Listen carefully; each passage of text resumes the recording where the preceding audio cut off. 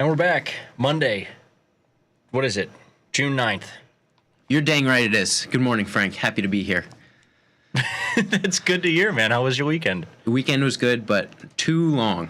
Too long, yeah. Glad to be back. Had to be back. Yep. I think that I'm turning the corner into like Tom, Pete. Oh God. That kind of territory where I'm checking markets nonstop now over the weekend because I just maybe I don't have anything else to do. Maybe too much of your portfolio is crypto. They at least have some sort of reprieve. Crypto has no reprieve. 28 hours. I know. I'm saying Tom and Pete. But I think give themselves a little bit. They've spent almost every weekend and vacation and whatever time away from markets, wanting the markets to be accessible to them. Fair. And I'm starting to get to that point, not because I'm like doing a bunch of crazy stuff, making so much money. I just want to know what the heck's going on. Yeah. My mom was in town this weekend. Very nice. That was great. Did you you had Bob's Pizza for dinner? Dude, I think it's gotten to the point you can't take flights. If you have a flight scheduled after like 1 p.m., you might as well just book it for the next day. Because like it's gonna be delayed. That sucks. It was she was supposed to come in from Lexington to Chicago. Seemingly simple enough flight. Popular route. Hub to hub. Leaving at like, I guess, I don't know, 4 p.m., 5 p.m. Sure. I think it was Eastern, whatever.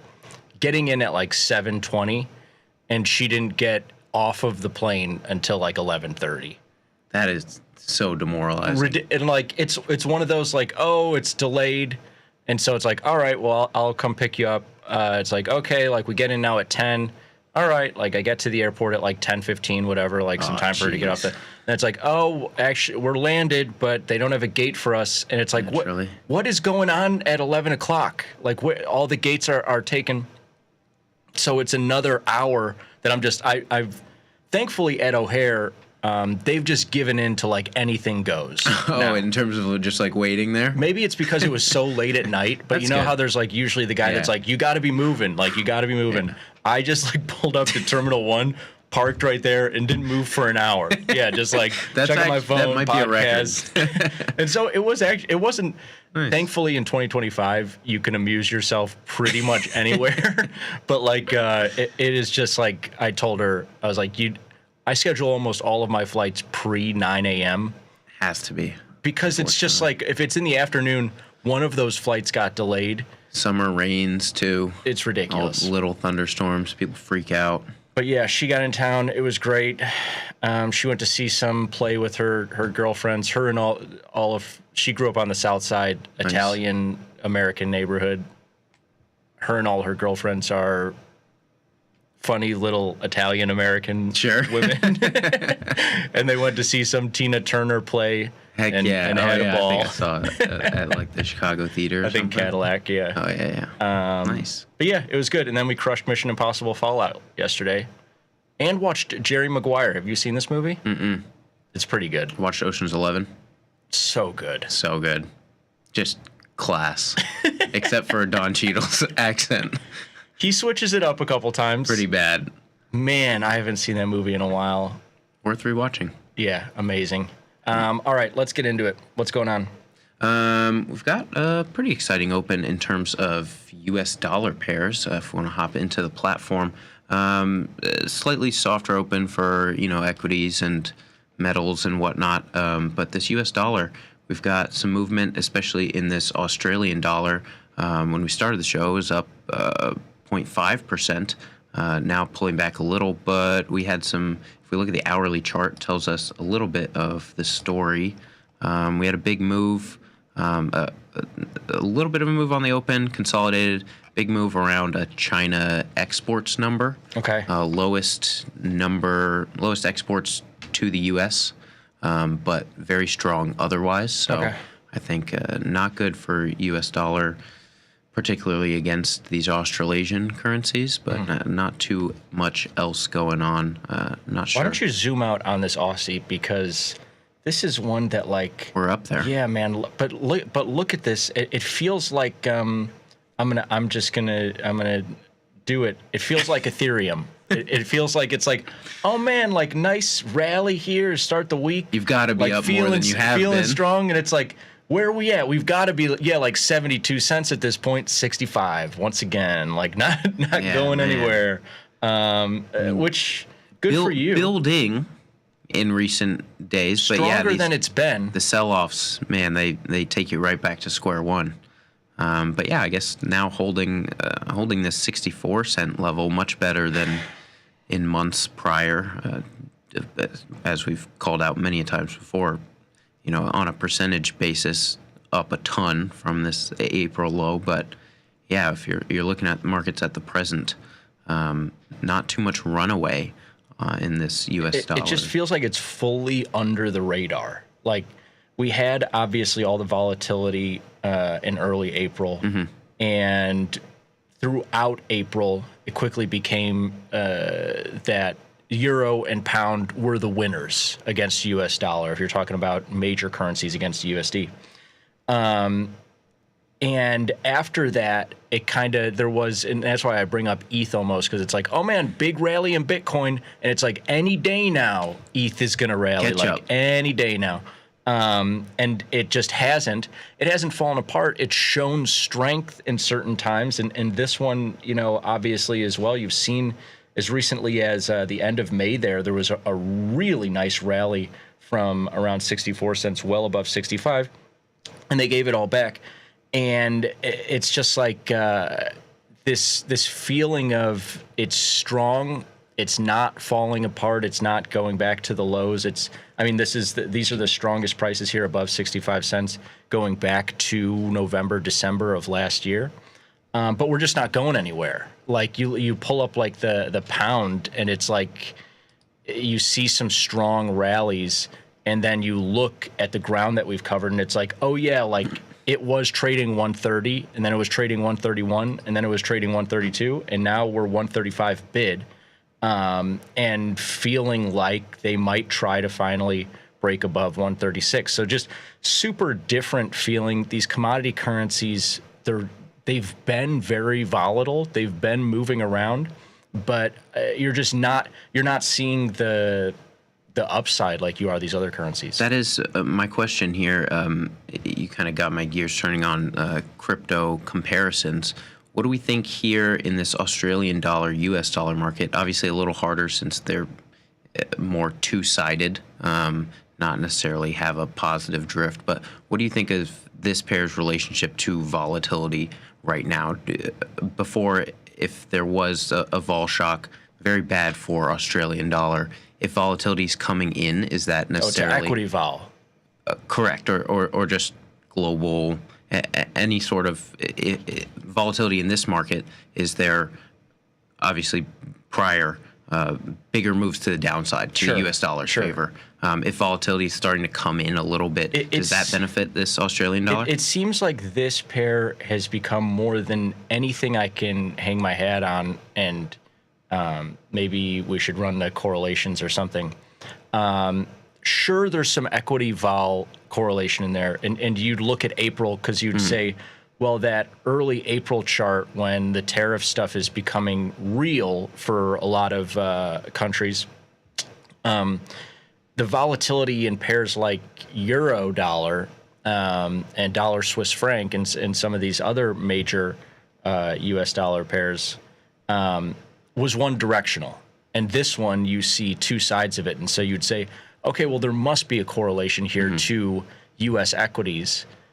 And I think, actually, the murkiness of that move and what we've been seeing is throwing me off, and maybe other people. It's a really strong correlation, seemingly, to Chinese equities. I think that the correlation is really getting robust between Australian dollar and Chinese equities, and this as a proxy trade for Chinese equities. And I say that, and everybody might say, well, Frank, in the long run, you know, the correlations between Chinese equities and U.S. equities is probably going to be like 0.7, 0.8. Yes, of course. Recently, this has been weird. The last couple of years, this has been weird, where S&Ps, NASDAQ are printing new all-time highs constantly. And guess what? On a week like this one, they could make all-time highs again. And Chinese equities, it's not the same. Now, you've seen Chinese equities bounce pretty well in the last year or so. They're no longer kind of like drifting lower as U.S. equities are drifting higher. But this one, to me, and I again harp on the Chinese equities part of it, is because you'll see in the last couple of weeks days where Chinese equities are up 1% or 1.5%, and S&Ps and NASDAQ are down or flat. Right. And this pair is moving. And so this, to me, one of the most volatile pieces, one of the most interesting pieces, but not from a price point. The least interesting from an extreme or a price point and trying to hang your hat on being like, oh, man, 65 cents, that's expensive. Or when it dips down to 64 cents, oh, man, that's really cheap. This has weirdly been one of the most range-bound pairs, least extreme pairs, but also day-to-day most volatile. And I mean, just if you have free time, just take a look at a Chinese equity basket, and you'll see a similar thing where it's like, oh man, like not falling apart, big moves, but like not shooting the moon by any means. Exactly. Good call out there. And speaking of historical extremes, let's check in on one of our favorites here. This has been a fun one last couple of weeks. U.S. dollar Swiss franc. Up a little bit in the early hours here, but not didn't run away from us as we thought it might on Friday morning. Really drifted back down to end the day, opening here a little lower, about where we started last week. What do we think coming in here? Because just for some historic context, we're consolidating around this 82 level. And that is the low for about a decade plus. We have the 2015 Euro DPEG as the last time we were showing these prices, and no real time otherwise spent around here. But if you thought this was cheap in April, you're still right here at unchanged. And this is why those commodity currencies hurt my feelings so much. It's just because like this is, from a price extreme standpoint, a super interesting one. And this has been not nearly as volatile as Aussie. Right. But like you see these moves down to 81.5 or as recently as a mid to late April there, below 81, and then a move back up to 82, 83, 84 even here a few weeks ago. And the carry trade dynamics around this one have been so interesting. Of course, this market can break down back below 81 or even 80 and get to even crazier decade-long extremes. But it is a funny one for your theoretical meets practical example. When this market broke down in early to mid-April, tariff talks, we go from 88 all the way down below 82. If you have the patience or whatever to get in around 82 cents, even 82 to 83, that area on whatever day that is where there's the huge bar where we break down below April 10th there, and you've just been holding this dollar long, getting the carry trade. I think the Swiss interest rates are 25 bips and U.S. rates are still obviously 4.25. And you're getting the long dollar carry trade that can range from, it looks weirdly low right now. I don't know what's up with that. We'll have to look into that. But still positive. Usually from 0.5 point to 1.5 points. And Paul corrected me on this. I was on with Paul last Wednesday that I was like, oh yeah, like that, times 250 or whatever. It's a 365 thing. It's every calendar day of the year that you're getting the carry trade. And of course, those carry trade dynamics can change, and there's price action risk of this market breaking below 82, below 81, going against you further. But it is a funny one that if you were long at 82 and you held from mid-April, early to mid-April there, April 10th, whatever day it was, and now it's June 10th almost, you've gotten now 2 months of carry and the market has not moved. Now, of course, you might say, oh, well, when it went up to 84 cents, I would have taken the 200 points in profit versus, 60 times, let's just say it's, as an example, a theoretical 1 point of overnight every night. I would have taken the 200 points in price action profit versus the 60 points in carry trade profit. Sure. But it's just a funny one and an interesting example for the people out there that trade options or long crypto and do the staking and are just like, oh, well, I'll buy this thing at 100, and if I stake it for 8% and it's 100, then 8% APY is better than 4% or 3% or 5%, whatever, with treasuries. An interesting one here, and yeah, like I say, the price point is more interesting than those commodity currencies.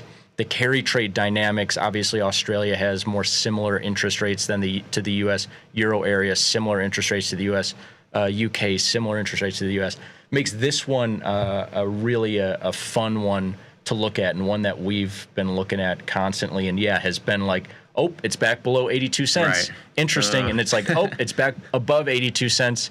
Interesting if you wanted to take that, price action profit. But if you've just been, sitting long, taking the carry, we haven't moved off of 82 really for the last 60 days. Yeah, great walkthrough in a very interesting pair. Where do we want to go next? Did you put together something? Or let's look at dollar yen really quick, just because we had a really interesting close to the week. Sorry, guys out there. Thanks for pulling the chart back up. Oh, yeah. You've got a nice little... Non-farm comes out. USA, as you like to say, stronger than expected. It was a classic, all the employment data throughout the week, bad. Yep. And then non-farm comes out better than expected. And you see U.S. dollar rally into the weekend pretty much all the way up to 145. They sell it off a little bit into the close there, just to like 140. Actually, no. The Friday afternoon it was just 144, like 75ish. Yeah. So not really that much, but now they've sold it off all the way down to 144 recently, as an hour or two ago, railing as we speak now to split the difference. But man, different than the pairs we just talked about. Obviously, 140 to 145 is not a decade-long low for U.S. dollar versus Japanese yen.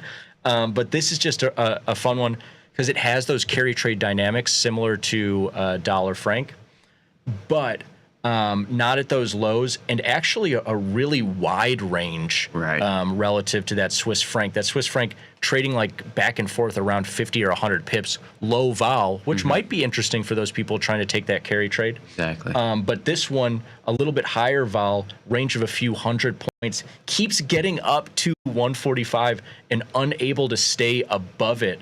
But keeps getting down to, like we saw mid last week, gets down to below 143 and can't stay below it. So everybody, when it gets down to the low 140s, is like, the carry trade's unraveling. The U.S. dollar is getting annihilated, and then it just keeps bouncing back up to 145. It's an interesting one to watch. Absolutely. We'll see where this range takes us this week, but that is why I've prepared some slides for today. Cool. We've got, we'll see what the week ahead brings us, but we've got a CPI number on Wednesday. We've got a Fed meeting next week. There's some signs that point to this could be more of an inside week. Okay. Not a ton going on unless we get one of these, unscheduled headlines that shake things up. But prompted me to ask the question, which Forex pairs tend to move the most? And this is some analysis we've done time and time again. But taking a look at popular U.S. dollar pairs, we've got the standard deviation of daily price changes. So this will give you an idea of what a standard daily range is in pips for all of these markets across 4 different time horizons here. What stands out to you here? I'll start with, I look at the 3-month standard deviation primarily because that gives, of these data points, kind of enough data to base things off of, but also stays a little bit relevant to how things are moving across the globe right now. But this 3 month to me is now looking a little bit more of an outlier because it includes some of those early April shakeouts, but those are now maybe behind us. Sure. Yeah, I definitely. First thing that you see is obviously dollar yen with the biggest pip moves out of any of these popular USD pairs, but also just the general trend. If you move from right to left in almost any of them, you're seeing a little bit of a widening out of that standard deviation. So an increase in volatility going from 6 months to 3 months. So to Glenn's point, the last few months being the most volatile period of any of the time periods that we're looking at here historically. But then the general trend from 3 months to 1 month to 1 week here is lower vol, tightening of standard deviations here. Now, I also don't think it's any coincidence that if you're looking at the last 1 month and the last 1 week, what have we not gotten as we head into an FOMC? Is we haven't had an FOMC in the last month. Sure. So there's that. But yeah, more importantly, in the last month, we've seen a little bit of diminishing volatility returns around the tariff talks that obviously hit 2 or so months in the past. So it's an interesting one here. A couple of call outs for sure. I mean, that dollar Swiss franc. Right, yeah. Really interesting that vol got so juiced in that they were moving. If you're looking at the 3 month correlation, I guess that the number is still relevant right now. If you're looking at the last 3 months, not correlation, standard deviation, the standard deviation would still tell you, man, this dollar Swissy is moving 70 points on a given day. Now, we haven't really seen that in the last month or so. So some interesting little tidbits. But when I look at the left part of your table here, I wouldn't necessarily take those 1 week numbers because we have been pretty low vol the last week specifically. Right. But I would more look at that 1 month number as being like, my porridge is too hot, my porridge is too cold. That one probably is the column that I'd be like, this seems normal because of course, yeah, like to think that we're going to get 120 points in dollar yen every day, I don't think is normal because that has just those crazy tariff moves of early April in that data set. Same with dollar Swissy, 75 points every day is a lot to ask for. But I mean, 60 points in euro dollar, reasonable, 50 in sterling, 100 in dollar yen has absolutely been reasonable. And as you go down the line there, of course, it looks like, oh man, those commodity currencies are so boring. 30 points in Aussie, 32 points in Kiwi. Those are lower notional pairs. And so on a percentage basis and a potential return and risk basis, more volatile than some of the other ones you're looking at. Absolutely. And quickly wanted to call out some of these non-US dollar pairs, perhaps those slightly more volatile. And this one, an important call out as well. If you look, to the biggest number there, that Euro Australian dollar in the 3 month. That's cool. That one as well is similar to kind of the US dollar, Japanese yen, where it's priced pretty rich as opposed to, for US dollar, Australian dollar is the base currency. That's very cool. So you get some similarities there. Euro Aussie, great. Wow, this just calls out that Euro Aussie might be a better pair for day trading, for scalping around than that Aussie USD. Man, some interesting action. Again, that 1 week, I would kind of throw that out. It's been kind of a lame last week. But if you're looking at even that 1 month, as well as obviously the 3 month data, that's some significant price action for people looking at some day trading in non-USD pairs, that Euro Aussie. And of course, that's going to be a relatively low margin pair as well. Euro USD being 2% and Aussie USD being 3%. So that pair is probably 3%. And then that sterling yen, another interesting one. as well, because you might think like, oh man, on those weeks where U.S. dollar is beating up on yen again, it's like, oh man, like this is probably the most extreme price action.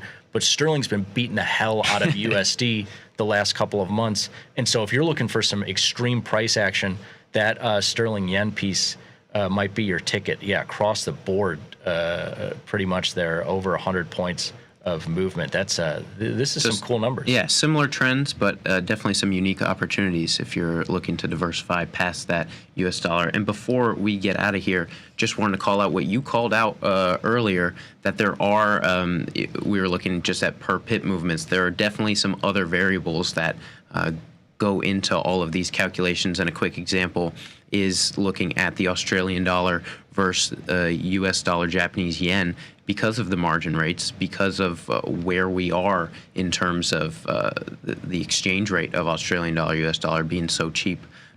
You can, with the same margin, you can size your trade a little bigger, get more movement per pip, and get a theoretical profit or loss based on the daily ranges a lot wider than that dollar yen, even though dollar yen has a lot higher of a daily pip range. So a lot of things to consider here when you're looking at these per pip movements, but we'll see if it ends up being more of an inside week like those 1 week standard deviations, or if we start to see some volatility come back in these major Forex pairs. But that'll do it for us here today on Forex Focus. Thanks for joining us. It should be a fun week. Thank you, Frank, as always. A lot of trading ahead, so stay tuned on Tasty Live for Tom, Tony, and Vanetta up next.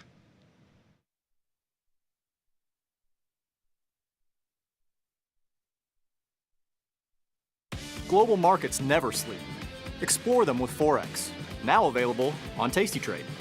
Get in on over 80 Forex pairs, 24 hours a day, 5 days a week, with the Forex platform that adapts to your style and speed. FX marks the spot. Trade it on Tasty Trade.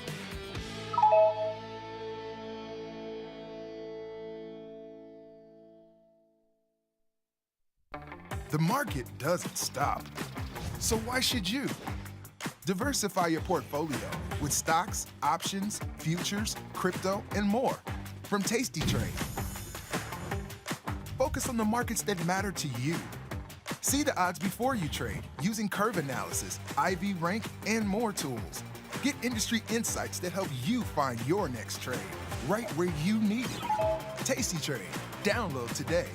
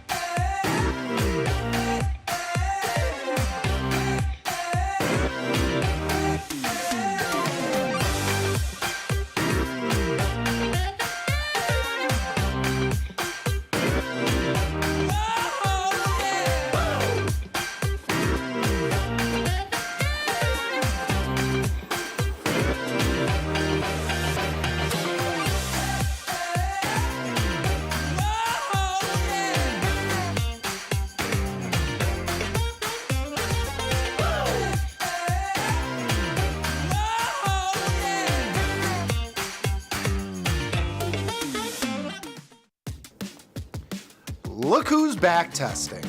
Tasty Trade now has options back testing for free.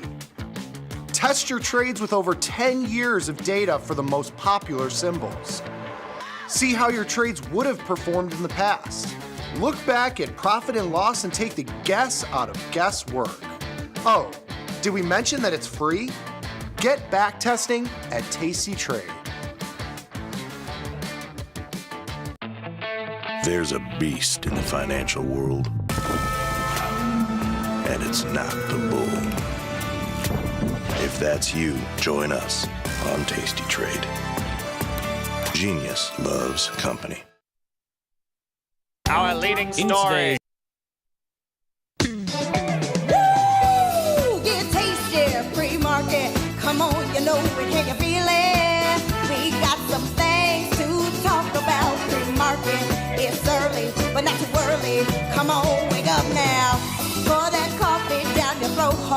It's hot. Now you got a hole in your throat. Oh no, just call your boss. Take a crust from out your eyes. So tasty, not a coffee. Good morning, you knuckleheads. Happy Tuesday to you both. I've already pissed you off. How are you? I'm good. I'm good. How are you? I'm doing well. Thank you for asking. Appreciate it. Saznoff, how are you? Special. You are special. Look at you over there looking like a peep. Did you notice something different between about Saznoff today? He's wearing color. He is. That is 100%. Ding, ding, ding, ding, ding, ding, ding. Decided to, You look like a peep. decided to wear a little color. And we match again. Oh my God, I can't wait for the next song. This is going to be great on TikTok. I can't imagine what you guys are going to sing. This is going to be good. What are we gonna We don't plan this in advance. We got to figure something out.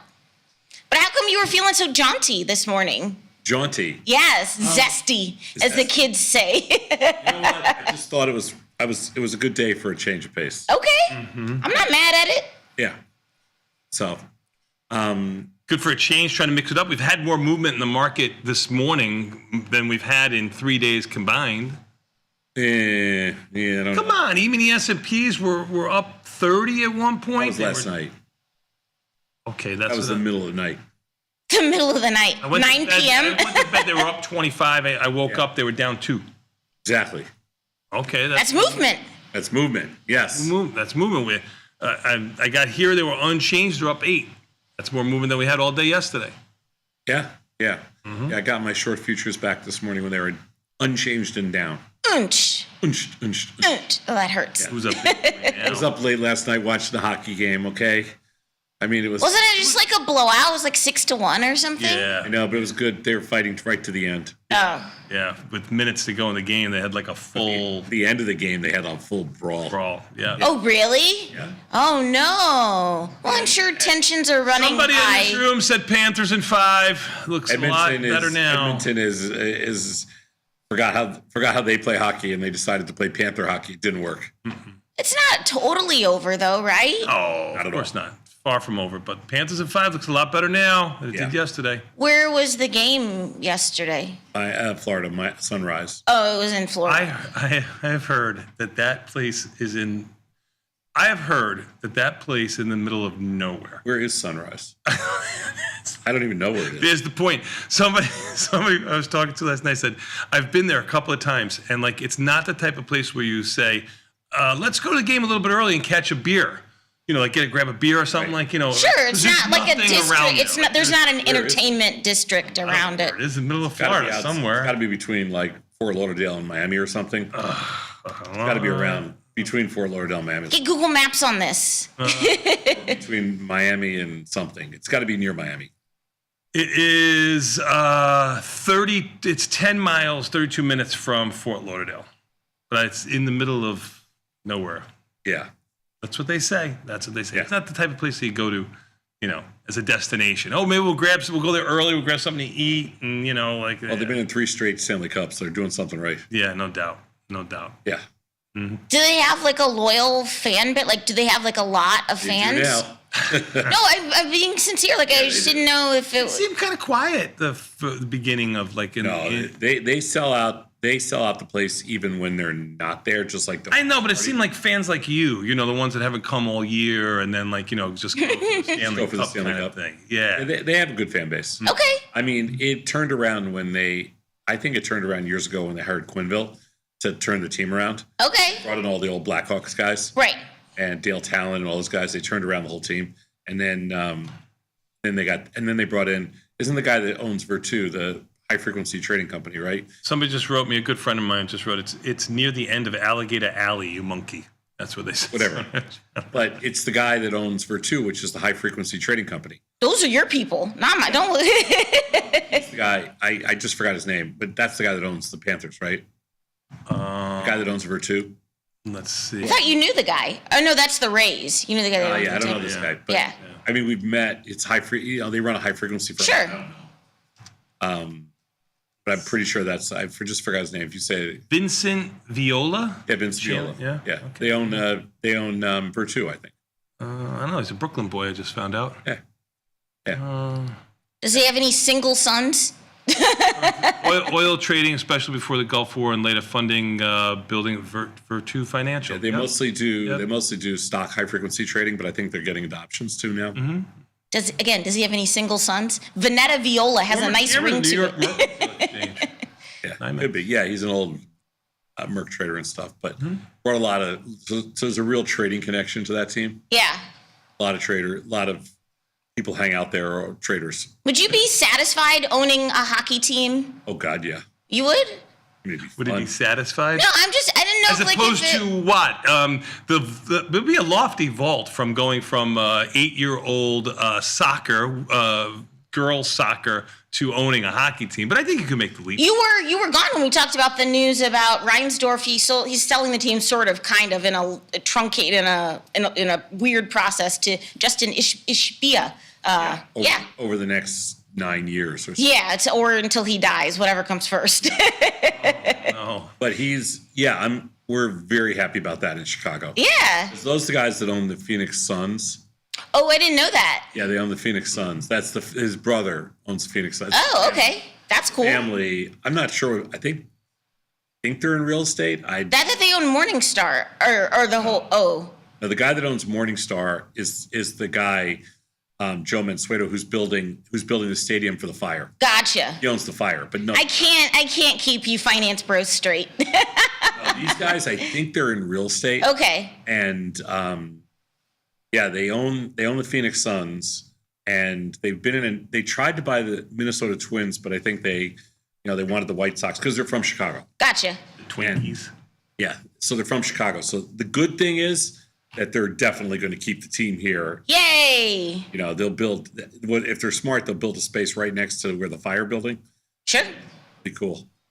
I like that Sox is in my neighborhood. Like, I like that the Pox. I mean, it's a great field. Yeah. It really is. It is a crappy neighborhood. There's nothing to do there, but it's a great. It's never been regenerated. There's stuff to do in Bridgeport. There's nothing to do. When's the last time you were? You can visit Bridgeport? Chucky's old birthplace or something like that. You can go see 15 Chucky. years ago, I parked in Bridgeport, went to that Italian restaurant. Okay, so you don't think an economic area can develop in 15 years? It's a long way away from it's not exactly like. Oh, I'm sorry, it's not Disney-fied like Wrigleyville is. There is that little three-corner area there for sneak joint Italian restaurants. Yeah, there's a bunch of Italian restaurants. When you don't want to take your gumata to some place where you'll be seen. And there's some it's really a good place to go. Kind of gross Sox bars, but there's not much there. Mm-hmm. You have been. But inside the stadium, you have been horribly misinformed. Cermak right there. You've been horribly misinformed. Cermak, no, that's like way north. Well, this is 35th. Cermak's 22nd. I live there, bitch. Cermak is 22nd. Where the Sox play is at 35th. Yeah. I had to duck from a shooting as we were pulling out of the parking lot last. Oh, boo-hoo. Oh, boo-hoo. Bougie boo-hoo to you. But I do like that park.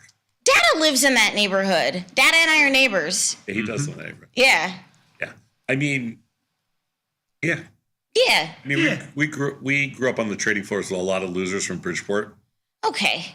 Just insulting we one did. community after another. Mm-hmm. Oh no, these guys! I swear they were losers. Okay. Yeah. They would not argue any differently. I'm done with you. Yeah. But anyway, yeah. I mean, as long as I stay in Chicago, because I like the White Sox, I want to stay in Chicago. Well, apparently you like them so much you only visit them once every 15 years. I used to go to a lot of Sox games. I just don't go to as many baseball games. I got my first Cubs ticket. I'm going to my first Cubs game in 2 weeks. Ooh, who are they playing? When we come back from London? Yeah. Oh, you're not going to Cardinals. You're not going to be built. Oh, that's going to be a good game, a contentious game. Why'd you pick that game? It must have some significance. It's a good rivalry. Good rivalry. Yeah, no, I get that, but is there a family connection or something there? No? Okay. Let's pick that game when we get back against the Cardinals. I like the I Cardinals. know, but it's too soon after you get back. You're going to need at least a month to recover. You know that. Cardinals Cubs, good series, always. Mm-hmm. Cardinal fans, I will give them credit. They don't say they travel. They're right here in St. Louis. I mean, it's not that far. It's like 5 hours, and it's not an exciting fight. If you've made that drive down 55, it's not exciting. I'll give you that. I think the best, It's a brutal drive. I mean, of all the games I've been to over the years, best fans for traveling are the Dodger fans travel. Sure. And Now that's a haul. Well, they're from LA. They have money. fans travel, Cubs fans travel, and St. Louis fans travel. Yeah. St. Louis fans, like, St. Louis fans are crazy. They'll travel here. Packers will travel. Packer fans? Yeah, they'll travel. Oh, yeah, they'll pack up the crock pot real fast. We're going to head down there from Appleton.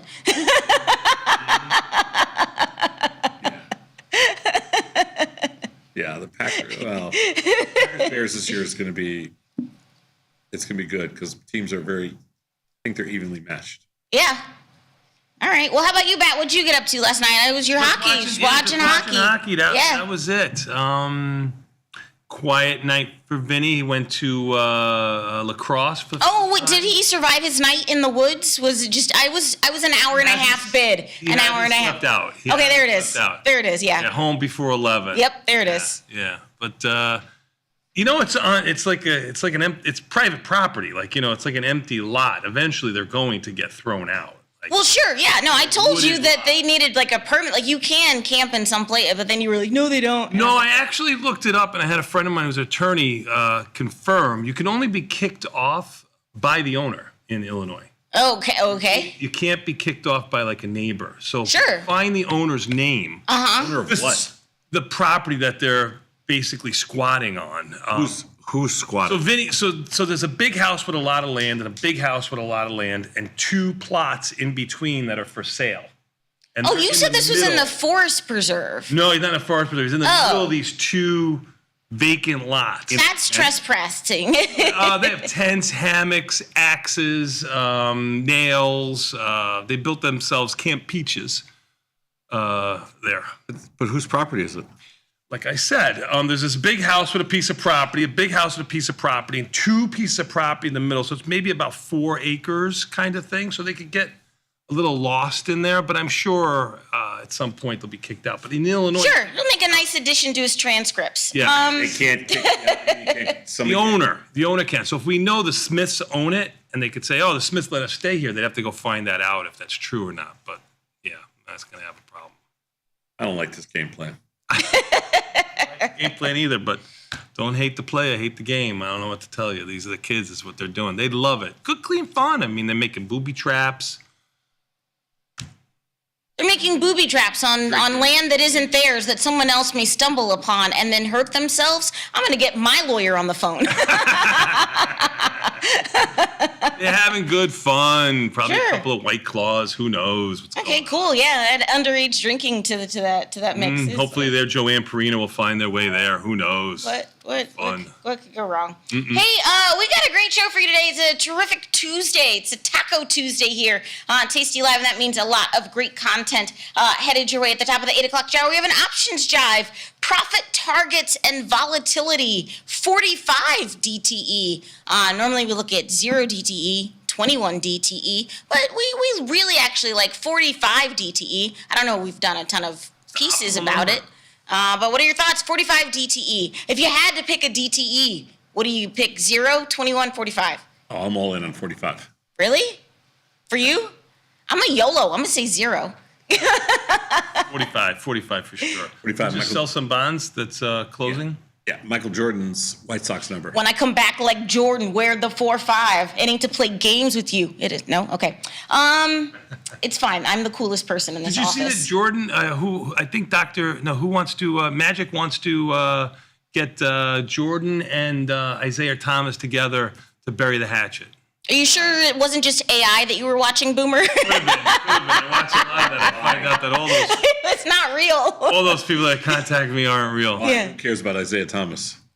I guess Magic Johnson's friends with both of them, and he would like to have dinner with the 3 of them. I don't know. I don't know if that was real, sweetie. Yeah. Maybe. I don't know. I don't sense that Michael gives her crap. Yeah. Maybe figure it out. Hey, we got Chris Vecchio. He is real. He is not an AI hallucination. He's going to be in, let me explain. What are you talking about with Chris today? You got CPI coming out this week. I have a feeling you're going to talk about that. Yeah, I don't know that we are. Okay. Would you like to make a wager?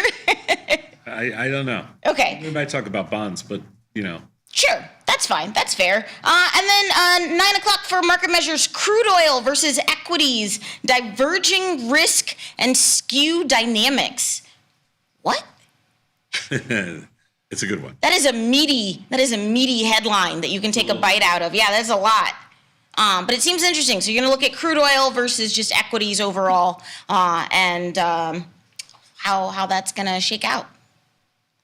Yes? Yeah. Okay, Yeah. great. And then just take calls. Talking with Tom and Tony, 920. Scott Sheridan is on vacation. Have you talked to him? How is Korea? I haven't talked to him yet. We're talking today. I have a list of beauty products that I need. I need you to write it down and give it to him. Okay. Okay? Thank you. Is this your shopping list? Yeah.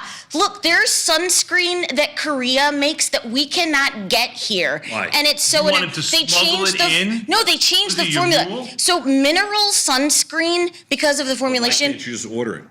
because I can't get it because it's gonna cost me $1,000 to try to get it. So mineral sunscreen, it'll leave a white cast, especially if you have darker skin. But beauty of Josephon in Korea, their Korean sunscreen's a mineral sunscreen, but it doesn't leave a white cast. I need it. So there's an American version, but it sucks. These are real problems. Okay. You don't even wear sunscreen over there looking like a California raisin. Because I don't burn, I just tan. That's not true, Yeah. George Hamilton. Anyway, Scott is in Korea. I need him to pick me up some more snail mucin. I got And a video. One sec. oh, you have a video? From Scott, yeah. Oh my God, he is my God, such do an a B-roll again? influencer. I love Scott videos. Give it to me, Beth. I know, sorry, just need 1 second. Oh, that's fine. But you're going to be taking calls. So Is this a Bim Boom Bop video? bulgogi. It'll be about bulgogi.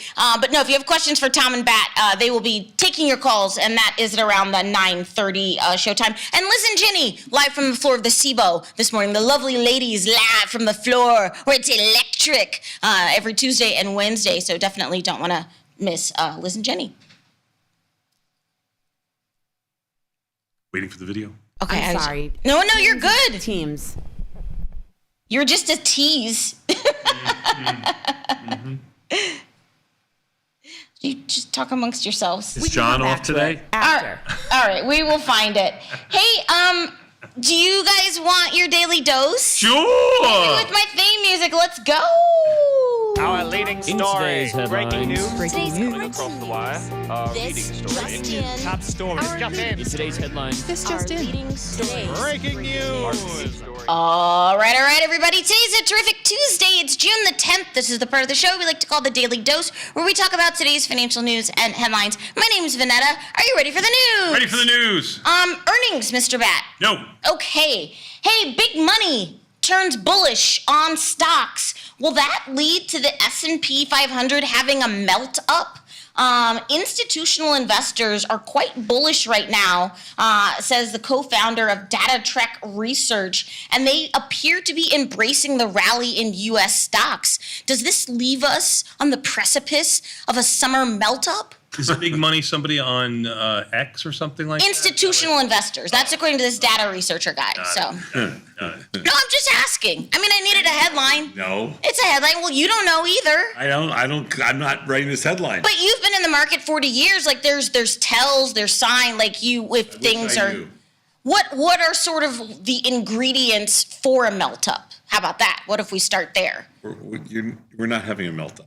Okay, but what are the ingredients of a melt up? Like, is it low volatility? Is it thin volume? Is it concentration in a certain sector? Maybe like, if we were at lows or something. okay, not 3% away from highs. That's right. Okay, all right. I was just curious. Asked and answered, counselor.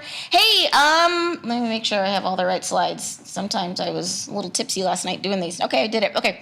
JP Morgan is opening a fintech accelerator program in the UK. Maybe you could pop round there after you pop into the Tesco. You could pop round to the JP Morgan fintech shop while you're there. Some fish and chips. But no, JP Morgan Chase is accepting applications. What? Your accent was not bad. Oh. Better than I'm going to do. Oh, thanks, Governor. No, they're accepting applications for a new fintech accelerator program for startup founders in the UK. What are your thoughts on this? nothing says, if I'm a fintech founder, nothing would seem scarier to me than an accelerator program by JP Morgan. Why? They're the largest bank. Like that's legitimate street cred. Like at least they're putting their money where their mouth. Like they're investing in startups. What are you doing? Yeah, right. What are you doing sitting over there? Oh my God, you're such a sucker for headlines. I love JP Morgan. I can't do it. I love you, Jamie. I can't do it. Bat, what's JP Morgan doing this morning? Ooh, JP Morgan. I hate to look at it, but I will for you. JPM is trading at 266.5 on the bid, 267 on the offer, which is basically I can't do it. The accelerator is targeting UK fintech candidates with a live product demonstrating market traction and annual revenues not exceeding £1 million. So, if Awesome. that's you. If that's you, give them a shout. Hey, Circle's stock surged for the third day in a row on Monday following a blockbuster IPO last week. What are your insights, CRCL? Where's the trade right now?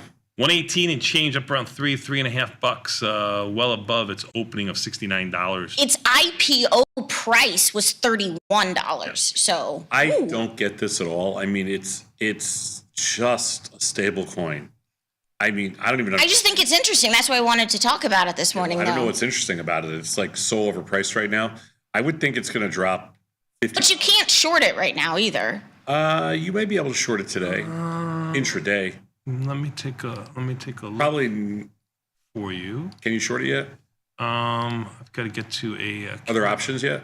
There are options. Okay. 5.5% annualized. So yeah, it's you can not. short I it. mean, Okay. it's not like the 180 that you see in like CR. Yeah, so you can Oh, short it. CoreWeave or something? CoreWeave. Yeah. Thank So you. you can short it, and I would think But the market's stinking here. Option market's stinking here. Yeah, At least I would- the closing market. I would think the stock's going to drop $50. Based on what? Based on the fact it's $50 overpriced. When they do an IPO at $31, you know what it's worth? $31. They don't spend a lot of time figuring out what an IPO is worth. Don't go away, man. Just go away. Just to discount it by 70%. Okay, or I'm sorry, just to discount it by 200%. The whole point here is the stock was probably worth about $30, but somehow it's up to what's the symbol? CRCL, do it. Petty trade.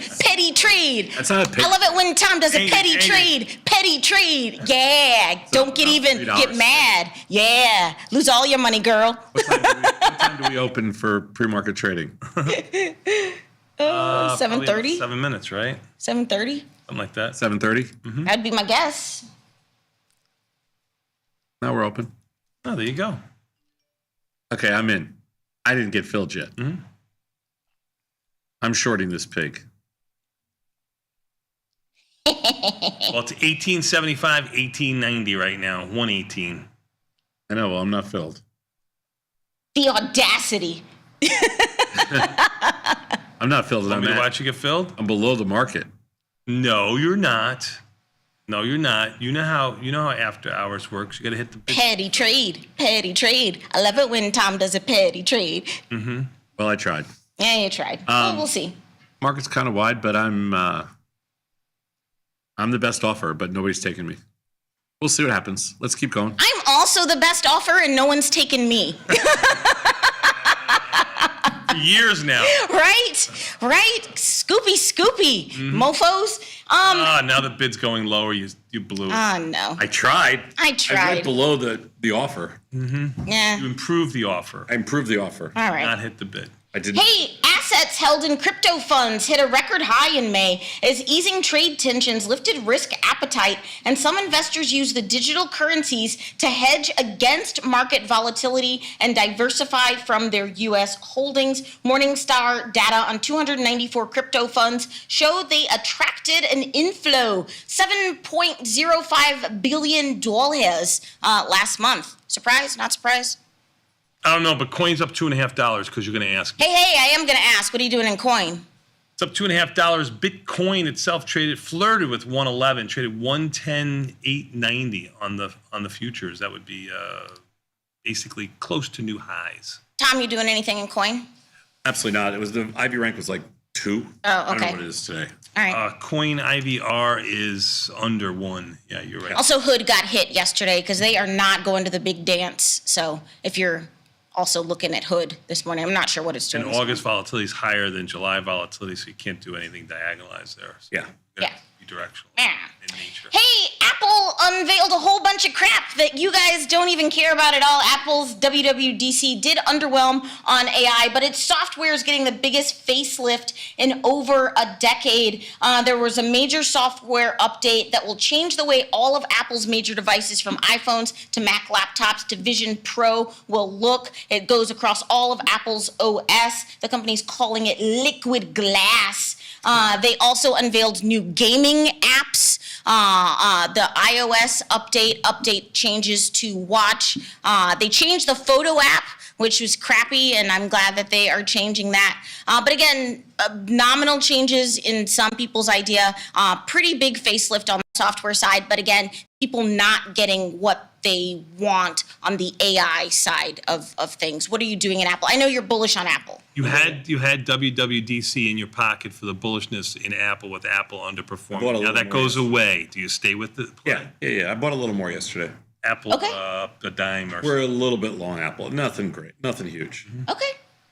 They also killed premium in there yesterday. They yes. myrtleized it. Yeah. They have a new update, Tom. If you had an Apple Watch and you started walking, it would give you a fitness motivation. I don't have an Apple Watch. I know, but you should, because you are at increased risk of fall risk. And the watch, I'm being sincere, the watch can detect if you fall, and it can call your loved ones. And tell them what? That I've you've fallen fallen. down. I can't get up. Yes, no, I'm serious, that You don't you've have to fallen. put the Yeah. phone anymore, Saj. You can take that thing off. Yeah, but it has a fall and a collision yeah, you do. detector. You have it. You know and you- a collision detector. It's helpful. I've fallen down. I can't get up. Detector? Yeah. A collision detector. Yeah, like if you're in an accident. Oh my God. Which would get a lot of false Probably an accident. positives. No, it saved some lady's life. Like her car flipped over and was in a ditch, and her Apple Watch was able to call emergency services, and they wouldn't have found her because Isn't that what OnStar does? you couldn't see her. Not everyone has OnStar. My car doesn't have OnStar. Okay, listen. I don't live in bum. Yes, but you piss off people who want to cut your brake lines. Okay. I live in the city. I'm never in a spot where I can roll into a ditch and nobody will. You go to your summer house. Oh, she got a good point. You fall off a cliff there. Yeah. Yeah. I'm just saying, girl. Good place to die. You know, you should have a just saying, camera facing that cliff. You're going to be frolicking around Europe this summer. Something could happen to you with those heels on the cobblestones. Right. Your head could get Something's stuck gonna on the happen to me, all Trevi right. fountain and Yeah. drown. Hey, IonQ is buying a UK-based quantum startup, Oxford Ionics, in a deal valued at nearly $1.1 billion. The deal will combine IonQ's quantum computing hardware and Oxford Ionics chip technologies to yield breakthroughs in the field. If that means something to you, great. But I do want to talk about the quantum computing stocks, IonQ. I do not trade it. Or qubits, why are you so boring though? I'm Shares gained around 3% yesterday. Yeah, no option. Yeah. Okay. I don't think so. Let's see. Was it? IonQ? Yeah, I don't. Oh no, sorry. There. Yeah, I was I'm pretty sure there's options. Yeah. Because Julia trades it, that's the I only had reason. the wrong symbol. I apologize. Yeah. Markets are okay here. Maybe Yeah. 20-ish cents wide. Tom, do a quantum trade. Something to look at. You might have done something for option trades today. Hey! Thursday. I like You've the been whole booking winners. CRCL better than this. CRCO? All right. Hey, I'm doing a lot of UK stories. I don't know why, but they were just on the top of the Because we're news gonna be feed there yesterday. You're going to be there next week. Well, Jensen Hong is there this week, and he is charming the socks off of everybody. But he also says the UK lacks the digital infrastructure it needs to be a player in AI. Even as UK Prime Minister Keir Starmer is pledging $1 billion in AI investment, Jensen Hong is at London Tech Week. What are your thoughts on London trying to enter the AI race? Funny, yesterday we were having an argument about Jensen Hong. Hard to believe we're having an argument about him. Why? Everyone loves this guy. Tuesday. Everyone loves this guy. I Why? didn't say we didn't love this guy. Oh, then What I was what's saying to is- argue about? What our arguing about was that early in his career, he was a janitor, right? Do you know the story? No, I didn't know it. That's interesting. Janitor, but Okay. not so he could fund his tech dreams. So he could dance at night? What? Fund his ping pong playing. Wow, okay. So because he wanted, We love a responsible king. he wanted to be a professional ping pong player. That's interesting. And so he was very highly ranked Okay, as a world kid ping pong player, right, teenager, whatever. right. So he would basically be cleaning toilets so that he could afford to be in ping pong. Cool drive, man. Yeah, that's cool. Yeah, no, it's a Nothing great wrong with story. that. It's like a Goodwill Hunting sort of scenario. Yeah. I'm not mad at it. I like it. I like this guy. I think he's awesome. I would watch a movie about his life because I think they would be really interesting. But can we talk about the UK? Yesterday, hold on one second. And- all right. Yesterday, I was with a group of people yesterday afternoon, and not one of them had seen Blazing Saddles or Young Frankenstein. You were with the young group of people then yesterday. Not one of them had seen Blazing Saddles or Young Frankenstein. That's what's wrong with this generation. I've never seen Young Frankenstein. Because I did What's wrong with you? the Abby Normal thing. There was Best. I mean, I love Mel Brooks. normal. I love Mel Big Brooks. O's. What are you talking about? You got me a stroke. Well, also, too, if you quote Blazing Saddles right now, you will get fired. Oh, not in this administration.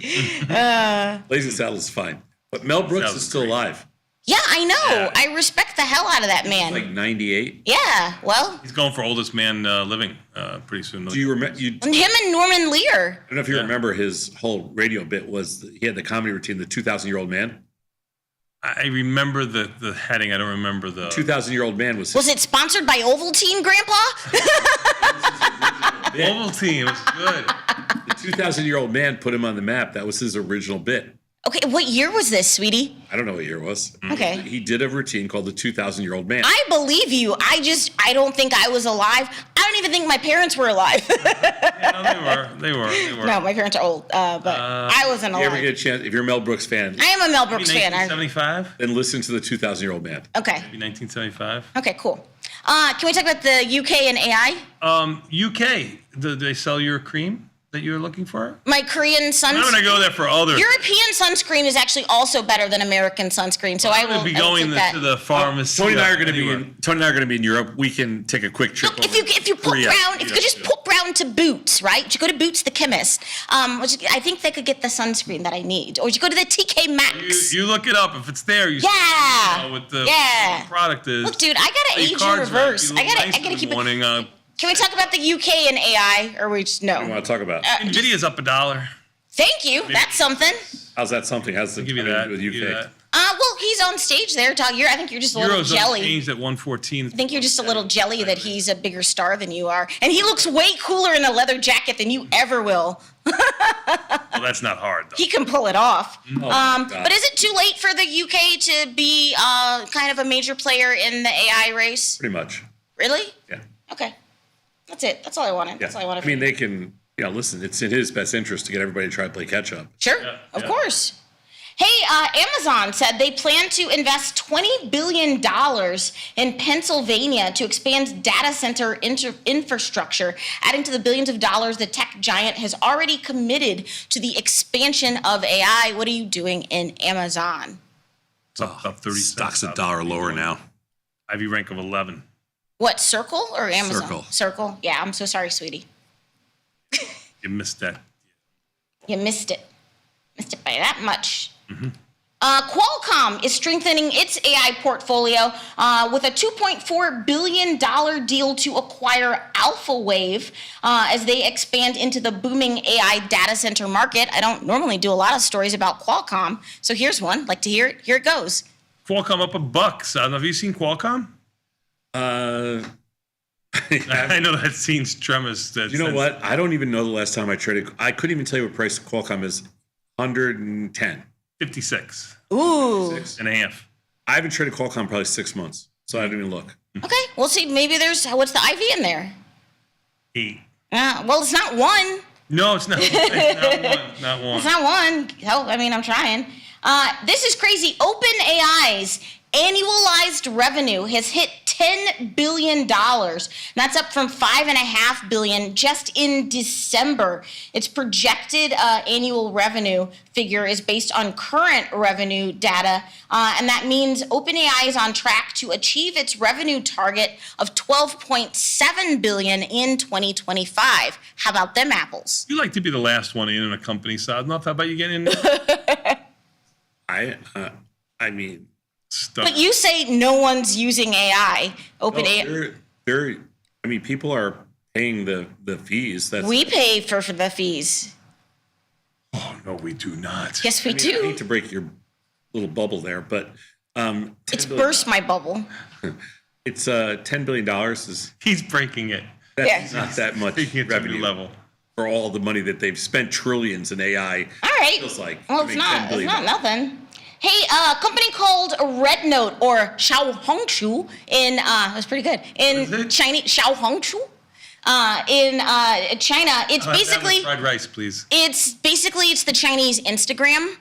So they are releasing an open source large language model, joining a wave of Chinese tech firm making their AI models freely available. You remember when DeepSeek did this, it literally rocked our US markets. But now Xiaohongshu is doing the same thing. I just wanted to talk about Chinese tech stocks because you can't trade Xiaohongshu, but you can trade Alibaba, PDD. Yeah, we don't really. Baba, Baidu. Right now, we're pretty flat. In all Chinese stocks have been going sideways-ish. Baba's basically unchanged, maybe down 50 or 60 cents. We caught a little bit yesterday. Okay. Hey, Microsoft is entering the portable gaming era with its new ROG Xbox Ally devices. This is a first for Xbox, which has never released a handheld before. The devices are developed in a collaboration with Asus as Nintendo Switch 2 came to market last week, taking that market by storm. Microsoft also wants a piece of that portable gaming pie. I know you are bearish on Microsoft. What are you doing? Microsoft has its 16th new high. Microsoft 470. I'm a little short Microsoft here. It's down. 472. It's down 75 cents. I don't know if you get it below its high. Yeah. Yeah. What are you doing in there? We're just a tiny bit short. Okay. Hey, Walmart is using its own fintech firm to provide credit cards after breaking up with Capital One. OnePay, which is the Walmart's majority-owned fintech startup, is partnering with Synchrony, a major behind-the-scenes player in retail cards. OnePay was created by Walmart in 2021. It sort of speaks to the larger goal of them becoming like a tech company or fintech. Now they're doing payment processing cards. What are your thoughts on that?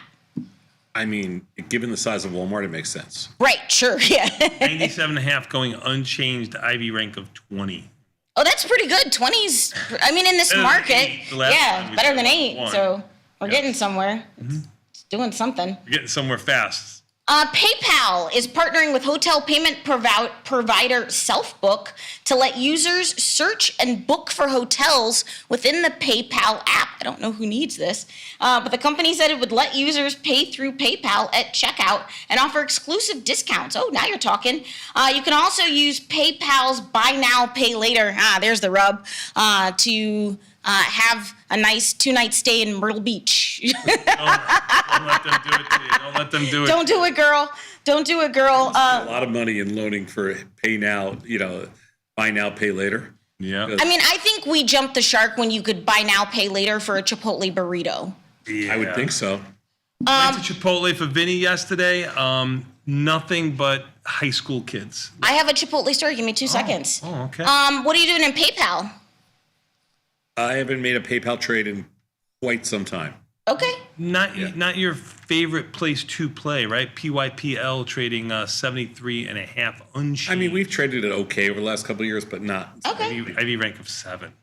Hey, Disney is going to pay Comcast $438 million to take full control of Hulu, ending its lengthy valuation process. In 2023, Disney said they would buy Comcast's remaining stake and full ownership. Disney initially paid $8.6 billion to Comcast.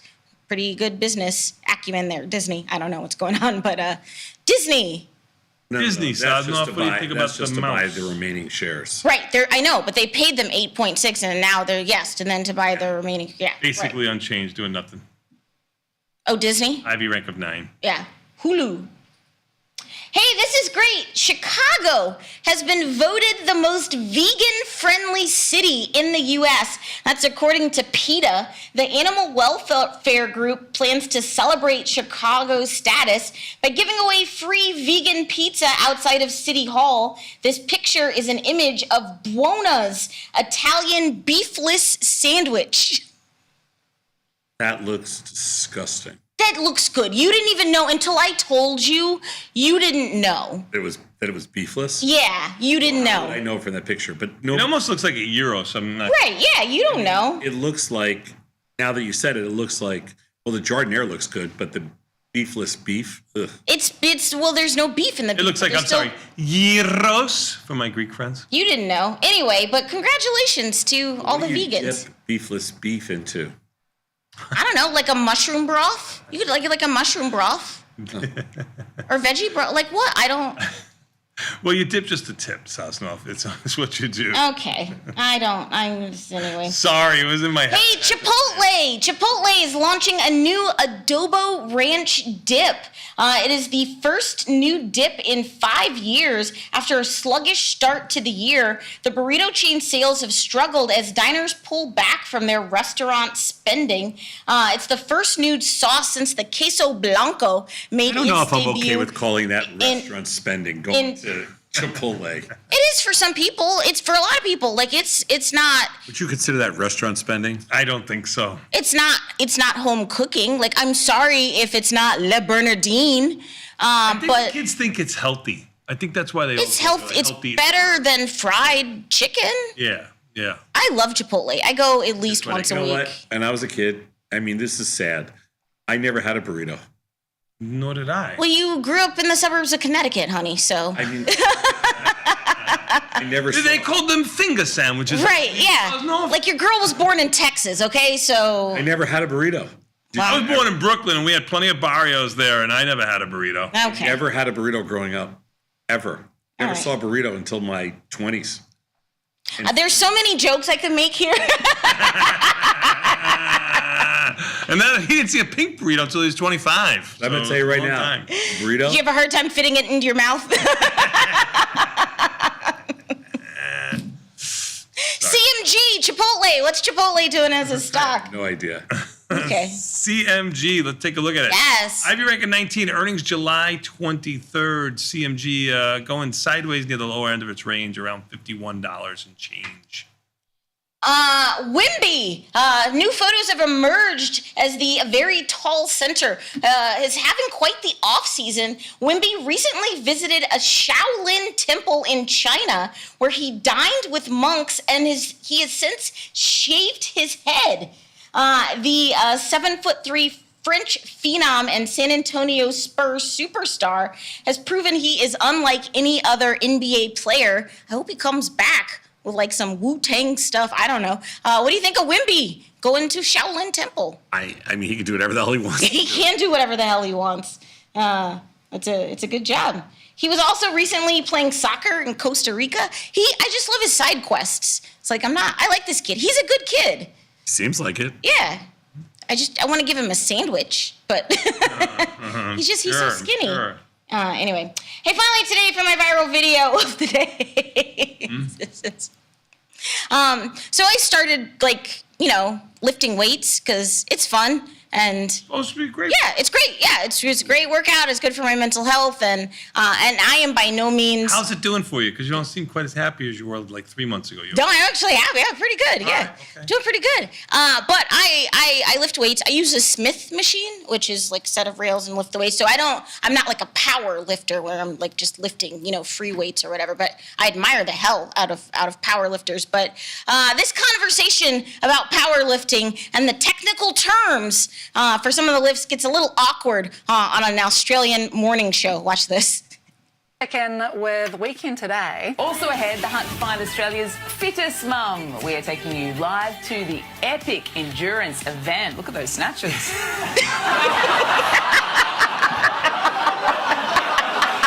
at the best throw. Not the best sentence. I think we move on quickly. No, let's not. Oh, Tom doesn't get it. Tom's too precious. I couldn't hear what she said. No, it's okay. Look at those snatches. As they were snatching the... Yes. I've got my own viral video. Yes, from our own influencer. That's right. Now, it's late at night. It's like 9:30 or 9:45 there, but they're going to drink coffee for you. Check this one out. Okay, so here we are. The #1 coffee roaster in Korea, the #3 in the world. Look at that foam mustache. And the verdict? Delicious. Delicious. Looks like cold Lila? It's a plastic cup. All right. We recommend. I wonder what's in it. Give us the details, girl. That's your big video? Yeah. Thank you, When have you Scott. ever... Be nice. Thank you, Scott. Testing coffee? I might That's send good. you a video from the tube. It's better than you. You From give the us. tube. You give us nothing. You give us nothing. Like, where's your Bucky video? Yeah, like, where's your Bucky video? Yeah, where is that? Like, that was gold. And I'm saying nothing. that with a B, everybody. Nothing. Where's your Bucky video? Nothing. Give us nothing. Where's your OnlyFans Bucky video? Anyway, that's my time for today. Look at me, right on time. Bat, what's coming up next? Perfect. We're going to take a quick 90-second break. Come back. We got Confirm and Send next. Peace.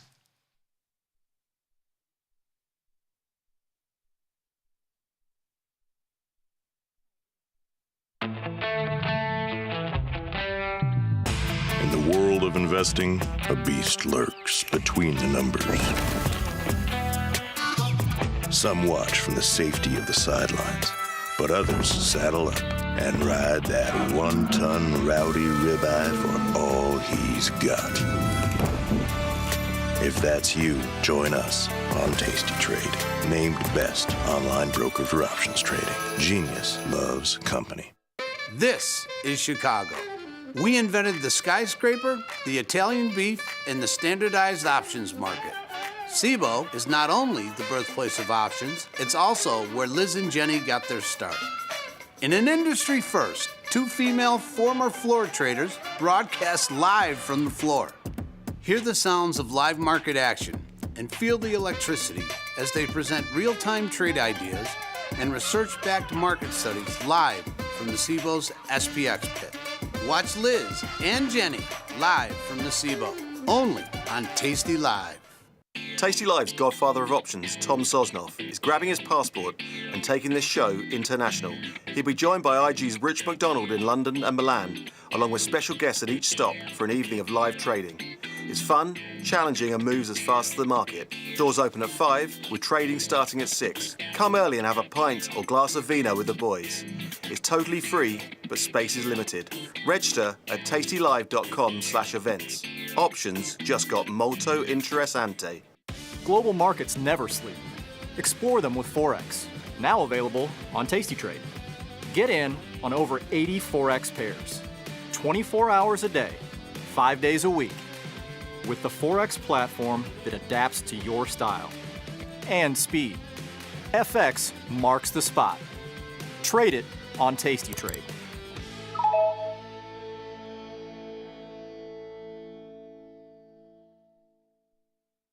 You can get up to $4,000 when you open and fund a new account with Tasty Trade. That's 4,000 buckaroos, 4,000 bills, 4 large, 4K, 4 grand. Get on the platform for traders who just want to trade. Tasty Trade. Make your move.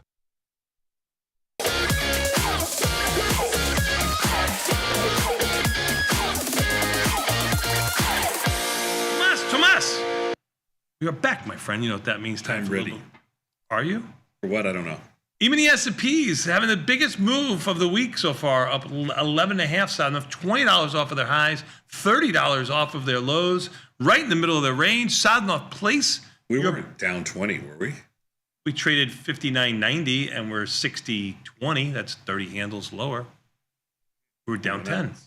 Yeah. All right. Hey, doesn't down 20? I mean, that makes it right. I don't know. That's what it says there. There's my low right there, Southern. If you can have yours set up this way too, then you would know that. So you have yours as bid ask, so you just can click on it. I have mine set for high low, and I just do bid ask up here where it's set up. But it's why you have it redundant is I'm sure you have really good cannot reasons. stand the way you set up your screen. But That's not stand it, like you despise it, like it ruins your day. It ruins my day. This is everything that's wrong in the don't world. even know how you is the way that I have high-low set up. It really bothers me when people set up their screen wrong. It does. You mean not the way you do it? That's right. I got it. Designed to be set up a certain way. Right. I do not like it when you like make it your own. Hacker traders like mess up a beautiful design. Well, why would you want to have bid offer here when you could just do it right here? Oh my God, I'm not listening to you. NASDAQ up 40, Russell up 10. Russell, the strongest of the group, like it was yesterday in the morning, and then only to come back in line with the rest of the market. Dow up 15, basically unchanged market side off with volatility in by another 15 cents, 18.20, signaling all quiet. Bonds up 21, sounding off 113. Took them about 4 days to get back there, 3 or 4 days to get back there, but they are back there, sounding off after trading down to about 111 and a half. They are 113 even. That's about a $1,500 move over. It's been our best, by far, our most consistent and best trade. You sold note puts. You did a little bit of futures. You've been good. I'm long futures, short bond puts, short note puts. I haven't covered any of the note puts yet. But let's see where the notes right now. They're 13. They were trading under 110 yesterday. That is correct. Bitcoin 110 and change after flirting with 111. Oil up 28 cents. IB rank at 32. It's been coming down as of late, maybe going sideways for the next day or two.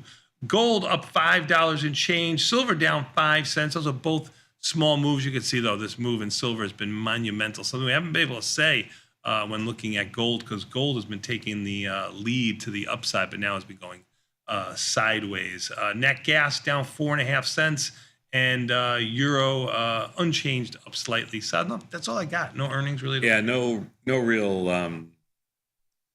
no big moves in any of the commodities this morning. Gold was down a little bit, down like $25 last night. It's up 5 now, but other than that, not much. We'll take the bonds higher. That's a good thing for the good kids.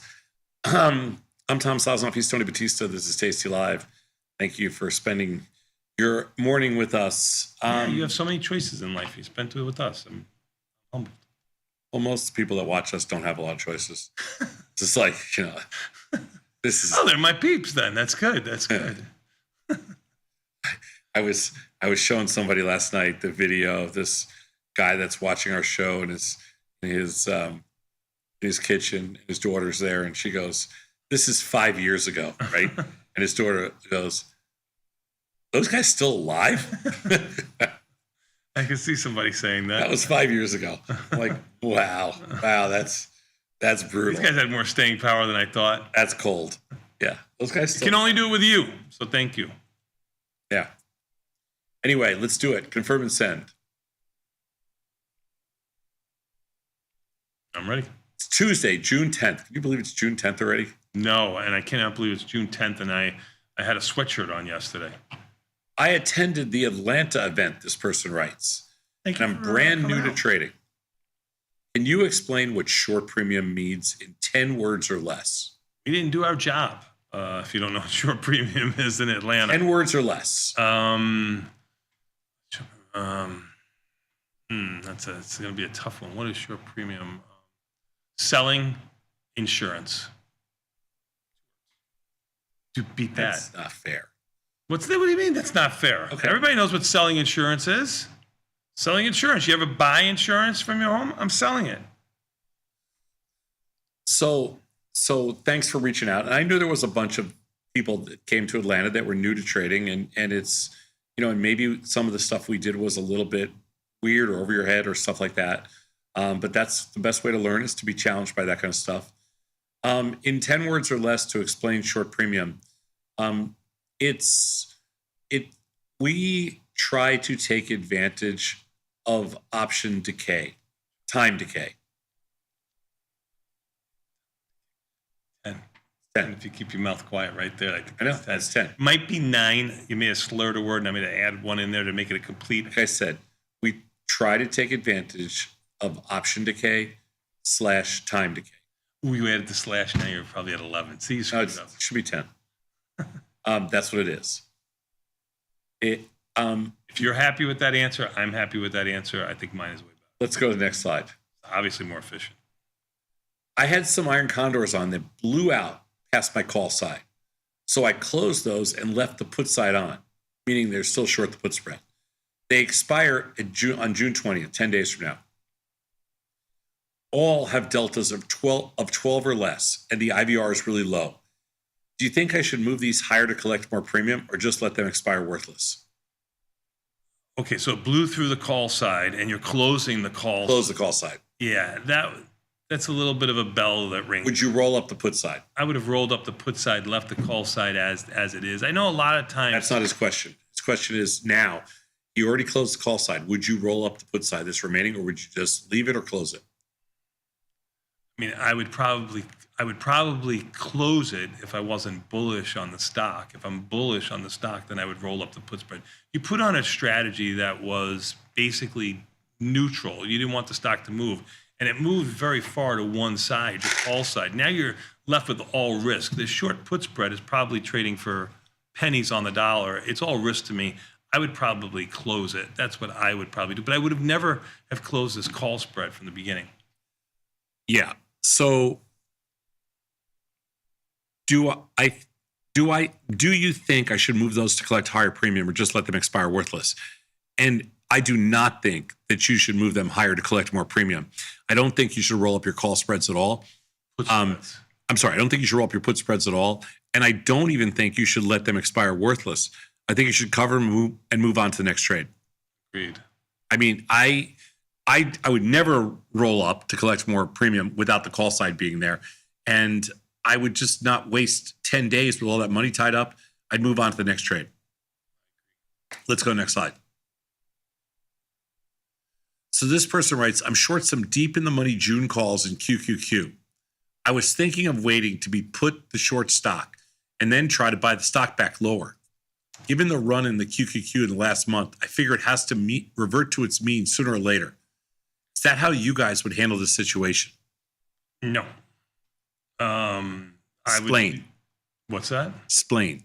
Okay, well, you got June with 10 days to go. You know, I mean, we talk about it all the time that we would roll at 21 days. That was 11 days ago, or somewhere inside that time frame. If you wanted to wait a little bit to 18 days, 17 days, 20 days, fine. But around that 21-day area, I'm taking those June calls, if my assumption hasn't changed, and bringing them out to July, maybe carrying them up, meaning moving them up a strike or two or three for a smaller credit, give myself a little bit better probability of success. And then when my delta gets too big, or if my delta got too big in June, I might have sold a put just to reduce the delta by 50%. I'm not saying that would have saved the trade, but would have saved you a couple of dollars. That's what I would do. But I'm not waiting to take possession to be short stock, waiting sooner or later for it to go down. I mean, I've waited too long. Yeah. First of all, there's never a time when we're short deep in the money calls that we're going to be waiting to be put short stock. Never. That doesn't make any sense to me. And then try to buy it back lower. How would you ever know? Dividend risk in the Qs too. Mention that. Why would you ever do that? You don't have any. Nobody knows the timing of these moves. Plus, you're just going to sit there and just tie up all that capital. None of that makes any sense. And it doesn't have none to. of it is optimal. It makes sense if you're bearish, but I mean, none of it. Well, price doesn't have to mean revert sooner or later either. So how would we handle a situation like this if we were short deep in the money calls in June? Don't make the guy feel really bad. Throw him a bone. I'm about to throw him a bone. If we were short deep in the money calls in June in the QQQ with no premium left or whatever it is, we would either roll out to the next month or we'd also sell some puts against it further out of the money. So you could have just said BAT was correct right from the very beginning. I mean, that's what you really could have said. You could have validated me. We could have moved on. This person could have felt better with dwelling on them, making them feel bad. And enough problems going on. I mean, the S&Ps are up another 9 today. Let's go to the next slide. Unbelievable. Why is knowing the notional value of your contracts important? Is it because if they get in the money or close to it, then the volatility in your P&L will feel like you're holding many actual shares in your account or that many actual shares? Like, why is it important to know the notional value? Is it important to know the notional value? I mean, it's good to know to quantify your risk when you can understand why something's moving as much or as little as it is. So it's a good thing to know. It's a good thing to know how much notional value you're controlling with the amount of buying power that you're using, but I don't know anything about the volatility in your P&L. Feel like holding that actual shares in your account. It's same difference. I don't know. I don't think that knowing your notional value is critical or important. It's a nice to know.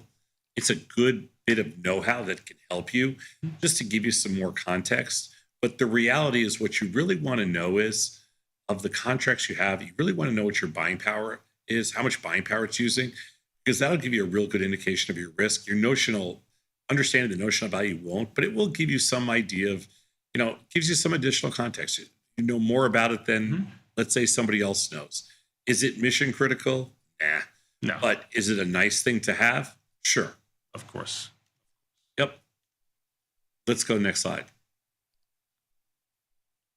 You stated on Monday morning that the NQ and the MNQ, that's the mini NASDAQ and the micro NASDAQ, are better alternatives to TQQQ. If my plan is to own the futures contract or shares of TQQQ and sell covered calls, do you still favor using futures? Are NQ and MNQ premiums comparable to TQQQ? Are they terrible to TQQQ? No, comparable. Comparable, sorry.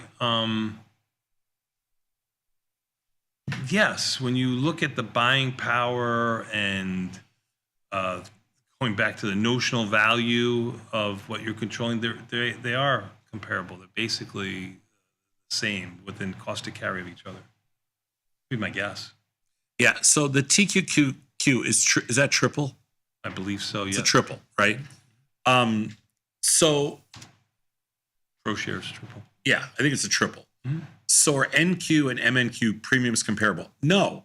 I mean, MNQ and NQ are going to trade with a volatility of, let's just say, 19%. Yes. Something like that.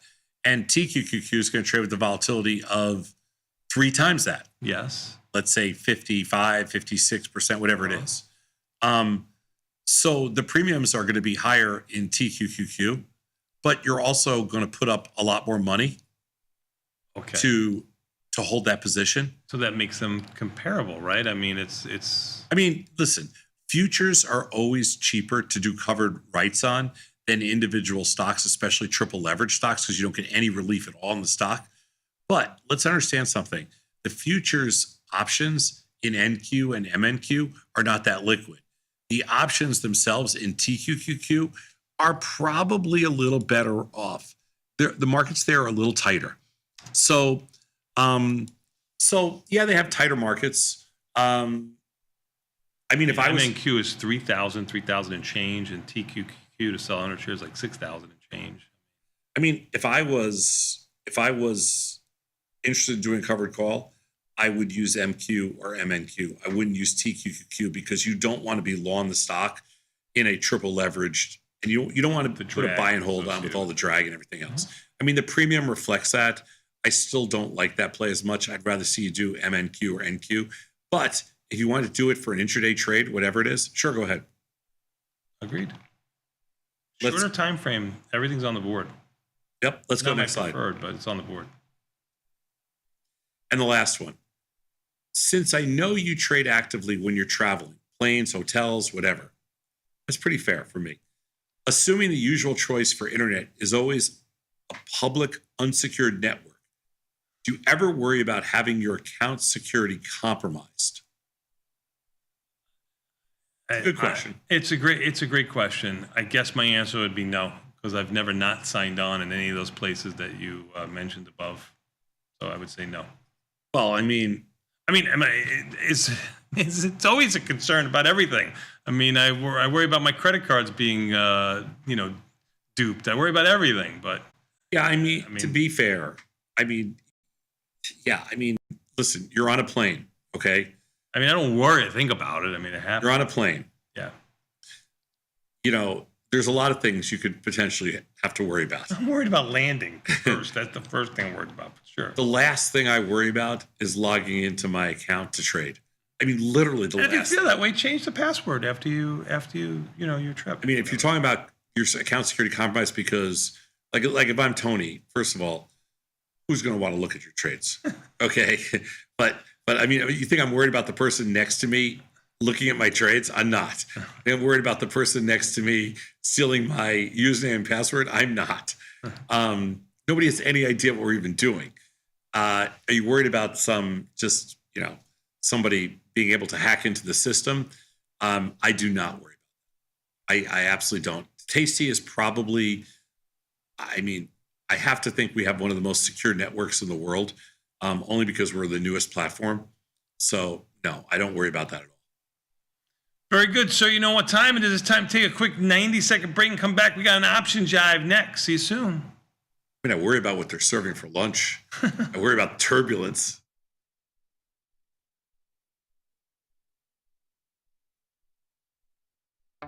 The market doesn't stop. So why should you? Diversify your portfolio with stocks, options, futures, crypto, and more from Tasty Trade. Focus on the markets that matter to you. See the odds before you trade using curve analysis, IV rank, and more tools. Get industry insights that help you find your next trade right where you need it. Tasty Trade. Download today. Got friends? Get $250. We'll give you a bonus for each qualified person you refer to Tasty Trade. So spread the word and earn rewards. Terms and conditions apply. The future of trading is here. Join Mike and his whiteboard, plus the Tasty 2 live crew for 90 minutes of probabilities, punchy portfolio mechanics, and trade tactics. It's totally free and unreasonably fun. Come early to enjoy a drink with the crew and stay for a Q&A after the show. Space is limited, so register today at tastylive.com/events.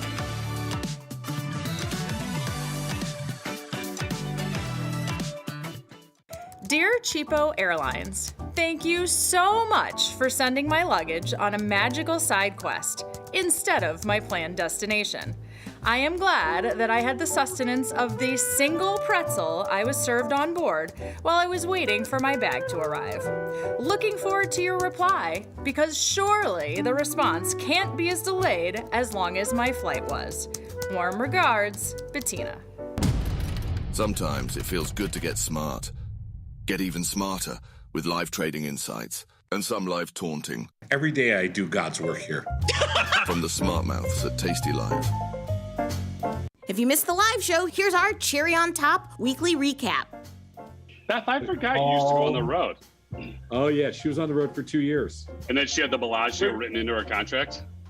No, but it was, I think, Beth, were you at the Flamingo with us? Never. No, we would just go there for dinner. Don't worry, Nikki. They put me in the Barclays across the street. You're a camper. You could rough it. Yeah, you're a camper. Right? Yeah, you're a camper guy. You're a camper. Hold on, honey. You're a camper. Oh my God. Is there anything up? Don't stand up. Is there anything up there?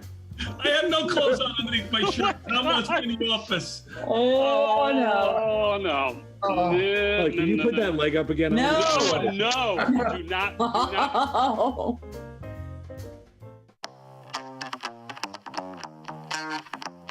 We just ripped higher up to 50 points, and I just thought we would stay there. But the thing the market does best is it keeps you very humble. You get paid a lot for being right, and you lose a lot for being wrong. So give me, a couple hours, and I will give you everything that you need to start trading options. See you inside.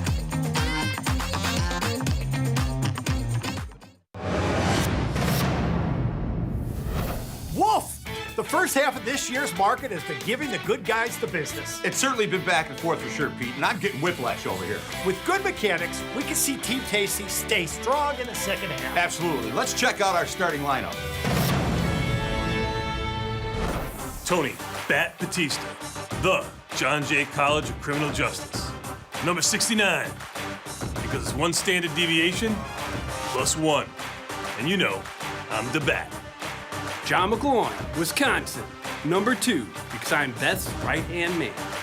Vanetta Logan, the Indiana University. Number 3, because that's how many shots of bourbon it takes to make it through the first hour. I like the looks of that lineup. Well, Be Mechanical is always better than just trying to run plays and see what sticks, Pete. When you got skin in the game, you stay in the game. That's right. Now get off the couch and get into the game. Watch Tasty Trade. Got the need for speed? No problem. At Tasty Trade, you can turn smart ideas into real trades with just a few clicks. Wow, that's fast. Tasty Trade, make your move.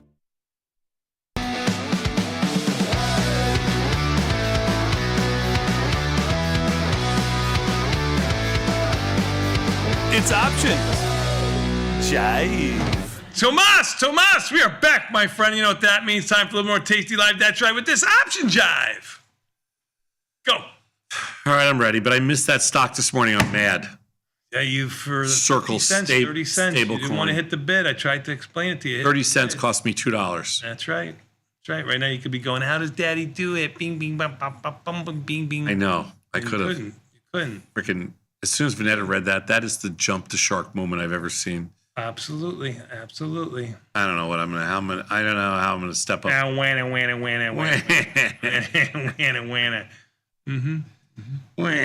I like this. All right, let's see what else. What the hell? Let's do it. It's 8:11. Should it be 9:11? It's 8:11. No, it shouldn't. Go ahead. By the way, we're in Chicago, so if you're wondering where we're broadcasting Tasty from, these are our amazing studios in the West Loop in Chicago. Have you ever been to Chicago? Or if you've never been to Chicago, you should get out here this summer. It's summer. It is June. It is most June beautiful 10th, city in summer America. should start like tomorrow, I think. Chicago, most beautiful city in America, and there's a lot to do here in the summer. And if you're ever going to come, you want to come in the summer. Our event is in Chicago. Is it August 15th, Beth? It is, Tom.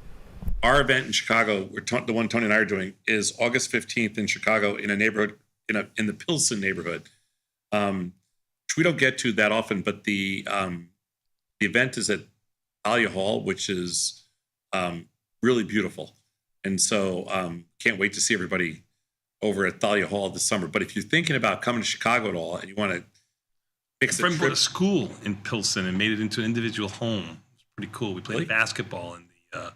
Well, if you want to come to Chicago this summer, August 15th is a great weekend. I don't even know what else is going on the weekend. We'll find out for you. But if you want to come to the event the event's on Friday, August 15th, and then be here for the whole weekend. I know there's a ton going on. We'll actually tell you what's happening in Chicago that weekend. If you want to coming out, there's something spacing out, but there was something I want to tell people about, but I can't remember that weekend in Chicago. You're making it too. I don't know off the top of my hand. Yeah, no, it's not Lollapalooza. I can't think what it is, but we'll figure it out. Anyway, that's it for. We'll talk about the rest of the stuff, at the 9 o'clock hour. 8:13. Let's do a little. Let's do a little option jive. Take a look. So today we're talking about profit targets and volatility. Let's go to the first slide. Our research team put this together for you because a lot of people still write to us about profit targets. And when do we exit a position? 50%, certain predetermined percentage. But we all know that we exit at 21 DT. We exit at 50% of max profit. We always default to exiting sooner rather than later. Mm-hmm. But how big a difference does volatility make? Because volatility right now is cheap. Yes. How much more dangerous is it, or do you change your mechanics in low volatility? Do you, Mr. Batiste? I do not. Well, do I change my mechanics? It's a trick question. Is 50% optimal in all circumstances? That is the question. Sure. I would actually. You think it is? I would actually say taking my profits in lower IV rank and lower IVR to be optimal. You mean I would do less than 50%? Less than 50%. Yes. Sure. I agree with you. Let's go to the next slide. So we're doing a study, 15 years worth of data in the SPYs, 45 days to expiration, 30 delta strangle for each monthly expiration. We consider the results from using a variety of profit targets from 25 to 65%. Regardless of their P&L, all the positions were exited at 21 days. And we bracketed the results by the VIX level at the time the trade was open. So low VIX, 0 to 13. We're currently above that. Moderate VIX, where we are right now, 13 to 20. Elevated, 20 to 30. And high, over 30. Note that the high VIX only comprises 20 trades. So the results are anecdotal, but not statistically significant. Easy for you to say. Let's go to the next slide. Well, there's not a lot of days when the VIX is over 30. Sure. All right. So first slide to look at, just because this is where it gets really interesting. You know, when the VIX is really low and your profit target is anywhere from 65%. But this is low VIX, right? 0 to 13, that's low. It's and they're low. looking at VIX. To give you context, Sadnov, VIX right now is trading around 17 and change. Okay. So if you go for a 50% profit, you win percentage is 73%. Pretty consistent across. If you go the for a board there. 35% profit target, your win percentage is 77%. The problem here is that all of your average P&Ls. You don't make any money, Saz. You take all the risk. Nope, that's low VIX. Not CVR is the same. CVAR is the same across the board, meaning you don't take a crazy amount of risk, but you don't make any money. Why, Sosnov? Why would be the question. Why? Why did you do that? Why did I do what? Make these trades with low implied volatility. Why? Knowing this, why? Good question. Okay. Let's go next slide. This is not IVR. This is VIX. VIX. So now we're looking at the VIX. Where we are now. Right where we are now. And you can see here that if you go to the 50% profit target, it's about the same as the win percentages, as you can tell already, are not going to change much on any of these slides. The average P&L is the big difference, and the CVAR. So at moderate where we are right now, you make money across the board, and your conditional value at risk also goes down. So you take less risk and you make more money. Okay, that's where we are right now. Good. This is what we call good but not great. Go to the next slide, please. So when you go to elevated, where we just came from, you can see the profit target at 50%, 45%, and 35% stay the exact same. But the amount of money that you make, because you collect more money, is significantly greater. The average P&L goes up by an average of 3 to 4x. And the CVAR goes down by about 25 or 30%. So you have less risk and you make more money. So where's the perfect sweet spot for trading short premium? Between 20 and 30. You don't get enough chances over 30, and 13 to 20 is like, it's okay, but we're there a lot. Under 13, you got to be really careful.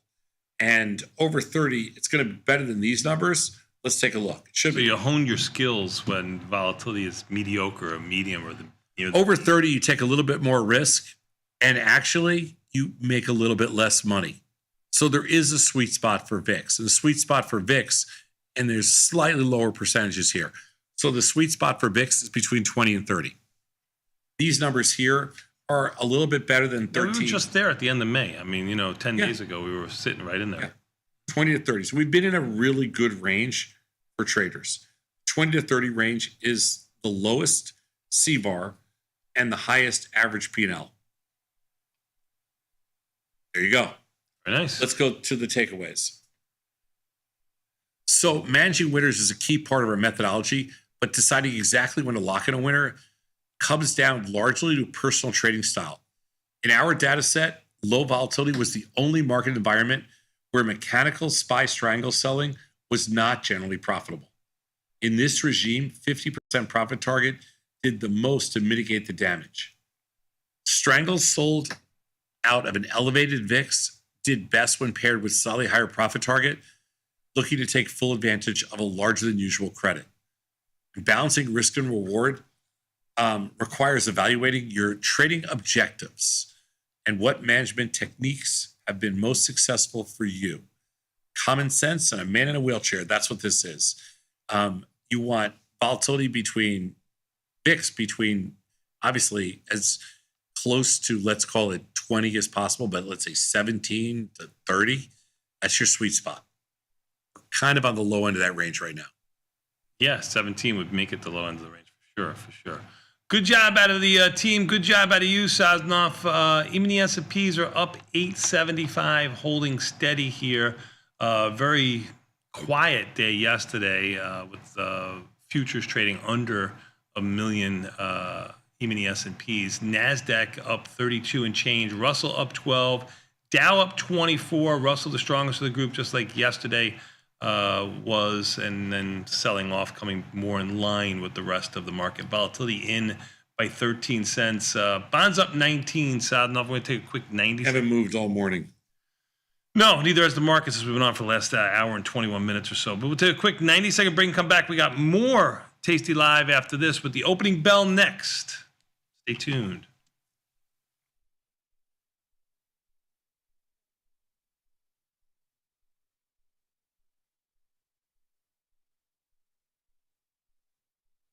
Forbes called us best online for options trading. Investopedia, best for options trading, period. With stockbrokers.com, we're number one for options and futures trading. The Motley Fool really likes us. And so does Business Insider. So what else can we say other than boom? Trade like a trader. Tasty Trade. Make your move. So I started trading in the equities market when I was 18. Real basic ETFs, mutual funds. I didn't discover options and really Tasty Live until about 2012. It made sense to me from a risk perspective. And so I started trading and never really have looked back. The people you see that's who they are. They're trying to be as open and clear as they can with the trades that they're putting on. Teaching a methodology, like teaching the logic behind things. It is tried, true, and tested. They back it up with research. They share that research. It's not just trust us and do this, which is a very dangerous thing in the financial world. But learning about that in the Tasty universe, it starts to prove itself out, right? When you follow the methodology, you'll see those profits and you'll understand why a position did what it did. Sometimes the market wins and sometimes you have a 90% winner and you don't know, why don't I do this every day, right? This is easy. But you kind of have to reset that and just go, okay, close the trade and move on to the next one, which is really what Tasty's about. Calling all traders. Are you using Tasty Live mechanics and enjoying awesome results? Are you an up-and-coming options savant? We're looking for you. For over a decade, Tasty Live has shared the most inspiring stories of traders teaching themselves a new skill, using probabilities and experiencing new levels of success. If you think your trading journey should be shared with Tasty Nation, we'd love to hear from you. We are always on the lookout for the next class of rising stars. Email us at risingstars@tastylive.com if you'd like a chance to share your trading journey and inspire others. Ready to take your trading skills to the next level? Dive into the world of stocks, options, and futures with Tasty Trade courses. Whether you're a beginner or more advanced trader, our courses can empower you with the knowledge to succeed. Watch as our team in Chicago shows you how to use the Tasty Trade platform and go over the basics of trading. Perhaps you'll learn about a new strategy or a potential product for your portfolio. To find our courses, go to the Manage section of our web platform or head to courses.tastytrade.com. Start taking control of your financial future. Visit our courses today. Class is in session. Dr. Jim Schultz is bringing the heat to Options Crash Course Live. This 90-minute show features Dr. Jim in his professional prime. All of the gimmies, none of the gotchas. Come early and grab a drink with Dr. Jim before class and stay for Q&A. The event is free, but space is limited. Register today at tastylive.com/events. It's not a lecture, it's a lifestyle. Diversify your portfolio with stocks, options, futures, crypto, and more. Focus on the markets that matter to you. See the odds before you trade using curve analysis, IV rank, and more tools. Tasty Trade. Download today.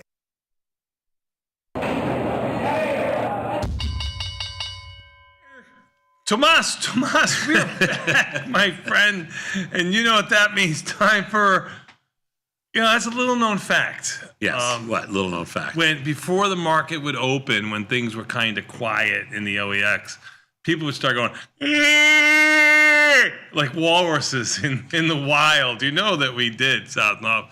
And it would just be like calls from different sections. You might have. No, you just proved it a moment ago, and I'm sure they caught that on air. Even the S&Ps are up $6, Nasdaq's up 22, and the Russell is up 10. The Russell's strongest of the group. Dow up $1, basically unchanged, but the market volatility basically unchanged, down 10 cents. Bonds are up 21. That's your big mover, even though the percentage basis is basically the same to volatility and the Russell, but bonds up 21 ticks. Bitcoin up 1,000, sounding off 110, 190. What's $110,190. Oil up 11 cents, mid-range for the day. Gold up $9 at the higher end of its range. It was down last night, now catching a little bit of a bid. Silver's doing the opposite, down 7 cents. Euro up small. Sound off, I don't know. You got 3.5 minutes before the market opens here. Tesla was the big mover yesterday after opening lower. It was higher this morning. Went significantly higher. It's higher this morning too, South by $7, helping the Nasdaq. Although the Nasdaq's only up small, up 28, 315 and change. South can't keep a good Tesla down. I have on this morning. The worst stock for me this morning is going to be Meta. I'm a little short Meta. It's up $8 per market. What's down in the Nasdaq that's keeping Apple's a few pennies.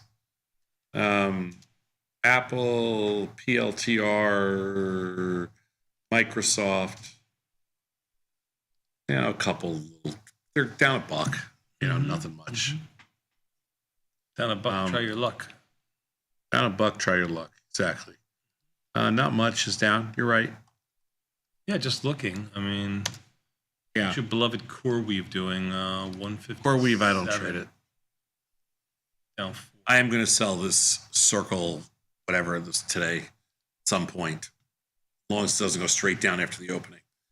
But we'll see what happens. Mm-hmm. I don't remember I don't really have a morning routine before I start trading.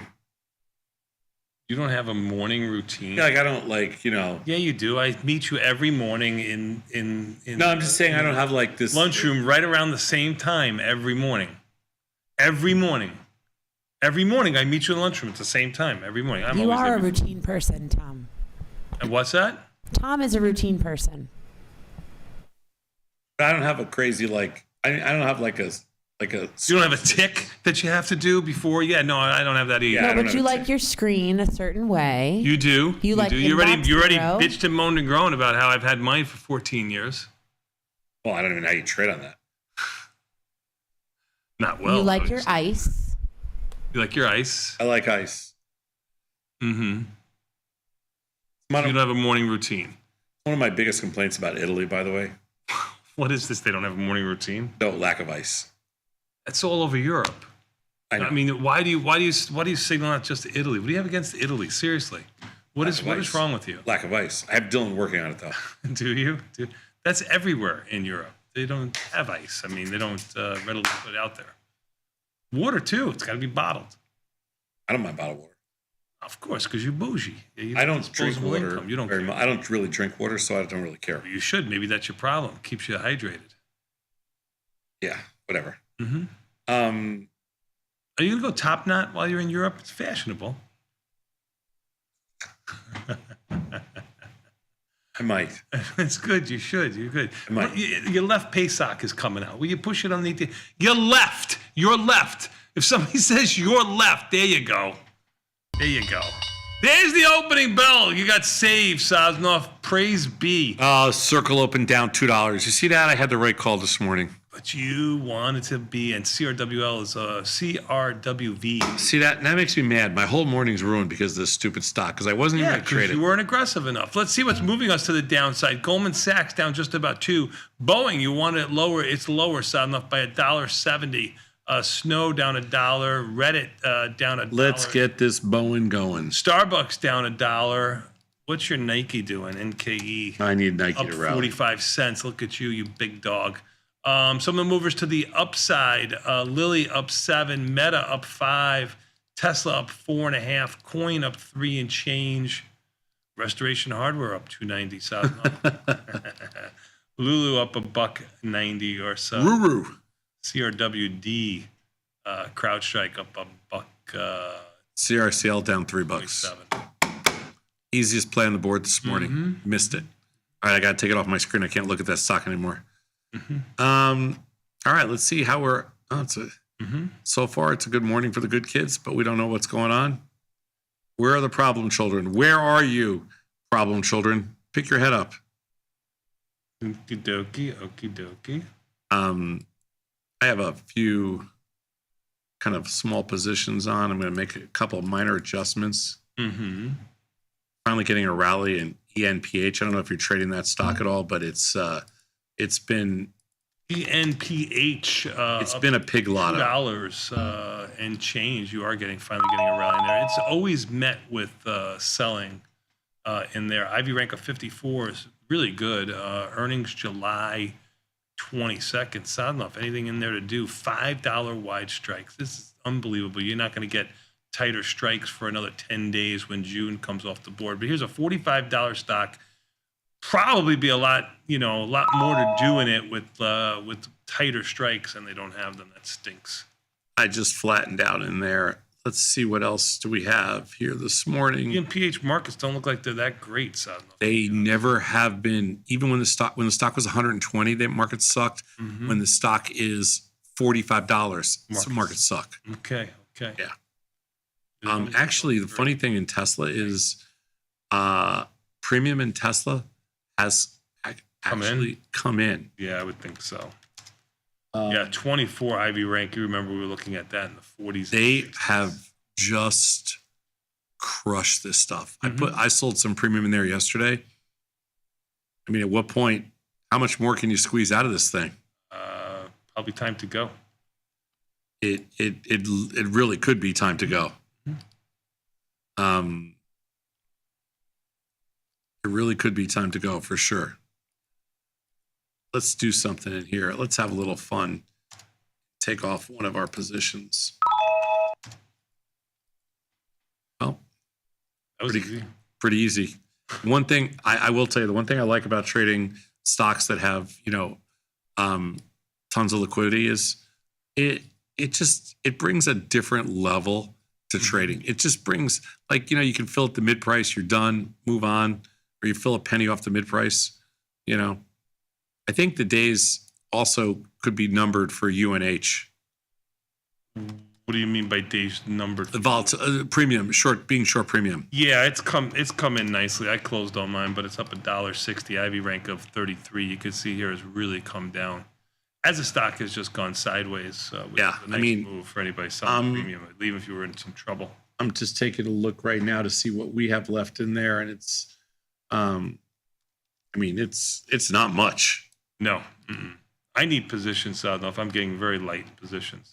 You are? I would like to help you. I need positions myself, and I need trade ideas. That means tomorrow. We got to let me explain where Chris isn't going to come. On what's your assumption tomorrow? We'll get a bunch of ideas. But UNH is just, it's getting to the point. A lot of these stocks are getting to the point now where, all the juice that we wanted to come out of these things. Yes. It's coming out. Microsoft is a stock we've been very bearish on. It's down $1.75 today. Meta is also a stock that we've been very bearish on, and it's up $4 today. So what do you do there? Nothing. I'm saying short them both. Circle, the stock we talked about this morning, when it was trading 118 and I didn't hit the bid, down $7. Yeah, you Gift from the gods today. called it. Gift from the gods. I missed it. That makes me more mad than anything else. Different others. Let's see other stocks that Apple up about 60 cents. Not much there, and not much everywhere. Saznoff right now. Volatility in by 23 cents. The pig, formerly known as DocuSign, is down 134.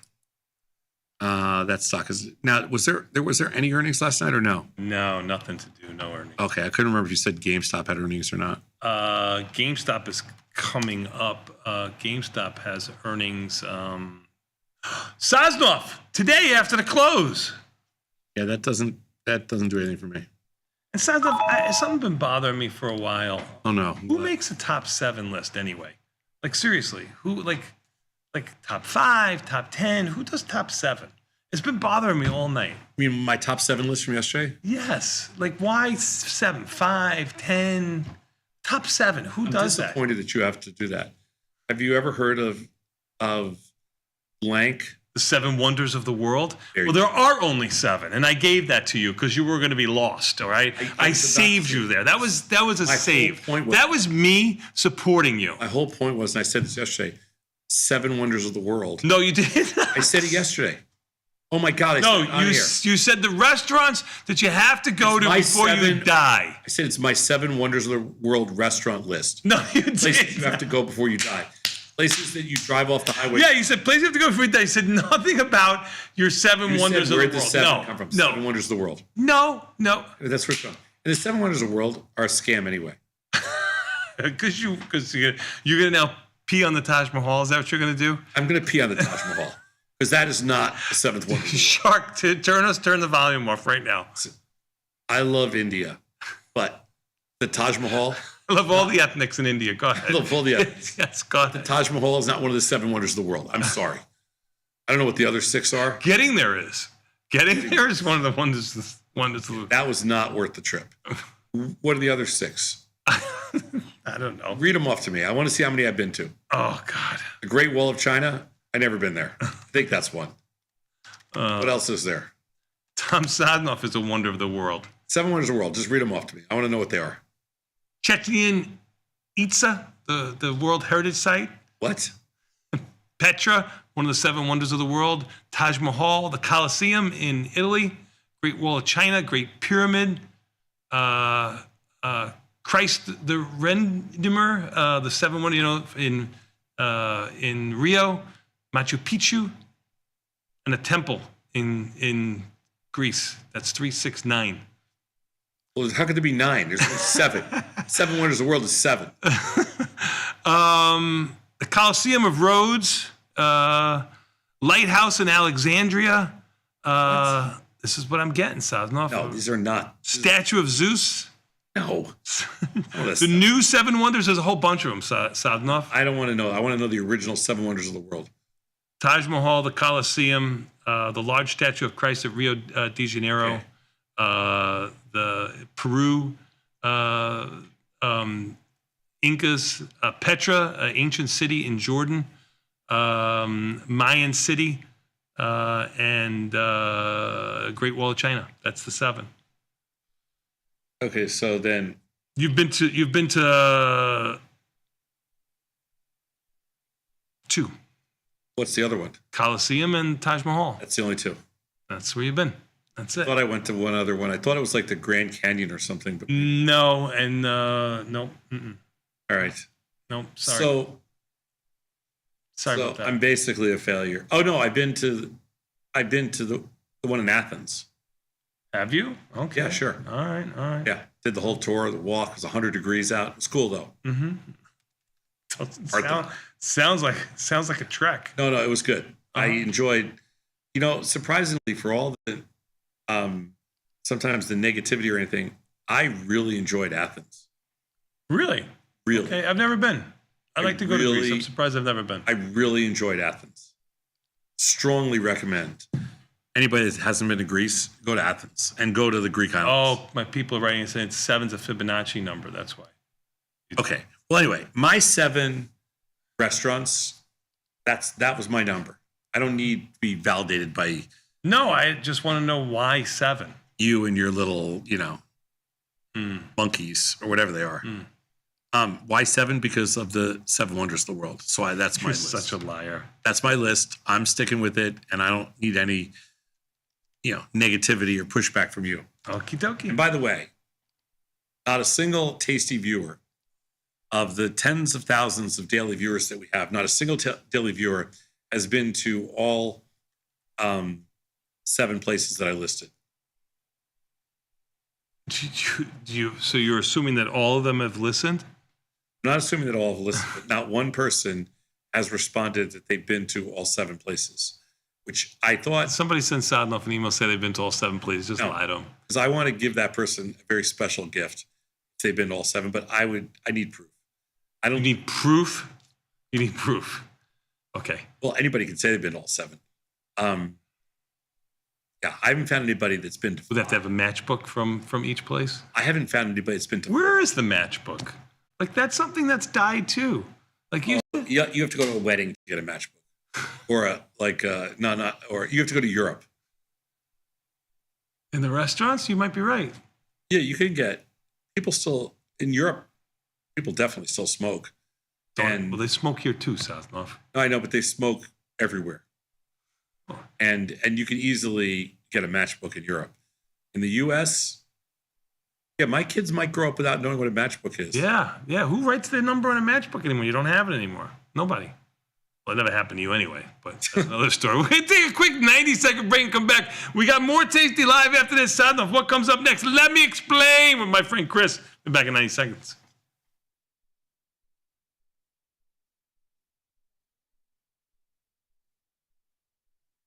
You can get up to $4,000 when you open and fund a new account with Tasty Trade. That's 4,000 buckaroos, 4,000 bills, or clams, 4,000 in dough or cheddar, not the cheesy kind. 4 large, 4K, 4 grand, which is no small thing.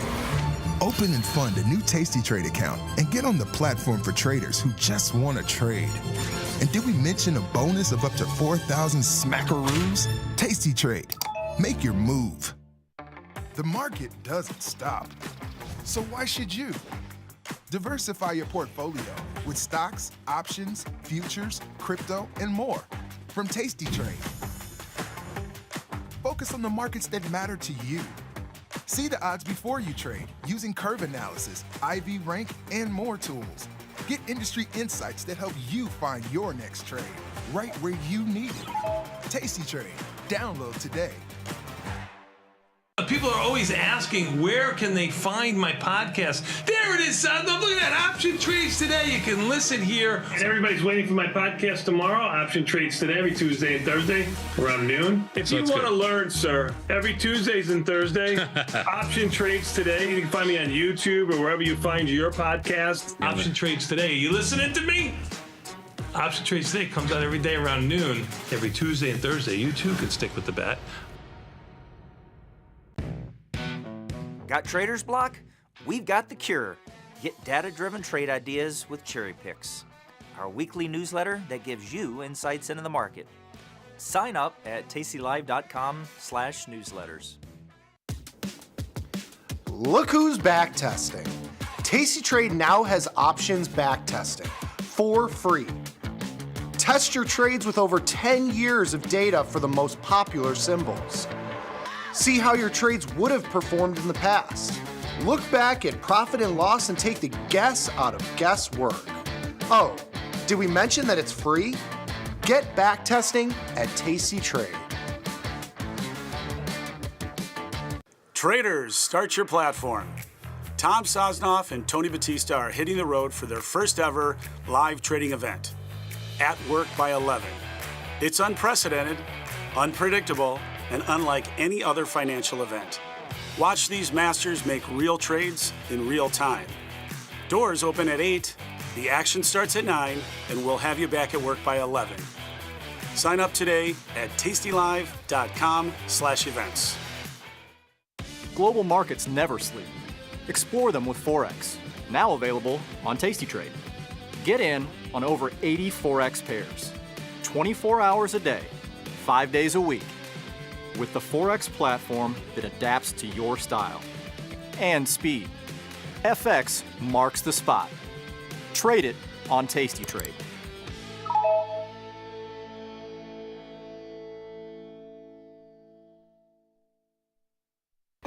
Feel like your wardrobe is missing something? Like style, purpose, and maybe a dancing dog? Can I pet that dog? The new Tasty Trade and tastylive web store is now live. New merch, bold designs. Did we mention all net proceeds go to one tail at a time? Invest in the real bull market, dogs. Go to tastytrade.threadless.com. Grab some gear and help some pups. You get merch, they get a home. Diversify your portfolio with stocks, options, futures, crypto, and more. Focus on the markets that matter to you. See the odds before you trade using curve analysis, IV rank, and more tools. Tasty Trade. Download today.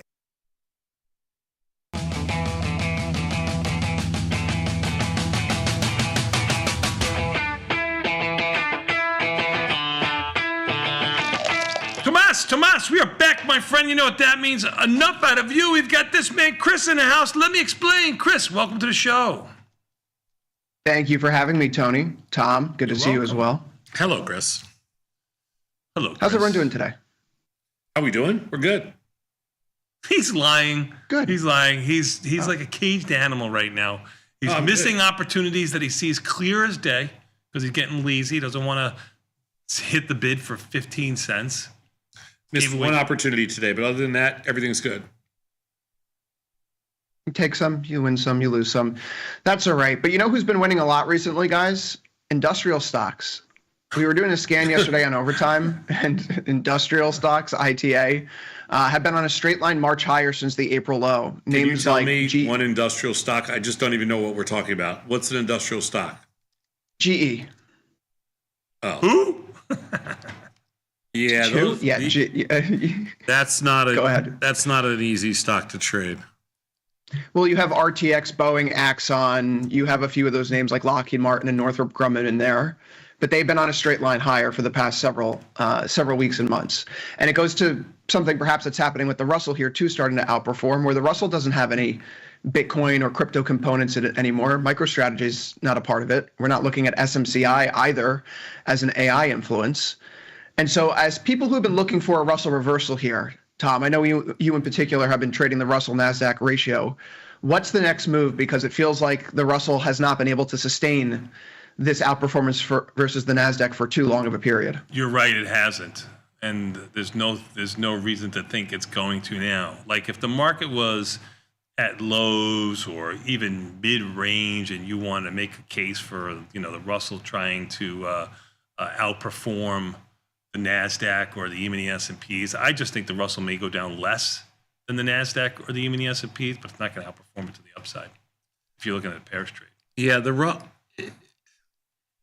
he's right. There's not an easy answer to that question. Sorry. There's just not an easy answer. You got to buy the Russell and just close your eyes. I mean, it's literally the only way to trade this. You got to buy the Russell, close your eyes, and just hope that you can ride it out. I mean, that's really all it is. Mm-hmm. It feels different than the past year or so, and I say that there's no SMCI or MicroStrategy because you could have made a case in the past year or two that, all right, the Russell's going to hold on here because SMCI is pumping, and SMCI is pumping with the rest of the NASDAQ stocks. But it's no longer part of that equation. And so the Russell actually is very heavily tilted towards industrials at the moment, given recent shakeups in composition. RTX, Boeing, GE. Tom, I know that you've had some time spent in Boeing over recent months, especially after some of these headlines that have come out regarding their planes. Do you think there's still a trade there in Boeing right now as we look to some of these? No, there's not. No, and is that just a function of the fact that volatility is down everywhere? No, we didn't. We felt Boeing at the end of last year, like November, October, November, December of 2024, we felt Boeing was grossly oversold. So we were doing it based on price extreme, and we were selling a lot of puts in the 135, 140, 145 level in Boeing. It was the right play because volatility was high and the stock price was low. It had nothing to do, literally nothing to do with the macro picture about, what's happening with Boeing planes or who's buying anything, and nothing, zero to do with that. It just had to do with we felt the price was cheap and volatility was high, and so it was a good put selling opportunity. That's all it was. At this point right now, volatility is low, stock price is high. It's much less attractive to us as either a premium candidate, delta neutral, or as a long or short play. So, I don't think Boeing's at an upside price extreme at all, but I'm not interested in the stock here. So it's really just a function of, we're searching hard for stocks that we think are, interesting to us. We're searching high and low because not a lot to search for here. Searching high and low, yeah. Well, yeah, I see RTX and Bank of America, BA, Boeing on their highs here, but Boeing has a negative 1.5 IVR right now. This question is always, I've wondered this. If I'm on one of those Boeing planes and the plane doors fly off and it's in the middle of the market day and I short Boeing stock, is that considered insider trading? No, you didn't know anything. Yeah, you didn't know.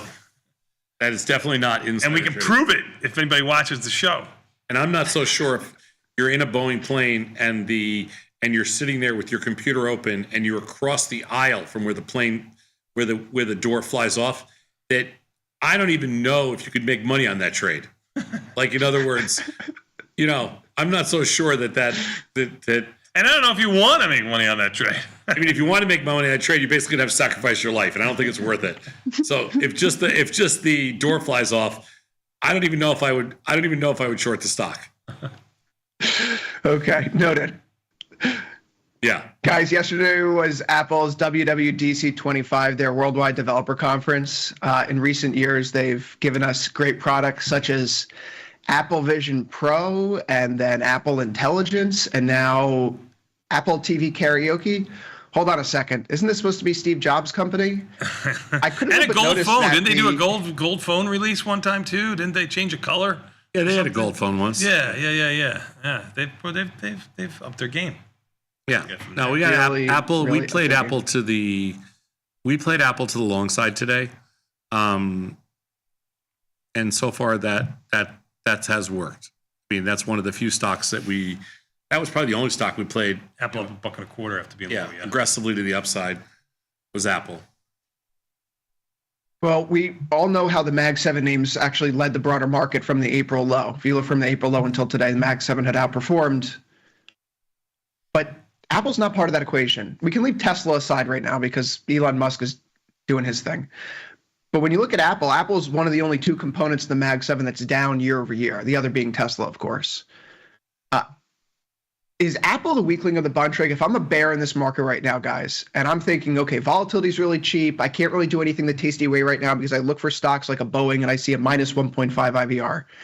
Should I start taking some shots at some of these stragglers in the market to get some downside protection as we move into the summer months? How are you guys tactically preparing with this low vol, I guess is my next question, with some of these laggards and losers? Well, we don't sell a lot of premium. Our positions are actually quite small right now because the vol's so low.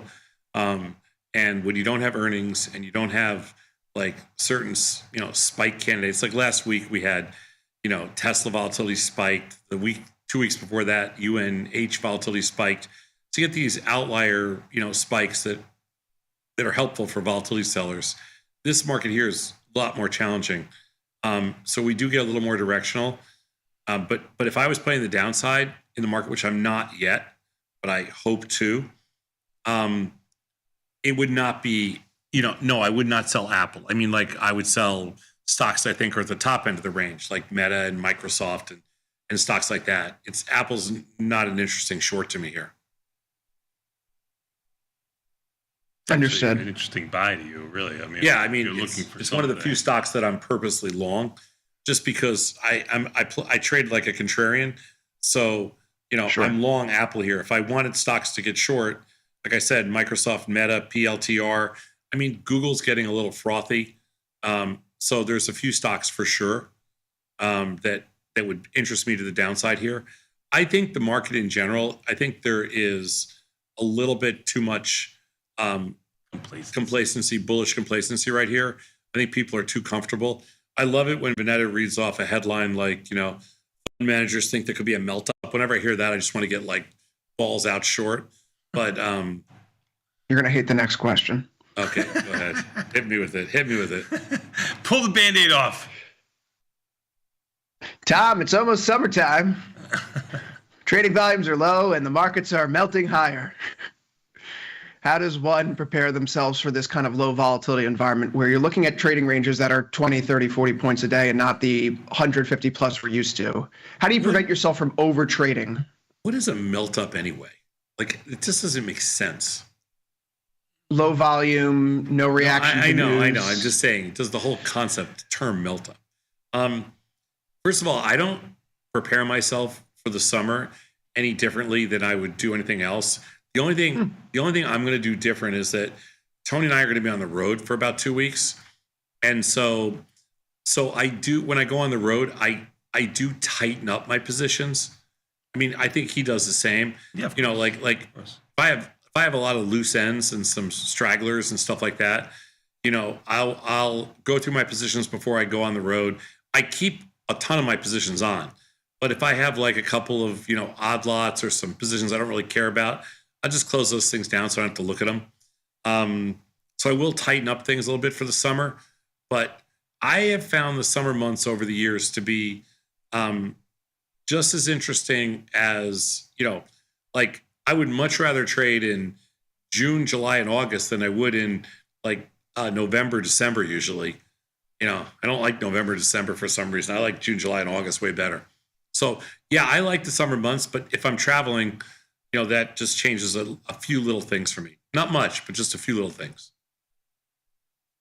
Tony, I suppose the question goes to you. Maybe it's not about trading differently under the summer months, but do you have any road rules, figuring that a lot of our clients, right, people listening right now, probably traveling this summer with their families at points, still going to have interest in the market? Yeah, I mean, like Tom said, I just common sense stuff. I diligently go through my portfolio to look for things, especially with volatility the way it is right now, so low. I have a limited amount of positions. I've had less positions on now than I probably had on most of the year. Now, it just so happens that I'm going to be traveling for a week or so with the market having low implied volatility. If volatility was higher, I'd probably have a lot more positions and have to probably take a lot more care in my overall positions. But right now, I'm fairly light, and that's just because of the market. Sometimes you get lucky. Sometimes it's good, or maybe it's just mechanics with the volatility going lower. But not too much different. Fringe players I get rid of. Stocks that I've been working because I have losses in them, I close them. Fringe players. Yep. Like fringe players, stuff stuff I just don't want to deal with. I don't want to deal with, which isn't that much because we roll early at 21 days. Let's see. So we've already rolled. So we don't really, the July rolls won't come to you. Yeah, we're fine. Yep. Yeah, we stick to the mechanics even on the road. I love to, wherever I'm traveling with, if I'm traveling with Tony, I love to drive him crazy. If I'm traveling with my wife, I love to drive her crazy because I can already hear her. It also gives you an excuse to get out. I can already hear her say, do you have to trade? Where, like, is this really necessary? Can we just go to the beach? It's true. And by the way, the markets over in Europe are open when we're going to dinner. So it's even worse. It's true. So next week, while you guys are traveling, we're going to have we'll say a culmination of events, Vixpiration, Fed meeting, options expiry. Yeah. How do you guys feel about this June Vixpiration, this options expiry coming up? And the market's going to stay pinned into it and then break down thereafter. What's the plan? Well, it's a weird expiration because it's we have Juneteenth the day before. So it's like we're off the Thursday before the Friday of expiration. Tony and I are doing a live show that night. So that Friday triple witching night. So we're going to be all in. I mean, we're going to be involved in the market for sure. Yeah, we're going to be all involved. Yeah. I mean, we'll be working on all our trades the day before on that Thursday. We'll be writing up all the trades for the next day because we wait till the actual last possible minute. So I think there'll be, that week, we'll be doing a live show. I think we'll be all in. I think it's the following week that we're kind of a little more out of touch. Agreed. Understood. Yeah. What are we doing for next Tuesday? And Regular, let me explain. On that expiration note, rolling at 21 days or somewhere around there, that actually throws out like the June expiration. Yeah, for us anyway. Yeah. So if we do anything and we do anything short dated, it would be the dailies or something like that. What were you saying, Chris? I was saying, are we gonna reconvene in a week's time? But you guys will do this from Europe? Oh no, next Tuesday we're here. Oh. No, we're good. We're good next Tuesday. We don't leave till Tuesday night. Yeah, come on, bell to bell. You know bell us. to bell. Bell to bell. Yeah, come on. Okay. Come on. Just You afraid you're not going to see me before I leave? You're going to see me. Don't worry. Thanks, Dad. You got it. Yeah. Is that it? We don't have to fly separate That's airlines, do we? No, because we haven't established who's the king and who's the queen. Did you know that I had a friend? Serious thing. I know him. Jay. Yeah. He would not fly with his wife. That was just so he didn't have to fly with his wife. You know that. Because Jay was a little nutty too. He's still around. And his wife was a little fakakta too. They wouldn't fly together. Right. Yeah. In case something happened. I know. I remember. It's crazy. Huh? It's absolutely insane. I've heard of Stranger Things. Really? I would imagine. Yeah, sure. I've heard that. I know someone who refuses to get into a helicopter with his wife. Well, for that reason. I refuse to get in a helicopter with my wife too, but that's for a completely different reason. Well, any vehicle that has something called the Jesus bolt. Nope. That's the one piece of hardware that's standing between me and God. Nope. I mean, I don't like helicopters, so I won't get in one either. But there was a company, if I remember, when I first got in this business. I want to say it was like early 80s. I don't remember exactly the date. There was a company, and I think it was called Arrow Electronics. Does that ring a bell to you? They were a publicly traded company, and I just got in this business, and all their executives were on one private plane, private jet, whatever, and it crashed. And was that the name of the company? From Downers Grove, there's an Arrow Electronics. No. This is a company that was based out of, I want to say they're based out of New York. Based out of Westchester County or something. I don't remember. It was like 1980, 1981. Everybody died. So after that, people wouldn't go on the plane together. No, there is one ARW, but it's from plane crash. Wilhelmsen. Colorado. I don't know. What? I don't know. Wilhelmsen. I don't know. I could have sworn I remember it. You're making Tony and I Google plane crashes. I know. I don't mean to do that. Yeah, just before we leave, December 1981, 13 executives from Arrow Electronics Corporation were attending a meeting at Stouffer's Inn Town Hall in Harrison. Yeah.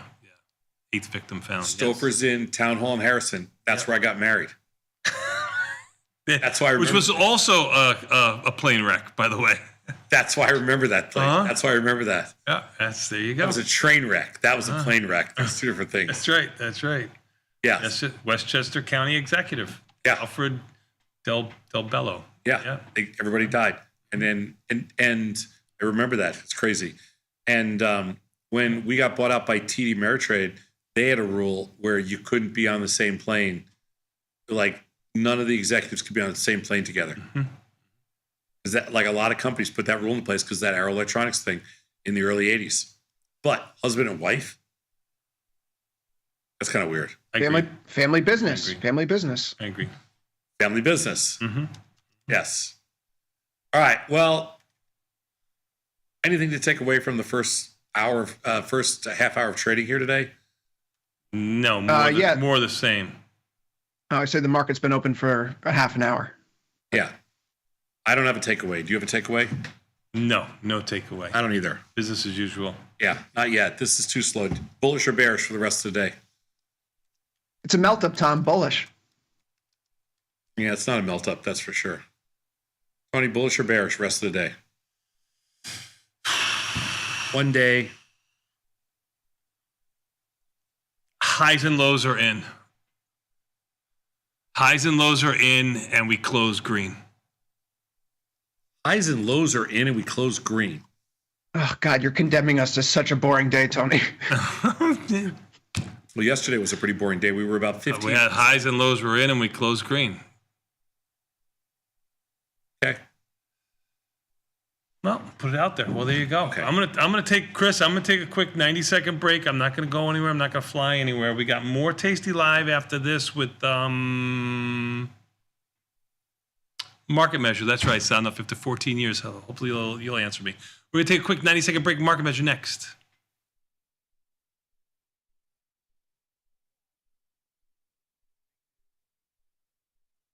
At Tasty Live, we live and breathe the markets. But when the live show's over, are we out of breath? If you want to inhale the latest breaking market news, we've got you covered. The Tasty Live research team and on-air personalities post refreshing content updated daily covering earnings, economic reports, trade ideas, and much more. If you want a breath of fresh air and not stale takes, visit the News and Insights tab at tastylive.com. The market doesn't stop. So why should you? Diversify your portfolio with stocks, options, futures, crypto, and more from Tasty Trade. Focus on the markets that matter to you. See the odds before you trade using curve analysis, IV rank, and more tools. Get industry insights that help you find your next trade right where you need it. Tasty Trade. Download today. Steve in Atlanta, thank you so much for holding. My pleasure, guys. And let me go on record as saying I think you've got Tasty Trade is the best brokerage, and you guys have the best content, and I'm not here just schmoozing. Y'all are the best on the planet, period, for what you do. Go on record as saying that. Tom, Thanks. You were the great disruptor when it came to forming Thinkorswim and then Tasty Trade. You're an innovator. I appreciate you calling in. Good stuff as always. Thanks, man. The beauty of Thinkorswim was that we were different. From the name to the front end technology was clearly what we wanted as traders. Second time around, I think we did a better job. Yes, we are known for our ability to support complex derivatives traders, but we also have the tools for somebody who's brand new who wants to come in on the first floor and work their way up to the top of the building. Global markets never sleep. Explore them with Forex, now available on Tasty Trade. Get in on over 80 Forex pairs, 24 hours a day, 5 days a week, with the Forex platform that adapts to your style and speed. FX marks the spot. Trade it on Tasty Trade.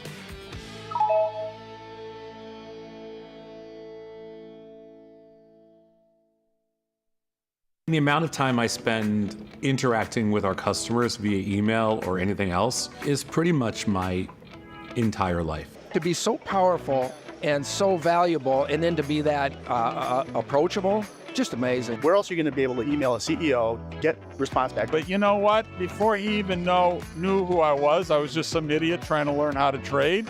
And he still would email and help me learn and everything like that. Some people say it's nuts, some people say it's insane. That's what I do.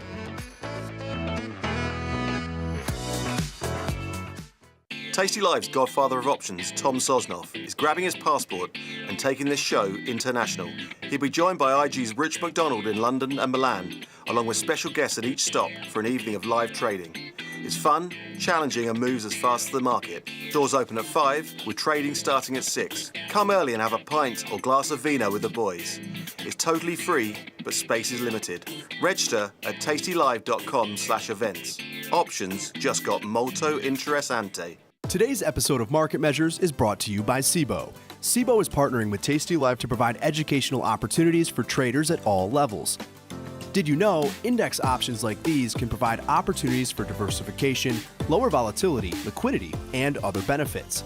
To continue your education on some of the mechanics learned in today's Market Measures, check out SIBO's Retail Trader Suite at www.sibo.com/minis.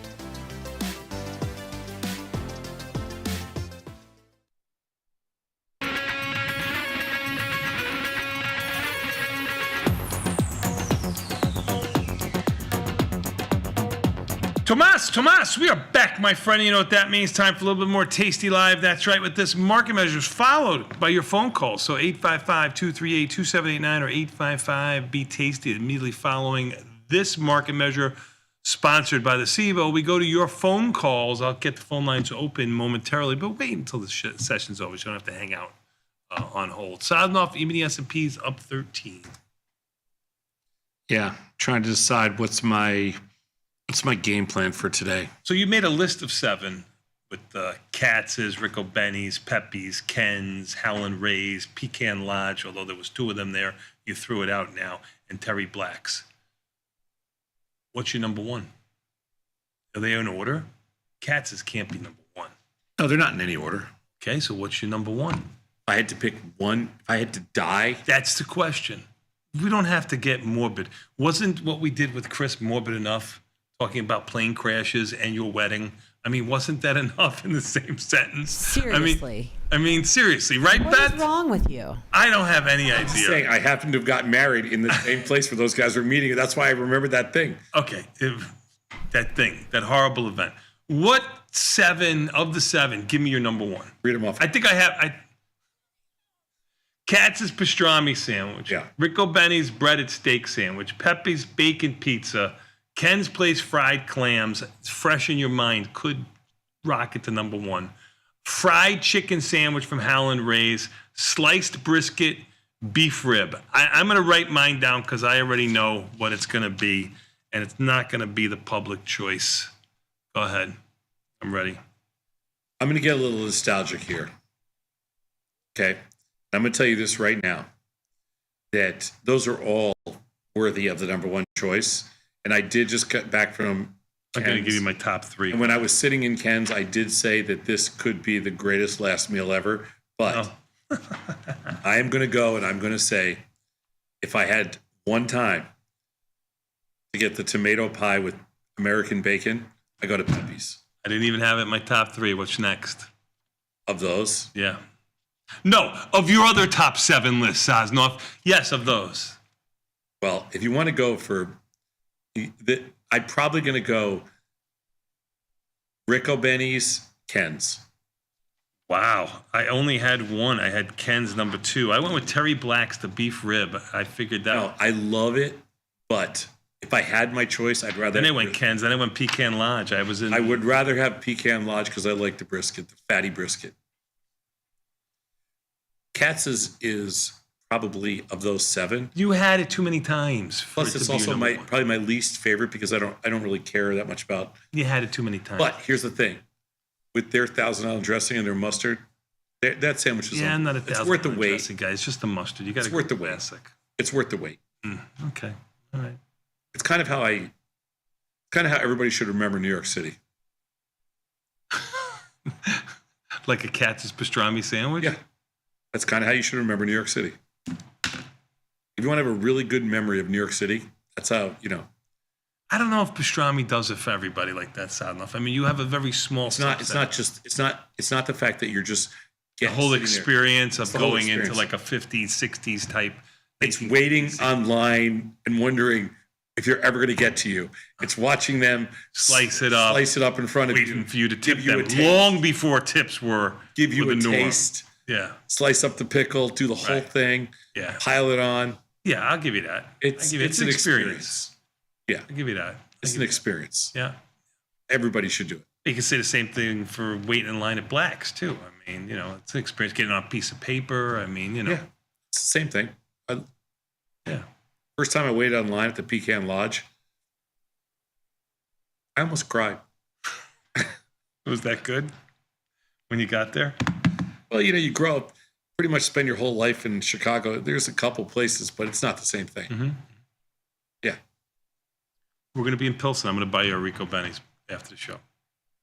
I don't want you to buy me a Rico Well, Benny's. that's nice of you. It's very nice of him, but I don't need him to buy me a Rico Benny's. That's not even that close to that, is it? It's kind of a...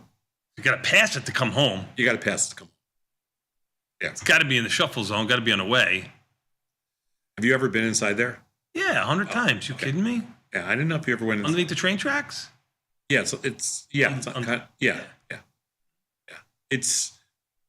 I was going there when you were pooping yellow. Oh my God. I introduced you Oh my to God. it. The first time you saw it, you were buying it from the truck outside the CBOE. God, you gotta Sorry, stop. SIBO. You gotta stop. No, you know that's true. Sadnov, you know that's true. My God. There's not a chance. My guys, that's the reason why you did what you did in the restaurants that you made, was because I showed it to you. You know that's true. Do you know that I brought the chicken parmesan sandwich to Chicago? and I also brought sausage. Your mother did something so right with you, man. And I also brought sausage. With what she was working with, she's so excelled for you. And I brought sausage and peppers here. Yeah. It's just so you know. Okay. Well, what did you bring to Chicago? Nothing. Nothing. Shit. Right. Omaha. Market Measure, sponsored by the SIBO. Before we get in market measures, we have to just give a little shout out to our illustrious team. You guys are great back there. Thank you so much for making Tom and I look so well. To our schedule, because this week, what day is Today's the 10th, Sosnoff. Yeah, this week, Mike, Nick, and Katie are going to be in Washington, D.C. Yeah, they're kicking it off, Sosnoff. That's right. And if you're going to that show, my daughter will be there too. Supporting the family. Bring checks. Bring cash. We're going to be at the whiteboard tour. Not we, but Mike, Nick, and Katie, and Ryan will be kicking off. Yeah, you know what? I've been staring at this for a while now, and I don't think it has top billing. I mean, I actually think Nick is probably the star of the show. Sorry, Katie. Ryan is an add-on. I mean, and I love Mike. I mean, Mike and his whiteboard, one of my favorite things. Probably a good name for it, but I mean, what did he pay you to say that? I think Nick is the star. Maybe they all should be up there or something like that. But just to give, it's like Mike and his like clowns. You know what I mean? Like, and I mean, like it doesn't suit it well. They're all good in their own. It's called the whiteboard tour because they have a whiteboard when they're there. Yeah. All right. I mean, it would be, but Nick has trouble writing on a whiteboard. Thomas. He's good with the numbers. It's the spelling that gets him. Spelling stuff. No. These guys are going to be great. It's going to be a fun show. They play nice together. I don't know what the order of speakers is going to be, but I think you will definitely enjoy it. There's a lot there. They're going to throw a ton of stuff at you in a 2-hour show. So, and if you don't like it, Tony will give you your money back. You get what you pay for. But it is basically all filled up now. I'm not sure if there was a cancellation or whatever, but if you haven't signed up for it, it just, you can put your name on the wait list and hopefully, there'll be a cancellation or something like that. Mm-hmm. If you're signed up for it and for whatever reason you can't make it, please cancel so somebody else can take that spot. Yeah. But it's a smaller show. It's going to be solid 2 hours of straight content, and hopefully we'll have some time for Q&A afterwards. But enjoy this week, Thursday night. What time are they kicking off, Beth? Is it a 6 o'clock show? I don't have it in front of me. I think it's later than that. Let me check. Yeah, these guys are younger. They can stay up later, but we'll see. We'll let you know in a second. Anyway. It says, 6 p.m. local time. Yep. 6 p.m. local Doors time. open at 5. Doors open at 5. Show starts at 6. Yes, sir. And then if you go to the next slide, it's Dr. Jim. We got to help Dr. Jim. He needs all the help he can get. Sunday, July 13th. The Bat and I will be back in the U.S. Dr. Jim will be out in Boston with Brittany, and they'll be setting up for a one-man show. Should be great. I think, do you know the time of the Sunday show? Is it Sunday night? Oh my God, he's going to do this to you all day, Beth. Got a lot. Yep, I knew it. Something today. Well, you didn't put the times on here. Oh, you're right, Tom. You're right. Doors How is open anybody at going to know when 5. to show up? Doors open at 5. Show starts at 6. Correct. Got it. Yes. tastylive.com/events. And then there you go. And then Tony and I are going to be on the road in July as well. And we are going to be in Denver.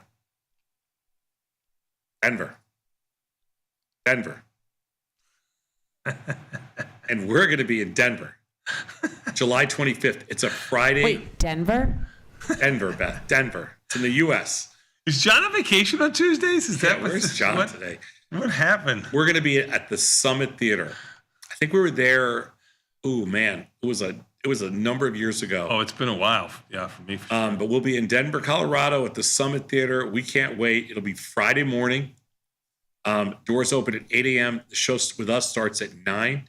It's on a Friday morning because we're going to do live trading. And Denver always comes out and supports Tasty. It should be it'll be a lot of fun. It'll be great. Can't wait. Can't wait to see everybody. And again, doors open at 8 a.m. Show starts promptly at 9. In Denver, it's an hour earlier, so the markets there are going to open at 7:30 a.m. So we're going to be off and running by 9. Beautiful. Absolutely perfect.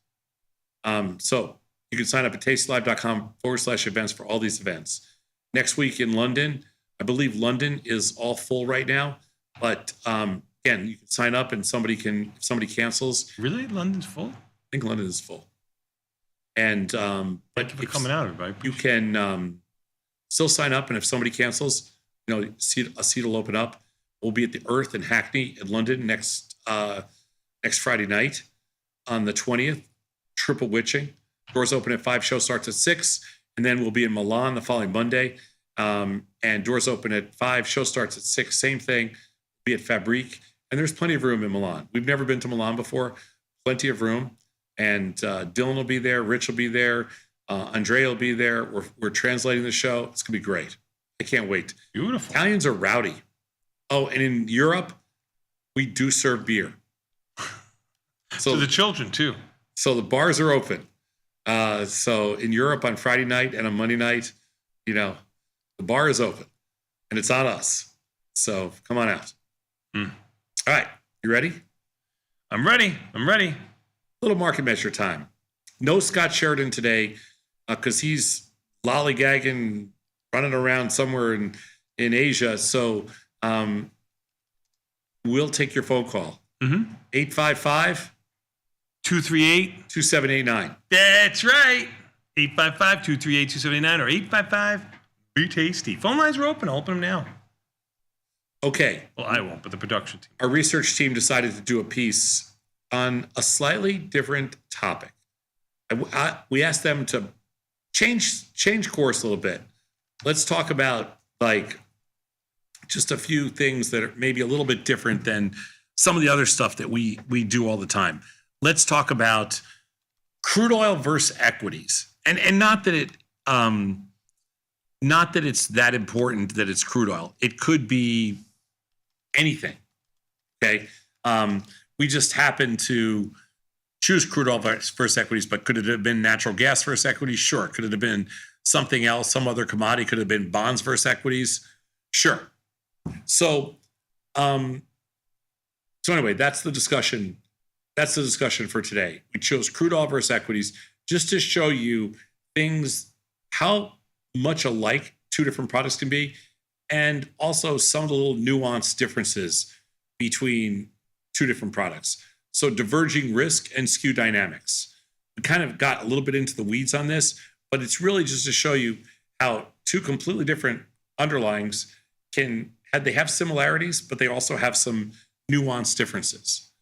Since January of 2025, that's this year, there's been a strong positive correlation between the implied volatilities of the S&P 500 and crude oil.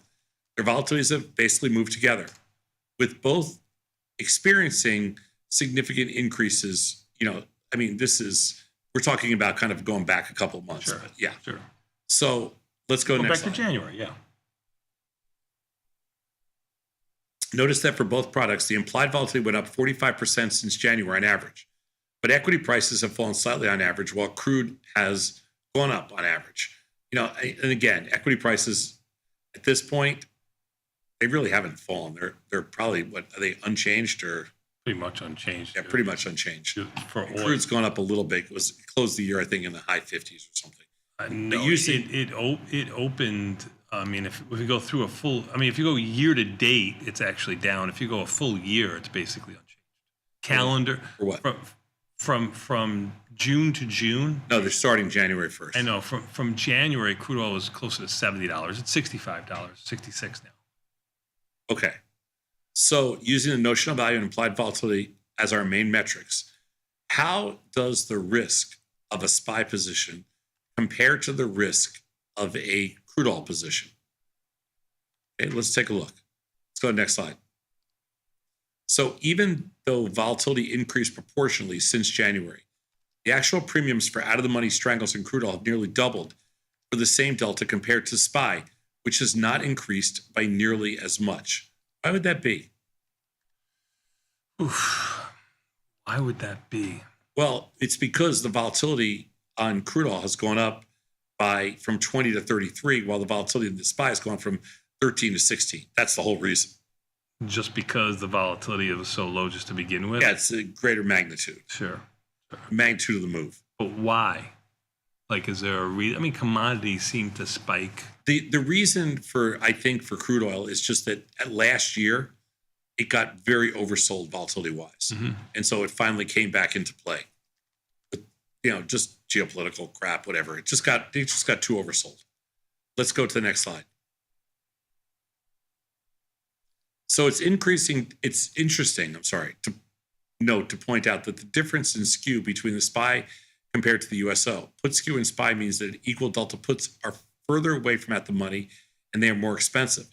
In the crude oil right now, USO, the same delta puts are actually more expensive, but the calls are nearly 50% further away from the at the money.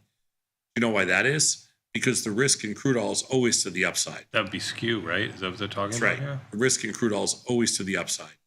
So when you look here and you look at product risk, when you see that the 20 delta call difference from the at the money is $9 in SPY, it's $2.30 in USO, but the put distance is only $7 in the SPY and it's 1.5 in USO.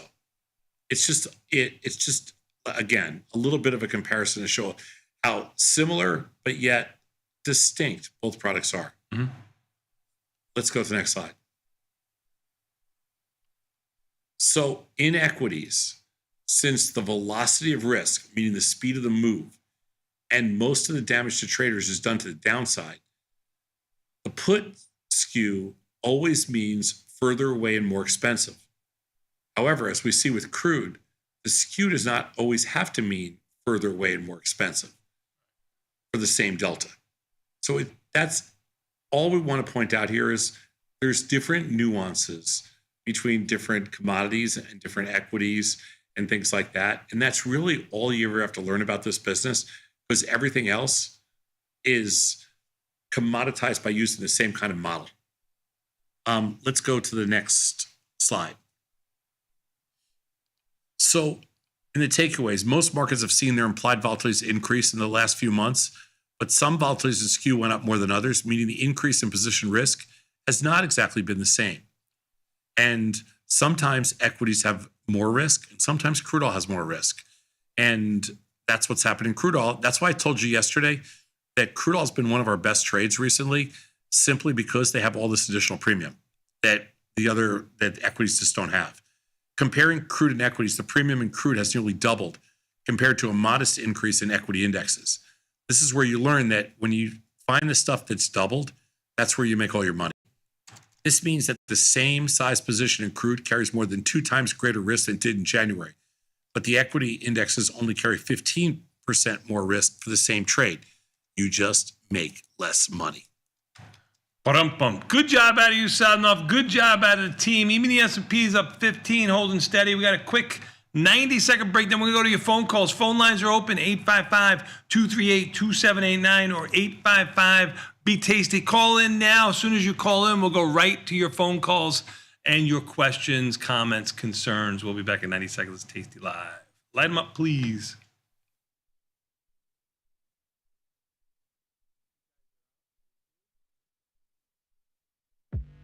Class is in session. Dr. Jim Schultz is bringing the heat to Options Crash Course Live.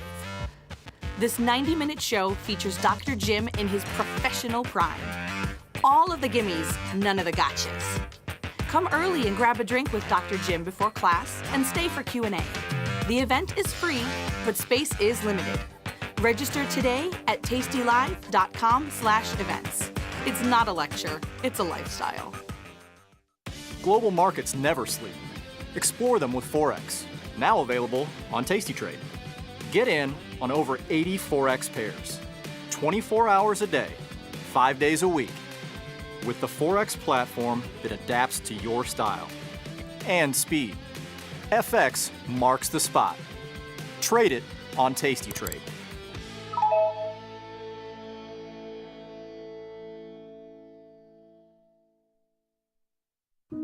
Dear Karen, thank you so much for the relationship advice. Of course, since you met your husband in high school, I should obviously just go back to high school. Can't wait to win the Nobel Prize for my development of a time machine. Signed, Regina. Sometimes it feels good to get smart.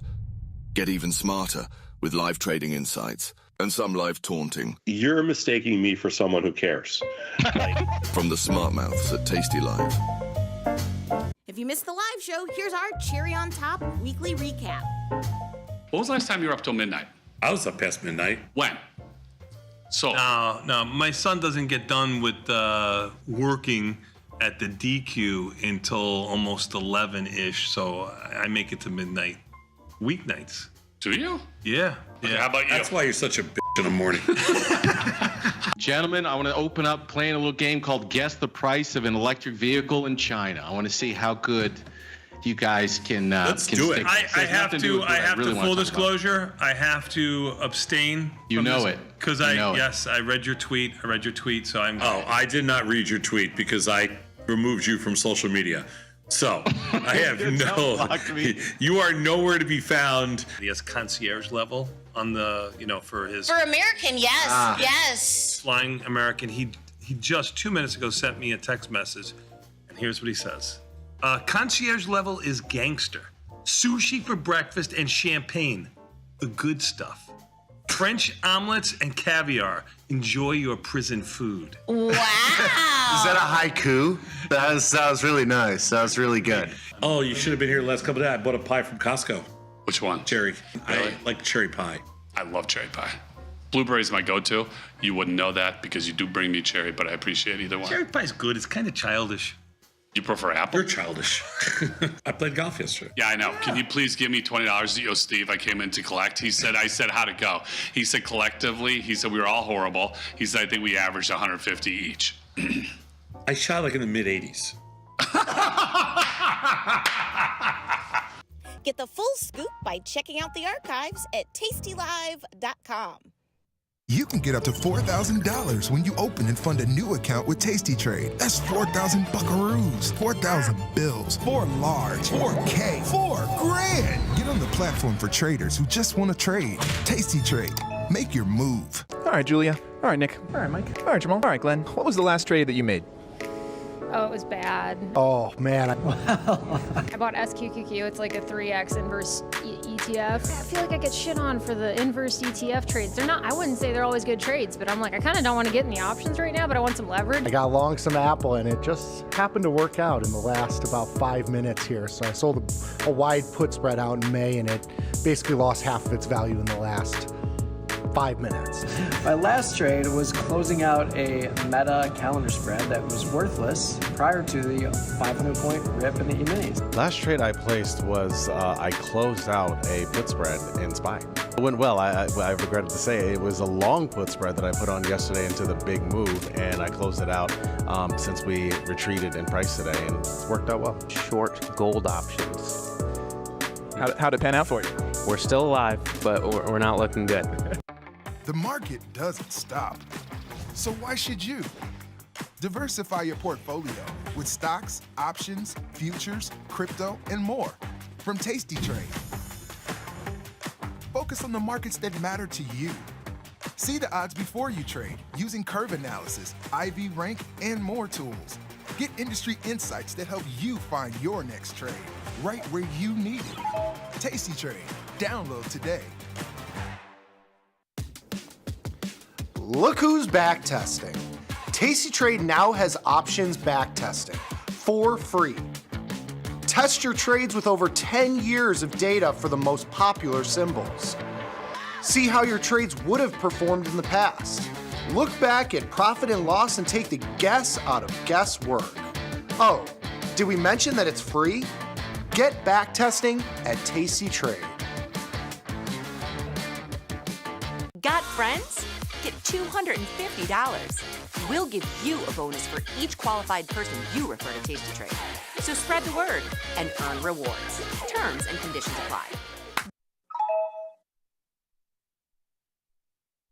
Damn. Wow. Long live the trader nerd. Man, you're a turd. Trade junkie. Hey, it's fun, see?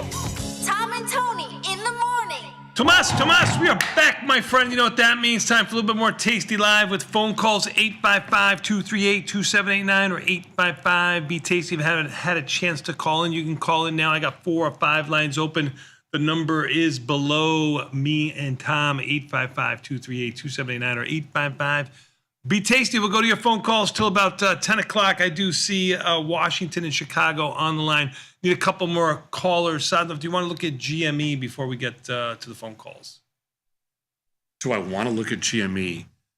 Oh, by the way, circle down. Question, not a statement. What's circle down $8. Did you make a trade? No, pissed. GME, $30 stock. IV rank at 33. Caught a little bit of a bid, but it's down 27 cents today. Markets are good, not great. Not even good. They're not even great. Mediocre. Markets with 38 days to go are mediocre. With 3 days to go, they're good. Yeah, sure. You can trade. Yeah, you can trade these markets. $3 expected move.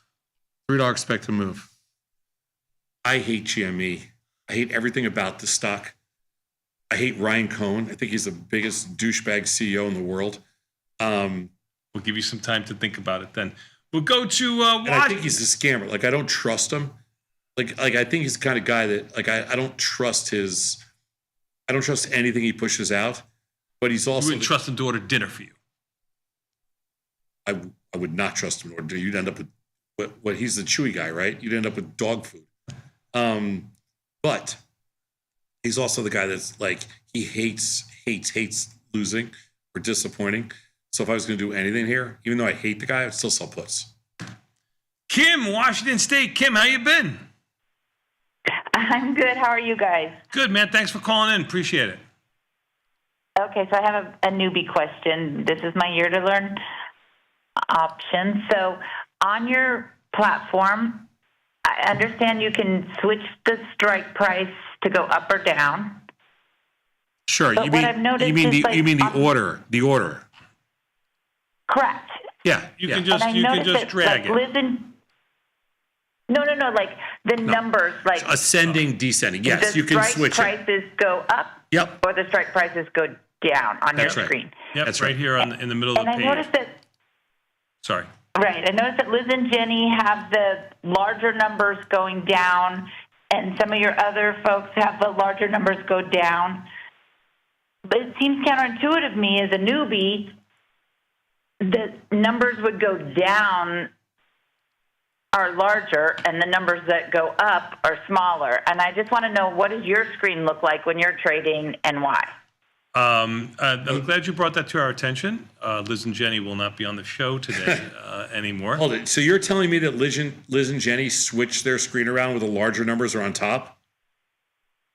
No, their strike price, the larger strike prices are at the bottom of their screen. Oh, they do it like we do it. Like They do I have the same it as up we there do on the it. screen. And the reason for that, okay, there's a reason.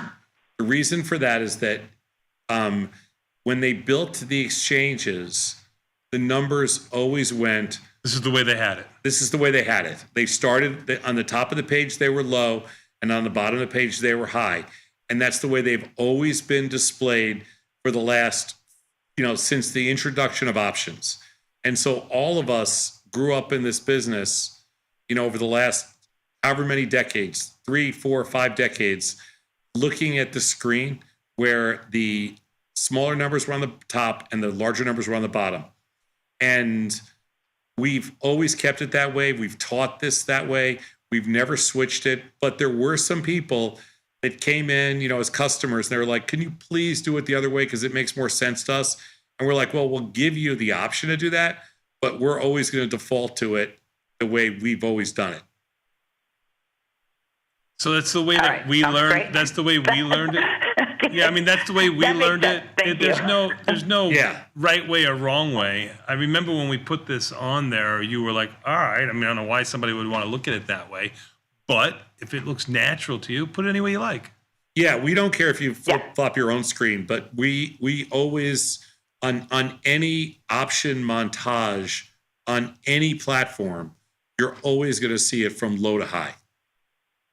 Okay, I just want to do it like you guys because you guys seem to do really good. Well, so we got that part down, low to high. Exactly. Have a great day. Thanks, Tim. You too. Thank you so much for the question. Bye. Appreciate it. Bye now. 855-238-2789 or 855-BE Tasty. I got 4 or 5 lines open. Give us a buzz. I'm going to go to Ajit in Chicago. I got it right. What's up, my man?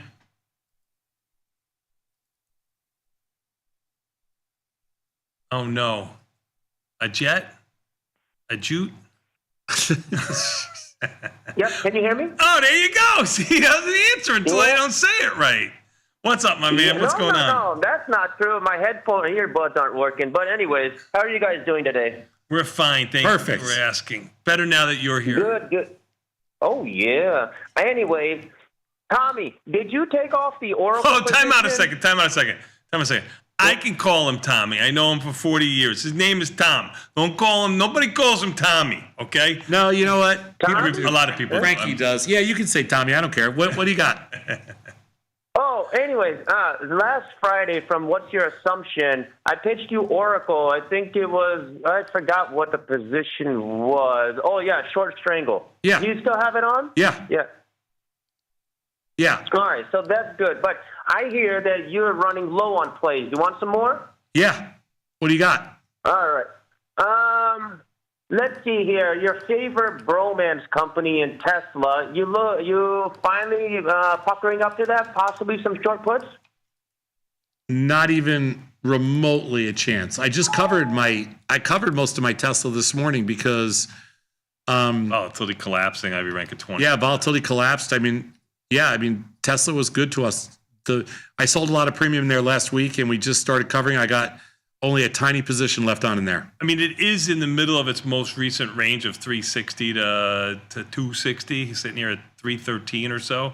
So I could see doing both sides. I don't see just selling puts. But listen, if you've done your analysis or you're bullish on the stock, even though it's up 1.5% today, I have no problem with the trade other than the IV rank is kind of low. Maybe do a vertical spread. Yeah. But I'm actually taking my profits in Tesla right now. So it's been good. Yeah. No, I have a little bit longer term prospects on that. I got a call diagonal on that one, but yeah, nonetheless. No worries. That sounds good. Okay. What else you got? And I like to call diagonal, not for the directional bias, but the setup. You've got August with an IV rank of 70, and you've got July with an IV rank of 69, and you got earnings coming affecting the August expiration. It won't affect it that much because August is a month away from the earnings itself, but it won't hurt you at all. It can only help. So I like the setup there. Yep. I agree with that. Mm-hmm. Here's one of everybody's favorite momentum plays, a core weave, 180-200 short call spread for 718.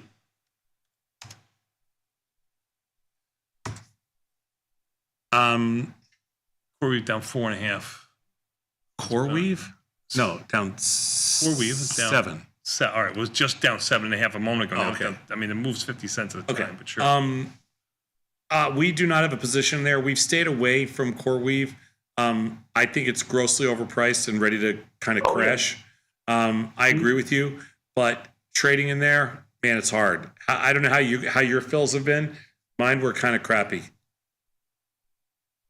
Mine were, I wouldn't disagree with that one at all either. They've been okay. Yeah. I mean, my fills were crappy, and they and there's a lot of there was a lot of assignment risk. Obviously not with an out of the money call spread, but my fills in there were just crappy. That's all. Yep. I don't hate it. All right, one more, my friend. Then I got to get to Orlando, Florida, and Texas. Okay, go ahead. All righty. Adobe short iron condor. I think they have earnings coming up in 2 days, maybe. They do. They do, and I don't have a position on there. What ADBE, what strikes did you do? I did a short iron condor, 340, 360, 480, and 500. So Which did you do, June or the weeklies? I did June. Okay, what strikes?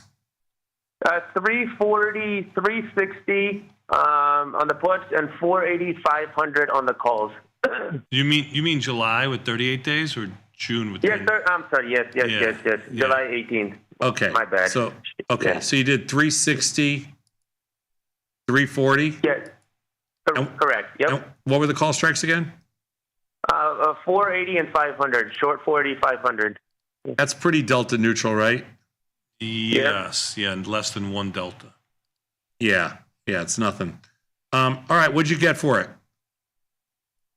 Oh crap! 355 is the mid price. Markets. Yeah, somewhere around there. Mm-hmm. Yeah. 350-ish. Maybe you get 350. Yeah. Maybe 350. All right, Ajit. Yeah. And I'll throw you out a bonus, FDX Iron Condor too. But go on, you guys got to go. Thanks, brother. I filled it. 351. 351. All right, Ajit, you're on the board, dude. Thanks. Thank you, my man. And you were helpful. Appreciate it. Thank you. Gonna go to Orlando. I got Howard. Howard in Orlando. What's up, Howard? Hello. How are you? Great, man. How about you? Hey, Howard. Good. I just signed up and got your Tasty Trade trading platform, and it's pretty sweet. And been able to click on and see you guys live on it. Really nice architecture on the design of it. But also, just wanted to get your input on what do you think of PEP, Pepsi, for like a January 16th option, 140 strike. So you're a little bullish in Pepsi, right? Yeah, it's at the bottom of it's been trading for a long time. It's not going to stay there, I think. Yeah, I mean, Pepsi's one of those stocks that's completely on its butt. So you want to go all the way out to and buy the leap in January of 2026, right? Correct. I mean, you're probably not going to find a time when, this Pepsi vol is really low at 26, and you're not going to find a time when the stock's any cheaper. I mean, if we were going to buy a leap, well, you don't know if you're going to find the stock to be cheap. Right. But it hasn't been any cheaper in the last year. Hasn't been cheaper. So if you were going to go buy a leap, yeah, I'd buy January. And if you're going to buy the 140s, I think that's totally fine. I would probably sell something against it, like a July 145 or a July 150, because it's probably not going to get there. So I would want to reduce the premium by selling, we call that a poor man's covered call. So I'd buy the leap in January of 2026 and then sell this front month call. Hope the stock rallies. Sell July 45 calls against it. Sell July 50 calls. Just get some premium back. Yep. Gotcha. That's great. Great advice. Thank you, gentlemen. You got it, my man. Thank you for calling in. Thank you for holding. I appreciate it. We're going to stay in Florida. I got Mario, or as they say in Chicago, Mario. Mario. Right. What do you say? Mario. You say Mario? Mario. Mario Andretti would have sure been proud. Mario Andretti. No, Mario. Mario, what's up, my man? Hey, Tony, Tom, how are you? Good to hear from you guys. Hey, Mario. Yeah, it's been a challenge all my life. Some people say Mario, other people say Mario. This is the first one I get right. It's spelled with an A. But what do you say? I go with Tony. Tony's got it right. Again. For sure. Again. Hey, listen, guys. I wanted to tap into your brain trust. I know that you guys trade bonds, and the ZB is at it's finally coming off the bottom there. But my question is really about the interest rates. I know that some folks are trying to force the drop of interest rates by the Fed, and so I just want to know, like, I know you guys say that the market actually is the one that gives the direction of interest rates, and the Fed is only following along. So can you just help clarify that? Because if the Fed were to drop rates, would that not encourage the market to also go a little lower on the rates? Well, yeah, I mean, it would encourage the market, but the Fed doesn't. So let's preface this whole discussion, Mario, by saying by saying that, first of all, we agree with you in the sense that we're both bullish on bonds. When we say we're bullish on bonds, that means we expect interest rates to go lower. So, like, for me personally right now, one of my largest positions is being long bonds, which is betting on interest rates going lower. So we're long the 30-year bond, we're long the 10-year notes.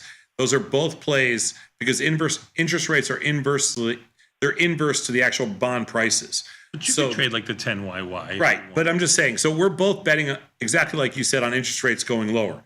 Now, so we're on the same side as you. That said, the Fed has to play within the boundaries of where the market is trading. And right now, the market is at a level which is suggesting that it's going to be very difficult for the Fed to actually lower rates until bond prices rise. So they're in a little bit of a predicament. The Fed can't go into a marketplace that's trading for X and say, we're going to now change it to Y. The Fed can adjust what they want to do, but they don't necessarily move the markets like that. Like, they can't just reset interest rates. Interest rates are set by the marketplace itself. Like, there's a massive marketplace out there that's for interest rates. That's like $50+ trillion of debt out there. And that market sets itself in real time every single tick. If the Fed were to come in and say, you know what, we're going to lower rates here, it's not going to have, like, the market's already set. And so the Fed won't do that. They're not going to upset the marketplace or try to cause confusion or anything like that.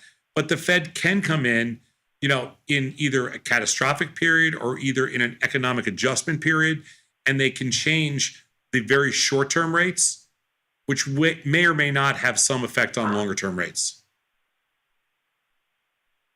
Gotcha. Okay, so then, to try to prod the Fed to move ahead of the market is really not the wisest thing in the world. Well, it's just hard to do. Like, the Fed can change the rate at which they loan money to banks. They can change the overnight rates and basically the Fed funds rate, where everything is loaned on an overnight basis. But the Fed can't move the 10-year, the 5-year, and the 30-year bond. That's the challenge. Right. So they could only affect that super short-term liquidity, like you said, on the overnight. Yeah, but what it does is it sends a message to the rest of the street, and then stocks act accordingly. Things like that. We both think that you're right, though, that in the near future you're going to see lower interest rates and higher bond prices. We're in agreement there. Gotcha. Perfect. All right. Well, thank you very much, guys. I really appreciate everything you guys do. You got it, man. Thank you. You got it. Thanks. We're gonna go to Texas and Tampa. Please hold on. I'm gonna get to you. Texas, Eddie in Texas. What's up, Eddie? Hey, what's up, guys? Yeah, I'll just try to keep it short. So one question. I'm trying to determine whether or not I should actually feel,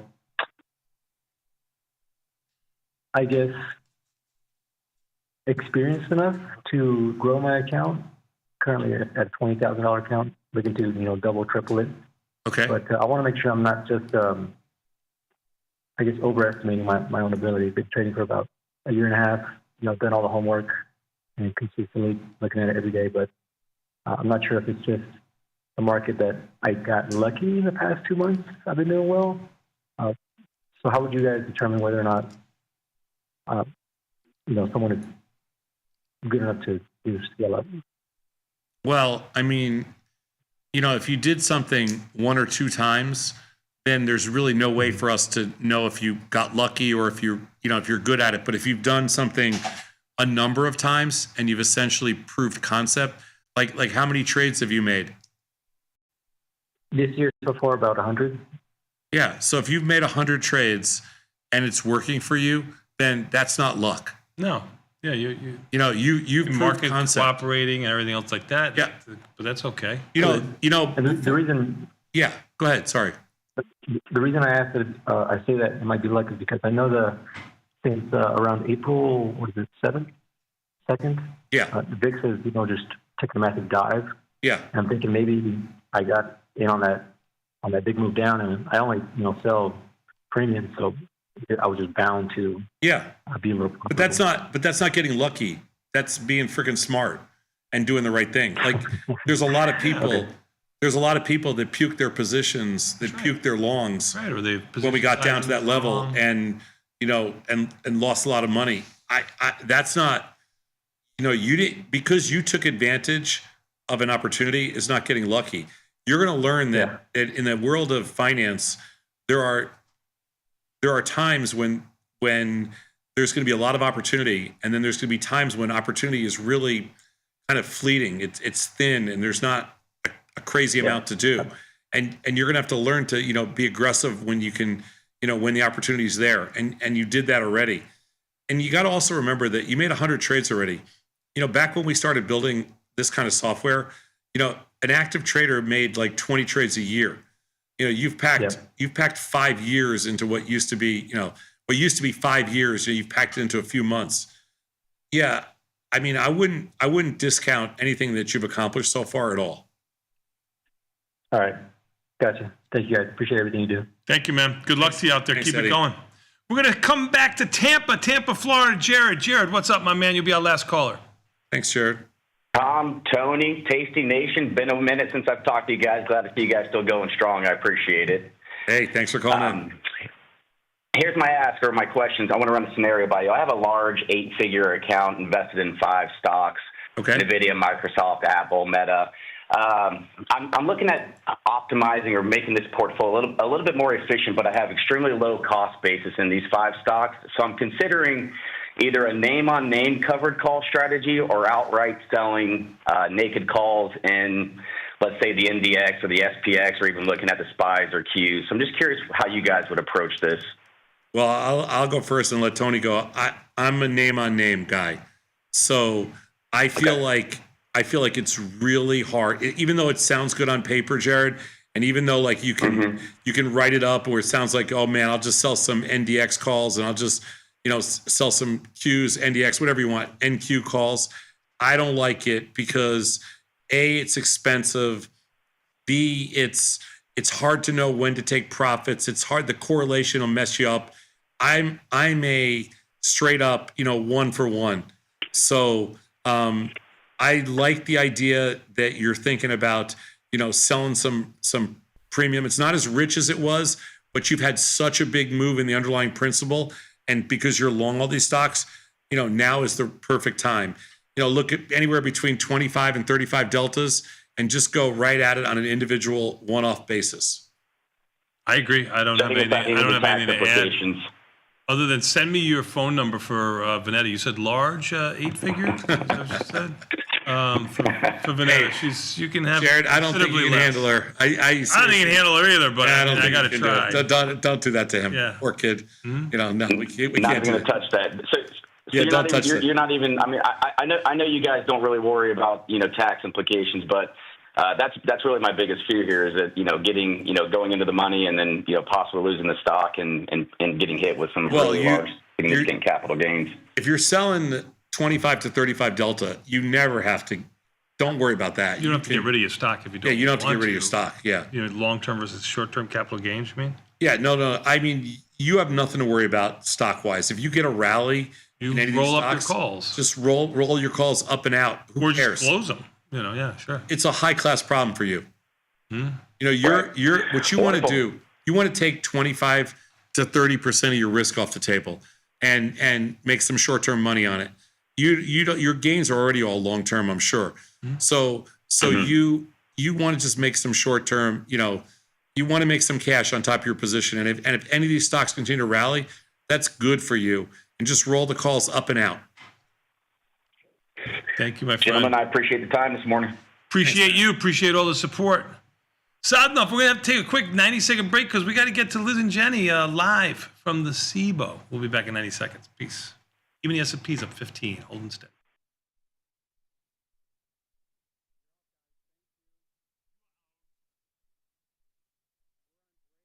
The market doesn't stop. So why should you? Diversify your portfolio with stocks, options, futures, crypto, and more from tastytrade. Focus on the markets that matter to you. See the odds before you trade using curve analysis, IV rank, and more tools. Get industry insights that help you find your next trade right where you need it. tastytrade. Download today. Traders, start your platform. Tom Sosnoff and Tony Batista are hitting the road for their first ever live trading event, At Work by 11. It's unprecedented, unpredictable, and unlike any other financial event. Watch these masters make real trades in real time. Doors open at 8, the action starts at 9, and we'll have you back at work by 11. Sign up today at tastylive.com/events. Got friends? Get $250. We'll give you a bonus for each qualified person you refer to Tasty Trade. So spread the word and earn rewards. Terms and conditions apply. Global markets never sleep. Explore them with Forex, now available on Tasty Trade. Get in on over 80 Forex pairs, 24 hours a day, 5 days a week, with the Forex platform that adapts to your style and speed. FX marks the spot. Trade it on Tasty Trade.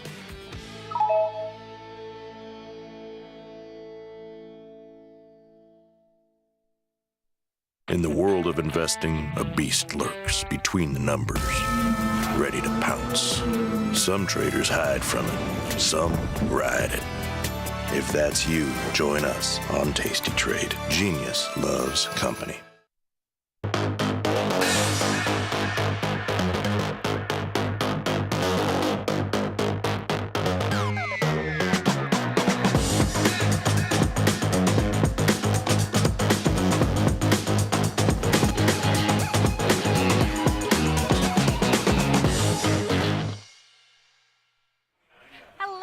And welcome to the Tuesday edition of the Liz and Jenny Show, live from the SIBO. One of my favorite days of the week. This is Jenny Andrews. I'm Liz Deerkin. For those of you who do not know who we are, I figured, those of you just joining us, I'd tell you who we are. You know what, Liz? It's kind of like that commercial with Tom and Tony. If you don't know who we are, I don't know why you're watching this show. What if someone just stumbled upon it and they're like, who are these two fools? I don't know. But we are Explorer traders. We've been doing this show for 15 years. We just trade. That's it. We trade options, futures, soon Forex. Very soon Forex. Very soon Forex. We're waiting for you, Glengarry Glen Ross. You know who you are. I'm going to New York, and we were looking for shows to see in New York, and there actually is a Glengarry Glen Ross show on Broadway. Where do you think you got it from? The movie, the movie with Kevin Spacey. Oh, okay. I thought you were referring to Broadway show that's on. No, I've never seen the Broadway show Glengarry Glen Ross. It looks like movie. It looks like in July. You know what ticket you're going to go to? Glengarry Glen Ross. You got to go. I don't know if Lily's going to want that one, but we'll see. We've got 3 nights of shows. 3 nights of shows. Wait, hold on, Jenny. I want to tell everybody, too, we're going to follow up on a story that we were talking about yesterday. I felt like a newscaster. We're going to follow up on a story that Jenny and I were breaking yesterday. I did talk to 2 floor officials while we were here today. Well, probably anybody could have informed this. There still is an infirmary, Frank the Great. There is still a paramedic on this floor. Well, he's a floor above us, but on this floor area, just in case. So for the SIBO guys who didn't hear us yesterday or didn't watch our show yesterday, we were talking about the old floor. We would frequent the infirmary. I would go there to rest, take a nap, have a sliver taken out of my finger, whatever. Well, and those guys told me I could deliver my baby on the floor. My water did break there. He's like, we could deliver it, but you have to name it Bo. And I was like, that is not happening with you. We'd love the old infirmary. Maybe we should check it out after the show. We're going to go. I'm going to go in there and be like... See if the old fainting couch is in there. Let's see if the same wall of drugs is on the wall. I was informed by your nephew, Frank, that the wall of drugs is there, but there's a lock on it now. Oh, that makes a lot more sense. was a free will. It was a free It was will free in the back 90s. then. You just yeah. opened whatever drawer you wanted and took whatever you wanted. All right, what do we have going on? Spoos up 17. We have slowly been inching up. Yeah, so what, we opened up, 10? Up 10? Up 6, 7, 8, 9, 10. By the time we put on our... At 8:30, we've been in and out of SPX trades twice already today. We have, yes. Not this account, not our account. So Well, we hey, have to... speaking of our account, why don't we hop in and put on the Iron Fly? Let's do it. Okay, Okay, so we got out of yesterday's. we're We in the took it out. platform. I will show you the ones that we're out of. So I'm going to go to SPX, not SPY, Okay. SPX.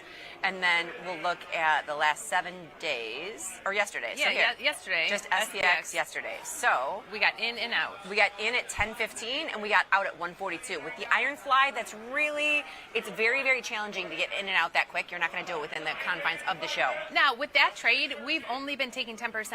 I sent my message. I don't necessarily say emailed. I sent a Teams message to Jacob asking him to please look at this trade and taking 10% and do a study on it. It might not come tomorrow, but I asked him to work on it. That's what I was going to say. It might not be tomorrow, but he's good about it. So Right. it'll be in the pipeline. Right, in the pipeline. And we've gotten a lot of emails of, why are you girls taking 10% out of these trades? Most studies say 25%.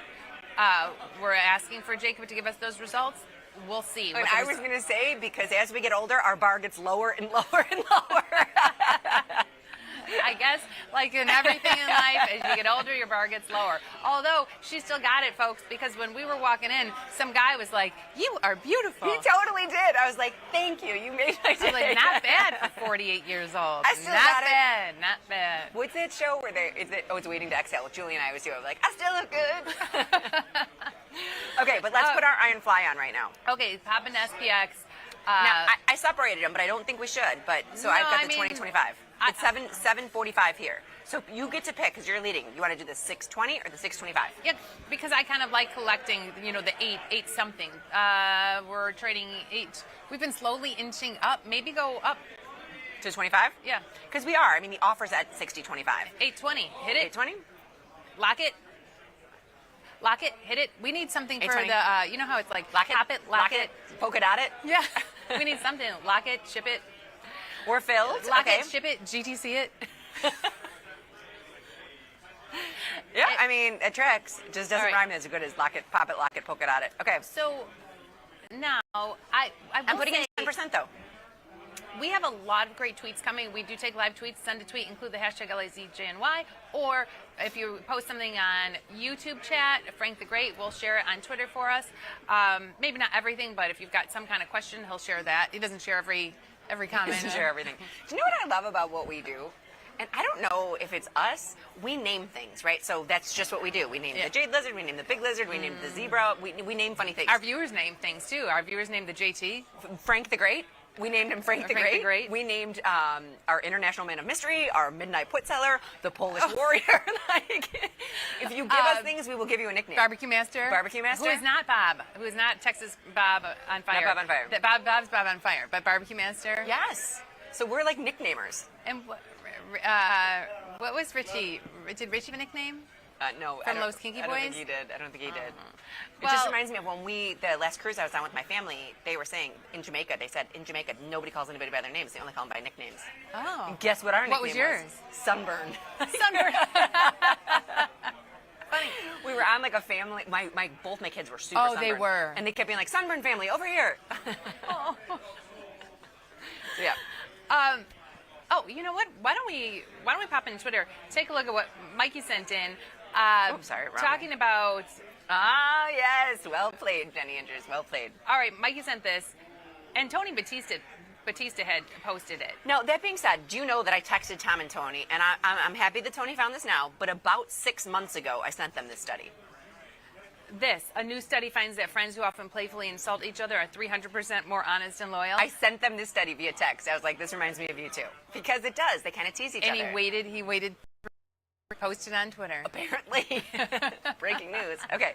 But yeah, so then the Polish Warrior says, absolutely true for guys, the same true for you. And I think you can see that. We tease each other on a daily basis. I know we tease each other, but we are always kind and nice to each other. Nice. Like when I say Liz kicks me under the table, she really doesn't. That's why she keeps me far away. If I could get close enough, I would. We used to have something though, and I can't remember what studio, like a ruler, a stick, something to throw. This is more in the old, not in this location, but in the old location? Previous location. Right. But yes, we did. But we are. I mean, but I think everybody we're teases each other. I think our friend group kind of makes fun of each other a ton too. I guess they do. They do, and it's fun. Like you know you're not. If nobody's making fun of you, you're not their friend. Coming from the trading floor, there are two things you need to survive on the trading floor: thick skin, short memory. That's true. And ability to laugh at yourself, and ability to be made fun of. And right? what I would like to display that we were given today. There we go. Oh wait. Oh yeah, that camera. Put yours up on your camera. We've got these pictures from our guest. So someone printed these out. There are many of them floating around the floor, and this was from when we had our guest on, Alo, and Doug. Now these are floating around the floor. You know, I don't want to say they're making fun of 100%. They're making fun of us and Doug. I don't think it was, wow, these guys are so amazing. I'm going to take this. I know, and then they made us sign these, and you're right, 100%. And we will gladly sign. We love it. I mean, honestly, if you're not being teased, then you're not one of the teams. I will sign anything except money. Oh, she's signed a lot of money already. One day they gave us, I don't know, a stack of how many bills and asked us to sign it. And I was like, it's illegal to deface currency. I will not sign this money. But she did. You signed all of them. I still have them. I like that she's trying to play innocent on camera. It was against her will, but she signed all the documents. All right. No, but do you remember when we had the fake documents? So when we used to go on tour, we would bring things with us. One was actual signed money.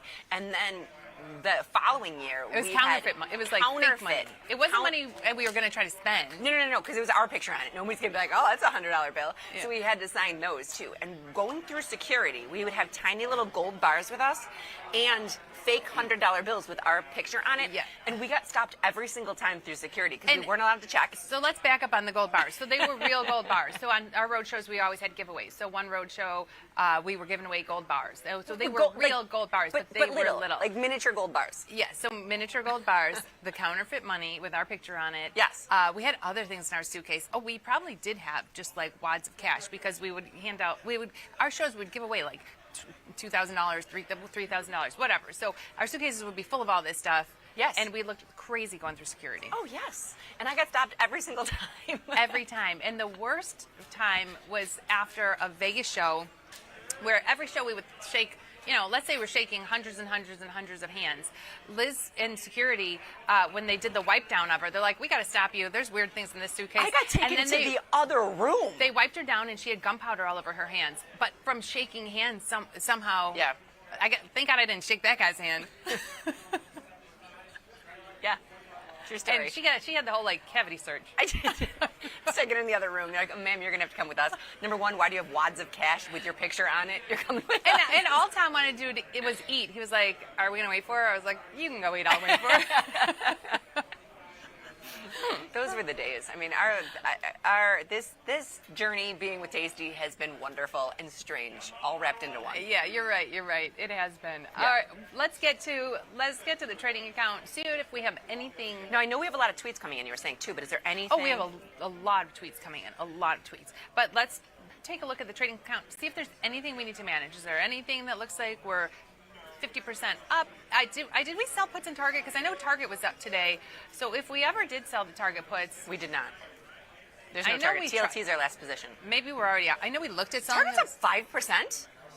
Yeah. Why? Target. I don't know, but it's been so. Target has been. You know how I said yesterday, like the dogs are finally having their day. Target has been down at the bottom of its range. I don't know why it's up, but it is. And we looked at selling puts in there. We had a tweet come in about selling puts, and I said, yeah, locked and loaded Target puts. And I don't know if we're already out of them, or if we just didn't do it because we didn't have a lot of buying power. Yeah, I don't know. I'm trying to look at the news in Target. There isn't really anything except Hailey Bieber sells makeup to Roan Elf Beauty for a $1 billion deal, but that isn't. I don't know. Target finally catching a bid. If you look at the chart, though, Target has been at the bottom of its range, and now finally getting a boost. I mean, it's right back to where it was April 1st. Yeah. March 31st. It's not April Fool's Day yet. But anyway, this was last week on the show. We had viewers selling puts in Target. We looked at selling puts in Target. Anyone who sold puts in Target probably can get out today. Oh, up 5% move? For sure you can. Is there anything else that we can get out of? Oh, I wanted to show you this too. Sure. We don't have to do it. We can do it. We don't have to do it. It was up a little bit more earlier. These are IWM triple Qs. And I just looked at this because I know it's not going to be that easy to bring to our attention.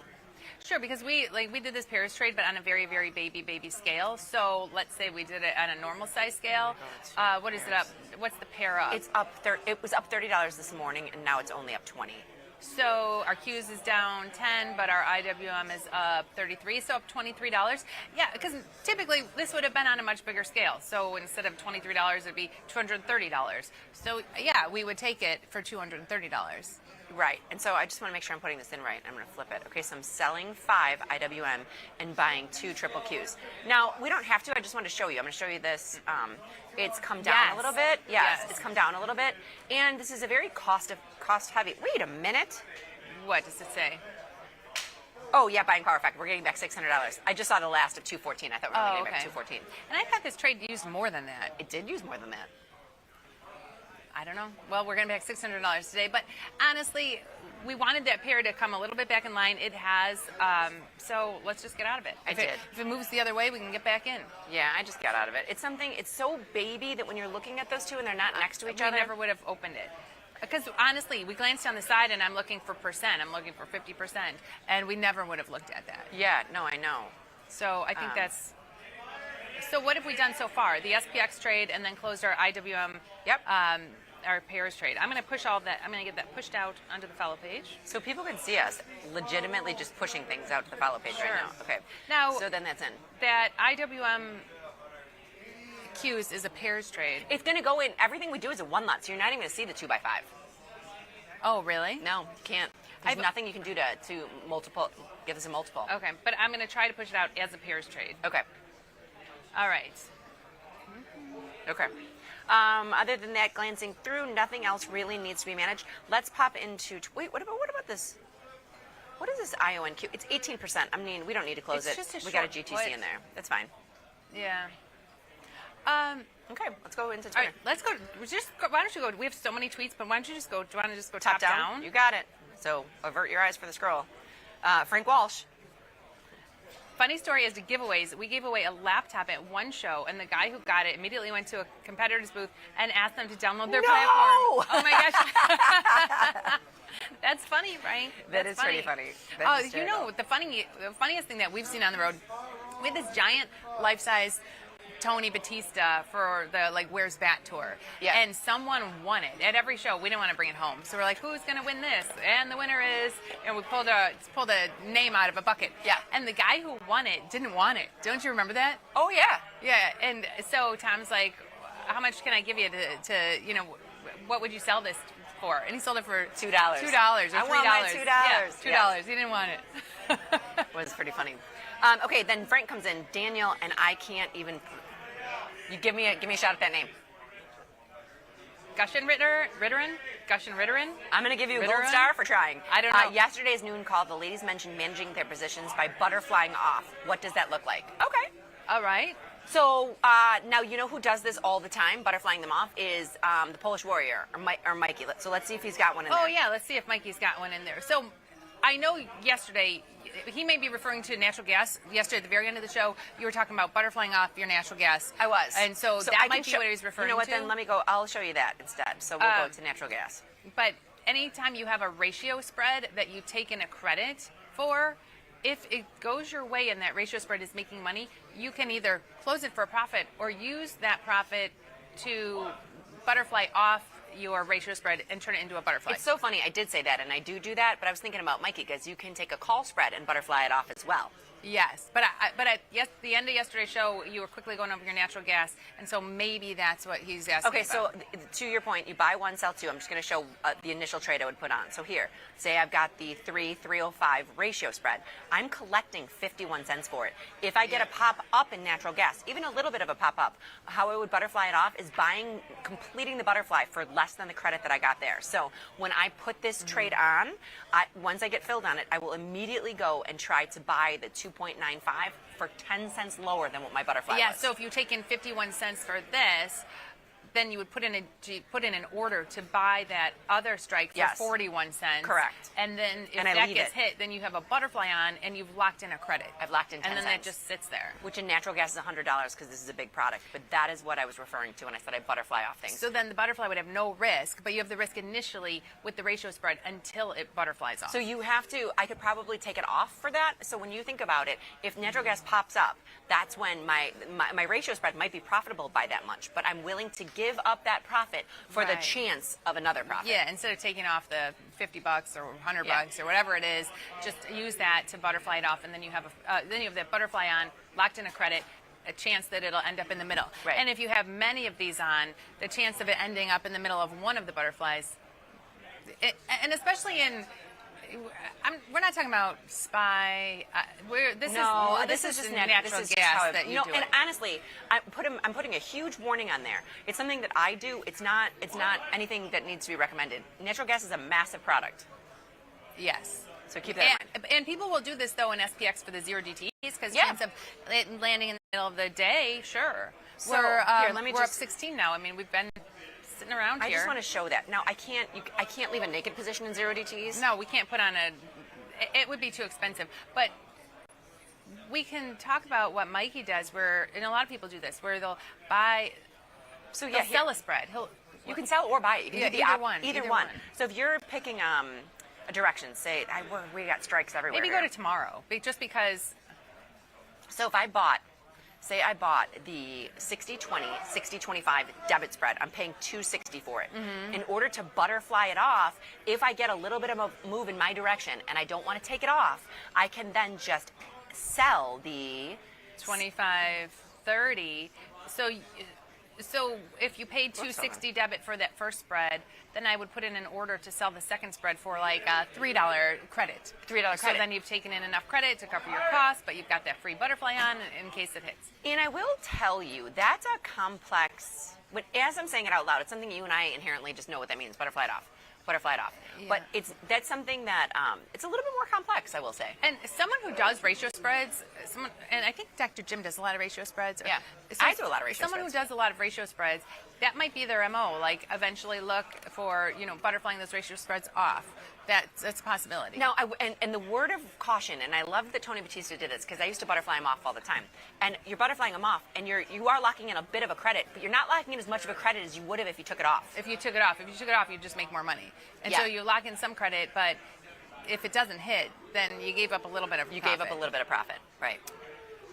So. There are people who like that. Now, there is also, you have to be careful, because if you have a bunch of butterflies and they all end up in the money and you let them go through expiration, then you're paying exercise assignment, exercise assignment, exercise assignment. That's why I kind of like, and I do, well, you still pay exercise assignment. That's why I kind of like the cash settled, like natural gas, I just let it go. But you're still paying exercise assignment. Like if you've got a bunch of them that are in the money, yeah, that like a $5 white butterfly is worth $5, you're not making extra on that, but you're paying exercise assignment, exercise. Yeah, and that's why I put them on.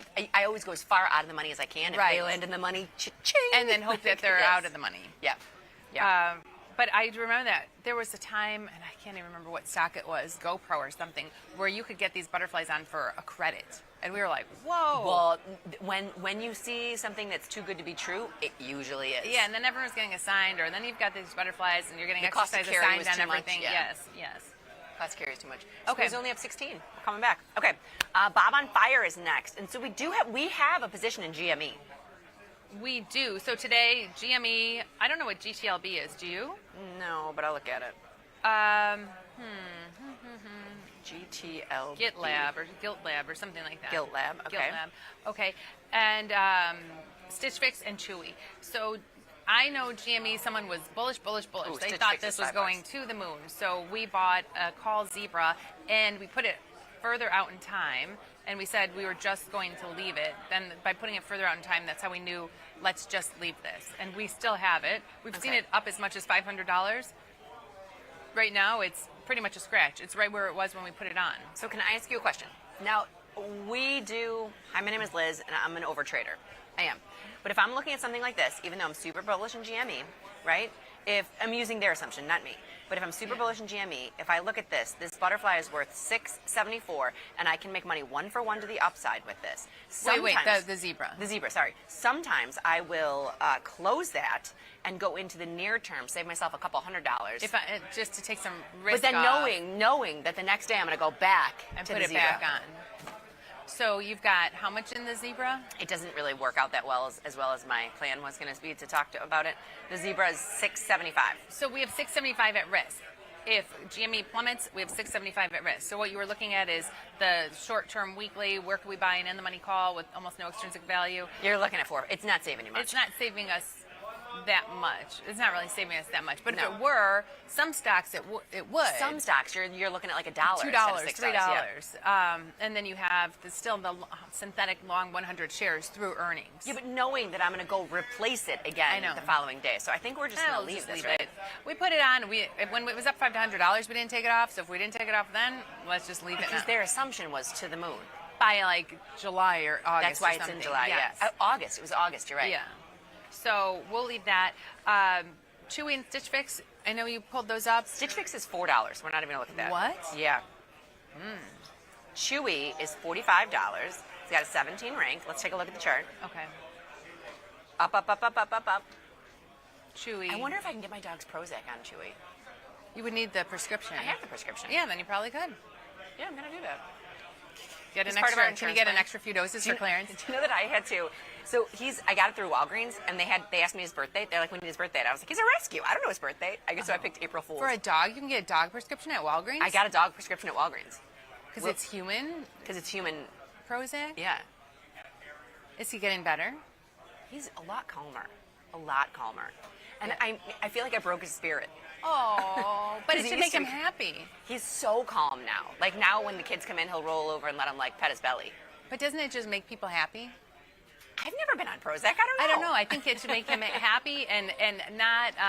I'm gonna. He's a lot calmer. Like that I will tell you. It's an anti-anxiety drug, so I don't know if it Okay. makes you happy. I don't It just know. takes the anxiousness away. But so. Clarence could use some. Yeah, he could use We some, could and they're split about the same size. We could split the pills in half. You probably order it on Chewy. I'm not sure, but it's. I mean, I didn't just decide to give him this. The vet decided to put him on it. Yeah, Will Ferrell. You know, he's a tough guy. He's an alpha dog. Like he tries to be very aggressive with any males. Yeah, he's protective of his home. Yes. Protective of his home, and it's tough when you have 40 teenagers in your house. Every day. Yeah. So. Yes.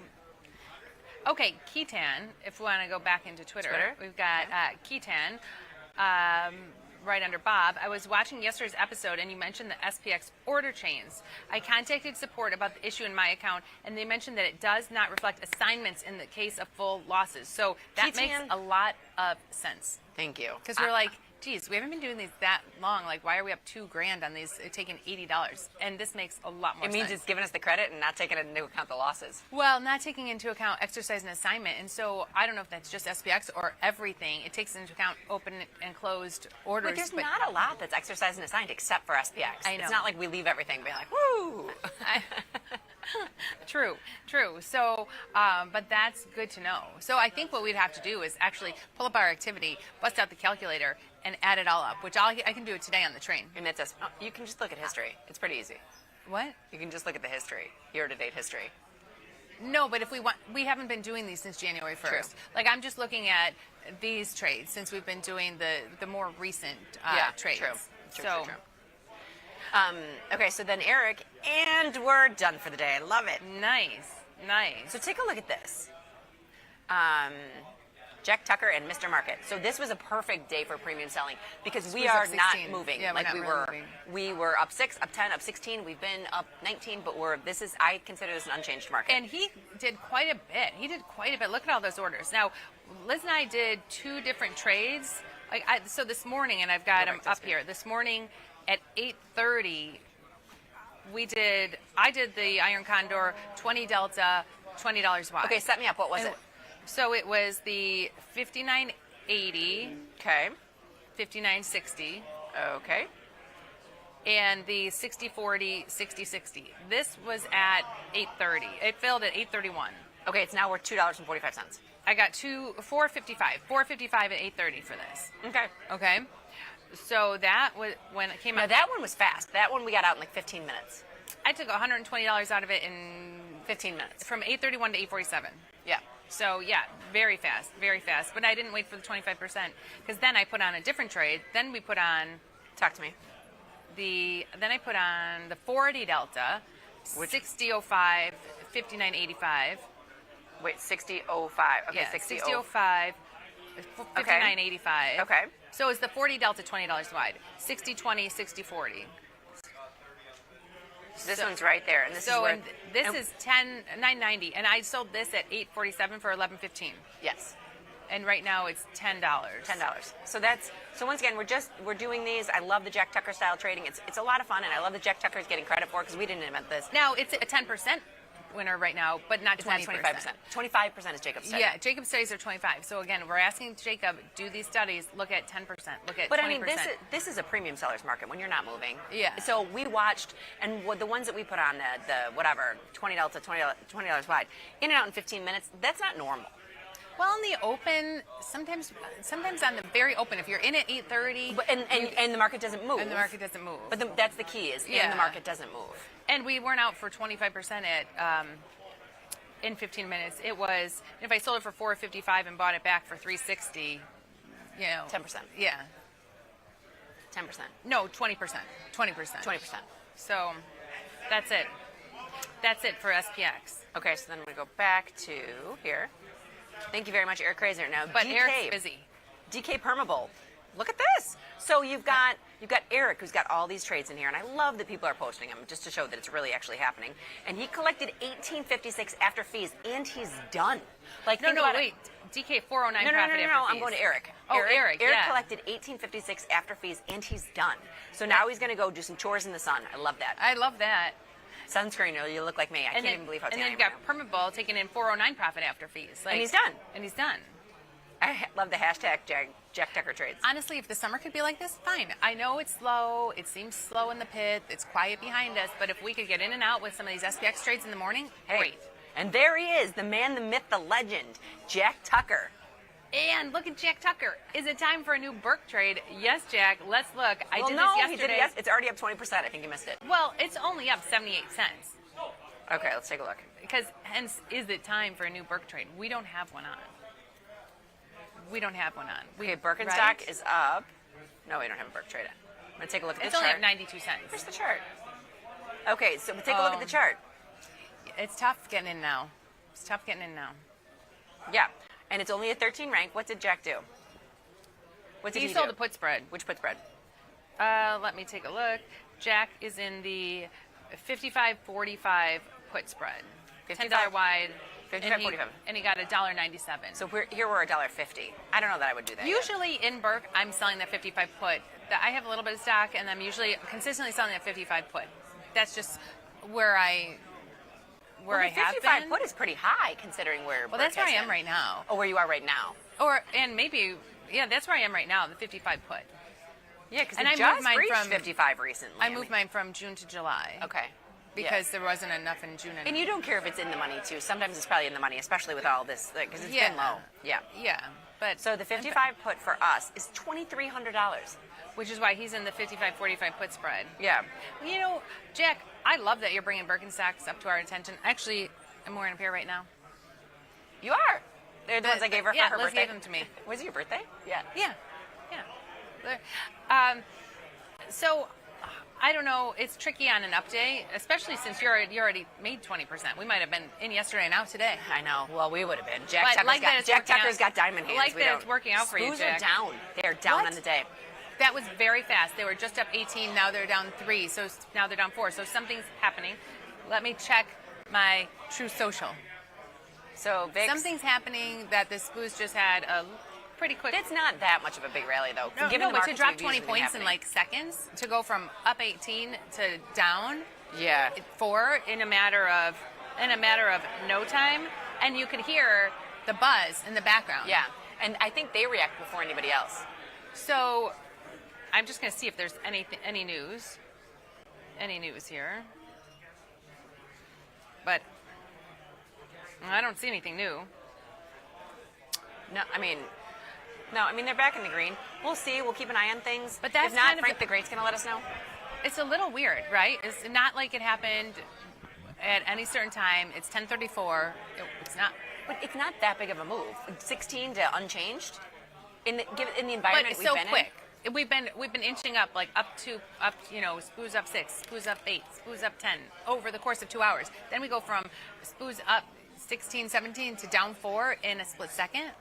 Yeah, I still don't. And given the environment we're in with VIX over, the VIX is 17 something.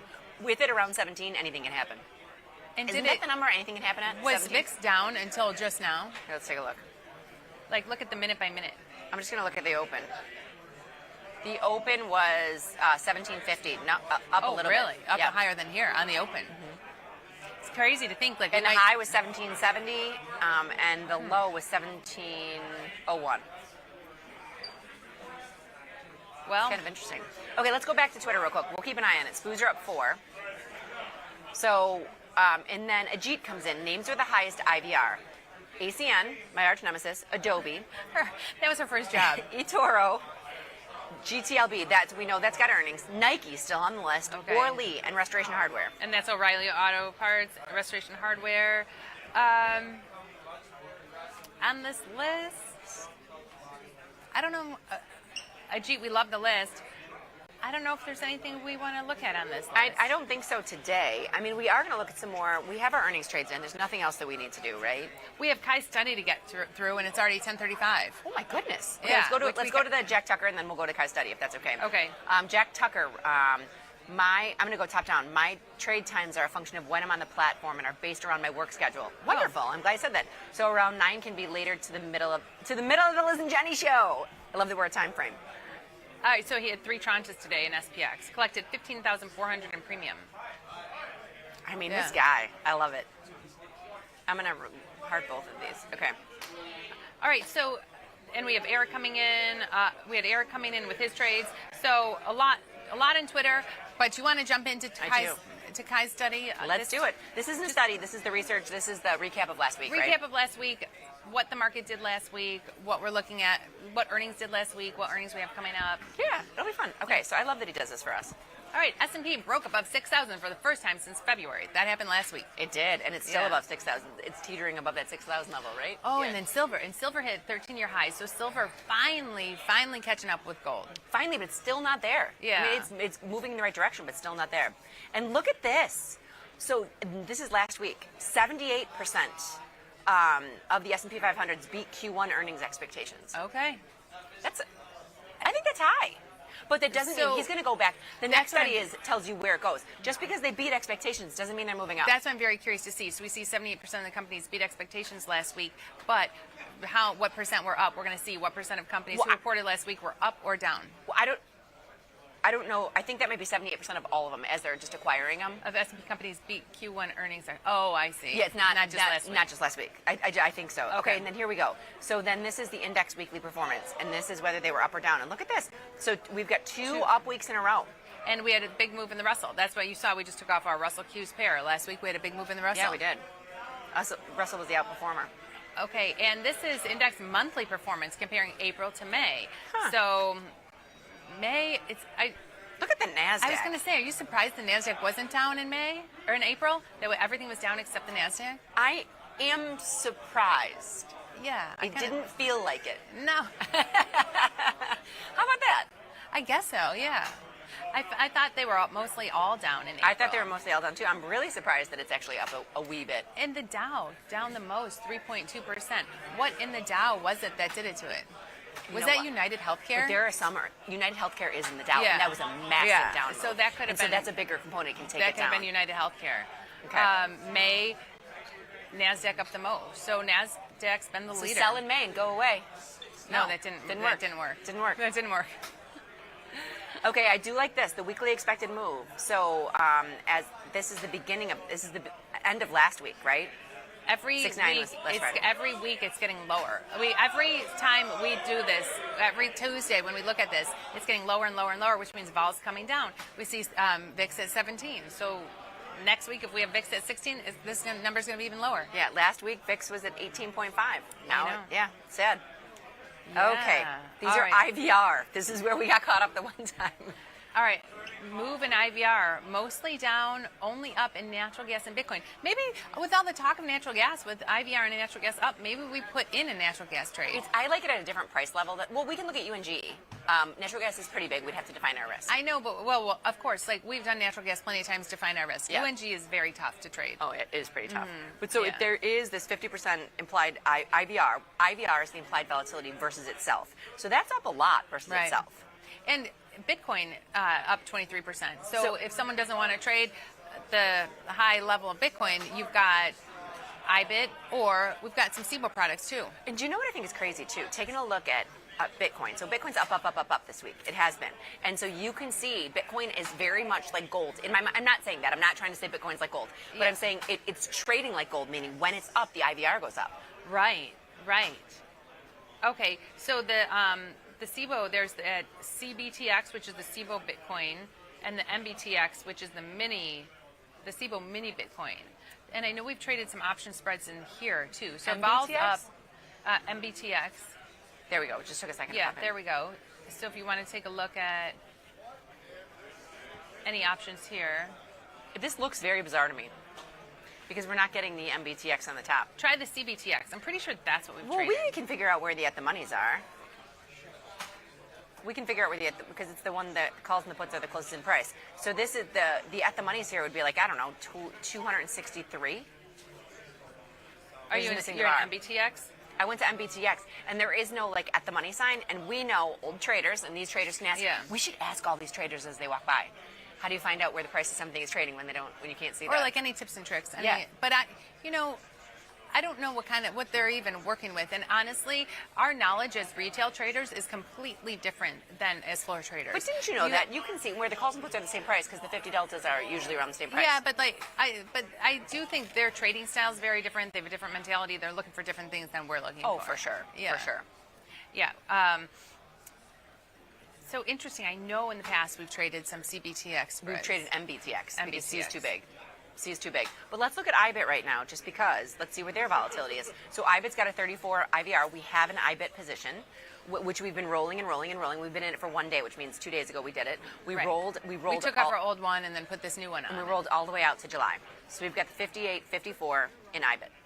Great. So we've got that in, which is good. So that's these options are nice in crypto that we have the options now that you can trade the options around your crypto. They are nice. I mean, don't get me wrong. If you have some Bitcoin, selling IBIT against it would be a lot of... Well, we talked about it with Data one day, and I don't know if you were here, if he was a guest, and we talked about, how many IBIT calls should you sell against your crypto stock, or how many... and he just said, look at notional value, right? So if the notional value of one IBIT coin is $6,000, so one IBIT call would have the notional value of $6,000.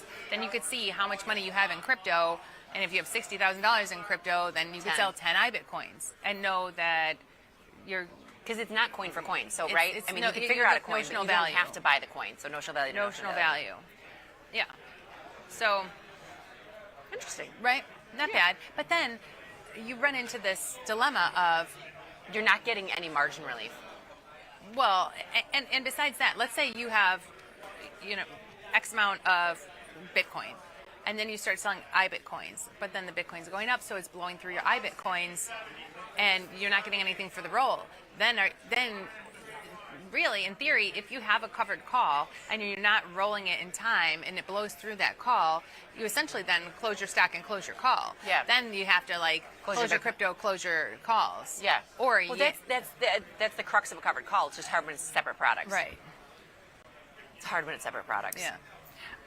So it's not bad. It's a good idea, but it's not a perfect scenario. It's not number bad. one, there is no margin relief on it. And when I was going through my winners and losers of the year, top P&Ls, positive and negative on the year, and IBIT's at the top of my list. Yeah. And I mostly just sell puts in there. It's weird because Bitcoin's at the top of mine, and I'm just an long. investor. But it's moved a lot. I'm telling you, Ryan Grace has gotten into my head. He is seeped in. On the crypto show with him, on the last card he pulled up on where Bitcoin and Ethereum could possibly go. I hope so. I don't know. I mean, it's not coming to fruition yet, but I mean, where is Bitcoin right now? Well, Ethereum had a little bounce today. Ethereum was up to 2,700, which that's it's moving. It's moving in the right direction. Yeah, so 109. In my mind, the level that it needs to, I don't know why. Please, this is just me being an investor. If it can keep above 110, which it could never keep above 110. If it can keep above 110 for a week, I think it's going to the moon. Maybe we'll have a new range then, a new crypto range. I think that's the floor. Just kidding. I have no idea. Whatever we say is not a trade recommendation. Nothing we say is a trade recommendation. Okay, I'm going to go back into our study. And we'll go to the next slide because we've got 6 more to go. Okay, so S&P 500 hit 6,000, 2.4% from peak. So rallied 20% from the bottom in April and in 59 days, recovered 78% of the total decline. Now we are, so I will tell you. We're even higher now because we were up, we've been up the last 2 days. It threw me off when they would say, no, we are up higher, but it threw me off when they would say we're up year to date. We are because they're looking at the January 1st. We were up higher than that in February. So that's what I'm going to say. So it just would throw me off when I'd hear a news station say we're higher than we were, like we're up year to date. But in February we were higher. In February, correct. Right. That's all I want to say. It's totally fine, and I know that's how it's reported. But I knew the top. I knew when the top was. They're not saying peak to trough. They're saying year to date. Year to date. So since January 1st, but we're still not as high as we were on February 19th. We're not at all-time highs. We hit that all-time high on February 19th so, of about 613 in SPY. Again, the number is different depending on if you're looking at SPY, SPX. Yes, yeah, they're all a little bit different. But I wanted just to be clear because we are up year to date, but not peak to trough. Yeah. They recovered 78 of the total decline. Yeah, because on December 31st, we closed at 586. Yes, and we're above that now. Right. Okay. So then silver hits 13-year high. Let's take a look at silver. Jump back in the platform and let's take a look at silver. So silver futures are very big. I'm going to look at SLV. I was going to say, I don't care if you look at SLV. At SLV, you see the move. You see we're finally making that jump. We're finally jumping up to new highs in silver, which we've watched gold do for, so long. Oh, yeah, we did. Now we see silver trying to play catch up. Will it keep going? I don't know. I don't know either. The gold-silver ratio is coming back in, though. Yeah. So that I will tell you. So gold has been meandering around this range. It's down again today, but it's keeping it above the 300 level. Do you believe that gold is keeping those lanes up? I believe it was right here when Scott was yelling at me. Oh, yeah, go back. Yeah, go back to like... No, it was in the beginning. It was this year. Yeah, maybe here. He's like, you're really a gold bull. I was like, I am. But I'm a gold bull by accident. Well, because... I think, so growing up, your dad always wanted to just have some gold. And when I say gold, if you want to talk about best performing, you look at this and be like, you should be killing it. It's so small. It's just a small gold bull. I'm a baby gold bull. But then also Tony from Mexico, I think, is someone else who had acquired quite a bit. Yeah, and you had him on there. So your dad, along with Tony from Mexico. Yes. Different age ranges, but yes. But yeah, Tony was like, if you have $10 and you invest, and that's what his mantra was. Oh, like every week, just put a little in. Yeah, no, he said if you have $10 and like each month, if you're going to do it, you take and you do $2 in crypto, $2 in gold, $3 in SPX, in bonds or something like that, it was and then the rest in the S&P. I always wonder, would we rather just be trading, right, or be I don't know what happened back there, but something. That was definitely not a trade. Either somebody's on TV or somebody dropped something. Someone dropped something. Someone dropped something. So the question is, do you want to just be a trader, or do you want to be an accumulator, or a mix of both? I'm a mix of both. I'm a healthy mix of both, and I have accounts to show for all of them. And I am probably like 80% trader, 20% accumulator. I have an accumulation account, and I have a trading account, and then I have an IRA, and then I've got another margin account. So I've got a lot of them. A mix, which I think that's good. You know? Yeah. But then you look at the youngsters starting out. Are they better off? I think a mix of both. We can't say better off. We don't know if they're better off or not better off. Yeah, that's but true. I do think the youngsters that I know are moonshots. Oh, yeah, they're zinging futures. They're zinging futures. The youngsters I know are taking shots. And I was like, hey, shoot your shot while you have no money, right? Right. You've got less to lose. Less to lose. It's always better when you're trying shoot something your shot new when you have and no less money. to lose. Okay, so I want to make sure we get through these because it's 48. Okay. Number 8, largest movers over the past week, S&P 500. These look like they're all earnings, right? Dollar General, First Solar, Micron. Lulu was down the I don't biggest. think Micron was earnings. Let's Let's take a look at Micron. Yeah. MU. And who is this? Jack JT? Jack JT. They're finally coming back. Micron up to 113. That's pretty darn good. That is pretty good. Yeah.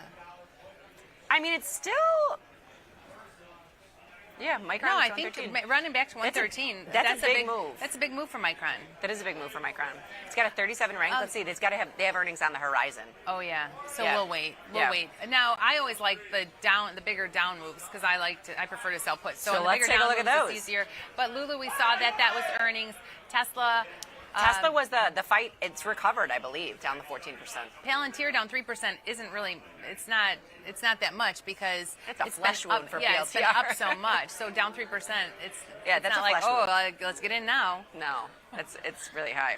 But okay, so I'm going to go to all these. Then we're going to come back to some of these lower ones because these were the earnings from yesterday. The Lulu is the one that really took most down. Yeah, that's painful. Down 20%. Yeah. And so, are you surprised? I am surprised that Target's up as much as it is because you're seeing the Dollar General, the Dollar Tree, all those up a lot because those are like the discount stores. But Target's already been beaten down so much. It's already lost so much of its value. That is true. So then it's got nowhere else to go. Right. Like, how much lower is it going to go? And it could keep going lower, but it's already lost so much. I'm going there today to support them. So excellent. Excellent. All right, let's see what we've got coming. Oh, okay. So here we have. Oh, yeah. Remember, it was 78%, but this is that was all of it. So 78%.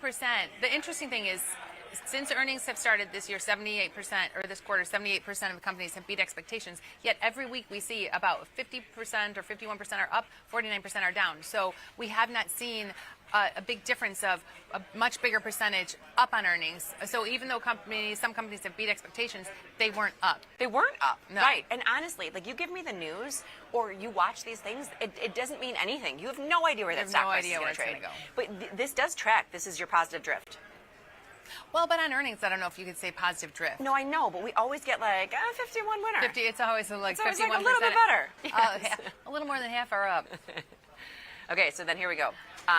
And then, okay, 78% of this is the last slide. Okay. 78% of the 500 companies beat earnings this quarter, okay? But only a small number of companies provided guidance for the next quarter. And that's what I think going to be the interesting earnings cycle, next earnings cycle, because,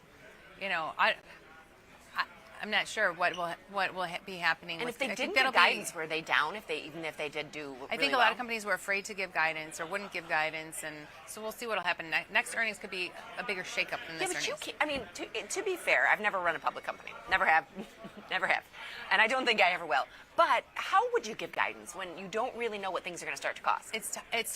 It's tough. Yeah. And so. My husband's working for a company where they've been dealing with the tariffs, and they're trying to, a lot of these companies are putting clauses in. Well, we just got this quote on a pretty big project for our condo complex where we're doing the entire sprinkler system, like all new sprinkler heads, 144 sprinkler heads, new sprinkler system, and the quote said, it's this price unless we have to pay a tariff, then you're going to pay the tariff. So that was in the contract. So basically like blindly signing, okay, we'll pay this price, but it could be or this price. And I'm going to sign it. And it could be really high. Yeah. Right. Right. So I think that's why there's the fear of we don't know what Right. I agree. You can't really say. I thought they're going to give you a range about this big, and it's always going to go. So tonight's the meeting on are we going to sign off on this sprinkler project? You have to. Well, I don't know. Let's got to move on. I don't think I would sign a contract that said it's this price or whatever price we're going to tell you it's going to be. No, but you'll know the tariffs, won't you? Or are they just going to be like, hey, just hit us with this? I don't know. I think I have a hard time signing a contract that's like, it's this or whatever extra we're going to charge you for the tariffs. That's true. I get it. I'm not in a rush to replace the sprinklers. I'd rather do it in the off season. What is the off season? Oh, you mean like winter? At the condo complex, okay. Yeah. What's the off season? The off season of the tariff. Jenny, that's what I thought you were saying of the tariffs. No, I was like, what do you mean? Okay, Jenny, Spoo's back up 16. Yeah. Let's take a look at where the VIX is. Spoo's back up 16. And VIX, now VIX is down 17. It's teetering. I think we're gonna. Ooh, we hit the 16 handle. Summer doldrums. If the summer doldrums hit, we adjust, we change our trading strategy, and we Jack Tucker the hell out of it. It's going to be a problem, though, if we get like VIX 11 to 11, 12. Because then, you know, in the morning, you're not getting anything. You're not getting anything for You're the not spreads. getting You're not anything that you're used to getting. Your spreads are so tight. The 20 delta is so tight. The 40 delta, you're just doing the iron fly. 40 delta, you got the iron fly on. You got the iron fly on. I mean, it's going to be tough. Then we're going to have to change to something else. Like a butterfly, we say this all the time. Butterfly and a calendar are very similar. So you could put, why don't you price out an SPX 1 day, 2 day calendar? They're expensive As right now. vol comes in, those are going to get cheaper and cheaper, right? Hold on, let me look at our SPX trade real quick because it looks like we're down a little bit on it, but it's right there. Because if you did just look I'm at gonna do the the 620. 60-20. Yeah, Because 60-20 puts. Today, tomorrow. 13.65. But if we sit right here, like today's will decay and tomorrow's won't really. Like these are another thing you could put on in the morning and take off a little bit later. So butterflies and calendars have a relationship. Yeah. And if you're risking, like if you're doing, we have the iron fly right now, but if you're doing that $20 wide, we risked $1,400. That's the same price. Right. There is really no gaming of the system. One works, the other will work. Right, they'll both work. Yeah. But if we get super, super, super low vol, maybe those calendars. I still think you're just going to see they'll be priced around the same. Let's keep an eye on that. Yeah. Because the risk in one versus the other. Mm-hmm. Well, you Because got to if say you're the doing a $20 wide, you got to say the $20 wide. So like today, the $20 wide, I collected $450 and my risk was $1,550. You weren't at the iron fly. No. But if you're looking at that, I think you got to compare iron fly to calendar. That's an apples to apples situation. Then you got to make the iron fly wider. $20 to have the same risk of the calendar. Yeah. Yeah. And they'll pay out about the same, I would think. Yeah. Which low price product did you want to look at today? Oh, I don't know. Weren't we looking at the ones that dropped? dropped? Let's just. that dropped. Oh, let's just go back to. I'll go back to Twitter and what was top on- down. Yeah, let's make sure we get to everybody. Oh, look at this. Gloria B. Thank you. Liz, get your dog's prescription at Walgreens, but go online to GoodRx or put the app on your phone. Look up Prozac and Dose, and you can get it really cheap. Oh, thank you. From a senior dog owner. Yeah, that's great. Great advice from Gloria B. That is amazing. Thank you very much. Yeah, we're just about out of time. And then new tagline, Liz and Jenny, like Prozac for traders. That's pretty funny. So let's look at our SPX trade because Boozer up 16. When we put this on, I was like, it's gone. No, I'm not in my show account. So here, you can take a look at it. When we put it on Spoos were almost exactly where they were when we put it on. I want to say the loss in our account is from something else. No, that's from the upside broken butterfly. Yeah, so we it's put trading it on for 810. It's trading 810. We put it on for 820. So it's exactly where it was when we put it on. And have you gotten everything pushed out? Yep. So we only have 3 things. We've got the SPX, the IWM, and triple Qs. And That's it. You did both of those. And these shows go by fast at the SIBO. And then, so here we have the order in, but we chose, remember I was like, do you want to split it or do you want to go up a little bit? We chose the just up one. Because we had been slowly creeping up and we thought, oh, well, maybe just leave that. So far, we've had luck getting out of it. And we'll keep an eye on it. When it closes in the afternoon, when the GTC hits, we don't push that out on the follow page. No, we don't. But that's okay. So, but we're putting in a GTC for just 10%. We'll see. I'm very curious to see what Jacob's going to come back with tomorrow. It might not be tomorrow. But it might be. You never know. You never know. He makes these in the middle of the night. At 2 a.m., 2 a.m. to like tomorrow, 2 a.m. tomorrow morning, we're going to get Jacob's Remind me to put my team's message off because I woke up in the middle of the night. What's the emergency? It's our SPX study. It was an emergency. All right. That's it, Liz. Time's up. Thank you, everybody, for tuning in today. Everybody remember to trade small, trade often. Laugh with us, learn with us, and watch the Liz and Jenny Show. We will see you tomorrow, everybody.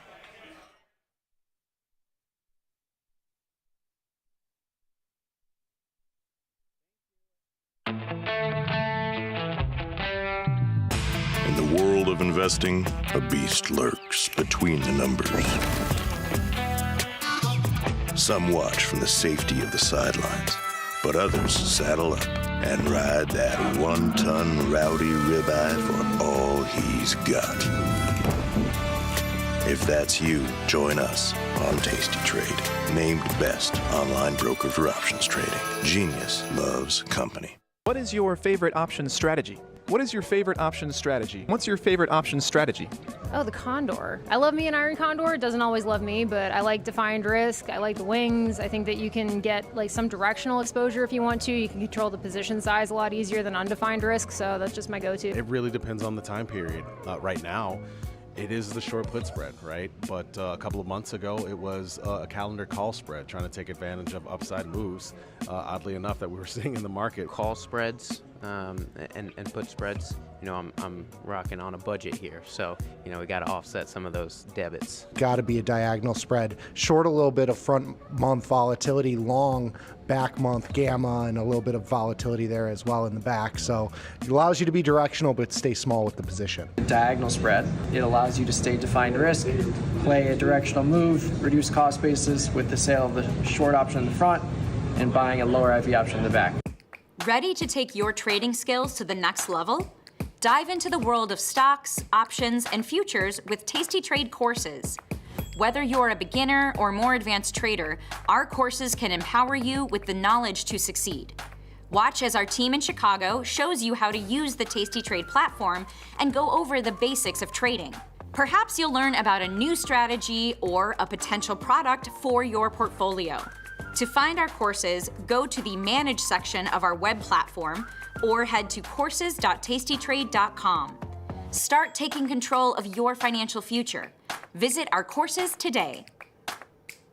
You can get up to $4,000 when you open and fund a new account with Tasty Trade. That's 4,000 buckaroos, 4,000 bills, or clams, 4,000 in dough or cheddar, not the cheesy kind. 4 large, 4K, 4 grand, which is no small thing. Open and fund a new Tasty Trade account and get on the platform for traders who just want to trade. And did we mention a bonus of up to 4,000 smackaroos? Tasty Trade. Make your move. It feels good to get smart. Get even smarter with the ultimate how-to guide. Learn 31 different option strategies, cover calls, iron condors, jade lizards. Become a trading mastermind. Get the guide at tastylive.com/guide. Tasty Live's godfather of options, Tom Sosnoff, is grabbing his passport and taking this show international. He'll be joined by IG's Rich McDonald in London and Milan, along with special guests at each stop for an evening of live trading. It's fun, challenging, and moves as fast as the market. Doors open at 5, with trading starting at 6. Come early and have a pint or glass of vino with the boys. It's totally free, but space is limited. Register at tastylive.com/events. Options just got molto interessante. Got friends? Get $250. We'll give you a bonus for each qualified person you refer to Tasty Trade. So spread the word and earn rewards. Terms and conditions apply.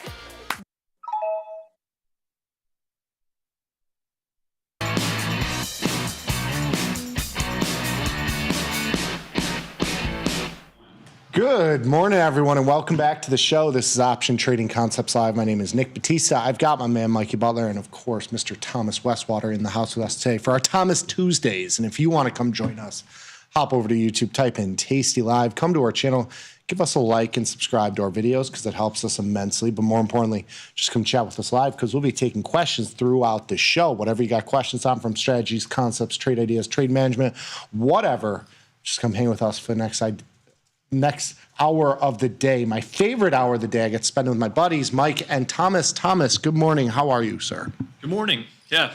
So the week is going quick, you know. I'm jealous of you guys going to DC, so you'll have to show me some pictures, but it's fun. I've been to DC once. We'll take you with us next time. Yeah. Everyone should go once. Yeah. My issue with DC is I walk around and I see people just like sitting on a bench and they're on the left side of the bench or the right side of the bench. And I'm like, it's got to be a spy. It got to be a signal, you know? Why not sit in the middle? Mark something with chalk or something. You got to keep your eyes open. Yeah, dead drop. Yeah. I mean, last time I was there, I was like, I just couldn't stop thinking about that stuff. So About spies? Yeah. Yeah, that's always because they're there. It happens. You know they're there. Yeah. It's my job to try and figure out who they are. That is just, I would never have had that thought cross my mind. So I think you might. Good on you. You might now. Now that it Maybe now, yeah. Well, Nick, you were saying for the military parade, you're going to recreate the China tank man. You're going to stand in front of the Abrams. I was thinking actually to go like a Civil War period piece type thing. Like I think I'm gonna go like in a full, coat and have There you go. the hat. Yeah. Oh, I'm gonna be blending in. I want to see some tanks. I see some tanks and some flyovers and stuff. Flyovers. I live for flyovers. Yeah. It's crazy until you actually see a tank in person. You don't realize how absolutely huge they are. I mean, these things can just crush an F-150 truck, no problem. I mean, see, that's what I want to see. Maybe they will. Maybe they'll throw a truck out there and they'll just roll right over it. Yeah. Sponsored by Ford. Stuff. Yeah. That would be really cool. Stock price rips 10%. Be amazing. I don't know. That stock price doesn't go anywhere. No. That was one of your most famous bags. I still have my most famous bag is Under Armour. Yeah. You need to just be gone with that. That's okay. You can keep it as a memento to brighter days. I'm gonna see how long I've had this. We'll come back to that. I mean, it's been quite a while. 2022, February 10th of 2022, sold a put for $2, 19 strike in UA. That is. So I've had it for 3 years. That line item would drive me nuts, but I don't even see it anymore. It's just blended into my subconscious. But I got my first peppers coming in. Nice, I got like 3 or 4 of them. My jalapenos? Farmer Nick. Yeah. There you go. Mine are coming in too. So Are they? We're synced up. I didn't realize the yield is quite a lot on such a small plant. Jalapenos they give you a lot. So I'm excited. Organic. Yeah. Pesticide free. Yeah. They do taste better when you grow them yourself. Oh yeah, I'm sure. I would think so. I don't know if it's like a placebo effect or. It's the pride. I think it's just the fact that they're not processed at all. Right. Yeah. So. Yeah, not sprayed with a bunch of stuff. Yeah. I'm hoping I get enough. I want to make homemade jardiniere. There you go. With it. Because I got all the, like John, I need John's help with it. He's a master though. I'm a neophyte. I'm just sending you my pressure canner. You could have, shelf-stable jardinara if we ever Civil War happens. Yeah. Live on it. I'll be prepared because of the reenactments at the 250th anniversary of the U.S. military in D.C. It's going to be a grand old time. Yeah. But yes, the show is on Thursday. It's going to be amazing. I think we're going to cut off soon. Yeah, I think it's full, but if you are interested, go sign up because if people fall off, you'll be first in line. Yep. It's going to be packed house. Libations will be served. Yes, light libations. Light libations, so it'll be tough to be overserved, but we can try. Yeah, beer and wine. You can still do some damage with beer and wine. Yeah. Depends on what the market's like on Thursday. Yeah, that's true. Yeah. But yes, first stop of the year. Myself, Nick, Katie, and Ryan. We will be walking through a lot of visual slides. It's going to be a brain dump of information, but that's why you need the beer. Yes. Help soothe that in there. Yes. But yeah, can't wait to see everyone, chat with everyone before and after the show, and hope you guys enjoy it. But yeah. Do they drink in D.C.? Samuel Adams? Yeah. So. A little Yingling. We get Yingling now. We do. Thank God. I had one a couple days ago. That's a good one. Strong. Good one. Market's up 20. Yes. Is this it? Are we back to grind up only? It certainly seems that way. It's been a grind is the best way to put it. We did have a little bit of a glitch in the matrix about 30 minutes ago where the E-minis actually went red for the day. It was kind of a shock. Haven't seen that in quite some time. They are back to near highs here. We're up 21 on the session, about 8 or 9 handles from the absolute high of the overnight session, but we're basically there. NASDAQ up 82. You got the Dow up 53 and the Russell up 13. So the Russell actually the strongest of the group, but it has not been for most of the rally higher. Oil catching a little bit of a bid /CL 65.75. I saw some Iran headlines and oil kind of moved on that, but it's been near the high for most of the morning here. Volatility at the lows of the session. We are at 1806 on the vol futures. The VIX itself, a 16 handle. We did it. Volatility is no longer great. We must make it great again. Bonds are up 7 ticks. They were higher this morning. We got into the 113 handle. They've given up a little bit of that move. Gold has been kind of chopping around here. It's down 8, but it's off the highs, about 50 or 60 points off the highs that we set a couple days ago. And silver giving up its high. It's back down to 36 and change. I think it got to a multi-year high into yesterday's move, giving up a little bit of that. Bitcoin, 109 and change here on the spot futures as well, touching near highs, all-time highs. I think all-time high was 112.03. Crazy stuff. Yes. Crazy stuff. Yes. But it's been a chop fest. This last 2 or 3 weeks have really chopped me up something good. I have been able to close out of some positions. I got lots of free capital, so if you got some trade ideas, please put them in the chat. I am more than looking for trades because I am light.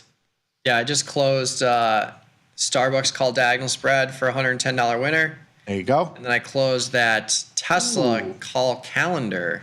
That was when Elon and Trump were going at it on Twitter. They're back though significantly. Look, it's all the way back. Yeah. So yeah, that actually took some heat for a little bit because I got in a little early. I got in when it was at 319, and it continued to plummet. But we are back at 319 and got $180 out of that. So very nice. Yeah, just taking some risk off since we'll be out the next couple days. But yeah, and because vol is just dead. I know there's some things that have just moved significantly. Yeah. But I did close that micro crude trade I had. I bought it at 66, absorbed the pain through the tariff stuff, sold a call spread in the big contract, took $200 out of that, rolled into a covered call, blah, blah, blah, blah. And then micro crude got back to like 65, 64, and I closed it for a small win, I believe. All things considered. Maybe a scratch. But either way, I was down like $1,200 in that at one point. So yeah, very open to new crude positions, which is the topic of today. Yes. So if you want to pop over the slides, we can walk through that. But if you want to join us on the YouTube channel, we're streaming live there. Just pop over to Tasty Live. You'll see this video streaming live. You can throw in your trade ideas, questions along the right-hand side chat. We've got the Cherry Picks newsletter pinned to the top of the YouTube chat. You can get that for free as Cherry Picks are coming out today. But yeah, crude oil, $70 a barrel. Ooh. Is that a target? It's only 5 away, so I mean. That's inflation though. Yeah. Yeah, you can't play for that. No. I mean, yeah, with this Iran stuff, you got Trump and the Israeli prime minister held a phone call, I believe it was yesterday, and they discussed Iran at length after Netanyahu convened a security meeting. And then it turns out Iran, for a couple weeks now, they've been pretty hesitant. The U.S. is pushing for zero enrichment. Iran, the hardliners are very against that. They want to have at least some enrichment. There's a couple areas in Iran that, have previously been discussed where they could do enrichment. It's kind of like contested areas where international agencies would have more leeway to come in and, survey these sites. But right now it's looking like those are falling apart. Israel keeps saying they're going to strike Iran's nuclear facilities. The U.S. is trying to say, wait, don't do that.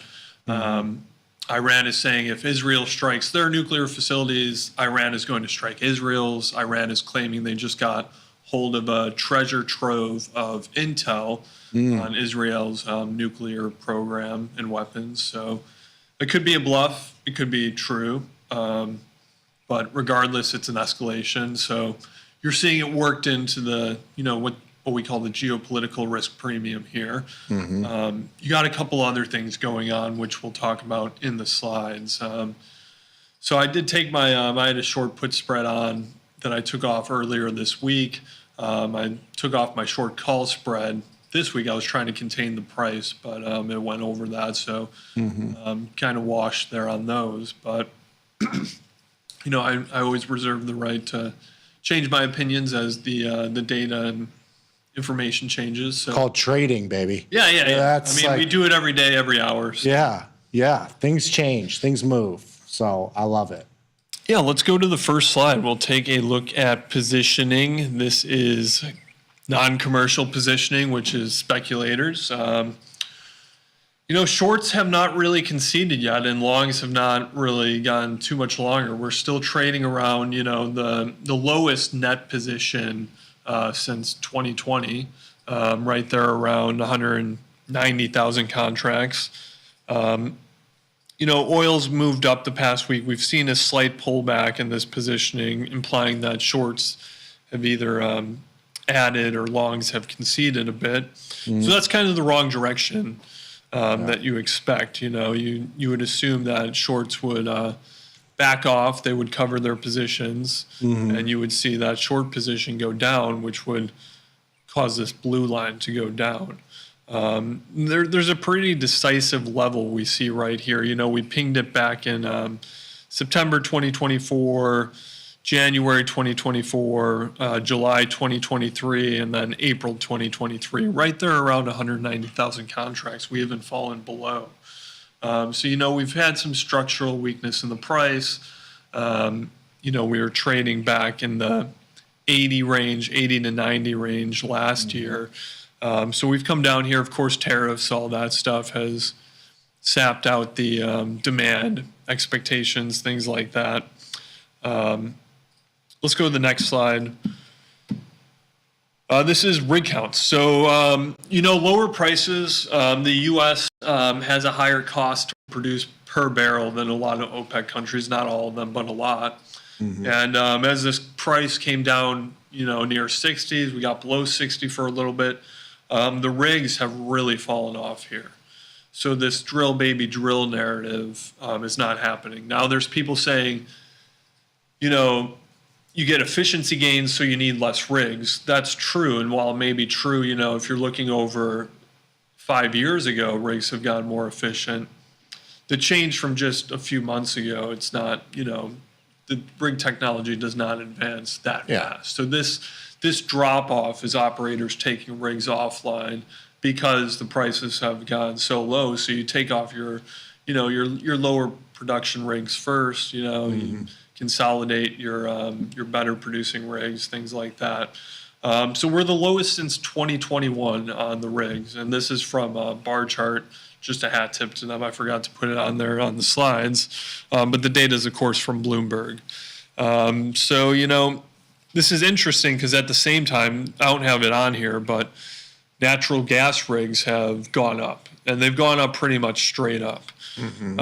So, natural gas, much different market, but nat gas producers are preparing for this increased LNG export capacity. Europe, they're over 50% total stockpiles, but they definitely got more work to do. Demand from Asia for natural gas has fallen off the past couple weeks. You've seen those spreads with, the Henry Hub price versus the JKM or the TTF, the European benchmarks. They've fallen off a little bit. But with rigs, you get some associated natural gas production. So as you get less oil rigs, you get some of that less associated natural gas. That's going to lower natural gas supply a little bit. So, that feeds into if you're a natural gas producer and you expect more, you're going to need to increase it even more if oil rigs are falling off. So what does this say? It says less U.S. supply in the coming months because, of course, you get less rigs, that's less oil being produced, things like that. What's the drag on this in terms of shutting off the rigs? Because wouldn't they? If you're looking at $65 a barrel now, you're up from a early May in the high 50s. I mean, that's a big move. Like, is that? Yeah. I mean, the way I understand it is you could put rigs in like what's a pretty much dormant status. You're not completely taking them offline. You're stopping operations. You're probably, you can take it off for a few months online. I think it only takes a couple weeks to get back. Okay. You need to get people out to the rig. You need to, start up procedures. It's probably a pretty quick turnaround. So maybe we could see this bounce back as prices bounce back. The data doesn't lag that much. I think this is from June 6th, from Thursday. Okay. So this is pretty up-to-date data. And the drop-off, it's happened. Each dot on that line is 1 week. So just in the past 4 weeks, we've really seen it, speed up. Mm-hmm. And that's coming into the summer when demand is supposed to be increasing, et cetera. But you got things happening elsewhere too. So we'll talk about OPEC next. We'll go to the next slide. So these two bullet points are from Reuters. They released their monthly survey. They survey a bunch of analysts and people on what they're seeing. So the OPEC, they pumped 26.75 million barrels last month. That's up only 150,000 barrels from April. So the thing is, Saudi oil exports, and we've talked about this, I think, a few weeks ago. Saudi is going to be the main OPEC member that's increasing their production, but one of their main customers, China, is taking less oil. So Saudi Arabia is increasing their production, but their economy is doing pretty well. So a lot of this increased production is being absorbed domestically. It's not going out onto the global market. And if you get, a slowdown in China, a slowdown in the U.S. amid this trade spat, that's less supply going onto the market. And, that's partly why prices have risen. OPEC is not, they say they're going to do 411,000 barrels per day in July. But isn't that demand side, though, if China and U.S. are? That is demand side, yeah. But the OPEC, what they're shipping there is supply. Oh, because it's not like a net higher amount that they're shipping out. So it's kind of a wash almost. Pretty much. So, they're saying they're going to pump 411,000 more barrels in July. It's looking like that's probably not the case. And you see it right there. OPEC production cuts might not result in much additional supply. I don't know how to pronounce who said that. Chilingirian? I don't know what that is. I'll give it. Yeah. Yeah, that's a hard one. Yeah. And then it goes on to say a Reuters survey found the OPEC's May increase to oil output was limited with Iraq pumping below. OPEC, they're doing this. One of the things is to enforce compliance, and the three members that have not been complying are Iraq, Russia, and Kazakhstan.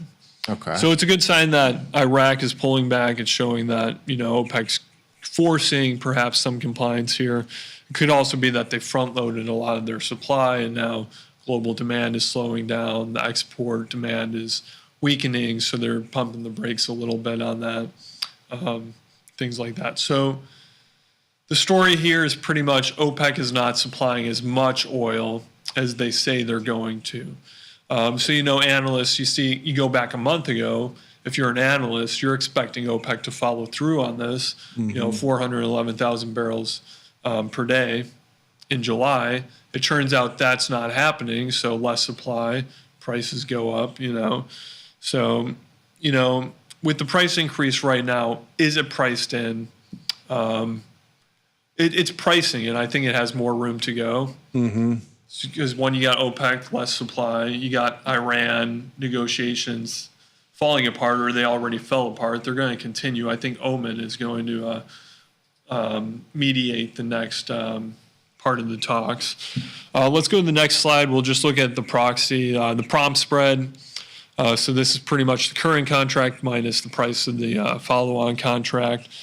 This has gone up significantly in the past, since early May. So a good month now of this prompt spread really rising, and the longer term trend all the way from February, we've been increasing. We were pretty much almost in contango at the start of the year, that big drop from a steep backwardation, and now we're getting back up to these levels that we were trading in early January. So this really pronounced backwardation in the market, that's showing that the physical market, which a lot of people see the prompt spread for, because you're taking in barrels now rather than later. So if you need demand right now, the price in the front month contract is of course going to rise sharper than that follow month contract. So this is always a good spread to look at if you're trading oil. And what has been the case here is this prompt spread has pretty much choreographed the now rise in crude oil prices. So a lot of people, you go back a few weeks ago, are saying, oh, the prompt spread's rising. Why isn't the price of crude oil rising? There was just, a time displacement there between the prompt spread and how actual prices were behaving. So it's interesting to look at. It's not a perfect proxy for physical demand, but it's one of those things where it's quick and easy to look at, and it's just an indicator that's accessible to pretty much everyone. All you do is take the price in this month's contract, subtract the next month's, and you got that. So we're above $1.10 now, I think. $1.18 backwardation. That's the strongest, of course, since January. In the meantime, I don't have the spreads for the cracks on here, but those have weakened just a bit. And we've seen the EIA numbers the past couple weeks show builds in gasoline and diesel stocks. So that makes sense that those cracks have kind of come down there. The crack spread is still pretty elevated. You got the 3-2-1 trading at $23 and some change. That's still the highest since, February. At the beginning of the year, the crack spread was at $15. So, just a couple weeks ago, we were nearly double that. So that's showing that fuel demand, while weakening the past couple weeks, is still, it's still chugging along here. So there's a couple things to watch now. Of course, OPEC, what they're doing, you get updates on that every couple weeks, et cetera. Get the API numbers today, the American Petroleum Institute. Pretty light market impact compared to the EIA numbers that we'll get next week. But what do we want to happen here for crude oil to keep rallying? One is you want the shorts to start getting afraid. It's oil's trading 65, 81 right now. That's up from, we were just at 57, 56 in early May. Yeah. Over that time, that's nearly $10 in price. You haven't seen the shorts really concede to a great deal. So what level is going to scare them and say, the round number positions? It's going to be getting near 70. So, if these negotiations keep going bad, even better for the price of crude oil, not for everyone in the world, is if they fall apart and Israel attacks Iran. Then you would see get a nice little spike. Explode pretty significantly. And Israel, for years, they've been itching to attack Iran, like very directly, their nuclear facilities. And we saw it last year. They actually, took some escalation from what we've seen in the previous years and attacked, direct strikes. They sent in the F-16s and stuff and dropped some munitions. That was a pretty significant escalation. The War Council or the Security Council right now for Israel, they're pretty filled with hawks right now, hardliners. So the only thing holding them back is the U.S. It's at what point does the U.S. either say go ahead or they signal that, we'll churn our cheek and you can go ahead. I'd imagine, from what President Trump is saying right now, he still seems pretty patient with these negotiations, wants to let. They're tough negotiations, though. From what they're definitely tough. I mean, Iran's filled with, hardliners do not want to give up this enrichment. They see it as, the only way they have this geopolitical advantage in the region is to have nuclear weapons.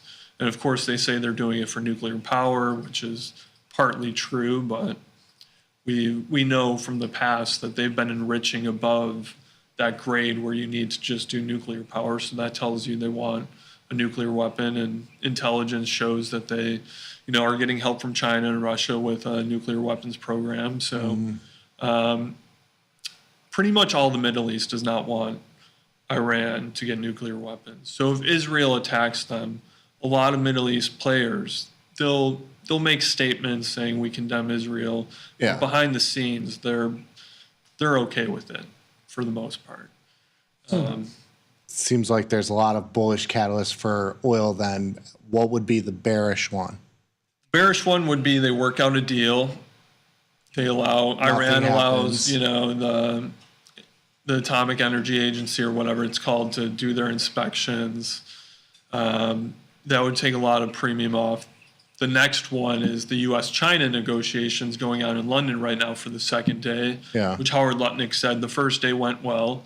The second day, he expects them to talk all day. I mean, I don't know what time in London is, right? 6 o'clock, 7 o'clock. They could be ending the talks. They should be at the pub right now. But if those negotiations went through, then oil would probably level off. So just because you think economic activity. Yeah, China would do better. The U.S. would do better. I mean, the thing is the uncertainty around it could just be pushing up the prices. But if that deal comes through, is that priced in already? I mean, would you get up to 70 with just a U.S.-China deal? I don't know. I think a lot of it is Iran. Okay. And if it looks like the deal falls apart even more, then you're going to get people saying Israel is going to bomb Iran. Oil volatility isn't, high. It's on the higher end of its range of the last, year or when you look at this year's volatility, but it's not high. Does that spook your thesis a little bit? A little bit, but I mean, volatility could come back at any point. Yeah. You get a spike to 70 and vol probably spikes significantly. Yeah. I mean, if we sold off in oil and we moved back down to the 60 to 62 range, then I would look at selling put spreads around 58, 56, because we get that May swing low right around 56, 98, or wherever it was, right around 57 flat. Mm-hmm. I think that would be, that would mean, the negotiations are going well. Maybe the U.S.-China deal falls apart a little bit. But to come really under 57, you have to be looking at really recession odds. And Barron's put out an article this week saying $40 a barrel is coming. Wow. You could see that as a sign the bottom's in. Yeah. Barron's articles. That seems like a contra indicator. Yeah. You go sell those 40 puts. Yeah. Till your hands bleed. Yeah, 40 would mean we're in a pretty That would be a deep problem. economic recession. Yeah. So yeah, I mean, you have other things like seaborne crude and petrofuel exports have not really picked up steam lately. I mean, they probably would a little bit if you get a U.S.-China deal, but so far, it's there's definitely a clouded picture. There's risk to both sides. I just think if we scare these shorts, we can get a good run and come up here and. Maybe they're recovering right now because that COT data, it only goes up until last Tuesday. COT comes out every Friday. It goes up to the last Tuesday. So the report we're getting this Friday will be up until today. All right. I like the thesis. I had an iron condor on into this move. I just rolled up the put on the short put spread. So I've got a much wider put spread against a tighter call spread, almost like a Jade Lizard type setup. I'm up a couple bucks on it, but leaning a little long. My break evens on the downside are roughly 57 or about 57 and a half. On the upside, I'm wrapped around the 70 handle here. So I'm taking what you're putting down there, All right. Mr. Westwater. Yeah, I'm looking at a 61, 60, 70, 71 iron condor. So similar, leaning a little more bullish, tighter range, kind of a 50-50 chicken iron condor, but if we chop around this range or we just pass through it in a couple weeks, it'll be fine. So yeah, I'm routing that for 40 cents. So $400 to risk 600 in the 37 days. So the Q contract. There you go. And are you guys in nat gas at all right now, or No, are you going to put us in there? I'm in it on both sides. I mean, I pretty much have an iron condor on. Okay, what are you thinking? Well, actually, no. I took my call spread off that I sold this morning. Okay. I'm still a short put spread at 3.25, 3.3.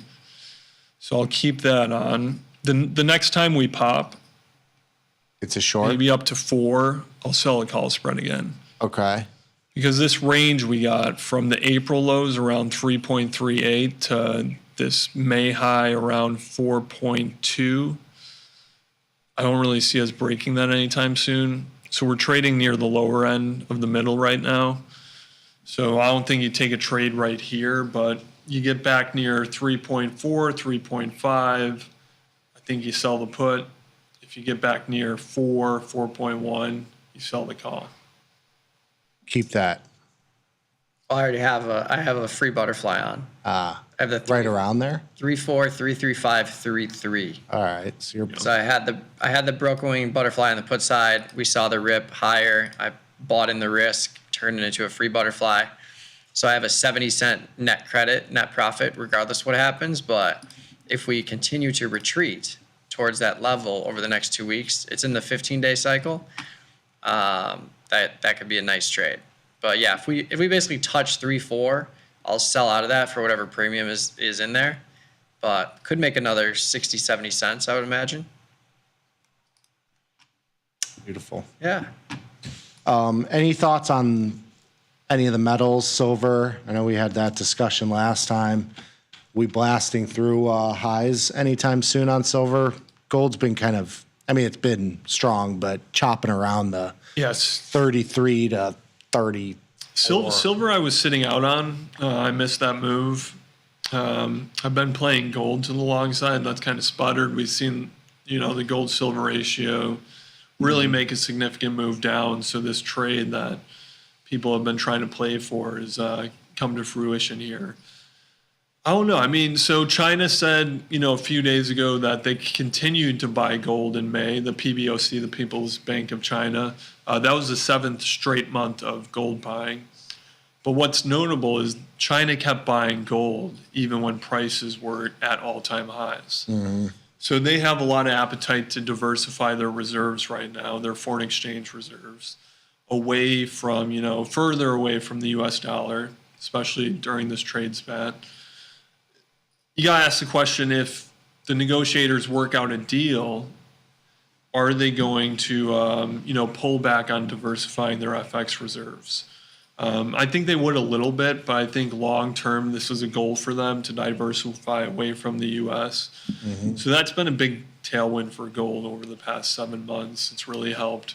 You got major central bank buying, so a major buyer in there. I think for gold's next move, you need some fear to come back into the market. That makes sense because you've had, and rates have been, bonds have been super weak, which, is kind of a drag on gold as well because rates have gone higher. Right. I mean, and been able to bust through. We get a 30-year bond auction on Thursday. That's going to be a big one for the Treasury market. So yeah, I'm going to play gold neutral to slightly bullish here. I don't think it breaks down just yet. But if a trade deal falls apart, U.S. and China, it seems like it's not going to scare the market too much. Nothing scares the market anymore. It's over. Scary parts are done with. Because if a trade deal falls through right now, they're just going to start talking again. Yes. And it's going to take a slightly different angle, but it'll be the same thing. Yes. They'll be talking just in a different place about the same thing. Yes. So, yes. Yeah. It's I don't know. I mean, I'm not too keen to buy gold here. I'm in a position, probably have to roll it soon because I got only 15 days out. But I'm in the long call spread 3,400, 3,410. So I'm eating a little pain on it right here. So, yeah. The shot trade. Yeah, I haven't looked at the gold silver ratio. It went from Friday of last week or 2 weeks ago when we were at about 100. It's gone all the way down to 90, so it's come in about 10%. It's a huge move in the gold silver ratio back to kind of like the average. Yeah. This is kind of a more back to trend of where we were. Yeah, back to March levels we're at. Yeah. It exploded higher starting in May or April.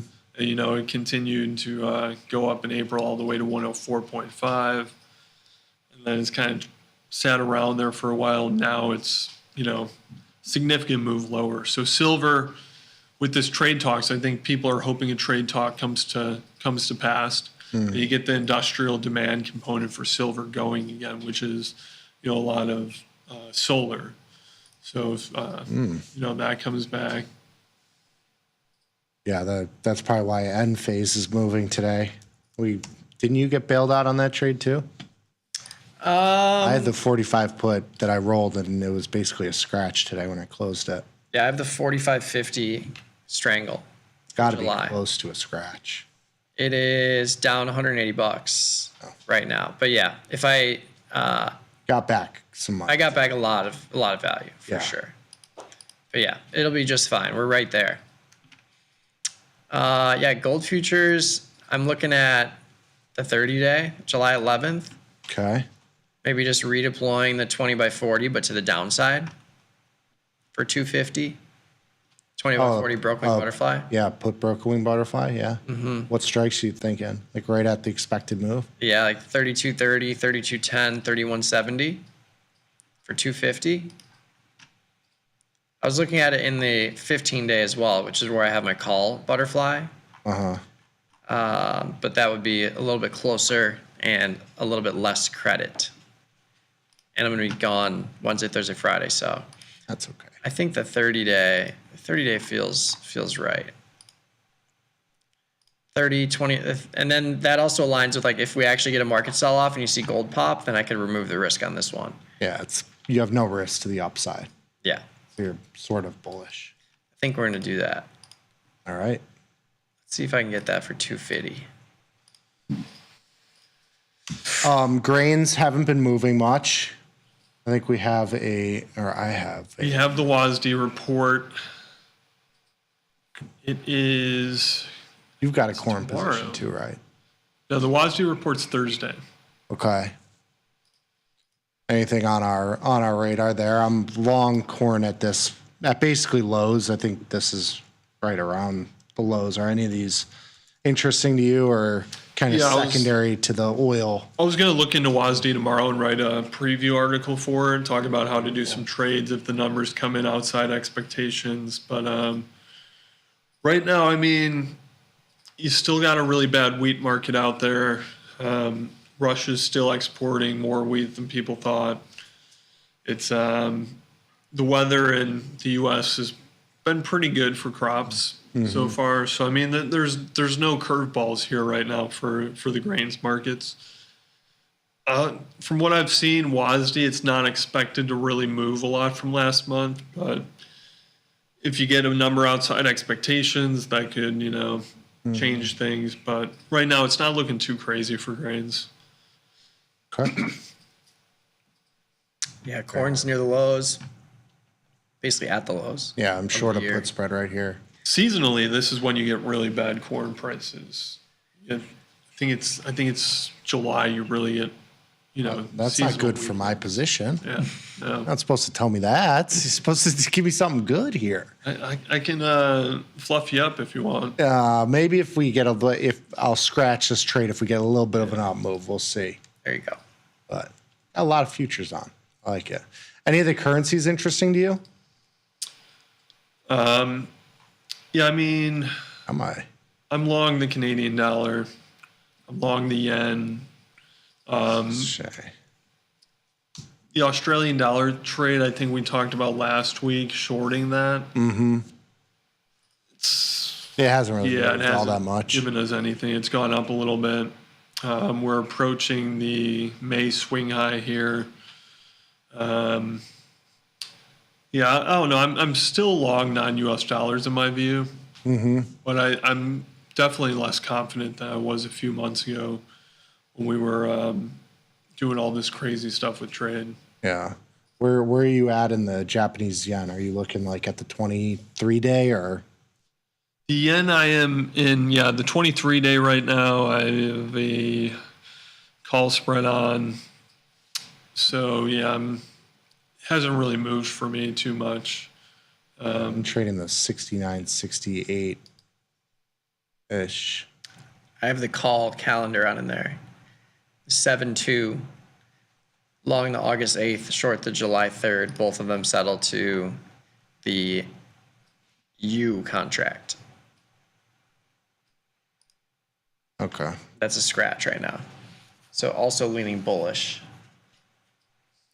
Yeah, I think the risk for like the euro and stuff right now, it's if a trade deal's worked out with or not a trade deal, the Iran talks, that kind of removes that geopolitical uncertainty.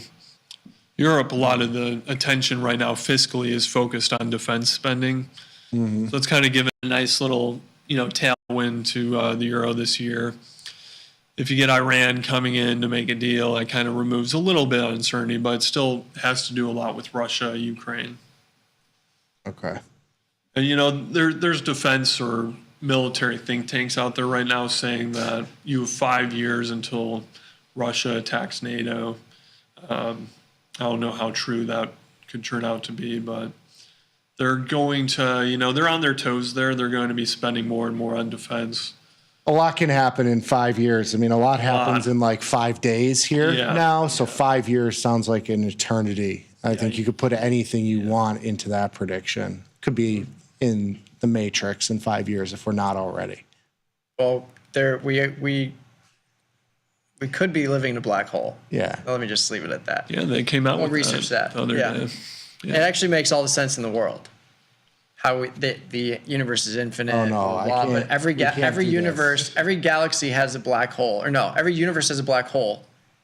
And if you continue through that process, then we are in a universe that is a black hole. Yes. Okay.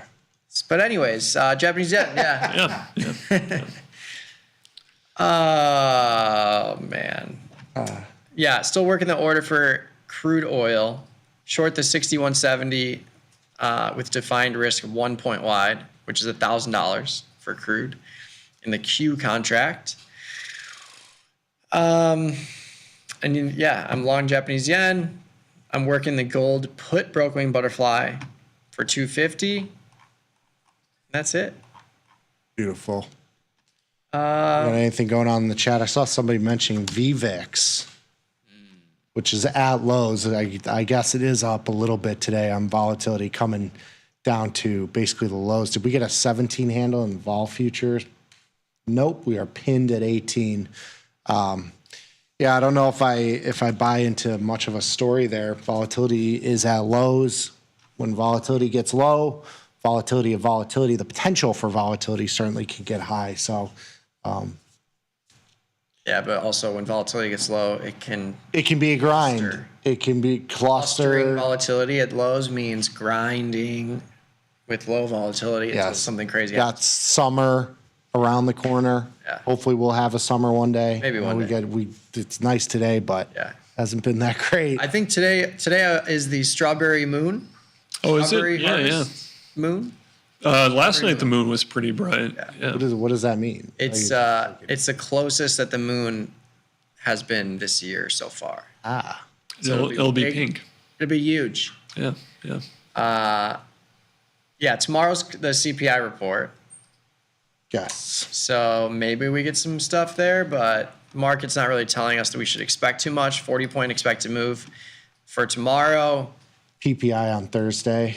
Yeah. Yeah, CPI, PPI, normal, like back in the day, we would see CPI and PPI and be like, ooh. Back in the day, you mean moves 2 years ago or 1 year ago. That's our back in the day. Because back in the day, we didn't even look at these things. Correct. They didn't even matter. Like back in the day? Back in the day. We did not look at this at all. We didn't know when they were FOMC happening. Didn't matter. Didn't even matter because they were just zero the whole time. Yeah. That was when the true stonk market was. Yeah, that was the grind market. Yeah. Oh. Well, that wasn't. This is actually the stock market. You're right. Yeah, this is more fun. Yeah. Do you think either matter? CPI, PPI? No. It's over. It's just grind higher now. I mean, you can always get a big surprise, but I don't think it's gonna. I mean, the jobs report was meh. Good. I mean, kind of good. Enough. But then they revise all the ones. Yeah. It's like it's all just fake news. Yeah. The whole thing's fake news. You know. Vecchio, cover your ears. It's fake news. Yeah, I mean, sometimes you'll get a PPI or CPI and you'll look at the E-minis and you'll see a 100-point expected move for it. But right now, not anymore. Not tomorrow. No, we got nothing. It could still be a big move if there's some big surprise. So we'll see. Yes. But I think that also is compounded with the fact that we are not expected to have any kind of interest rate movement until September. So it seems like everything's just being pushed down the line. Market will grind higher until something happens, and then. Yeah, and the jobs report gave the Fed more of an excuse to just wait. Yeah. They could not do anything. So now rate cuts are bullish, or no rate cuts are bullish now. Yeah, because that's how it is. It's amazing. We flip flop on this. Yeah, the thought is if you're cutting rates, it's because the economy is doing bad now. So. Yeah. But 6 months ago we were cutting rates because the inflation's over and it's going to be the most bullish thing ever. Yep. So now it's like I nothing matters. Nobody knows anything. To quote our creator. Yes. Yes. Things change quickly. There's probably nothing more true than that. Yeah. A couple of rapid fire questions here. Andreas, open a strangle in Google, 155, 180 for $5 and change in July. Okay. Google's moved up a bit. Should I roll up the short put? How would you manage this? Probably would. Or close it out. I mean, you took a nice run higher here. If you want to lean a little bit short, I hate that idea. Yeah, I mean, the premium is pretty low here. So, like, moving your risk up from 150 to 170 for $2 is a big movement for a little bit of premium. So, yeah, maybe you lean just short. Hope for a $2, $3, $4 down move, and then you can sell out a put. Yeah. The problem with rolling from July to August right now is you're rolling into the earning cycle. So if you have a strangle on, you're just going to be sitting on risk. You're not going to get paid to hold that position, really. Yeah. Because that premium is going to stay bid, and you have offsetting deltas. So we try to avoid having strangles on in an earning cycle. So, yeah, I think if you're being aggressive, maybe just get rid of the put, lean short. If you get any kind of market sell-off and Google goes down $3, $4, $5, you might even be profitable on the trade. You'd be profitable, yeah. You move on. Because right now, like the net change today into this move is $2 in that short call. So assume you lose $2 on a reversal of this, and you're right there. Yep. What's going on with Disney today? Mouse in the house. $4, almost at 120. That is a big move. I saw Netflix was down like 30 or 40 at one point today. Maybe it's something to. Disney to pay $438 million to take control of Hulu. Full control of Hulu. Okay. So there you go. They're gobbling everything up. They have ESPN, Hulu, Disney Plus. Andor, if you haven't watched it, you're missing out.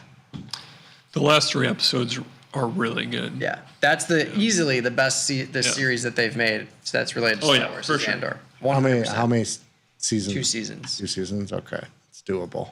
Very good. And that's it for Andor. The story's over. Yeah. Okay. But it does lead in. So the end of season 1 leads into Rogue One, and the end of season 2 leads into episode 4 of Star Wars. So if you watch that in that order, you get the whole. You are just thriving. Yeah. Okay. All right. Can you explain how you prepare for a trade in SPX over the weekend? Looking to set up midweek for Monday in SPX. Iron Fly or calendar? For Monday. Yeah, I mean, what's the assumption? Like nothing's happening? Yeah, or they're just asking probably nothing. Yeah, Iron Fly or calendar. Yeah. So yeah, you could do something like if you're short Thursday's premium and you're long Monday, Or why not do Friday, Monday? You do Friday, Monday. I said I went with Thursday just because that's where like the potential movement is based on the CPI and PPI. But yeah, you could do Friday. Yeah. Or you just do an iron condor. I mean, I don't know. Yeah. It's tough to do right now because volatility is at its low. So you're playing for volatility, for realized volatility to be even less than implied, which is at its low. So of all the times, it's not the most advantageous.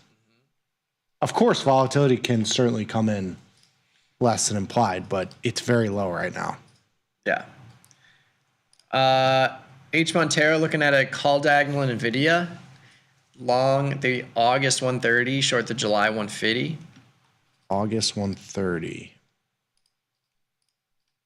July 150. Yeah, Poorman's cover call. Right there, yeah. Yeah, I think that's totally fine. You could Gain a you little could do bit of extrinsic value, tiny bit. Yeah, you could do a 140, August 140, short the July 160 or 155. You have a little bit more gamma there. Mm-hmm. Less risk, more gamma. But yeah. Let's see. Quick sell-off this morning was the 52-week bill auction. We'll be down 0.5% at the 3-year auction in about 45 minutes. Ooh, the prophecy. Could it come to We'll be down 0.5%? So does that mean like we'll be flat on the day or we'll be actually down 0.5%? I guess we would be flat in that sense. 0.5% move to the downside. Okay.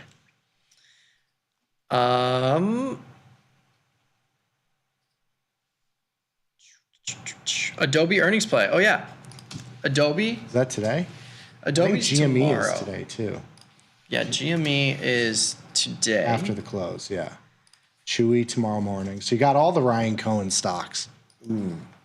Yeah, Oracle. I wrote an Oracle earnings preview. That's tomorrow after the close. Oracle is? Yeah. Okay.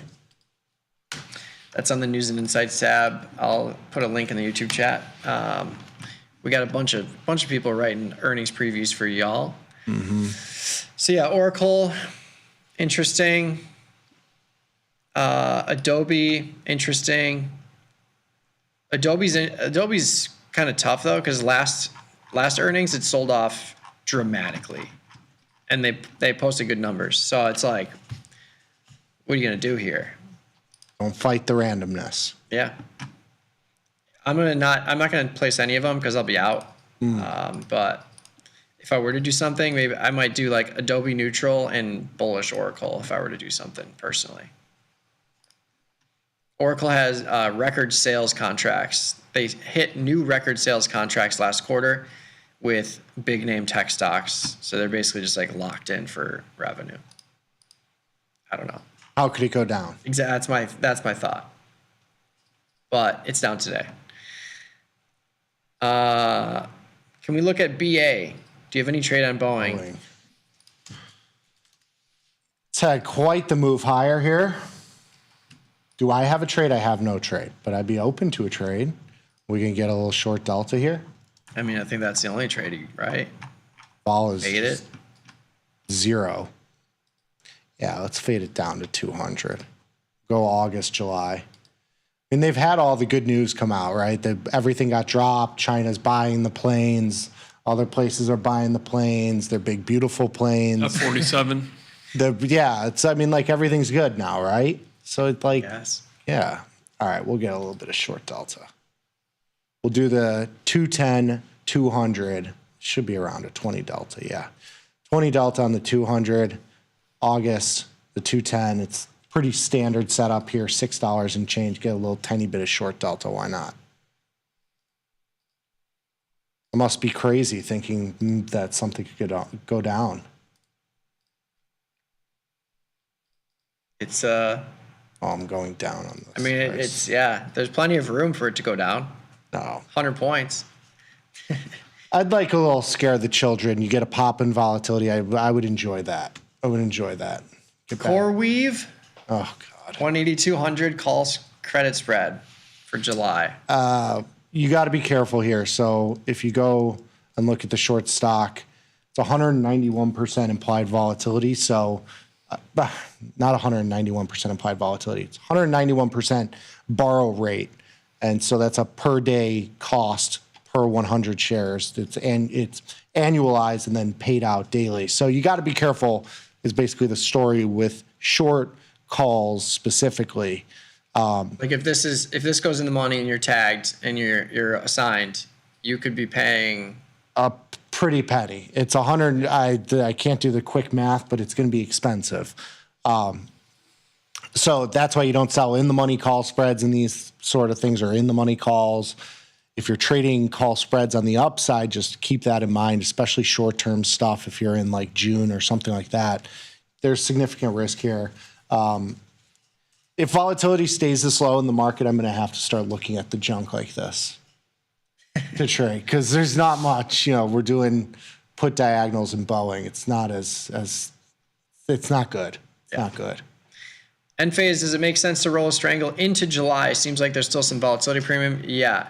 76% IV, plenty of IV there if you're in June or something like that. If you want to maintain the position, and July is still prior to the earnings announcement that's projected to be July 22nd. Last one, are you still in the Google crab you put on 522, Nick? No, I closed on was this a crab trade? I thought it was a diagonal spread. It started as a crab trade, and I rolled it into a diagonal spread, and I closed it out this morning for $200. This was a perfect move, right up to 180. That was exactly what I needed. So I'm out. Google's volatility is super, super low. I've taken off a lot of long delta into this move. So give me a little bit of down move so I can buy some dips here. What else am I supposed to do here? Yeah. That's it.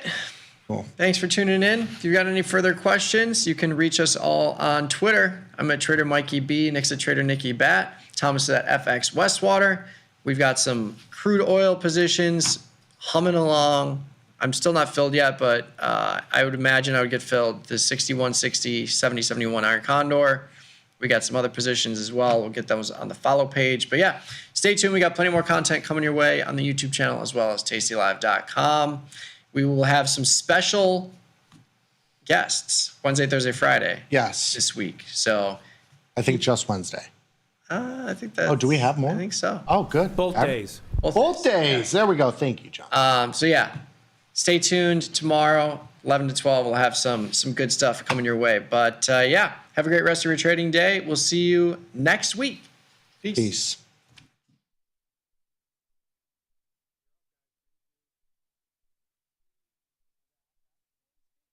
The market doesn't stop. So why should you? Diversify your portfolio with stocks, options, futures, crypto, and more from Tasty Trade. Focus on the markets that matter to you. See the odds before you trade using curve analysis, IV rank, and more tools. Get industry insights that help you find your next trade right where you need it. Tasty Trade. Download today. Oh, yeah. Tasty Nation, good morning.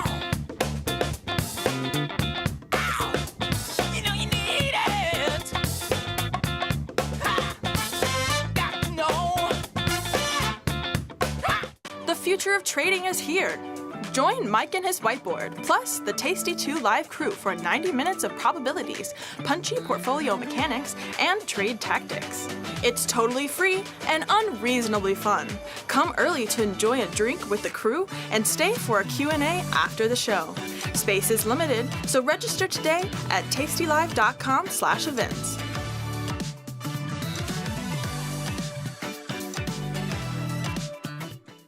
Global markets never sleep. Explore them with Forex, now available on Tasty Trade. Get in on over 80 Forex pairs, 24 hours a day, 5 days a week, with the Forex platform that adapts to your style and speed. FX marks the spot. Trade it on Tasty Trade.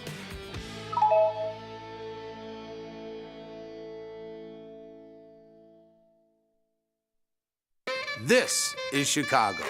We invented the skyscraper, the Italian beef, and the standardized options market.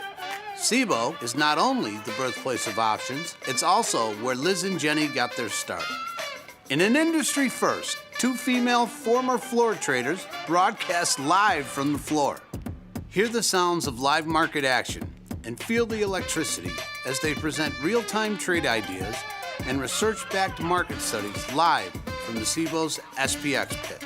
Watch Liz and Jenny live from the SIBO, only on Tasty Live.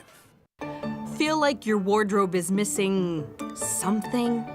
Like style, purpose, and maybe a dancing dog? Can I pet that dog? The new Tasty Trade and Tasty Live web store is now live. New merch, bold designs. Did we mention all net proceeds go to one tail at a time? Invest in the real bull market, dogs. Go to tastytrade.threadless.com. Grab some gear and help some pups. You get merch, they get a home.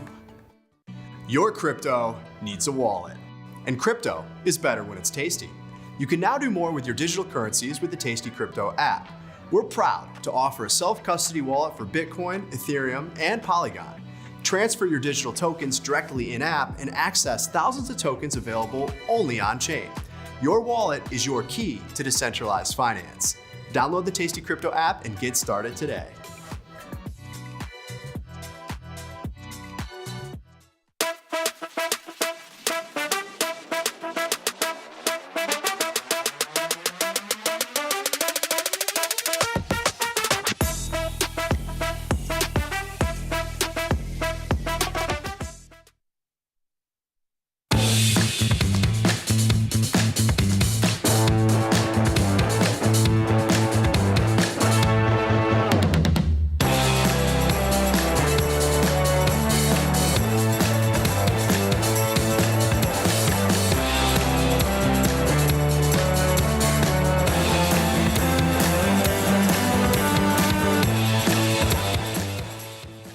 We are back. It is still Tuesday, June 10th, 2025. This is Futures Power Hour, sponsored by CME Group. I'm your host, Chris Vecchio. He's Jamal Chandler.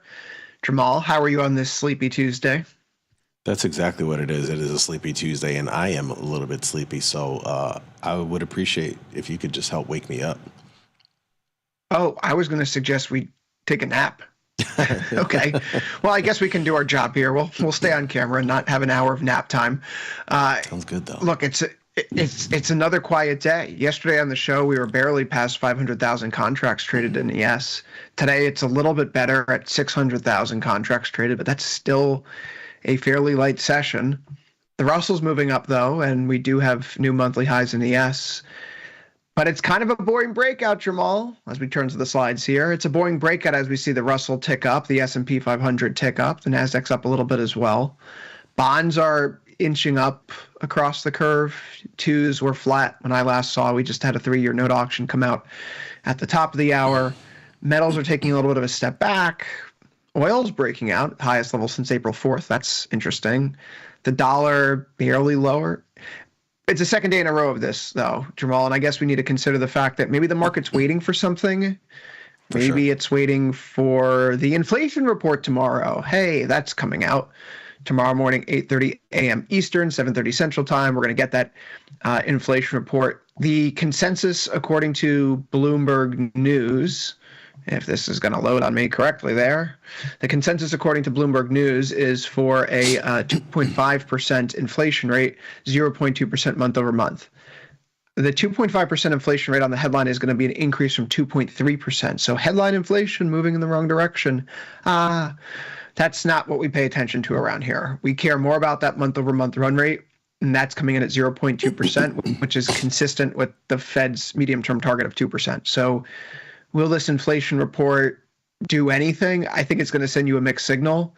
Quite frankly, you could see how the Cleveland Fed's inflation tracker, that's publicly available on their website, looking for something a little bit firmer in that 0.24% area. Maybe that means 2.7% CPI rounded up. But that's really still not much to be concerned about because that's June. And the May reading, 2.4, 2.5. I don't know. I don't know if that's really something the market's going to react to, Jamal. So it's low volume, low volatility. Maybe CPI gives us a pass to do something, but I don't know if we care so much about a report that only has a 3% chance of producing any sort of rate move at next week's Fed meeting. Yeah, I know, right? I mean, theoretically, what this report could do could be a situation where just in this era of post-jobs report that really seemingly went well, show us a report that inflation is down and should be the candle lighting, the kindling to creating a market that blasts higher and maybe even surpasses all-time highs. But while it is set up for that, who knows if that's going to actually be the thing that happens. I think regardless, it doesn't really matter what the number ends up coming in. We could see markets still trying to struggle to figure it out. So that's what I anticipate. But you're right. The market is clearly waiting on something, and it's waiting on this inflation report. And maybe it's waiting on the 30-year bond auction also later in the week as well. But it's definitely a quiet market compared to what we've seen in recent weeks and months. It feels quieter today, in part because it actually is quieter today. The stocks are drifting up here again. Jamal, I had this conversation with Tom and Tony this morning as we look at an S&P 500 that's up by 0.41%, NASDAQ 0.39, Russell, the leader, again, up 0.67. Tom is saying that he didn't like the term melt up. So regardless of whether you like that term or not, how do you define a melt up in the market?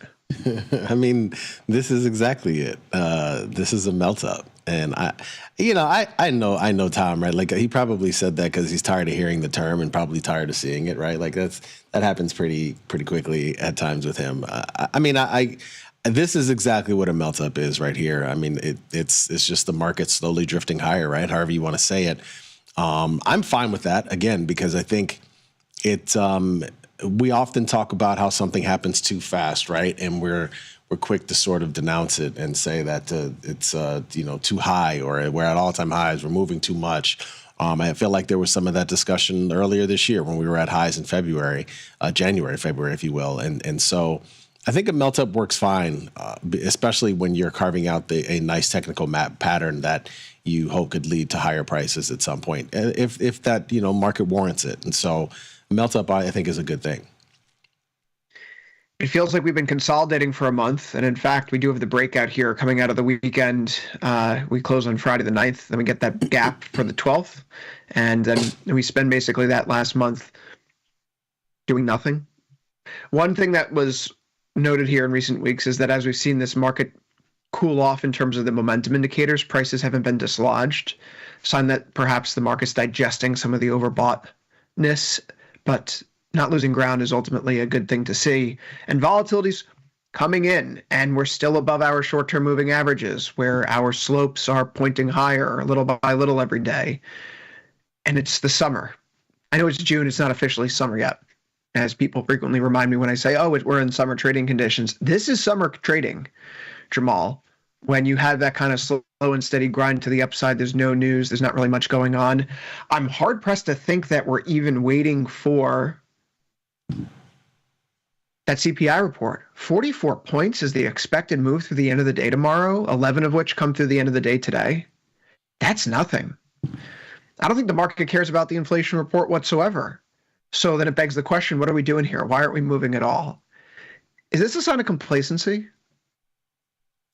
I think it's a sign of a market that really hasn't heard much on the front of tariffs, right? I mean, again, that's one of the bigger things that we've been sitting here hearing about and waiting on too, is the discussions between China and the U.S. And so that's the other thing. We really haven't heard much about tariffs.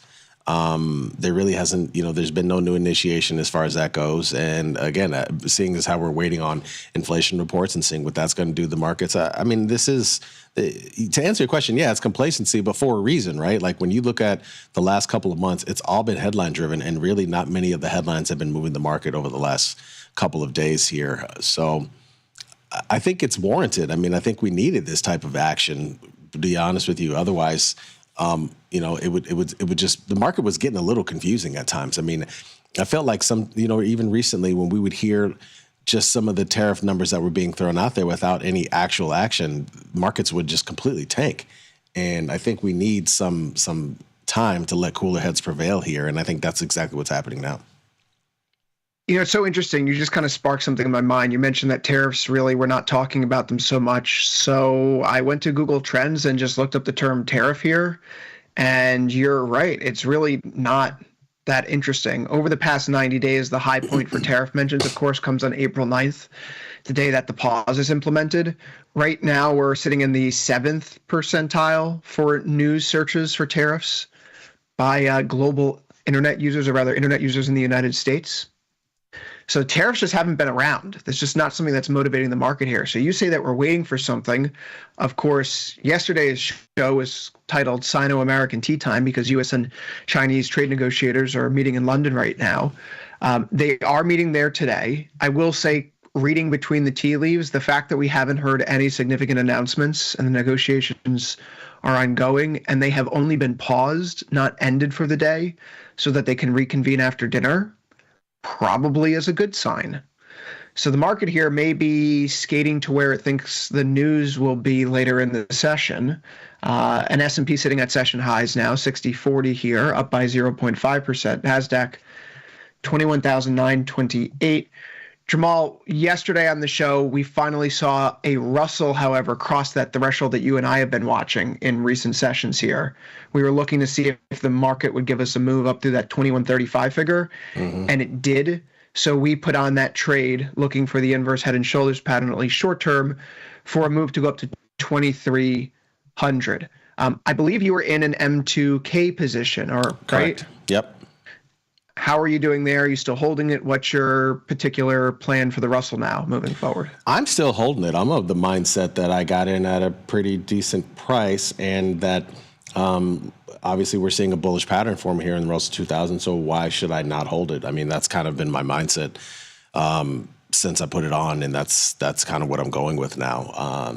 I still do have our NASDAQ call spreads. I still have, and again, it's all kind of a trade all in it's all sort of one trade in a way. You know, I'm long the Russell, I'm long the Dow, and I've been short the ES contract, and then I'm long, of course, 2 call spreads in the NASDAQ. I recently realized, though, I should probably close. I know I said I wasn't going to close a short ES, but now that I have this NQ contract and I got the 2, and I actually rolled one of them. So we were in the June 30th. I rolled that one to the June 11th. And then I also have a June 18th NASDAQ call spread, 23,000, 23,500 for both of them. I'm realizing now I should probably... June 18th or July 18th? July 18th. Yes, sorry. July 11th and the July 18th call spread. Both of them 23,000 short the 23,500. And I'm realizing that I should probably close out my ES, and I have one extra. So I've already sold one NASDAQ future for September against these call spreads. I sold it at 22,000.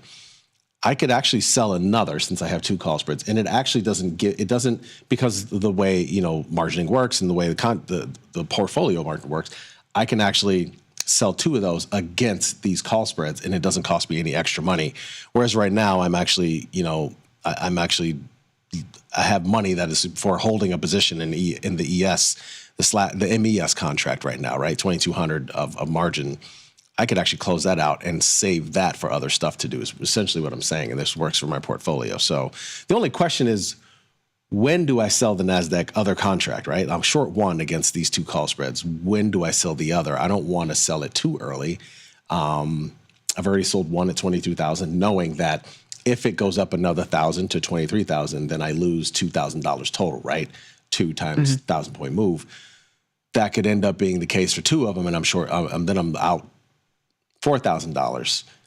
But I have the potential to make, I think it is like $8,000 on these a piece on these call spreads.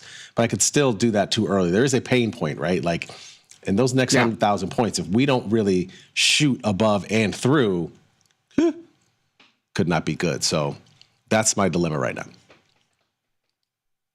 I understand the dilemma. I think you and I were both in a similar situation when we decided to roll out when we did, because we could sense that the market was kind of slowing down a bit. Volatility was in, right? And you know, we could say what we want about the IVRs, but the fact that when you see like a VIX now, it's sitting at 17, 16.9, you're talking about basically, less than a 1% implied move. And we've been getting that on a daily basis here, which is to say that even though the VIX is this low, we're quickly actually, we're sitting right near the lowest levels that we've had since the tariff fears really started to kick into play in March and April.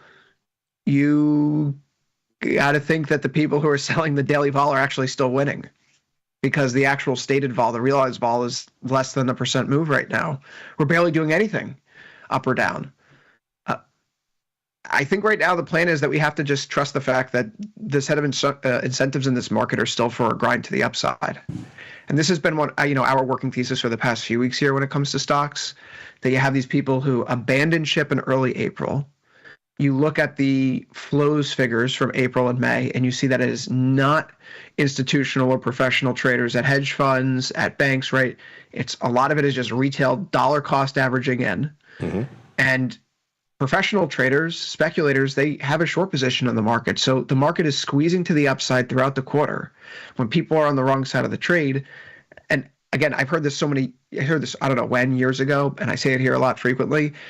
If the market's going up, you can't lose money. You lose your job. If the market's going down and you lose money, that's fine.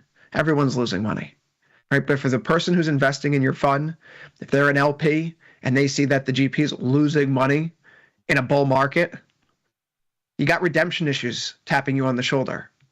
And so you're incentivized to chase. And we've been saying that for a few weeks now here, Jamal, that the incentive here is probably to chase through quarter end. We may not get to 23,000 by the end of June, but still there's that possibility there. I would ask you, what do you think about the timing of expiration, the Fed meeting, options expiry next week? Do you think that once we cross that calendar threshold, this market starts to move a little bit more? It's funny how they always end up kind of lining up in a way, right? I mean, it's just it's uncanny. It's demonic. It's uncanny. That could definitely be a catalyst for markets moving lower. And I think if we do get through that, I think it should be theoretically clear sailing. But again, I mean, a lot of the volatility that we've had in this market this year has been mostly sort of fear-induced headlines driven by that, right? Like, it's mostly been that. So it's hard to say fully if it's clear sailing, but you would think so. I mean, if the Fed doesn't say anything that derails what's going on, and we get through VIX expiration, which again, last month VIX, I think it was during that time period where the VIX, we did fall on VIX expiration, but it really wasn't VIX expiration's fault. It was the 20-year bond auction, I think, was that day. So, yes, anything could possibly happen. But I think it should be clear sailing once we get through those events, because that's what we've been waiting on. We've been waiting to see if the job market is failing, if inflation is bad, and if so, is the Fed going to have to act? And so far, again, we got inflation's coming up, but so far everything seems to be pointing in the direction of what I just said as far as things seem to be fine. Things seem to be fine. We'll get to the 3-year auction in a little bit. It wasn't great. It wasn't terrible. We didn't tank on it. We'll get there shortly. We didn't take on it, right? Like it wasn't one thing or the other. ZT coming into the session today, I said it was basically flat. Now it's done by 0.01%. The 10s tomorrow, the 30s on Thursday are perhaps more important. And, for me, I'm paying attention to the 30s more than anything right now. But the Russell here, Jamal, this is what it looks like it's really turned the corner. Right? Perhaps this is the most promising sign.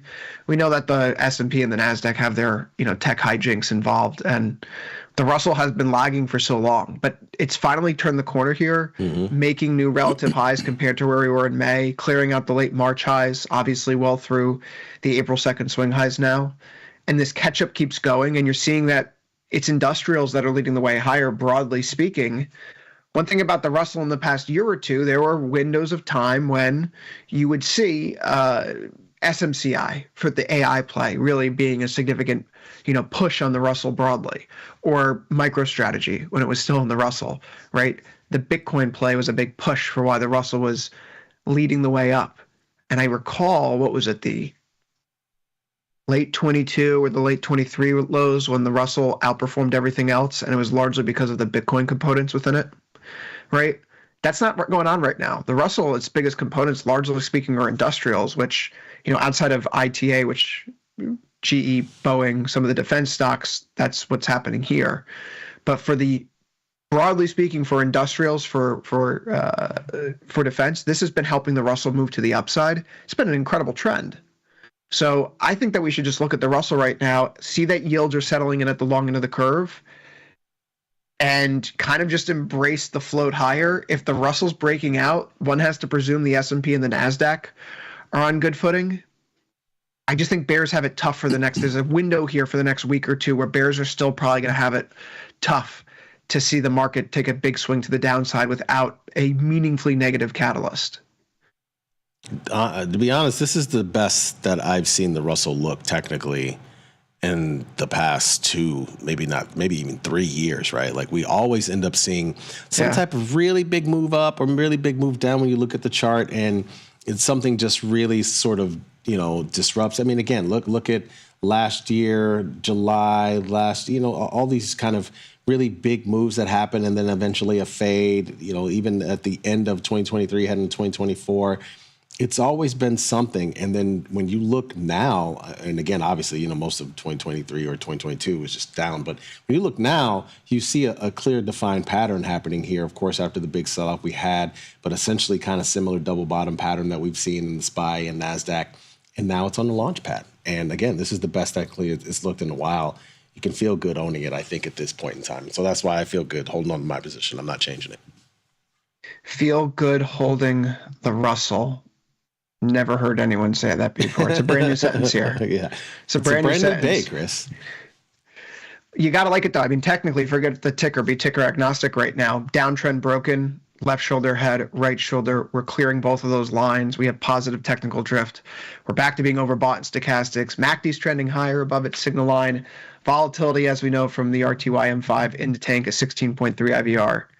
It's not pretty. It's not exciting. It seems so counterintuitive for the headlines that we're seeing come out in the news. But the reality is that you have to trade the market that you see in front of you. Mm-hmm. And one of the tried and true things that has done well for you and me over the past 2 or now nearly 3 years of working together, Jamal, when vol is low and there's positive technical drift, kind of just be long the market and go fishing. And that's not bad for June. It's a good time to go fishing. It's true. It is a good time to go fishing, and fishing for the right things that are moving in the right direction. This is one of them. I think that we can move on to bonds here. I haven't changed my positioning in stocks. The low vol continues. The positive technical drift continues. Before we do actually sector performance today, most things are up. Only 5 sectors are down, 2 of which are GDX and GDXJ. In part, the metals are taking a little bit of a step back here. Otherwise, a lot of it has to do with rate-sensitive things like your home construction. You're looking at semiconductors near the top. Oil stocks are the ones that are performing the best here. OIH is up 3.78%. But again, pretty broad-based rally overall. It's not just the Mag 7 names. QQEW is up 0.8%. That's more than the market cap weighted NASDAQ. You're seeing the same thing with the Russell, with the S&P 500. RSP here, it's up 0.58% compared to SPY, which is up 0.41. So equal weighted indexes outperforming the market cap ones. Broad-based rally. Excellent. Nice. Bulls feel good right now. So it is, but it's also an interesting, somewhat little rotation when you look at it, just based on some of the things you were saying, and you look at some of the names. I mean, again, it's not Microsoft and Apple and Nvidia really pushing the market higher today. Tesla has some part to do with it. Google has something going on, but Lilly, a big mover today. You mentioned oil. 2 days in a row we've seen oil. Obviously, you've seen the commodity itself, but then you've seen some of these names as well, utilities. So it is an interesting broad-based rally. Financials kind of mixing in there. It's almost like a small rotation out of a few names into some of the other underserved sort of industries that really haven't gotten love recently. Lilly's so funny. I've owned Lilly for a long time. And over the past year, it's been like, I'm such a genius for owning this. Oh, God, I should have sold out $200 ago. Good thing I held back on. Wait, why did... Yeah, it's been wild. Hopefully this is, preceding a much bigger breakout. I think they're going to do a share split at some point. I think, as like Tom points out, when you get to like this $1,000 area, you really want to bring your share prices back towards 100. It's why when you see like an Apple or an Nvidia or any of these companies, Amazon announce their splits, it's usually in that $100 to $200 range. Yeah. And this has to be there soon. But you mentioned this, right? Like SMH today, NVIDIA's only up by 0.212% right now. The semiconductor story is really, again, broad-based. Qualcomm here is leading up. You look at Micron, of all things, it's up by 2.89%. Even a Sosnoff favorite in Intel, this is higher by 5.41% right now. So you're getting a lot of the things that have kind of been dogs, if you will. Those are the ones that are playing catch-up right now. Heck, we can go to something that's a little bit more tariff-sensitive. Nike here up 3.29%. Broadly speaking, the retail ETF XRT looking at what would be its highest close since early February, since February 18th, excuse me, preceding those growth scares, preceding the tariff scares. I don't know, Jamal, it feels like a lot of the pieces are in place here that if you're trading on tariff news, you're trading on the wrong thing at the moment. 100%. Yeah, a lot of things are going right now. And as a result, that's what makes it a little bit nerve-wracking, right? Heading into these inflation reports and possibly even, next week. Like there's just a couple of different things that are going right, but it could also be unraveled really quickly here too. So, that's part of the reasons why I do have a couple of short futures on, because you just don't know. I mean, the way things have been trending more recently, and maybe that's just some recency bias for me. But I'm just trying to put it in a position where I still win if we make the move up in the market that I think technically should happen, and that I think, just from watching things all the time, I think it should happen as well. But, you can't get too excited, Chris. You just can't. I don't know what it is. This market has done that to me recently, I guess. My question for you is, are you starting to think about the end of the tariff pause window? And I ask that because I feel like this is a meld of my worldview and like Tom's worldview. Volatility is really low right now. Like, this is not the place where, even today we're talking about industrials run up on Let Me Explain at Boeing. It's had a great run here, but what's the trade? It's a negative 1.1 IVR. This doesn't even make the short list of things that one would look at if you're doing this through a typical Tasty methodology kind of perspective, right? So to that end, if this is, we're looking across the board and individual equities have exceptionally low volatility, and if you had things working for you and you're nearing the end of your roll cycle, like, okay, I'm close to 21 DTE, knowing that we have a Fed meeting next week, knowing that it's VIX expiration, knowing that we have options expiration, plus the quarterly end the week after, and then we have the early July end of the 90-day pause. Why not start to keep a little bit more powder dry than one might usually do, so that if we do see another big vol swell in the coming weeks, we have enough capital to make something of it? I agree. That's exactly why I was trying to analyze my book in the way that I was. Again, it's a very simple thing, but being short that MES contract is for holding $22,000 worth of capital right now. And if I really just want to have some type of short against some of the stuff in the book, I already have one MNQ September contract. I could actually put on two and not diminish my long call positions as much. And so that's why I'm thinking about that. It is about the timing. How much further do we go higher, right? Do we, and this is the one thing that's hard to determine. I can't know. I don't necessarily really want to sell the extra contract. I would rather do it if the market, NASDAQ in this case, is at 23,000, but I don't exactly know if these inflation reports are going to push to 23,000 or the end of the month is going to have, I don't know, right? And so that's the hard part about deciding when to sell that contract. But you do want to have some powder dry, because again, I think anytime we've seen these big moves, you've been able, if you've actually traded them, they've worked out for you, right? Look at where we are right now. So I think it's something you have to analyze. Like, is this going to all ratchet up again once we get to around July? And it could happen before, right? Like, it could start happening the first week of July. I mean, heading into it, right? Like, that's kind of what we saw for Liberation Day. I mean, that's kind of started in late February, and before, lo and behold, all of a sudden April hit and boom. So it's something to think about. You do want to have some powder dry in case all of this kind of, goes down in a very unorthodox way. Jamal, let's turn our attention here to what's going on in the bond market, where treasuries have been inching up. The short end of the curve is a little unbothered here. Twos are slightly down, I suppose, in the wake of that 3-year note auction. This chart comes by way of ex-ante data, which is a useful way to visualize what's been happening in auctions. We see the bid to cover ratio here. It's a little bit weaker than the midpoint of the recent the last 50 auctions, going back to May 2021. It's a little bit softer. Same thing. We're not exactly stopping through. It's a little bit of a tail by 0.4 basis points. Not great, not terrible. It's on the weaker side. But, talking about being a catalyst for today, I don't think treasuries are feeling it, seeing it. We can go to the 5-minute chart quickly just to validate that, to look at the action since the 1 p.m. Eastern hour. And here we have our 1 p.m. Eastern candle, Jamal. We were up at 110 and 8 ticks, and we're now at 110 and 7.5 ticks. Okay, so the auction didn't really matter today. 10s are tomorrow. 30s come out on Thursday. Those probably have a bigger impact than our ZN, ZB positions. So what to do here, Jamal? What's your take on the long end of the curve? Vol keeps falling. The market's not going anywhere. We're sub 20 in the IVR for the notes.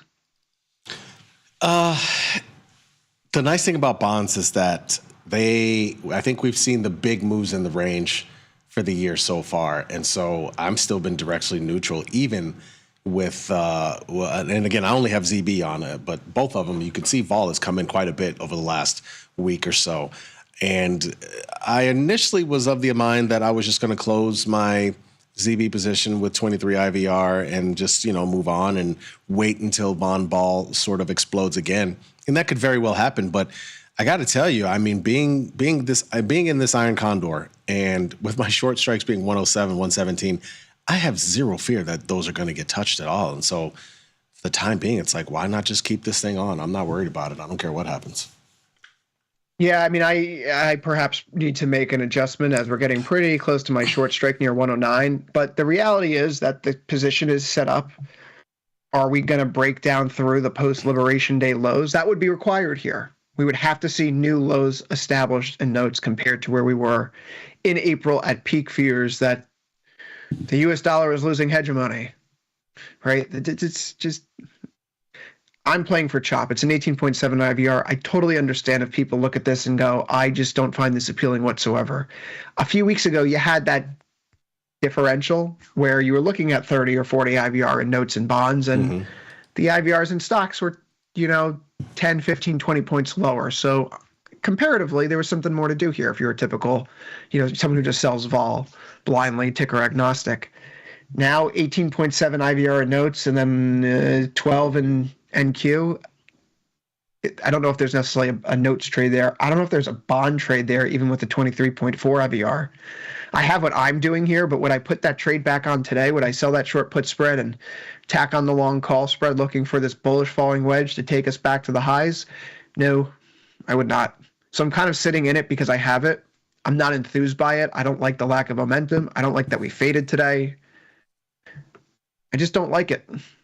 It's not coming together the way that the trade should if this was really, really, really breaking out. It's a boring breakout again. Yeah, no, that's a good point. Like just putting on, like I'm happy in the trade that I currently have on, even though it could possibly be a close. But again, I'm not worried about strikes being breached whatsoever. Would I do anything in here today? Absolutely not. I'm not looking to buy them. I'm not looking to sell them. I think they're kind of fair right now in the prices that there are, whether it's ZN or ZB. And there's no chance of doing anything vol-wise. And so, again, normally when vol is this low, we look to do maybe a call spread or a put spread. But directionally, I just don't feel the need to pick one right now. And I think that's been the best trade in bonds is zero direction if you have the vol, which, again, is not there right now. It's not there right now. We still have this, I suppose, evening star candlestick cluster. It's been I don't want to say I've been misreading the chart because I feel like that's a little bit of harsh self-criticism, because this is technically a bullish engulfing bar. This is a bullish engulfing bar. This would be an evening star candlestick cluster, a top, but this would be a morning stick candlestick cluster, a bottoming sign. Now you have a topping again, but you didn't find follow through yesterday, and today we're dojiing it, I suppose, after the gap open higher. There's nothing really doing here. So I have it working. I'm also of the mindset, Jamal, and I suppose this is the important insight. if this was a really high volatility environment elsewhere, I would be of the mindset that I should take these positions off and reallocate the capital. But because I'm thinking the last few days, okay, we're heading into the Fed meeting, we're heading into VIX expiration, we're thinking about the options expiry for June and then ultimately the quarter. We have this July deadline. If I take these positions off, what would I do with that capital? Would I put new trades on elsewhere? I don't think the answer is yes. So right now, as long as this doesn't break down below 111.5, I'm going to hold it. It's not like the capital would be reallocated over the next few weeks otherwise, because I want to just trim positioning in my trade book, so I'm not so exposed to maybe the market comes unglued and people start to panic and buy hedges in the second half of June, right? I want to have something available if and when volatility does bounce back. So yeah, if it stays on, it's staying on. It wouldn't get reallocated elsewhere. If I take it off, I'm not going to do anything else in notes or bonds as is. And they're not really moving. So short puts, short iron condor, not exciting, not directional, not really doing much. But I guess that's all we're asking for. Yeah, I mean, there's just really not, the trade is just not really there right now with bonds, right? Like, again, we're holding what we're holding because we've already had it and we feel comfortable with it. But I certainly wouldn't put on anything in here today. I'm not trying to pick a direction. And again, there's no vol. So, but that being said, we could see something in tomorrow, right? Based off of what happens with obviously the 10-year note auction and inflation, and maybe even by Thursday, who knows? We could see more. I guess it'll give us something. Hopefully, maybe. Metals take a breather, which is perhaps due for silver after it just surged to a multi-decade high. That's correct. We just hit our highest levels. And let's actually, you know what, better the show than tell. We'll go to SI. It's been so long, Jamal, we have to go to a monthly chart. We have to go to 20 years. Okay. Zoop. Last time we traded up here in the SI continuous contract was February 2012. So progress into the 40s continues to go on. It's a small pullback here, although the market is behaving as a breakout kind of should, where if it is breaking out, you hold the breakout, you don't pull back in and then meander. Long bond is bothering me. We see here that silver up at 36.64. The volatility has crept up, but that is starting to come off again. We see the surge in volatility begin to build in May. Maybe it's worth looking at this in like an 8-hour time frame. But you can see how as we go into June, volatility is creeping up from IVRs in the single digits at 7.525 here. That was back on May 28th. Vol builds and the market breaks out. Vol's flatlining now as prices are struggling to carry themselves higher, and it comports with what's happening in gold here, where gold vol, as prices have struggled to rally the past few weeks, all that while gold vol's coming down, slowly eroding. So the metal breather here is not just like, okay, it's been a lot, people are taking profit. The reasons for why people may have been buying gold and silver in the past they're not there in the market right now, which is why you're seeing bonds and stocks move up. I still have my long exposure here. I am very uncomfortable looking at today's action. I am getting frustrated and, quite frankly, tired of watching these positions do nothing. We can't get through 33.50 in gold here. So it looks like the falling wedge is increasingly the correct interpretation of price action. I think, one of the reasons why I want to get some dry powder going is because I think we could have one of these like, okay, let's push the market higher into the end of June. So we're going to take profits in our metals positions, use that fuel to push stocks higher, paint the tape, promise our partners and investors that we're not going to have a bad quarter again because look at how we performed in the end of it and we're catching up. And then we can reset the table and maybe get long gold and silver again at lower prices. It is a metals breather, and it was kind of warranted, to be honest with you. Again, as you know, last week I put on a silver position. I'm long silver call spread, the 40-42 call spread, all the way out in August. And I am also short a call spread in copper, 530, 540. Actually, both positions they're working as far as since I've opened them. Both positions are up money since I've opened. Of course, the silver is down today. And that's a comfortable position for me, honestly, because I think silver could be breaking out higher. I think we could see silver above 40, like you said, for the first time in was it 14 years? It could happen. And that's at least my play for now. Again, if metals are going to continue to break out, I want to be a part of it, especially after the way silver did it last week. That to me was a clear sign, but we'll see. It has to actually keep going and doing it. If I'm wrong between those two positions, I would imagine if I'm wrong, obviously silver is falling. I would imagine copper falls as well. If it doesn't, that would suck. But I mean, stranger things have happened, right? But if I'm wrong on the silver long, hopefully, copper is falling too, and the whole position costs me 900. If I'm right for silver, of course I lose money on copper, but overall silver would be the big position that would win. So that's kind of what I'm rooting for. Copper as well. Gold, though, definitely is consolidating in a very strong way right now, and that's the hard part sometimes, right? When you're long a trade like that, I get it. I mean, I've been there many times, right? When you're long this trade and you're just watching this slow bleed and day in and day out, and it's not a slow bleed, but it's just sort of it's consolidating, and on the other side of consolidation, you want the breakout to happen. It could be the breakdown. You're not sure which way it's going to go, and so this is the tough part of the trade for sure. Copper, the position that was moved last week, we had been looking at the short put spread and then got out of it and moved over to the HGU5 contract. For the sake of this conversation, we'll look at HGN5 here. We swing up into what's been a multi-week trading range, basically 2 months now, where we've been between 4.5 and maybe 5. And so I put on that short call spread as well in the HGU5 contract, looking for basically the range top to hold. If we move through last week's high, which comes in at 5.0615 here in HGN5, then clearly the range is breaking and we're not holding it. So then it would be on a closing basis through there. It wouldn't be prudent to be short the call spread anymore. So I kind of have that staggering in here where if metals do pull back in, at least I have copper potentially working for me. Mm-hmm. And as you mentioned, there are some scenarios where weirder things have happened in the market where you take two metals positions and they both run against you, even if that's not typically how they behave. Silver's obviously been on a great run. Couldn't be happier. I remember when we were back in the 20s, Jamal, and talking about moves up towards 40, and that seemed like a nutty thing to say because it's nearly a doubling of price. Yeah. How time flies. Yeah. But gold, silver, copper, long-term still bullish. Just the potential here, right? Range top in copper, bearish rising wedge of these red lines in gold. One would have to be, again, big picture. Gold and silver and copper have been responding to macro conditions. And copper, what did it do when at least it didn't get like the heavy-handed tariff news? It squeezed higher. Why? We consume more copper than we produce in the United States. About an 800,000 ton differential there. And so if all we're doing is increasing trade barriers, then we're not going to change our consumption, but it's just going to cost more to consume the same amount of copper. So copper prices rise. Copper prices did rise. So if we get the tariffs off again briefly, right, the negotiating window ends in July, you could get that squeeze like we had here in March. Yep. In anticipation of the tariffs. And then, oh God, these tariffs are going to kill the economy. Okay, that's bad. Right?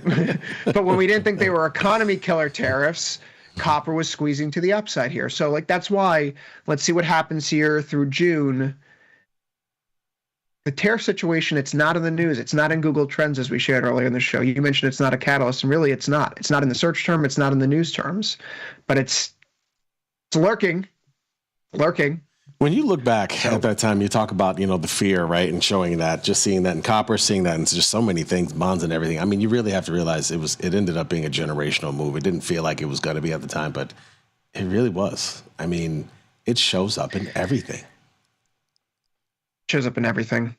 Today is much like yesterday in oil, where the energy ETFs are leading in the market in part because the underlying commodities are performing well. But that was until a few minutes ago, I suppose. Copper now, crude oil here has really given it up over the course of the show, Jamal. So we're back to a break-even point. Interesting. This is an interesting thing here, Jamal, because I had a whole little spiel planned around CLQ5 and changing Well, for one, I'm changing glad the that plan. you don't have your spiel because this move in oil was beginning to wreck my iron condor just a little bit. Again, I'm still far away to the upside. I'm at 68, but you can see it is trending higher. And I'll give it to you. You actually kind of called it out early last week, and which is why you moved your position. It's been happening. I didn't move my position. That's the thing, and I've been waiting for the 64 threshold to be crossed, right? And that's kind of. That was going to be the plan for today. Okay, we were pushing through there yesterday. It wasn't quite there. I couldn't get it filled on when I was trying to do it behind the scenes and overtime. And so I was going to look at it again today. But now we're fading, right? 64.07. This is effectively just a little bit north of the midpoint of the pre-liberation day, post-liberation day trading range. It's a 32.4 IVR. So on one hand, higher vol than what we're seeing in bonds or stocks on a relative basis. That makes it interesting. But also we're at the midpoint of the trading range here, Jamal. And the research shows that if you're trying to look at crude oil prices at any point in the next 12 months, the best bet is to bet the same. Prices don't move. So chop. I'm not thrilled with the position of my strikes here. Should we adjust them? Should we go up to 71, 73? This is why I'm waiting. I still think I have to wait. I don't think I have enough information yet with that long upper wick. I'm waiting too. I'm certainly not going to adjust the downside. I'm not freaking rolling. I'm not rolling. It's not going to happen. No, I am keeping this on at the way it is.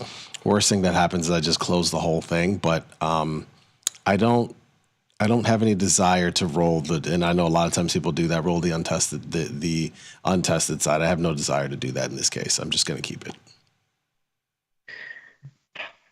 Yeah, for now. We'll see how we move through the rest of the day. If we start rallying back a little bit, before the close, I'm going to make the adjustment. There's no reason to overthink it, and there's plenty of time. Jamal, you and I have been weight watching the natural gas contract here, and it has not gone anywhere. We've been looking for a move up through 3.85 or so, or down through 3.42 as we chop around. I move the downtrend here to suggest that, are we breaking out? It looked like we were doing so last week, but if we're going to do it through that interpretation, no, we're not now anymore. So forget that trend line for a quick second. Let's just keep an eye on the prize here, which is this trading range that's formed over the past month. We're getting close to downside support again. Downside support comes in close to 3.4. There is a reason to think this goes back a little bit more, because if we take a look at this area, we want to push you out here and pull you back there. You can see here how this area right around 3.35 to 3.4 has been resistance a number of times over the past year plus, and on the way back down has been support. Likewise represents the uptrend from the low that we have in November, here in April, and perhaps now going into June. So my first desire with the 42.1 IVR is wait for a little bit more weakness here in natural gas. Go over to the 48-day to expiration line in the sand. Maybe look at a 3.3, 3.2. That's a 61% probability of profit, short put spread. You're risking, it's a 2-to-1. It's actually a pretty favorable trade for something in that 60 to 70% probability of profit. Mm-hmm. Natural gas is one of those things, Jamal, that so uncorrelated with everything else. I'm actually not concerned about the Fed meeting, expiration, anything next week as it pertains to this. So if I were to do something different as we get to these big thresholds, this would actually be the thing I'm most comfortable trading, as odd as that sounds, because it's natural gas, but a little bit more weakness here. I'm going to be looking to sell a put spread soon. That looks like it's going to be the modus operandi. A little bit more weakness, like 340, 3.5, something like that, basically. I want to see a 3.4 tick. I want to see it tick into 3.4, and that could be 3.499. Yeah. Just show me that we're kind of bleeding into this area where the market's capitulated before and washed out. Yeah, no, I mean, that's actually a pretty good trade. Just one tick, penny wide, basically, on that put spread, and you actually get a decent amount of extrinsic value that you're collecting there. So I could see that. I really could. We're only at 3.52. I just need 2 cents. 2 pennies. 2 pennies. 2 Abes. Give me 2 Abes. Minor greenback rally here, Jamal. I don't know what to make of this. I think the crypto space is actually more interesting than the FX space today. Ethereum up 6.2% while Bitcoin's flat. Yeah, I saw that. Yeah. You said stranger things have happened than what's happening in the metals. I think this accounts for some of that strangeness on a day like today. Yeah, right. You typically don't see that big of an outsized move of Ether compared to Bitcoin. It's certainly not the norm, but you're right. The cryptos in general, though, have really benefited from this lower dollar. So crypto's perking up a bit, I suppose. One of the interesting stats that I've come across recently is over the past 6 weeks, we've seen institutional buying, just institutional buying specifically.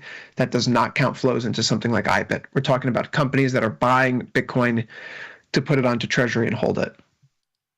That's outpaced the amount of Bitcoin that's been mined on a per week basis for the past 6 weeks. That's an interesting thing. So we'll keep an eye on that. The volatility, though, in the crypto space, 7.3 IVR on BTC. What are you doing there? Nothing. In currency, it's coming off the board here, too, because it's no longer the 40s or the 50s. You're getting back down into the 30s. You're getting back down into the 20s. The euro, the pound, they have these. Well, actually, now the yen is in the teens. If you have no vol here in the market, right, why is the yen falling if treasury yields are down? Well, you're probably backing away from some of that sovereign existential crisis risk that was being baked in. Also, Jamal, the CFTC COT report still shows that this is one of the largest net long positions in the yen's history. So for the sake of this conversation, right, do I want to sell a put spread in something where everyone is already long, and if they have to cover, they're going to have to flip? No. Absolutely not. Picking up pennies in front of legitimately a steamroller. So if I was going to do this, right, if I wanted to be a cowboy, like I guess I could get long to fade the dollar move. Otherwise, just the positioning in the currency market is worth mentioning here. And that persists. It's also a 20 IVR for the yen, which among the currencies is the lowest on the totem pole. So if you're trading FX, you're probably not trading the yen. Otherwise, is the dollar done? This is the most consequential chart, I think, Jamal. Are we putting in a double bottom? Are we breaking the downtrend off the February, March, April swing highs? If the dollar recovers, one might think that this trade war really is over. But if the dollar's recovering, what's happening to bonds and stocks and gold and oil even? Oil's probably stronger, gold's probably weaker, stocks are probably on the up. There's a lot of implications here. So volatility coming in, I think, is the story. People are just not worried about stuff right now. Is it complacency? I don't think so. Not at least for the next 10 days. And then we could talk about what happens in the last week of June. I mean, you look at every asset class, their volatility is on the lower end compared to the past year. I mean, and currencies is part of it. Everything, right? Dollar at this point, we've seen it to some degree with oil, even though oil's still a little elevated, but gold for sure. Like it's everywhere. And again, for good reasons, I guess, because a lot of the tariff talk has calmed down, and that's been the main thing that's moving the market. So this dollar, I think it's definitely one of the more interesting things. I did, again, they're not futures, but I did do a couple of things with Tasty FX. I actually got long the euro and I got long the British pound. Currency pairs, yeah. Just as a way of being short dollar, right? I'm curious to see how much further this dollar goes before something happens. And we all know how this works. Like a lot of times something gets pushed down, and eventually there's a big outsized sort of trade, right? Like we saw sort of last year, sort of an unwind that eventually happens. So be curious to see if and when that happens this year for dollar. You had me thinking, what's the Fed's summary of economic projections saying for the rest of this year for inflation? They are looking at inflation finishing this year at 2.7%. And so we think about the inflation nowcast board we were looking at earlier. The Fed's gauge of inflation, of course, is PCE and core PCE. So their PCE for 2025 is 2.7%. Their core PCE is 2.8. We're looking for, at least for this upcoming inflation report and the trackers, 2.4% CPI, 2.84% on year-over-year core CPI, and then for PCE, 2.3% and 2.65%. We're not there yet. You talk about outside moves. There is just this little voice in my head that's saying, Chris, this is getting into the territory where now that we have the Fed's new summary of economic projections coming out next week, a hot inflation report tomorrow could be the catalyst that gives the Fed reason to suggest they may not cut this year at all.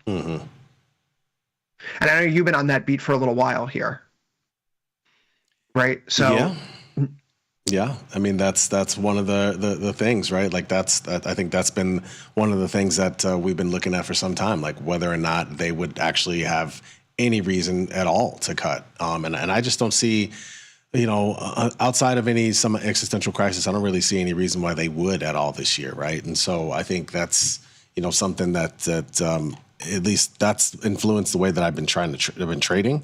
I don't expect any real big moves based on, at least not from the Fed.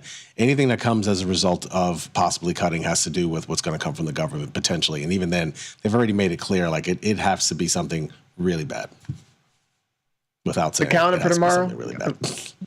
Right, has to be something really bad. We're kind of, again, trying to identify market conditions. I think one of the, not that this past month has been great for me. It's just been a lot of chop. Mm-hmm. I'm not thrilled with it. But at least for equities, we talk about this going back to the boy who cried wolf mindset of January, February. We're like, yeah, we know you're talking tough about tariffs, but like, what are you actually going to do? And there's been a lot of talk again, but we're still waiting for the actual bite. And until the bite comes,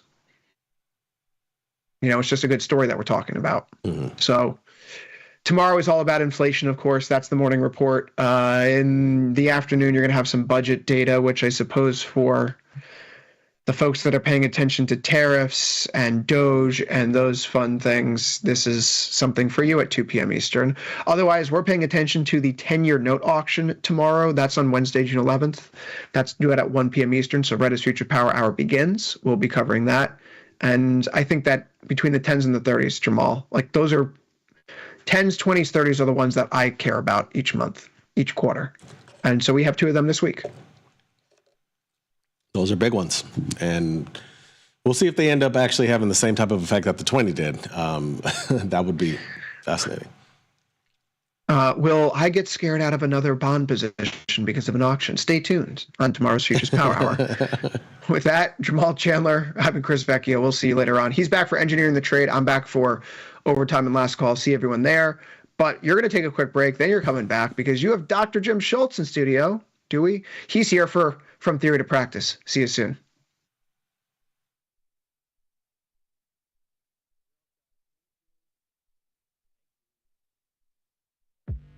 Class is in session. Dr. Jim Schultz is bringing the heat to Options Crash Course Live. This 90-minute show features Dr. Jim in his professional prime. All of the gimmies, none of the gotchas. Come early and grab a drink with Dr. Jim before class and stay for Q&A. The event is free, but space is limited. Register today at tastylive.com/events. It's not a lecture, it's a lifestyle. Ready to take your trading skills to the next level? Dive into the world of stocks, options, and futures with Tasty Trade courses. Whether you're a beginner or more advanced trader, our courses can empower you with the knowledge to succeed. Watch as our team in Chicago shows you how to use the Tasty Trade platform and go over the basics of trading. Perhaps you'll learn about a new strategy or a potential product for your portfolio. To find our courses, go to the Manage section of our web platform or head to courses.tastytrade.com. Start taking control of your financial future. Visit our courses today. Got friends? Get $250. We'll give you a bonus for each qualified person you refer to Tasty Trade. So spread the word and earn rewards. Terms and conditions apply. Global markets never sleep. Explore them with Forex, now available on Tasty Trade. Get in on over 80 Forex pairs, 24 hours a day, 5 days a week, with the Forex platform that adapts to your style and speed. FX marks the spot. Trade it on Tasty Trade.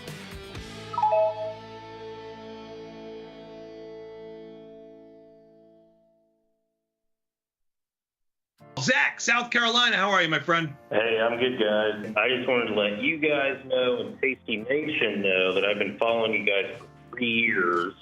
Where else can you call 2 real traders they pick up the phone and answer your question. There's so many so-called traders out there that give you vague strategies and want you to buy their course to learn more, but you guys at Tasty put all your info out for free, and all you ask in return is for us to use your platform. Thanks as always for what you guys do. Love it, man. Thanks. Thank you, man. Thank you. I really appreciate it. Very kind word.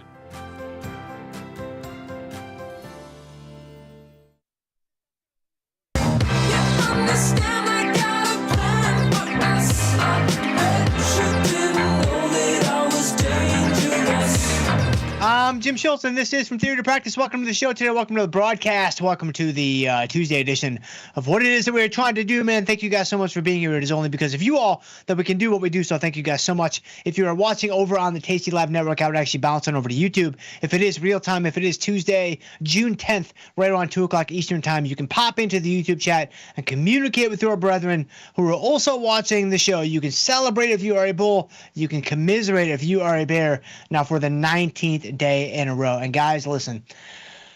So, yeah, this is not good. Tomorrow morning. Guys, I've been trading a long time. I've gone through a lot of economic prints. I've gone through a lot of data points that have hit the tape. The CPI that is slated to come out tomorrow morning at 8:30 a.m., there has never been one that's more impactful. There has never been one that is almost sure to disrupt your daily life in the way that the CPI is going to do when it drops at 8:30 tomorrow morning. So I wish I had the answer. Like, I wish I could tell you all what to do. All I can say is you've got about, 14 hours to go? You've got about 15 hours to go. Man, the bucket list, I start crossing some things off. I'd get my affairs in order. I would prepare for the apocalypse because at 8:31 tomorrow morning, it is indeed going to arrive. So thank you guys for being here. And since this is our final show, let's go out with a bang, man. Let's do a little something fun. So, John, bring us into the portfolio. Let's take a look and see. Yeah, market's still looking good. Market's not necessarily sharing in my apocalyptic call tomorrow, but that makes sense because tomorrow's print, it's unlike any print before it. Like, how can you prepare for something like that? Like, how can you prepare for a 10 basis point miss on either side? Like, how can you prepare for, a 10 basis point, offshoot on this imaginary equation where they're just cooking up some inflation number that doesn't mean anything to anyone anywhere? I mean, how can you possibly get ready for that? You can't. That's the answer. EMI S&P is up 1175, risk-free instrument, also known as the NASDAQ futures, extremely high-risk product. They just dropped like 60 points right before the show, only up 23 now. Got the boomers up 13. You got the Russell 2000 futures index up 7.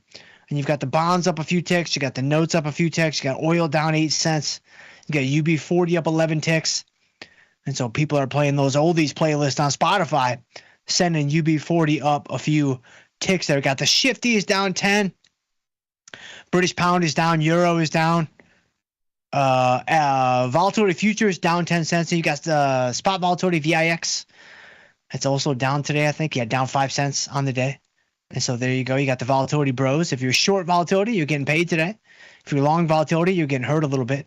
And yeah, I'm excited because I don't know our Tasty FX. I don't know if this is ready to go yet. I got to poke around with this before the show one of these days. I think it got all set up maybe last night. And so, guys, this is going to be super fun because we're going to be in there slanging some euros. We're going to be in there slanging some Danish kroner. Like, everybody needs a little Danish kroner in their portfolio. Like, if you're thinking, man, like, I really, I got some equity exposure. I got some fixed income exposure. Like, I got a little metals on the side. I got a little crypto over there. But you're like, man, there's a missing piece somewhere. I can't quite put my finger on it. But there's one thing in there that I just need, and I don't have it. It's Danish kroner. Like, the thing that you need to fill that final gap is 100% Danish kroner. So we're going to do some of that in the coming days and weeks, I am sure. But all right, let's talk about a couple things in the portfolio. Actually, one thing I wanted to focus on mostly in the portfolio, which is Best Buy. So our Best Buy position is actually looking it's looking okay. I mean, it's definitely looked worse in just recent weeks. And so we'll take a look at Best Buy.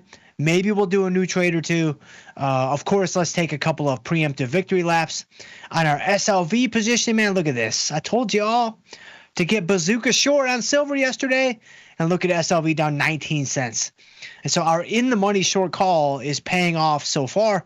We sold it for $1.63. It's currently marking at $1.39. And so we're going to take a little victory lap. We're not going to take like a Roman Anthony victory lap because they lost last night. We're not going to take like a Roman Anthony victory lap because homeboy was 0 for 4 last night. But of course, he's going to save the whole season and save the entire franchise for our Boston Red Sox. And so up 24 cents on the day, looking pretty good. We're off to a really, really, really nice start. And then, of course, around the second half of the show, I will get to as many of you all as I possibly can here on the YouTube.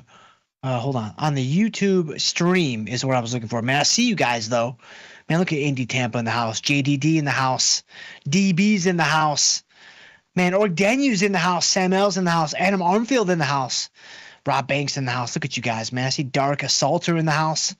What is going on? All right, so I want to focus on our Best Buy position because it is working out quite well today with Best Buy up $2 on the day. And so the market, this made a lot more sense earlier when the market was a lot stronger than it was.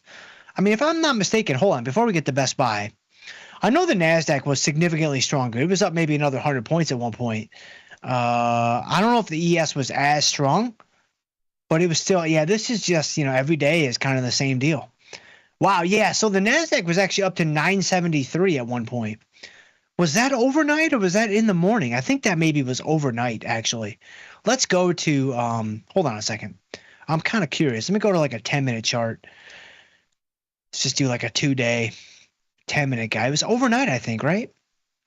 And so, yet something came out. What came out at like 11:30, by the way, that sent the market significantly lower? I mean, it dropped like 100 points in looks like about 10 minutes, and then it just rallied right back, and now they're sending it lower again. And of course, if you've ever wondered who they are, Sosnoffs, Batistas, Sheridans, etc. But if you look at the market overnight, we were up to it was 973, right? Yeah, right up here. So it was overnight. So in the Asian session, and so the market, that you're kind of in bizarro world when the Asian session. So that's going to be, I don't know the exact timestamps, but it's going to be, let's say, 6 p.m. to maybe 2 o'clock in the morning, let's say. When the Asian session is like the most active of all the sessions. And I think last night it kind of was. I mean, that might change now because the market is kind of picking up a little bit of velocity, at least to the downside. But the high of the day was last night, right around 9:30, just before 10 o'clock, at 21,973. And there may be a similar story for ES here. If I go into ES, the high of the day was last night again, right? Actually, I guess it was, but it was pretty close just a little while ago. Oh, wait, hold on. No, the high of the day was just a little while ago. So at about 1 o'clock, the ES printed 60.41, and we're now down to 60.23. And so the market was significantly stronger than it is right now. We'll see where they take it by the end of the day here. But Best Buy being strong today made sense when the market was so strong. Now that the market is sold off, Best Buy has continued to weather the storm that is this little market sell-off that's happening as we speak. And so for Best Buy here, I wanted to take a few minutes and let's unpack the basis on Best Buy, because I think this is a good practice for two reasons. Number one, the content's not going to write itself. Number two, though, this might be something that you actually come up against from time to time in your own portfolio where you've made a bunch of adjustments. Maybe the position has taken a few different shapes and sizes. Like it started as, maybe a strangle and now you're just long some shares. Or it started as a ratio spread and now you're just short a put, or whatever the case might be. And you need to kind of figure out, like, what is my basis on the position? This is going to be a good exercise to do that because this guy started as a ratio spread and it is now just long shares. And so we're going to be able to, kind of unpack the premium that we sold, the assignment price, and then take a look at, all right, we've got Best Buy up today up to 75 or just under 75.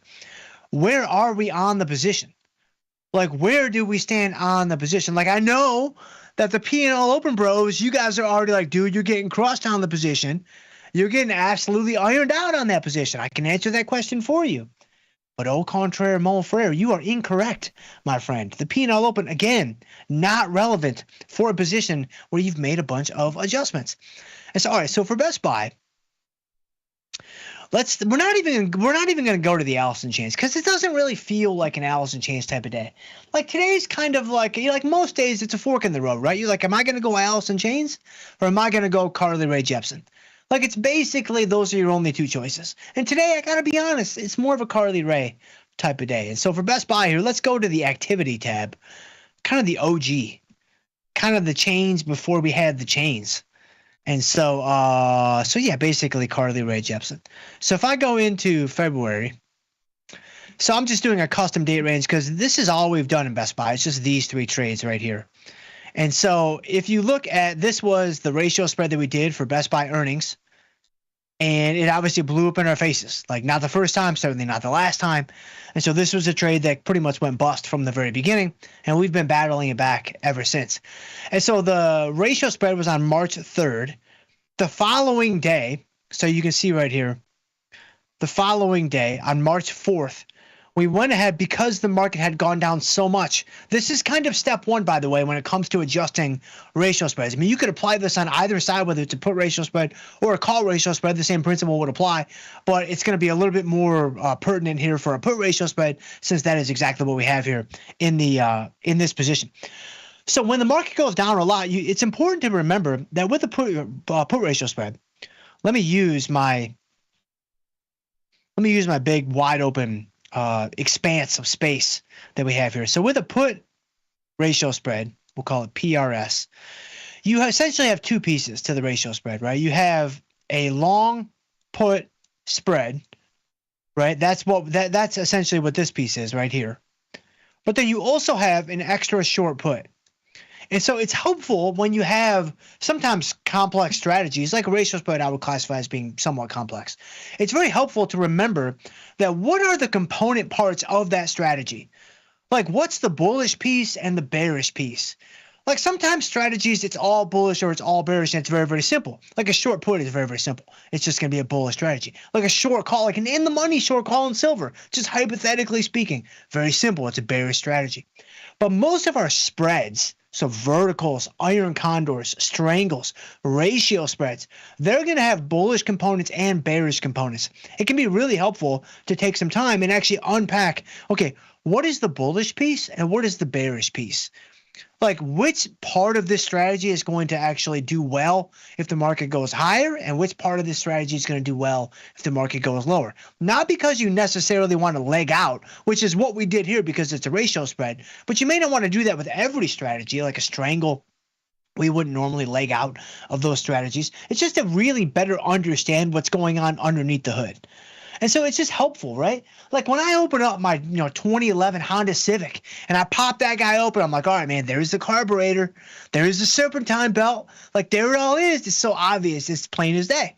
I mean, obviously that's not me because I couldn't find you a serpentine belt if my life depended on it. But hypothetically speaking, it's basically the same thing.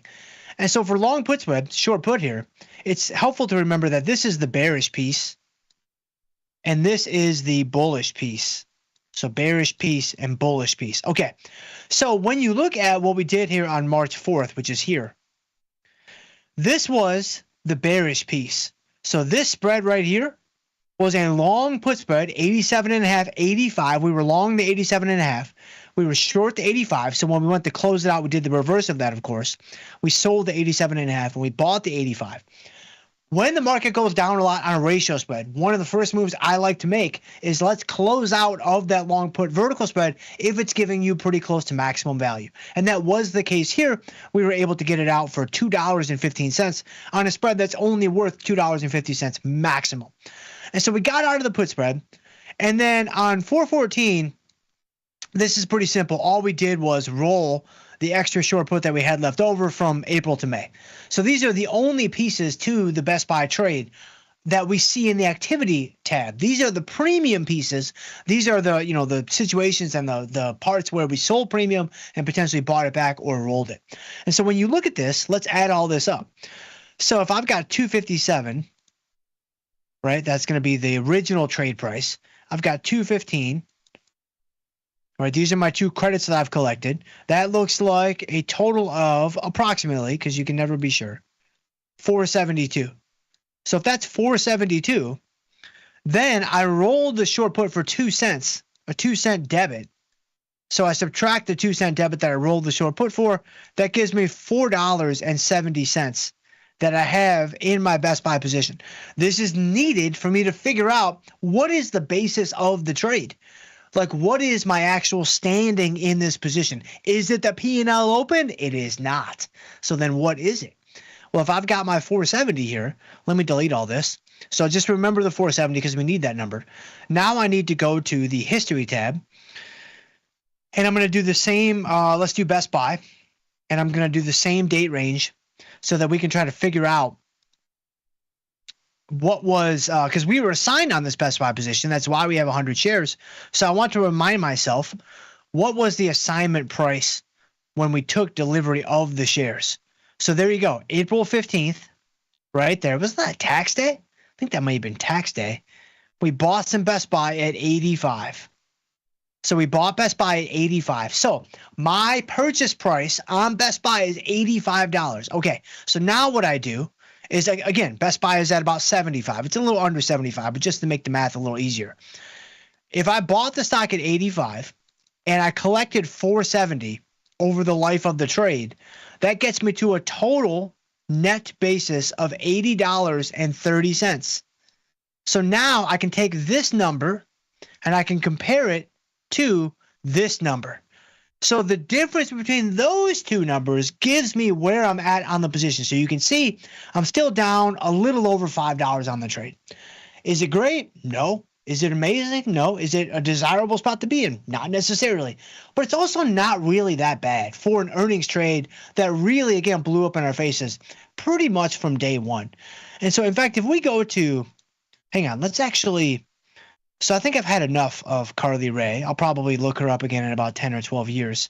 Let's go to the chains now, which never let us down. That can be a kind of in the daily playlist. If I go to Best Buy, let's go to, let's do 180 days. I want to go back to, so I want to see the market state snapshots.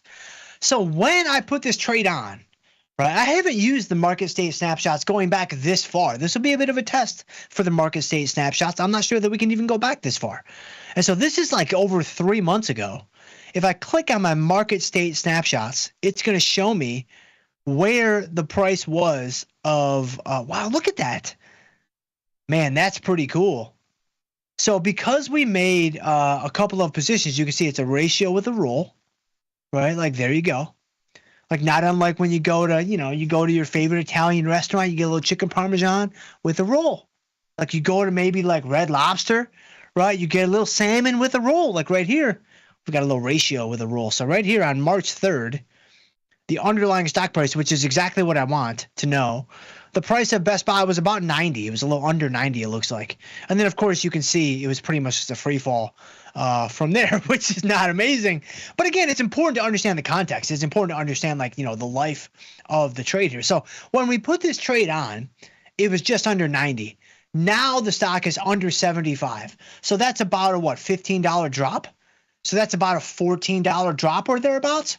We're only down $5 on the trade, $5.50 or whatever. That's really not too bad.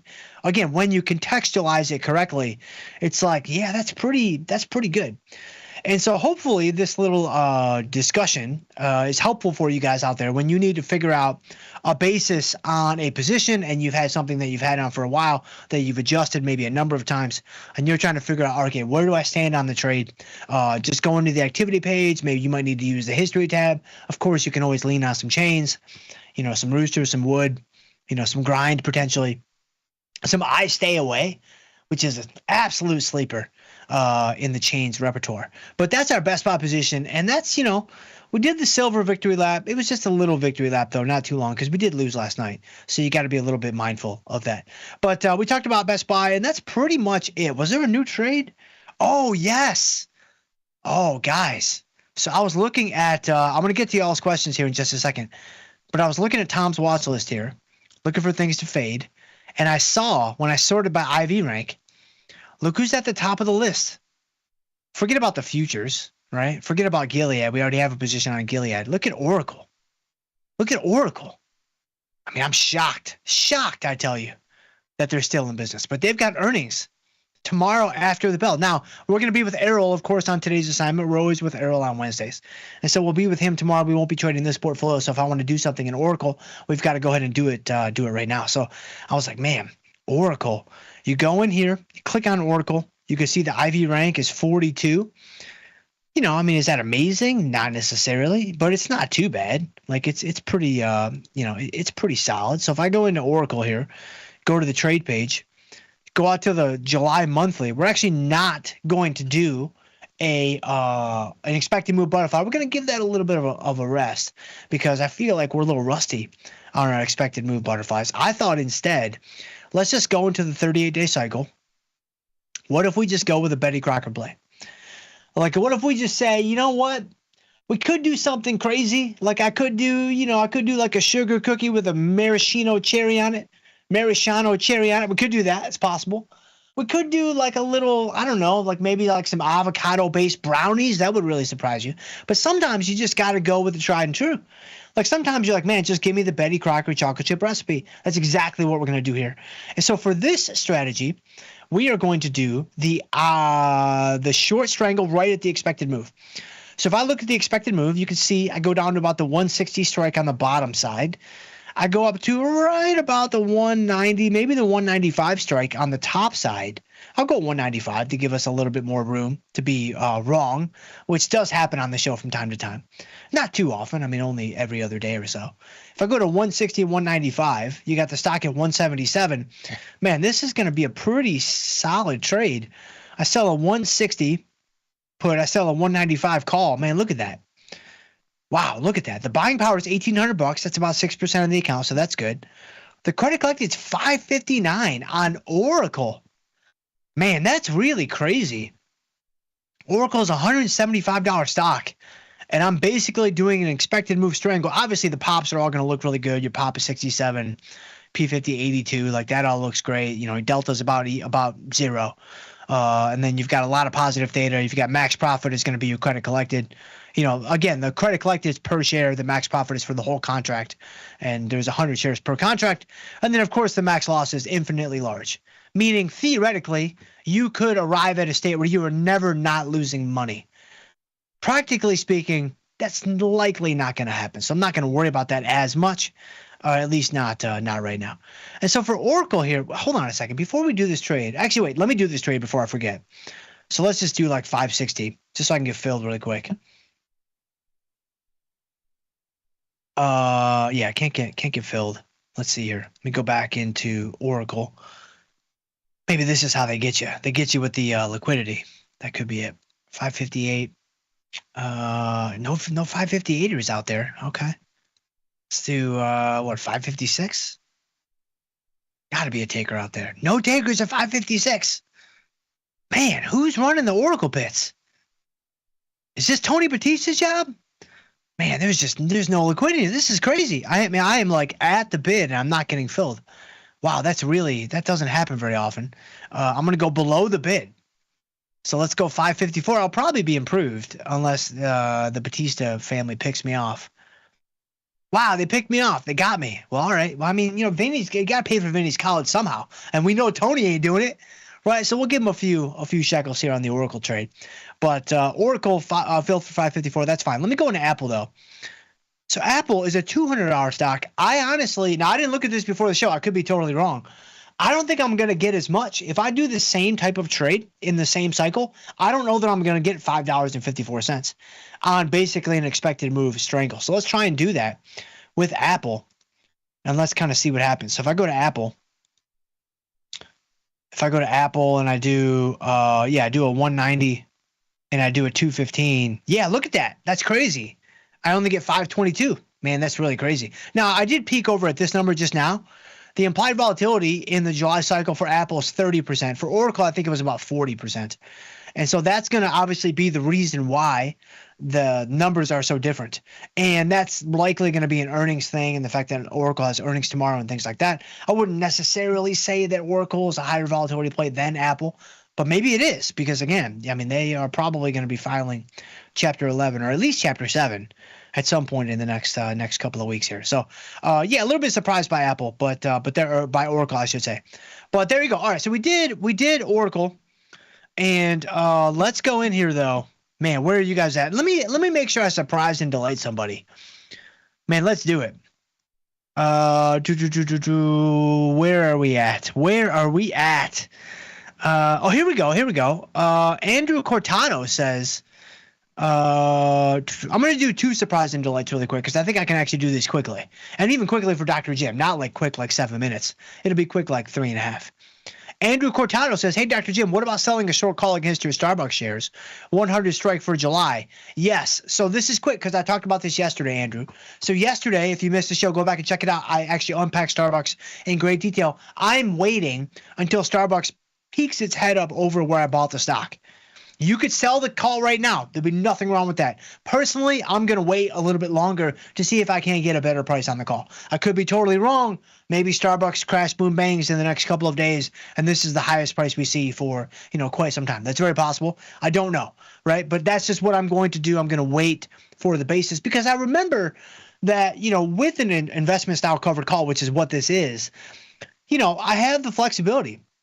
I have the luxury to be patient. I have the luxury to wait if I want to wait because at the end of the day, it's like I would just be holding shares anyway if I wasn't selling calls against the shares. And so let me go ahead and remember that and, go ahead and kind of tap into that, at the times when I don't necessarily want to cap my upside and sell the call. And so I'm just going to wait a little bit to see if we can't get a slightly better price on the call that we sell. And then there's one other. So Gregor V. Dub. Or not, I'm sorry, not Gregor V. Dub. You were asking about Oracle earnings play. I just gave you that. Archer Bowman says, why not selling options on ZC, which is corn, I think, right? Man, I haven't traded corn in so long. I wouldn't even really know where to begin other than, like going with kind of the same standard approach. Like, for example, an expected move strangle. Like if I sold the 400 put and the 455 call, you can see this is a super small trade, right? It's only $900 in buying power. The credit is 10. I don't even know what those are. 10 what? 10 are those like rupees? Like I don't even know what the unit is. It's not dollars, I don't think. Are those like 10 like seedlings? Like I'm not sure. Like my max profit is only $500. And so I can do like the conversion. It must be what? That looks like about $50 per seedling or thereabouts.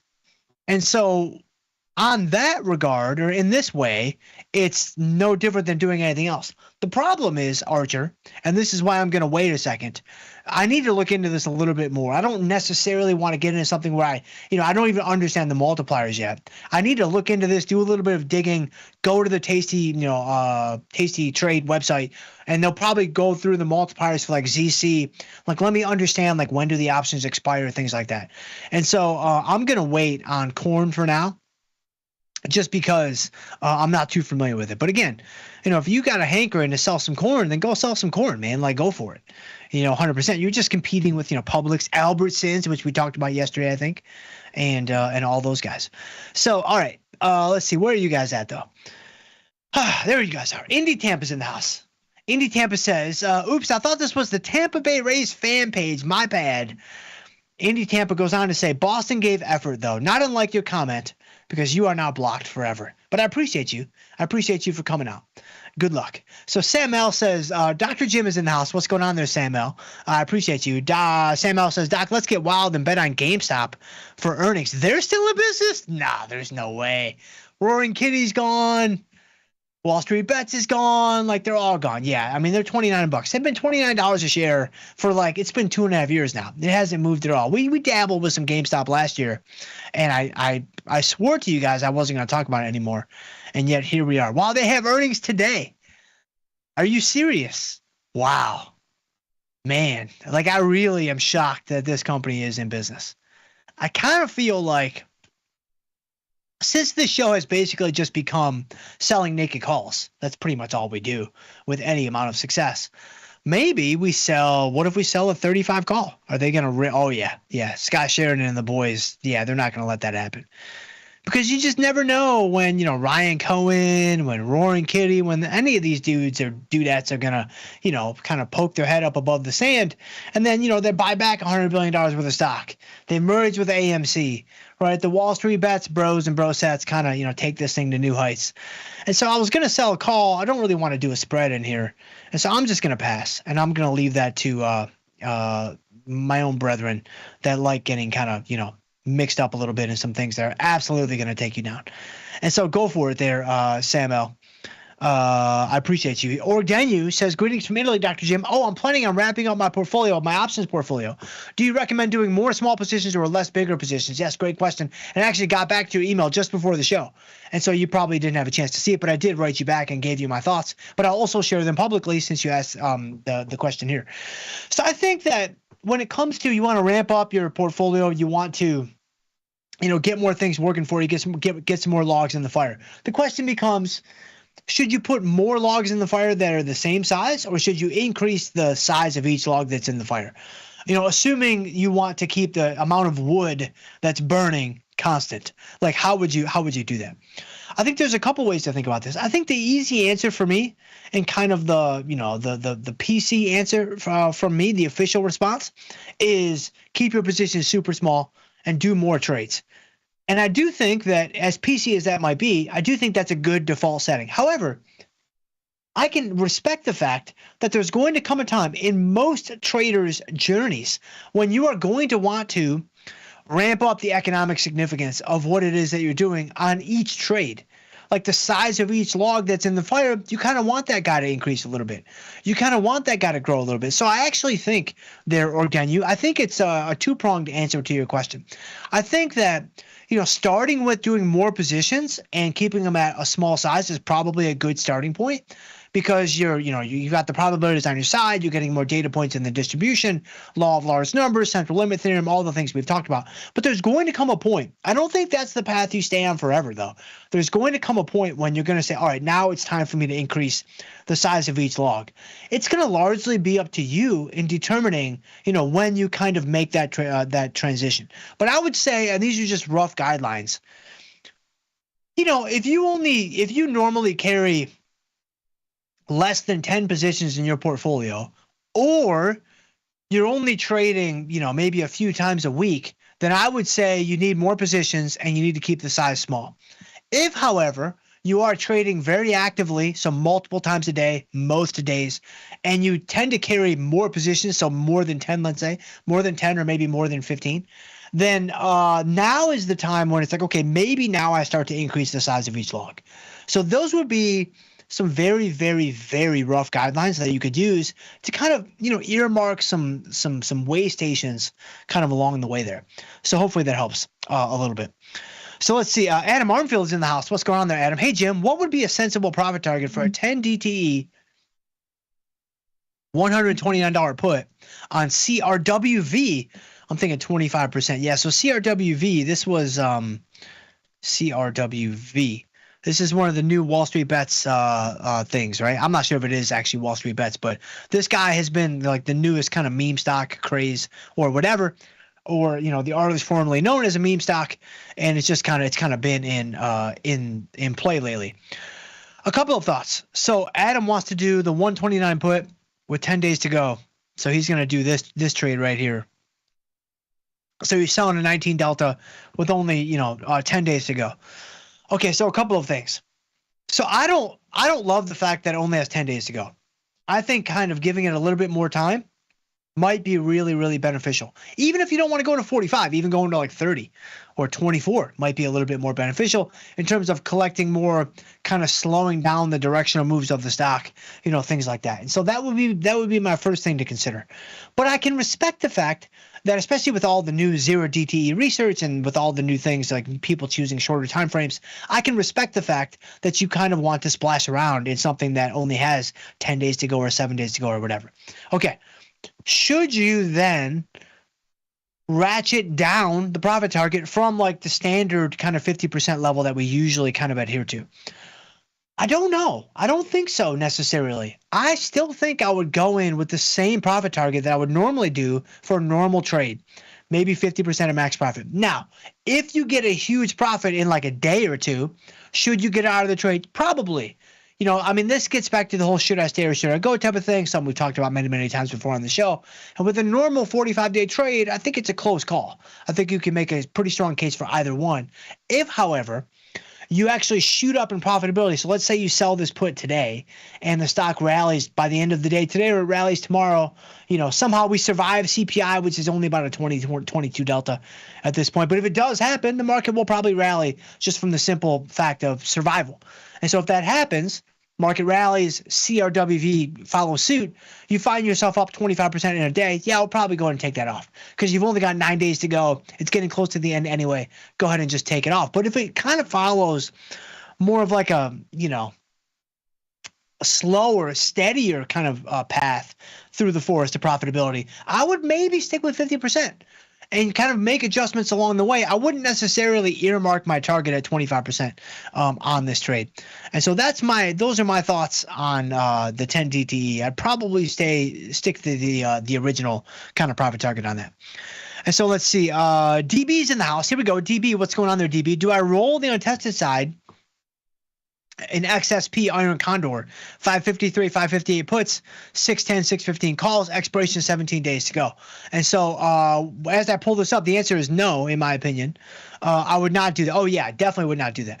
So the reason why I say definitely now is the stock's at 602 because this is just going to be the SPY, the smaller version of SPY. You can see right there. It's a mini or a smaller version of XPS, or SPX, I should say. Couple of things. Number one, even when you're tested, which you're not right here, that's why I said definitely. But even when you're tested on an Iron Condor, in my opinion, I don't like the gimme gotcha exchange of rolling the untested side like I do with a strangle. It's expensive, it's clunky, it's cumbersome because you have the long leg that you have to bring up, you know, with the short leg. Now, maybe it's not that expensive because you've just got to pay a little bit more transaction costs, but it's like, man, if you do this every day, though, for a whole year, for 6 months, whatever, it's like, sure, Tom gets his second Range Rover, but where does that leave you? That leaves you with a 2011 Honda Civic, right? And so, man, I'm here for you. I'm here for my 2011 Honda Civic, brethren. And so I don't know that I would do it just from a transaction cost standpoint, but I also don't really love the fact that you're giving up so much room between the short strikes for maybe just a little payoff and risk reduction, which you probably should have done on order entry, which is what I try to do on order entry. So even if you were tested, I would not roll the untested side, DB. You're not even tested here, though. You still have the stock between your strikes. I would sit tight. I would do nothing, and I would continue to, you know, let this guy march forward towards your profit target. Now, you're at 17 days to go. You know, if you got in at 45, you're probably profitable on the trade to some degree. Maybe not as much as you thought you would be because Iron Condors are notoriously slow in terms of getting to the profit objectives. This is something that always surprises people, and this is one of the reasons why I don't really love Iron Condors, especially $5 wide Iron Condors. They're very, very slow. It's very difficult to get to your profit target at 21 days to go, even if the stock cooperates perfectly. If, however, you have an economically significant profit, so I don't know, 30 cents, 40 cents, 50 cents, maybe you take it off and you're done with it. If you're not quite there yet, you're at like 15 cents or 20 cents or whatever, then you just sit tight. Just hold it. Don't worry about the gamma risk. Don't worry about being inside of 21 days to go because it's defined risk. So you don't really need to worry about those things. So hopefully that helps, DB. Let's see. Indy Tampa, who should be blocked, but Indy Tampa says so far to the moon. Perhaps, my friend, perhaps. Not unlike the Boston Red Sox once Roman Anthony finds his swing. And so Sergio says, greeting, Dr. Jim. What's going on there, Sergio? Do you scalp bonds a la Bob Sosnoff as part of your trading arsenal? Obviously not here, not on the show account. In some stealth accounts that could be happening, maybe or maybe not behind the scenes, possibly. It could be happening. We could be scalping UB40. There could be all kinds of crazy things going on that y'all don't have anything, y'all don't know anything about. But again, that's just all hypothetical. And so, but yeah, I mean, bonds are a great product to trade actively. You know, basically, you know, any of the 6 horsemen or the 8 horsemen. You know, ES is amazing. NQ is amazing. Even the boomers, they'll kind of sneak up on you with, you know, their being amazing. And so they're also pretty solid. The Russell's solid. Bonds are solid. Oil is solid if you really like getting gorilla smacked. So it all depends on what you like. I mean, that's what makes a market, right? And I'm not here to tell you what you like. Like maybe you just like getting punched in the face over and over again. Then get in some oil pits, man. Do some CL work. Like it's got a lot there waiting for you. And so gold, gold's another good one. Silver's another really good one. I mean, they're all scalpable in my humble opinion. And so let's see. Darkest Salter's in the house. What's going on there, Darkest Salter? Indy Tampa still not blocked. Says biggest print ever. Yes, that is correct. And so maybe you have just salvaged yourself by our being on the same side of this CPI trade. JDD says CPI going to be the market killer. I don't know. I mean, it depends on how. It depends. Like, how would you view the end of the world? Like, how would you view the apocalypse? I mean, I would say, generally speaking, the internet would view that as a bullish event. Like, I would say, generally speaking, that would be a reason to buy the dip. And so if that's your thesis going in, then it's going to give you an unbelievable dip to buy. And so Scott S. in the house. What's going on there, Scott? Jim, I saw you at the Chicago show you did, and I'm making arrangements to be in Cambridge for your Boston show next month. Man, I appreciate you, Scott. Wow, that's amazing. That is some unbelievable dedication. Yes, Scott, I do remember connecting with you before the show a few months ago when we did that at Live Bash. The show in Boston on July 13th. It's all free. You can sign up on tastylive.com/event. So guys, if you haven't signed up yet, go check it out and give it a sign up. It's going to be very similar, Scott. And so I'm going to be expecting you to laugh at the same jokes. I'm going to be expecting you to, continue to follow along with the same tangential stories because I don't have too many to go to. So we pretty much just keep running the same guys out there. But Scott, thank you so much, my friend. So Rob Banks says, good day, Dr. J. What's going on there, Rob Banks? Bruce says Intel's up 8% today. That's crazy. They're still in business? That's really crazy. Yeah, look at Intel up $1.50 today. They asymptotically approached zero, and now they're on their way to positive infinity. So well done by the Intel crew. They've had the same crew in-house since 1977. So that's some pretty good stuff. Andrew C. says, does long – some great questions today. Man, really great questions today. Does being long volatility equal being bearish? Yes, usually. So if you are long volatility, right, like you bought VIX calls or, you're long VIX futures or, even if you just buy options, that's a positive Vega play. That can also be a long Vega play. That is going to be a bearish position in the overall market because – so if I go to let me see here. Where is the VIX? Oh, wait a minute. Hold on. Let's do – wait, that should work. Where's the VIX? So VIX. So that's so weird. It's not showing the correlation. What I wanted to look at was VIX, the correlation with the SPY. It says 0, but that's not right. It's usually about negative. Yeah, so UVXY, which is one of the volatility products, it's registering correctly. And, it's okay. I mean, the fact that this is not showing up right, you guys got to remember that Jajun is doing all these by hand. You guys got to remember that my man's doing these like all day long, every day. And so we got to cut him a little bit of slack. He'll get to the VIX correlation here probably any hour now. But UVXY is also a volatility product. You can see that the correlation with SPY is negative 90. So that means that it's almost perfectly negatively correlated. So when volatility goes up, the market's going down 90% of the time. And so, yes, if you carry a long volatility position, that is naturally going to be bearish the overall stock market, just by the very nature of the simple inverse relationship that is incredibly reliable between volatility and the overall market. But, man, let me see if I can get to one more. Black Diamond Prod says, can't wait for some more fade trades today. Yes, you should be fading everything I do. If you're brand new to the show, you should take the opposite of every trade I do. Again, you can retire a minimum of 12 months early if you do that. Oh, man, I'm totally out of time. But Peter says Danish Kronar sounds tasty. It does indeed. It absolutely does indeed. We'll get into some Danish Kronar at some point here in the near future. But guys, I appreciate you. We made it to the end. If I can ever help you guys in any way, please shoot me an email. I'm jschultz@tastylive.com, or we can connect on Twitter. I'm at jschultzf3. I would love to hear from you guys on there as well. But stay tuned. We do have Jamal coming up next with Engineering the Trade. In the meantime, guys, trade them small, trade them heavy, and stay generous. We'll see you guys tomorrow.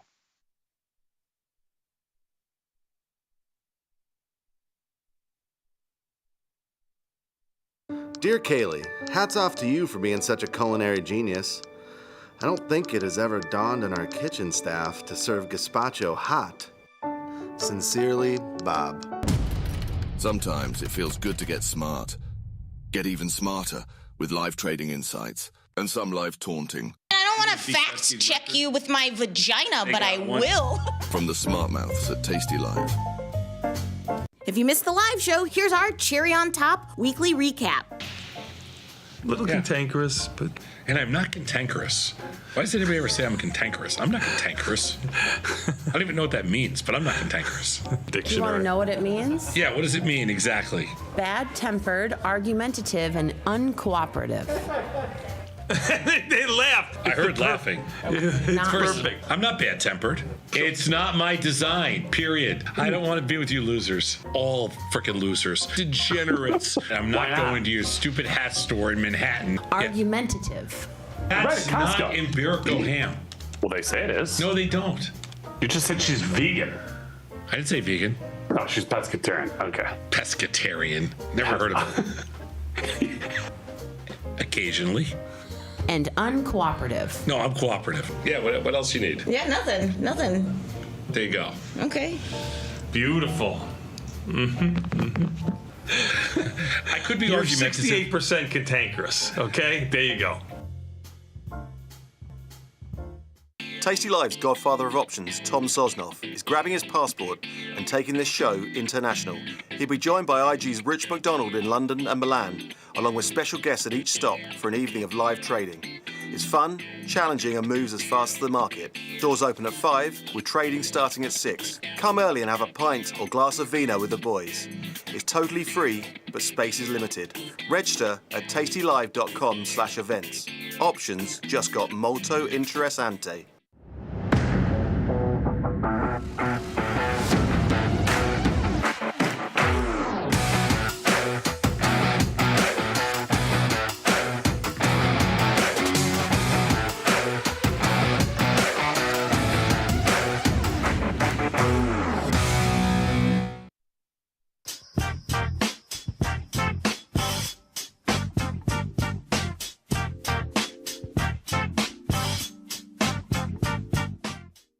What's going on, everybody? It is another quiet day with the delegates from the U.S. and China still discussing things, and we're waiting on an inflation report. So guess what?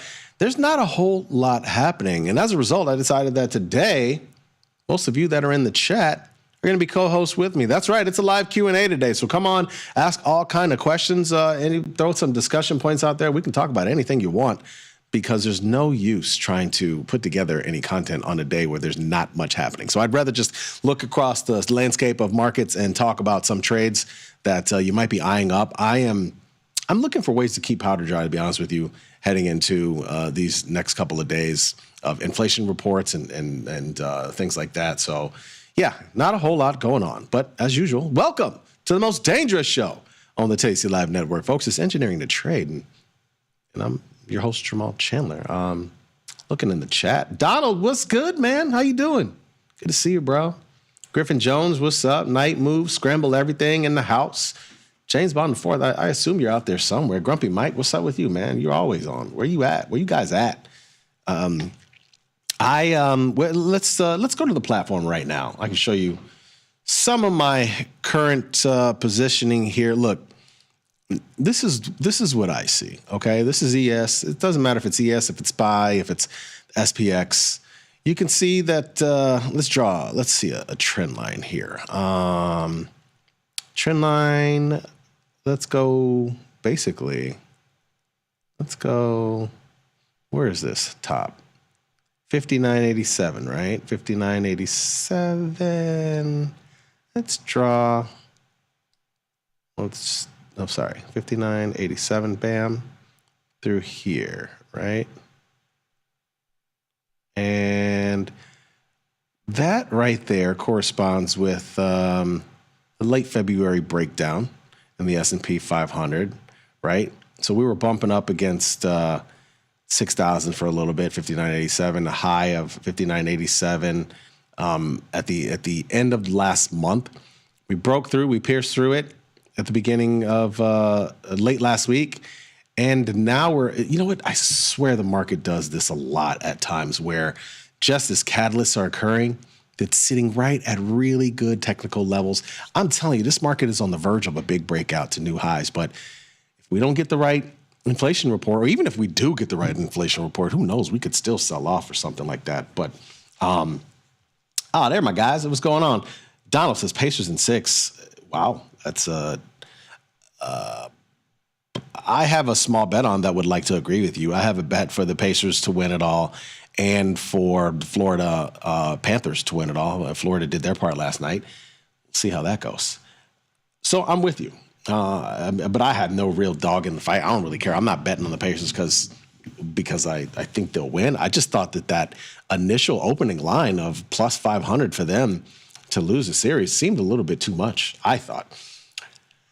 DB, when you say keep powder dry, what percent allocation do you keep in this market? I would say 30%. I would say 30 to 40% maybe at this point, just because I feel like if things go awry, then it's going to create, even if we get, let's just say, even if you get what we got in the beginning of March, right? Like that would be something on the order of what I would be worried about possibly happening, given my position. So my positions right now, well, Tesla is vol play more than anything. This is not much going on in this EUC. This was a play that I put on as a result of the talk of what's going on in the uranium market, right? Costco, this is something I should have taken off literally the day after earnings. I messed this one up, but I'm going to hold on to it for now. I'm long the July call, so I'm fine with that. MCL, how am I doing? Well, MCL, there's always discussions around what's going on. I actually have a Iron Condor NCL. There's always discussions about, possible geopolitical stuff with oil, right? I'm not doing anything about it. What I'm going to do is just keep this position on. I have this Iron Condor, 55, 53, 68, 70. Is it getting a little bit close to the 68, 70? Yeah, I suppose so. But I'm not going to change it, nor am I going to roll down the untested side. Now, we do that often, right? But oil moves around quite a bit. And honestly, I'm not 100% convinced that oil is moving out of this range that basically has seen it with an average, I feel like. This time period right here, it felt like the average oil price was like 61 and change, 61 and a quarter if I had to put a number on it. So I feel comfortable with my downside there. And so if it's 61 and a quarter, I just don't feel like I'd want to roll to here, right? For an additional, I could roll, but I just don't feel the need to that's probably what I think that I said it was $430, I think. And if I close this, that's $260. So really it's like $200 and change just to roll this down. And again, I could easily see oil falling back towards the 61 level. So I just don't really want to try and mess with that. The minimum level of powder I usually keep, there's times where I only have like 10 to 15% cash available. But I would say that was the case when the market was, when the market was in these levels, I was still trading and I had very low cash. Like if we had dropped further, it would have probably gotten ugly. But I just figured that 4,800 was worth taking a shot. So that's the only time I do. Right around now, I have about 30%, and I'm looking at maybe. So right now, I'm going to probably hold it through tomorrow. But again, the main positions in my portfolio, right? These NASDAQ call spreads. Those are my biggest positions right now. 2,300, 23.5, and the July 11 expiration. I just rolled this out today because it was the June 30th. Now we're out to here. And then I also have another one here. And how did I get to? Well, I initially had the June 30, and then, again, market dropped here at this time. And matter of fact, I can show you the order chains. I originally bought the June 30 expiration on 513, right? I was long. The market dropped, I think, on the 30th, and I decided to buy another, so I bought that 530. Again, just rolled this June 30 out to July 11 now, and this is my current position that I'm holding. I do have also long an MYM contract, right? So I'm long NASDAQ, long Dow, long. Russell contract, all three of those.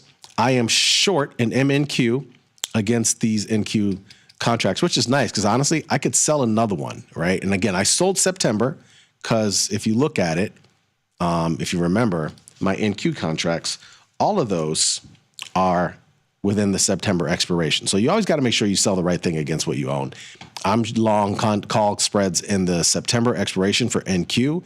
And so as a result, I did want a little bit of a hedge. I sold just above 22,000, the MNQ contract. I could actually sell another for no cost. Why is that? Because again, it knows that I'm long an NQ call spread, but I don't want to do it yet. I would do it again at 23,000. I think that would be a nice level. So that's my situation. So MCL, back to your point, James Bond IV.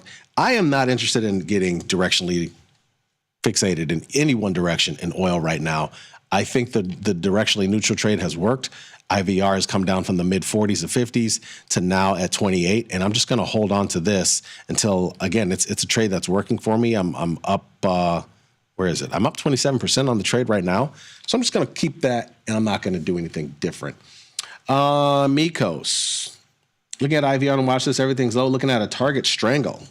Target strangle. Now, where have I heard that before? Huh? Yeah, I heard that recently, just in the last few hours here. But somebody else was talking about that. But I could see why you would do it. I mean, I don't blame you. I'm not looking to do it right now. I would need a little bit higher IVR personally, but it's not a bad trade. I could see why you would want to do it. I'm guessing you're looking at what, the 90, 120? Yeah. So see, that's the thing though. For me, this is just low premium. I mean, 128 for a buying power of 1,000. I'm assuming you're looking at the July. If you're not, even going out to here, these markets aren't exactly the greatest. That's like a 30-cent wide market. So I wouldn't necessarily do this either way. I just don't love it. And also too, I don't know. 90, 120. I mean, I guess those strikes are not bad actually. Those strikes are pretty decent, but I just don't like the amount of premium. It's personally not enough for me, whether you're using July or August. It's personally not enough. And so that's why I personally wouldn't do it, but don't let me talk you off your trade if you were interested. And I just feel like there's a few better even strangles out there. Like even, let's see. Again, I'm not advocating any trade for you, but just comparative. When you look at other things like IonQ right now, is one where you could do probably a little bit better strangle, 251, and better buying power, right? So, and then that has a 36 IVR. So that's something that I would look at. I would compare it, and the markets are actually better in here than they were in Target even, right? So that's one thing you can look at. Took a Super Bowl, I think, on Intel yesterday. Okay. Intel. Well, anytime you're asking if you should take profits, it's possible, right? Saying $141 a profit, feeling like I should take a profit, but I want to stay in. That's the tough part about it. We all want to do that, right? You want to, you got the one. Well, yeah, you're short the July 21 put, right? Isn't that what you said? You're long the July 21 call. What? Wait, you're +1 long July 1821 call. So you're okay. Yeah. Well, this is basically a you're basically synthetically long stock, right? And you want to take profits. If you're sitting on this, you could sell this call against it. Again, I mean, you could sell a call against it right now, right? And then you just turn it into the call spread. If that's what you really want to do, you can look at your situation here with selling that call. Let's just take it off for a second. That's probably one thing that I would do. Right? So again, this is your situation. Now all of a sudden, it's going to potential, of course, eat into your potential gains. But if you wanted to, I mean, again, you're selling this, that's $70. That's half of your profit in a way. And of course you're capped out at that point, But that's your one way of taking profit. That's one thing that I would possibly do if you're looking to sort of offset. Sunflower, hi Jamal. I've been buying out of the money long call options and put options, 0 DTE and 1 TTE, so I can more safely day trade the ES and decrease capital requirements. I spend about $50, $100 a day on these options. Any better way to do this with better with a longer dated ES option? Maybe ratio spreads or butterflies. These long options are so expensive further out. It's true. So you want to take flyers. You want to get long. Expensive. I mean, they are expensive. That's the thing. There's, first of all, this is a big contract, right? So that's one thing you have to keep in mind. It is a sizable contract. I mean, if you want to go, 30 days out, obviously, these things are pretty cheap. Now, the buying power is not going to make sense for me because, again, I'm short an ES contract, but we all get it. Like this is straight $4,500, right? It's really not. I mean, this is the only other way you can do it is SPY, right? Like that's the only other way you can do it. And not to say that those are exactly that much cheaper, but again, if you want to go to SPY, like this is your other way, right? Of saying 6,100 YOLO, like it's coming. Sometimes I've done, and this is not necessarily cheap per se neither. Sometimes I put on risk in this manner. This is my trade when the markets something's really down and I'm playing for the snapback. This is another way to do it, but this is really not that much different. If you keep them kind of close together, it acts as a call spread. Again, this is not exactly fully cheap neither. But these are sort of ratio call spreads. Like you can do that sometimes, but again, that's not exactly the cheapest way. The cheapest way really is just you buy the call spread and SPY. Honestly, that's the easiest way to do the similar trade going further out. And again, you're using ES, so that's another way to do it. Who else? Donald is short Carvana, CVNA, short call spread in there. You short the July. Okay, I see you. Further upside. I'd say it's smart to keep it on a tight leash for sure. Fall is not exactly high in here. I mean, it's pretty low, but I get it. You're just doing it for the fade. You're not exactly trying to sell vol. You're just trying to sell the fade in here. And I can see why you do that. I get it. Let's see. Target. Yeah. Oh, yeah. We already talked about that. That strangle. I told you my idea in there. Again, your other. But Amigos. You can just sell puts as well. But I assume you're buying these calls because you want the convexity, you want the nice, potential move, and you want to play it for a much higher move, right? Like I get it. And again, doing 0 DTE and a lot of people will do SPX a lot of times. I think also too, I really don't trade ES options that often, but I can't remember. I need to look up the exact nature of how. Not that you're going to hold it to settlement, but one of the reasons why people like to do SPX is because, again, this is just going to expire to cash and you don't have to think about anything. So it's one of the reasons why. I know somebody was asking earlier, why ES for SPX options more than ES? It's just kind of how it goes. Jamal wanted cheapy, CRWV. I'm already in it, Broham. I've been in CoreWeave for a minute now. Matter of fact, Vol's coming in here nicely today. I'm short a strangle in here, and I'm glad to see it pull back today. Big moves. This thing makes big moves at times. I am not opposed to, on the days where it does have big pullbacks, try to buy a call, but I usually wait towards the end of the week, just in case it does a one-day big move. But right now it's pulling. But today is pullback day, which I'm glad about. I've been short this strangle for, when did I sell this? I sold this initially. I don't know. Sometime in the last couple of weeks, I sold this thing. I've done a bunch of different things in here at times to try to risk manage. Again, late last week bought a couple of calls just in case it made a big move to the upside. Of course it didn't. It did it instead of Friday, it did it on Monday. So I like this thing. I've been short the strangle in here. I've been watching IV. Again, I was short in here for a while and then closed it because IVR got low. Stock exploded again. Hopefully it does the same thing so that it chills over the next couple of days. I will close the strangle and reapply. If IVR gets below 30, I'm closing the strangle in here. I think when you have a name like this that's super volatile, that's one of your ways to sort of gauge when to close up. When vol sort of contracts some, it's time to probably close the position because, again, it might explode again and vol goes up, and then you have the ability to do it all over again. The other thing that's doing that is this circle, but there's no chance of me touching this. This thing is wildly unpredictable. I don't like the idea of a strangle in here. Seems to have a lot of volume though when you look at it, but I don't know. This thing scares me a lot more than Core Weave. They've been compared a lot, and you can see the buying power in here is a whole lot higher on a strangle than anything else, so not touching that. Long UNH Delta. Who's UNH? I haven't traded UNH since I traded it in this time period. I think I did... Yeah, I sold on the 15th and closed on the 19th. It was one of the quicker trades I've had in a while.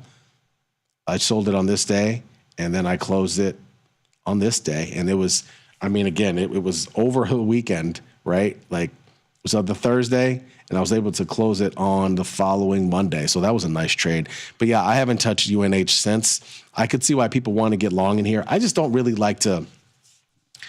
I don't like to do that with names that are undergoing a lot right now. And there's a lot going on in UNH, so I'm not interested in really getting long Delta.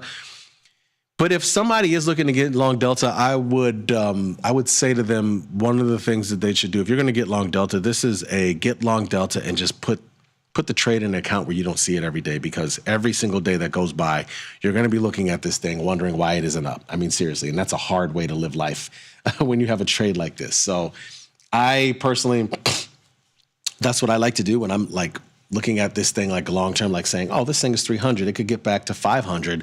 I want to put it a trade on and put it in an account where I don't even look at it for some time. And if you did want to do that, where would you go? Well, a lot of times we look at leaps, but golly, these leaps are super expensive. Let's see, 230. I mean, again, that's you can't really go out and buy leaps in this thing fairly easily. Can you do the Jan? I don't imagine the Jan is even that much more cheaper. But if you got, yeah, this is an expensive name. So yeah, I don't have anything on in UNH. Somebody mentioned ZC. I haven't traded these commodities in a long time. I haven't even looked at them in forever. Corn, I was kind of downtrodden. Implied vol is up. Okay, what's soybeans looking like? Soybeans also 58, a little heavy. And you imagine some of these, again, in the initial discussions about tariffs and stuff like that and what's going on with, soybeans and corn. I feel like a lot of those, there is a sort of tie with China. I think, again, I don't really trade the grains as much. I don't remember all the issues that are surrounding them, but there's a lot that goes into that. And I think that's why vol had hung up there. Vol was up in wheat for the longest time, right? When you talk about what was going on with Ukraine, but it seems to have simmered down. A lot of times you can look at the vol in these and sort of get an idea of what's going on with whatever issue or conflict is happening in there. You talk about what's going on with oil, right? Well, to me, I don't think there's going to be much conflict when I look at this implied vol rank of 27. It was like 50s over these last couple of weeks. And here, right, it was up there going back to May, most of May and even in April. But now it's down to 27, which says to me, things are chilling out in oil, whether there's an issue with supply or anything else. It doesn't seem to be as bad as that it was previously thought, and so it's calmed down. Another trade that I got going on, which could get affected in the next couple of days, because we have a 10-year note auction tomorrow afternoon, and then we have a 30-year bond auction on Thursday afternoon. And so I'm surprised implied vol is still just continuing to come in, and it's not lifting a little bit ahead of these auctions. It's still staying fairly low, which again, I'm glad it is, because I got I only have a position in ZB right now, but I have the Iron Condor in here, and I have no problems holding on to this. When I look at 117 and I look at 107, those are my short strikes. Again, I mean, let's look at the continuous contract here /ZB. 107, I mean, it's not even on a chart, bro. Like, it's down here, right? We haven't seen any 107 activity. And 117 hasn't been breached since the end of April. So it's been a while that we've seen any moves. And if I had to, I mean, the fair value for the last couple of weeks has been about 112, 113, you would say.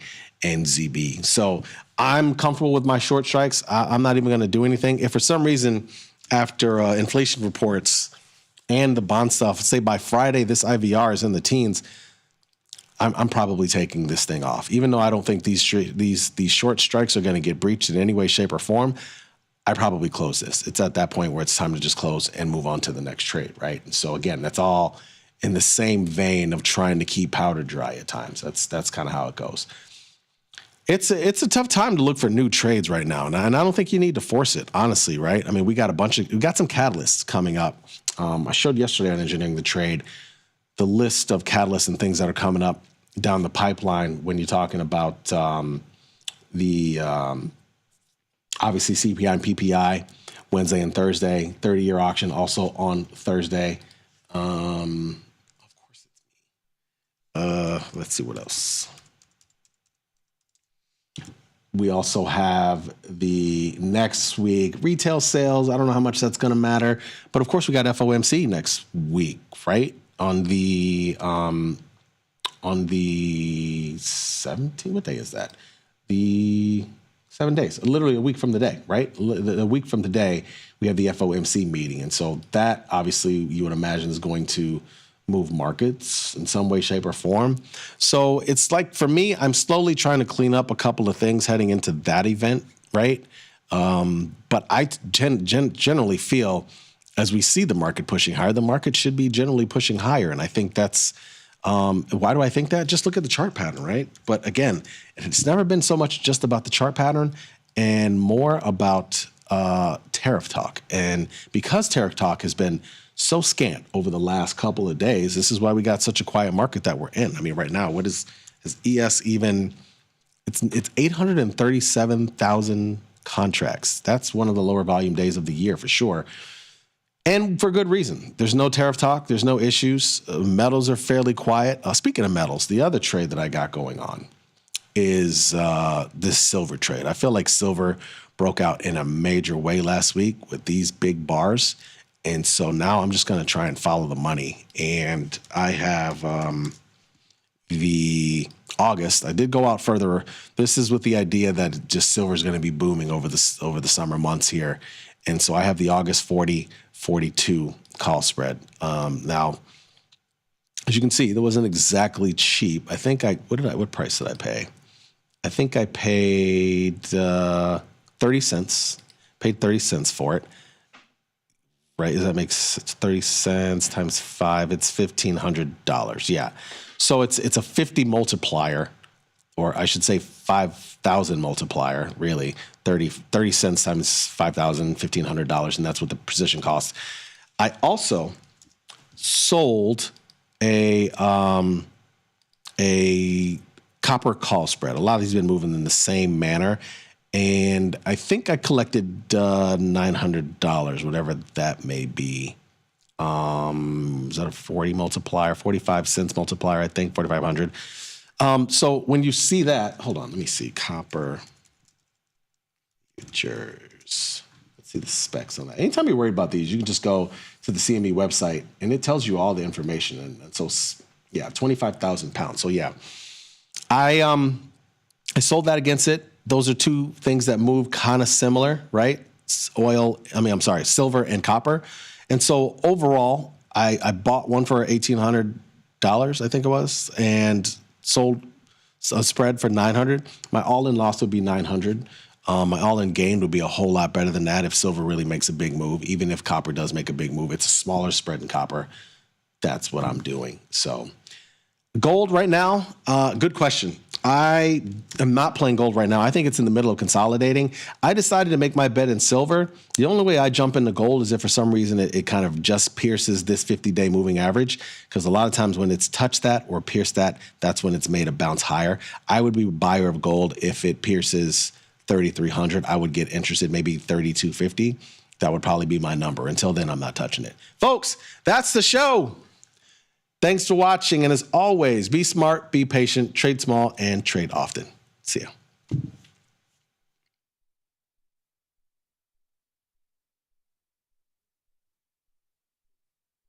You can get up to $4,000 when you open and fund a new account with tastytrade. That's 4,000 buckaroos, 4,000 bills, or clams, 4,000 in dough or cheddar, not the cheesy kind. 4 large, 4K, 4 grand, which is no small thing.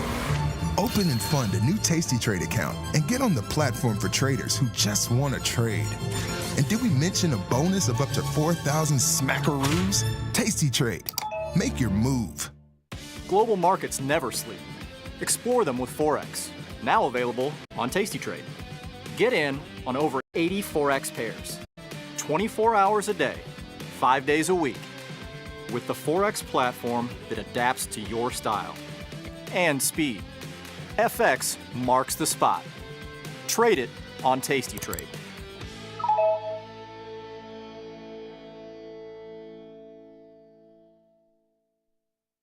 Diversify your portfolio with stocks, options, futures, crypto, and more. Focus on the markets that matter to you.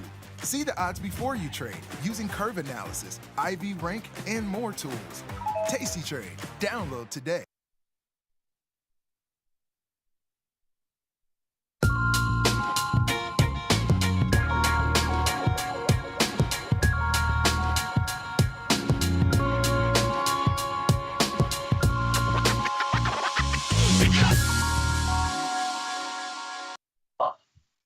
Hey everybody, happy Tuesday. Yes, okay, I'm hearing some echo. Or it should be. All right, never mind. Okay, now it's done. We're here to look at charts together. And we have got a lot cooking these days. Of course, the China news, I don't think it's hit. I'm not sure if it's hit or not. And I've been watching for that, and I suspect it's not, whether, I'm going to kill this one because it's driving me nuts. Whether the news is actually going to come or not remains to be seen in terms of some grand announcement. The last time it happened was a huge deal, and the market exploded higher. This time, they've already kind of telegraphed that, oh, we're just, getting the old rare earths flowing and just kind of tweaking here and there. And so I don't think there's going to be any kind of grand bargain announced or anything like that, but we'll see. The market's been kind of on tenterhooks, flying up and down for really no discernible reason except for algo activity. And of course, tomorrow morning is the CPI report. Comes out once a month. It'll be an hour before the open. And that should have some decent effect on the market because that's the last CPI before the Fed next Wednesday does their thing. Let's get into the charts because we got a late start and I'd like to kind of bang through them all. Same old, up a little every day. I mean, even with all these gyrations, we're up about 0.5% across the board. It's just steady as she goes. Fears left the building. VIX is in the mid-teens, and we just kind of tack on about 0.5% no matter what. The diamonds is also up, kind of hanging out just below this horizontal line.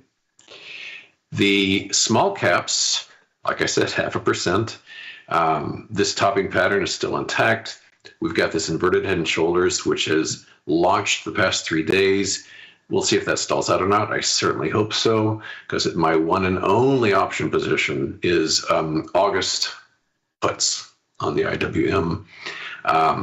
So we shall see on that.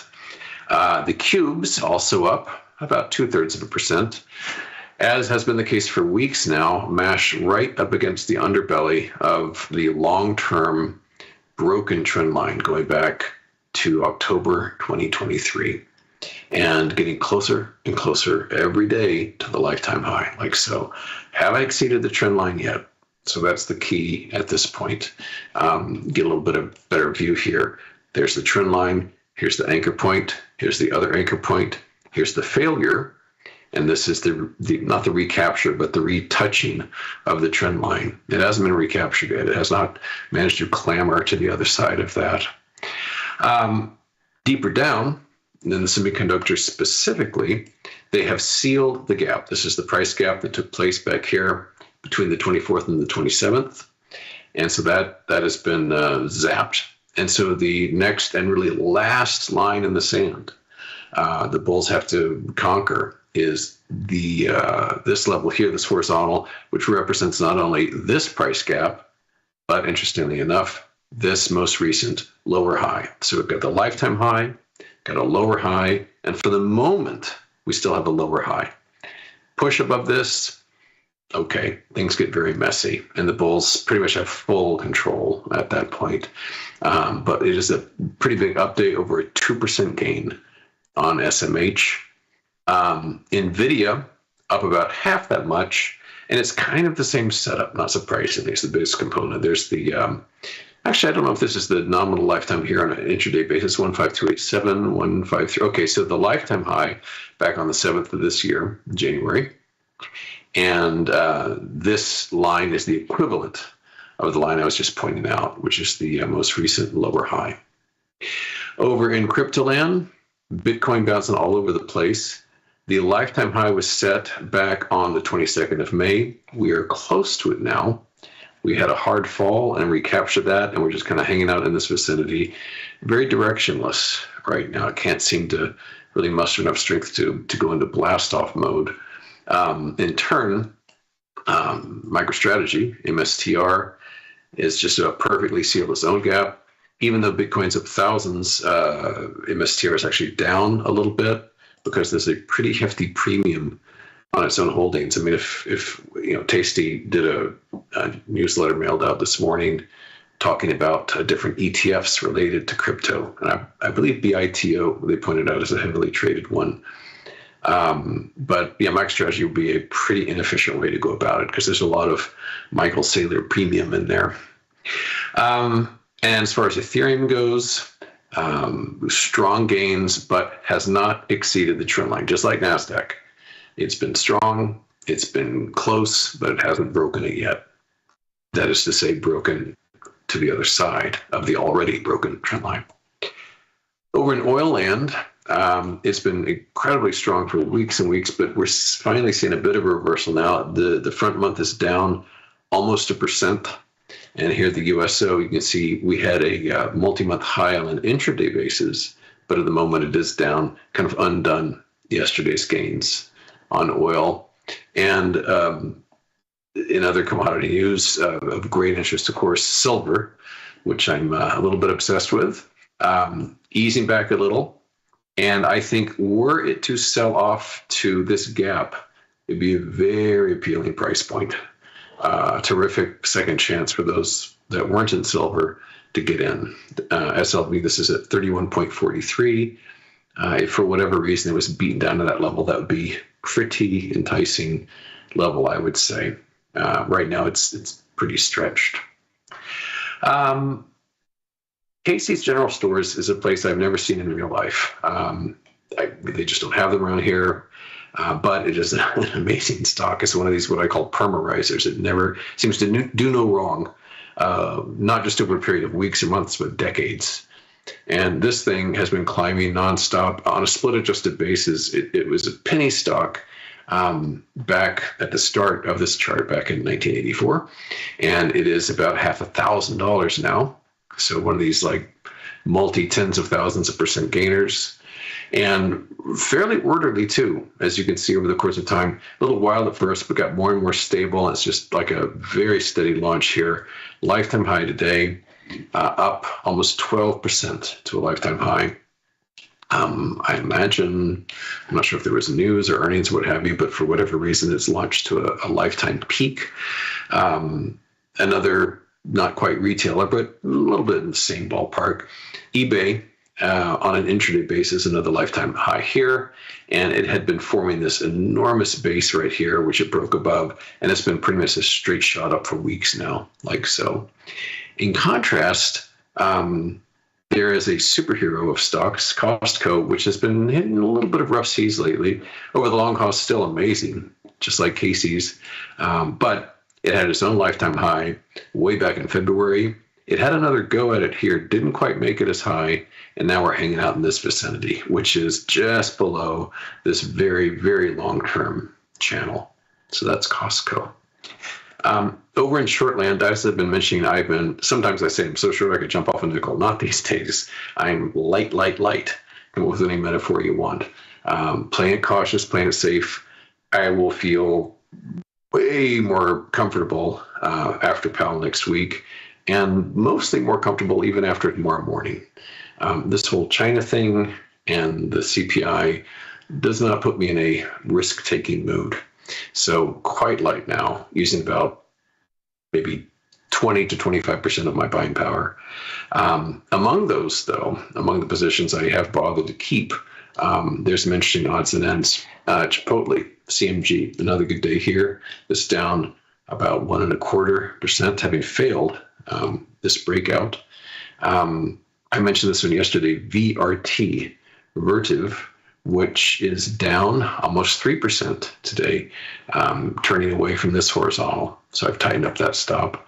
Carvana, CVNA, just a white hot stock here for years and months and weeks, maybe has finally stalled out a couple of days ago. Got a tight stop on this one. But yeah, that's CVNA hanging out here near the kinds of lifetime highs that it was enjoying back in the mad days of 2021. Couple of familiar faces here we haven't seen in a while because they've been so battered, but Dollar Tree is back. I'm back into this one, DLTR. We've done a tremendous push on this one, so the stop is right at the horizontal. And relatedly, DG, Dollar General. So in each case, they have been having just a wretched time for really years. And in recent months, they've had a big rally, both of them, DLTR and DG. And so I decided to get back in to those both. MetLife, MET, down just a touch, like so. There's the horizontal on that. Tech Resources, down about 0.4% beneath this nice little topping pattern. There's the horizontal on that one. And I'm not in this one, but it's always interesting to watch Netflix getting hit today for $22. As I've said, it's odd when the market's quite strong. It's like people don't bother with Netflix anymore. It's almost seen as like a safe haven. So the past 3 days, pretty big red bars here, peaking at 1260. And so we've shaved about $60 off that over the past 3 trading days. I want to return to a theme that I know I hit on a lot, but it's just really important to me, which is the relationship between precious metals and equities as expressed by ratio charts, because I think that it's so easy to get caught up in the, what's Treasury Secretary Bessent doing today, or what's the CPI tomorrow. Within 10 minutes of those announcements, it's usually just kind of like ancient history. And I think it's more valuable to look at long-term trends measured in decades as opposed to minutes.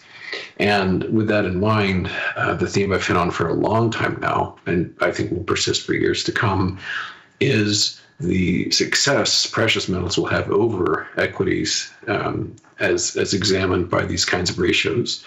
And I'm going to focus on silver in particular. I think gold's gotten quite enough attention. So worldwide, here's the all-world index divided by silver. And the analog I'm drawing here is this top, which took place in the late 90s and early aughts, which led to this long slog lower.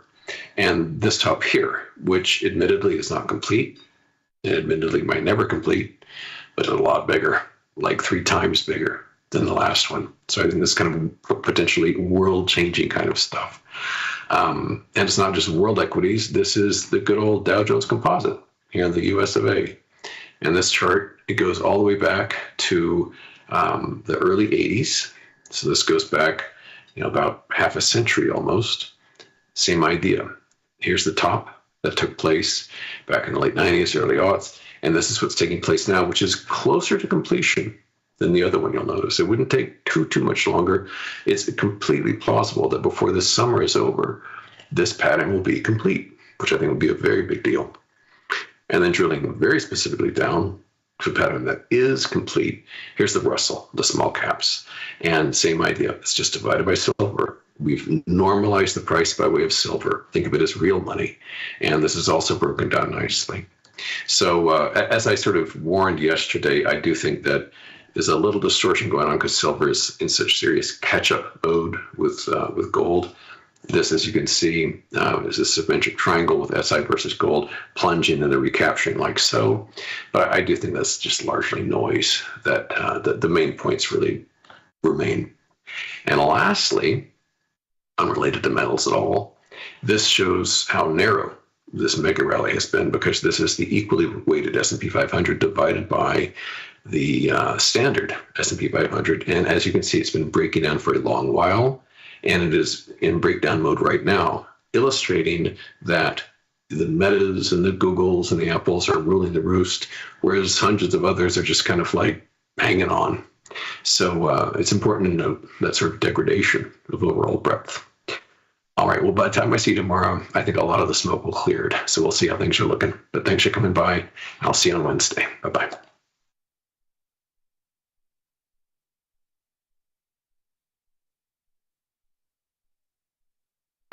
The market doesn't stop. So why should you? Diversify your portfolio with stocks, options, futures, crypto, and more from Tasty Trade. Focus on the markets that matter to you. See the odds before you trade using curve analysis, IV rank, and more tools. Get industry insights that help you find your next trade right where you need it. Tasty Trade. Download today. The future of trading is here. Join Mike and his whiteboard, plus the Tasty 2 live crew for 90 minutes of probabilities, punchy portfolio mechanics, and trade tactics. It's totally free and unreasonably fun. Come early to enjoy a drink with the crew and stay for a Q&A after the show. Space is limited, so register today at tastylive.com/events.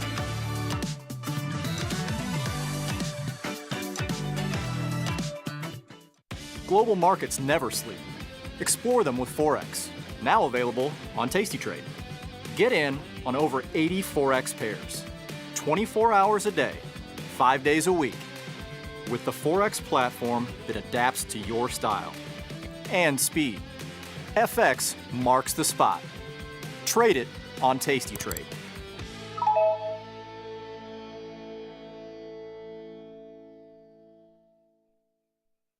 Tasty Trade has crypto, and you can trade with zero commissions. Bitcoin, Ethereum, Litecoin, and more. Diversify in one place. Crypto, we got it. We get it. Class is in session. Dr. Jim Schultz is bringing the heat to Options Crash Course Live. This 90-minute show features Dr. Jim in his professional prime. All of the gimmies, none of the gotchas. Come early and grab a drink with Dr. Jim before class and stay for Q&A. The event is free, but space is limited. Register today at tastylive.com/events. It's not a lecture, it's a lifestyle. Got friends?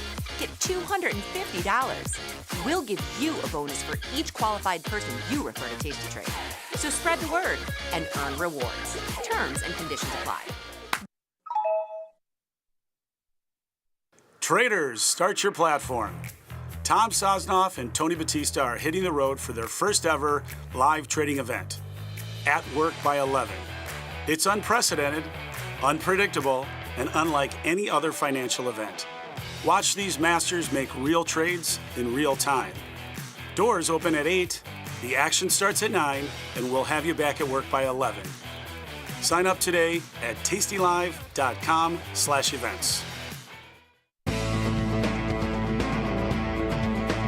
Coming up on Bad Money with Jim Blamer. Blamer's hot stock tip of the day. Trade ideas? Trade ideas? You're coming to me for trade ideas? I'll give you a trade idea. Trade me for tastytrade.com. Those guys are great. I love those guys. Got the need for speed? No problem. At Tasty Trade, you can turn smart ideas into real trades with just a few clicks. Wow, that's fast. Tasty Trade, make your move.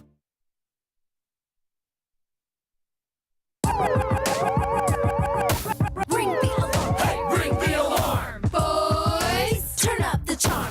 Listen up, y'all. Get out the damn stall. It's the last call. Hey, the last call. The last call. The last call.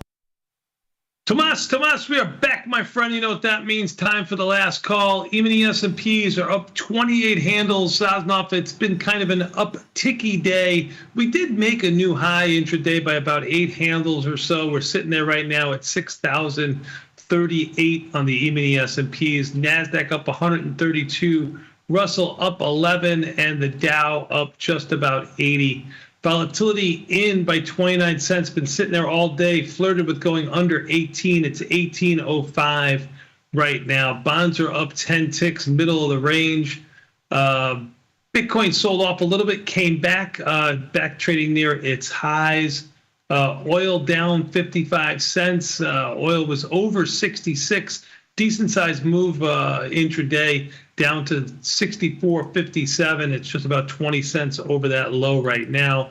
Gold completely unchanged, down 30 cents. Silver doing the same, down 0.06 and change. Net gas down around 9.5 cents. That's almost 10 cents. That's a pretty decent sized move to the downside. A little over just about 2.75% on nat gas. Euro, I haven't looked at all day, Sadnoff. Well, there's my reason why. It's completely unchanged. You had a couple of movers in the market today, Sadnoff. To the downside, there were a few, but to the upside, it seemed like there were more. Lilly up $28, big move there. Tesla, more importantly, I think more widely held, at least by us traders, up $18 or $19. Meta up another $6. TSM caught a little bid this afternoon, up $5.74. FSLR up around 3.5. Qualcomm up around 4. Downside, Bucker, Sadnoff, there are a few, not as many, not as big a magnitude of the move, except for Netflix, down $24. GE, didn't somebody mention that earlier this morning? Who was that? Was that Chris? Yeah, Becky. Talking about GE? Yeah, down $9.50. Royal Caribbean finally going bankrupt. He didn't mention it that way. No, he mentioned it to the upside, kind of. Yeah, Royal Caribbean down $4.70. Here, just go back to GE for a second. I do not have a position on in there, so it's not. I'm not talking my book, but that stock, if you want to talk about what.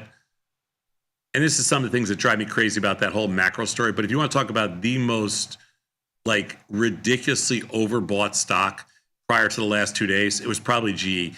That stock has had, since the lows in April, it's had, I'm going to give you a crazy number here, 2, 4, 6. It's had 8 down days. Now, can I take it one more step for you for fun? Sure. I thought it's 8 down days, 8 or 9 down days in 3 months. But yeah, go ahead. 8 or 9 down days, 27 up days. Okay. Yeah. So 75% of the days, GE was up, and in a straight line. It's one of the most hyperbolic. I don't have any position on in there. I think we tried to do something last week into the rally, but we didn't get filled or whatever. I have no position on. But you know, Chris talked about how strong those. What do they call that group again? Oh God, he said you know the word. You know the word I'm looking for. I forgot the name. So it's a macro monkey name. I don't know what it is. Anyway, so. Well, he'll be on in a macro monkey 18 minutes or so. You can ask him. I know. Anyway, my point is, I want to tell you something else that's crazy. So I don't care about GE because we don't really trade it. Blah blah blah. All that stuff. But 8 up days, 27 down days, something close to that. Do you want to know what you can trade that has had 9 up days since the low? I'm sorry, 9 down days since the low in April 22nd, I think it was, and 27 up days. It has the exact same chart as GE. Do you want to know what it is? Sure. The NASDAQ. Bring it up, big boy. Bring it up. It does look very similar. Yes, it does. It looks very similar. Bring it up. I did. It's there. You literally have 29 up days and 27 down days. No, the opposite. I'm sorry. 9 down days, 27 up days. Yep. It's been a struggle. I mean, if you've been trying to fight it, definitely been a struggle. And even if you've been trying to stay long, by selling puts, do you continually roll up? I mean, no, I know, but that wasn't the reason I said that. The reason I said that is because we looked. I'd rather trade the Nasdaq than trade GE. Well, of course, and we looked at GE, and as we're looking at GE, we're sitting there going, "How can you not be short this?" Right? I mean, because literally it's straight up. But then if you look at the NASDAQ, it is the exact same as GE. So like the idea that, oh my God, that this little sector, this little macro sector has been out of control. Okay, it is, but it's not really tradable. But the NASDAQ for sure is. And anytime you get 75% of the, now remember, we're talking about 36 trading days. So that's a little under 2 months of, that's about 2 months of time. And that's not probably a long enough or statistically significant enough sample, but I'm just bringing up an area. Now, we have not sold NASDAQ. I just probably put on my first short in there about 2 minutes ago. And I'm going to add to that on the close here, but I thought they would mark them up on the close tonight because they marked them down on the close last night. So I thought that there'd be a markup on the close tonight, and I was waiting a little bit. But anyway, well, Tony. Totally about 15 cents off his lows. Yeah. My Taiwanese peep said, you were long China and the Russell while Nvidia was up 300%. You didn't mind sitting in that trade. And your peeps are right. Listen, I wish my timing, quite honestly, I wish my timing was better than it is. Sometimes you're not the only one in the family that wishes that, Tom. Believe me. Sometimes my timing is perfect. Other times, I'm a year or two early. That's the beautiful thing about the market. Anybody that tries to tell me about timing just cracks me up because that's not how this thing works. But that said, I am leaning towards getting short NASDAQ. Let me just see where we are right here. Oh, I missed the other one. Damn. Leaning towards getting short the NASDAQ here. I just kind of sold a little bit of NASDAQ. I need to sell more. I am a little bit short S&Ps, but not short enough. I want to be short more. And let's see what happens. they were just up. You've been on a bender. You've been on a bender lately, Sadnoff. You've been doing really good. Don't get too pig-headed now. I'm going on a bender for the rest of my life. I have nothing left. That's all I'm doing is I'm going on a bender. As long as I'm around, I'm going on a bender. What the hell, man? Life's too short. Why not? Sure. Why not? I was actually very quiet today. We traded about half as much as we've done on some of the other days. So sure. Previous days for sure. I'm not sure what the S&P volume is. Let me take a look. Yeah, we're under. About the E-mini S&Ps. Yeah, under 900. Yeah. Yeah, 895. Yeah, so it's another incredibly slow day. Not as bad as. Not like yesterday. Not as bad as yesterday. That's right. Mm-hmm. Yeah. Stocks that were tough to handle today. I thought Google was a tough trade today. I have a position on in there. I got whipped around. The stock's been all over the place, up a lot, then almost back to unchanged, then up again. Tesla, obviously, because it opened up. It looked a little bit heavy, and then it just shot up this afternoon. But we covered most of our Tesla position on the opening today. So it caught a bid pretty early on too, right? We covered mostly everything early on. I just didn't like it this morning when it dropped down, to such a low level. And then IB rank 2 has gone down quite nicely too. Yeah, the IB ranks come in there. That's gone from over 100 down to we're talking 100 and change down to basically nothing. 27, 28. Yeah, same with UNH. It's almost time to cover all the rest of the UNH trade. You mentioned Sadnoff, my Taiwanese sources. I realize this was a big word for you, but I think Chris Vecchio called GE an industrial. Sadnoff, it's an industrial. No. That's not. It was something else. It was industrial is a big word for me, but it was not an industrial. It was something else. Okay, we can confirm with Chris in a minute. I'm not sure. It wasn't. It was not industrial. It was like I don't know. I don't play that sector game, but I have a very good memory, and it's not that. If it was industrial, do I get anything? Do I? Sure. If you, as long as I get something.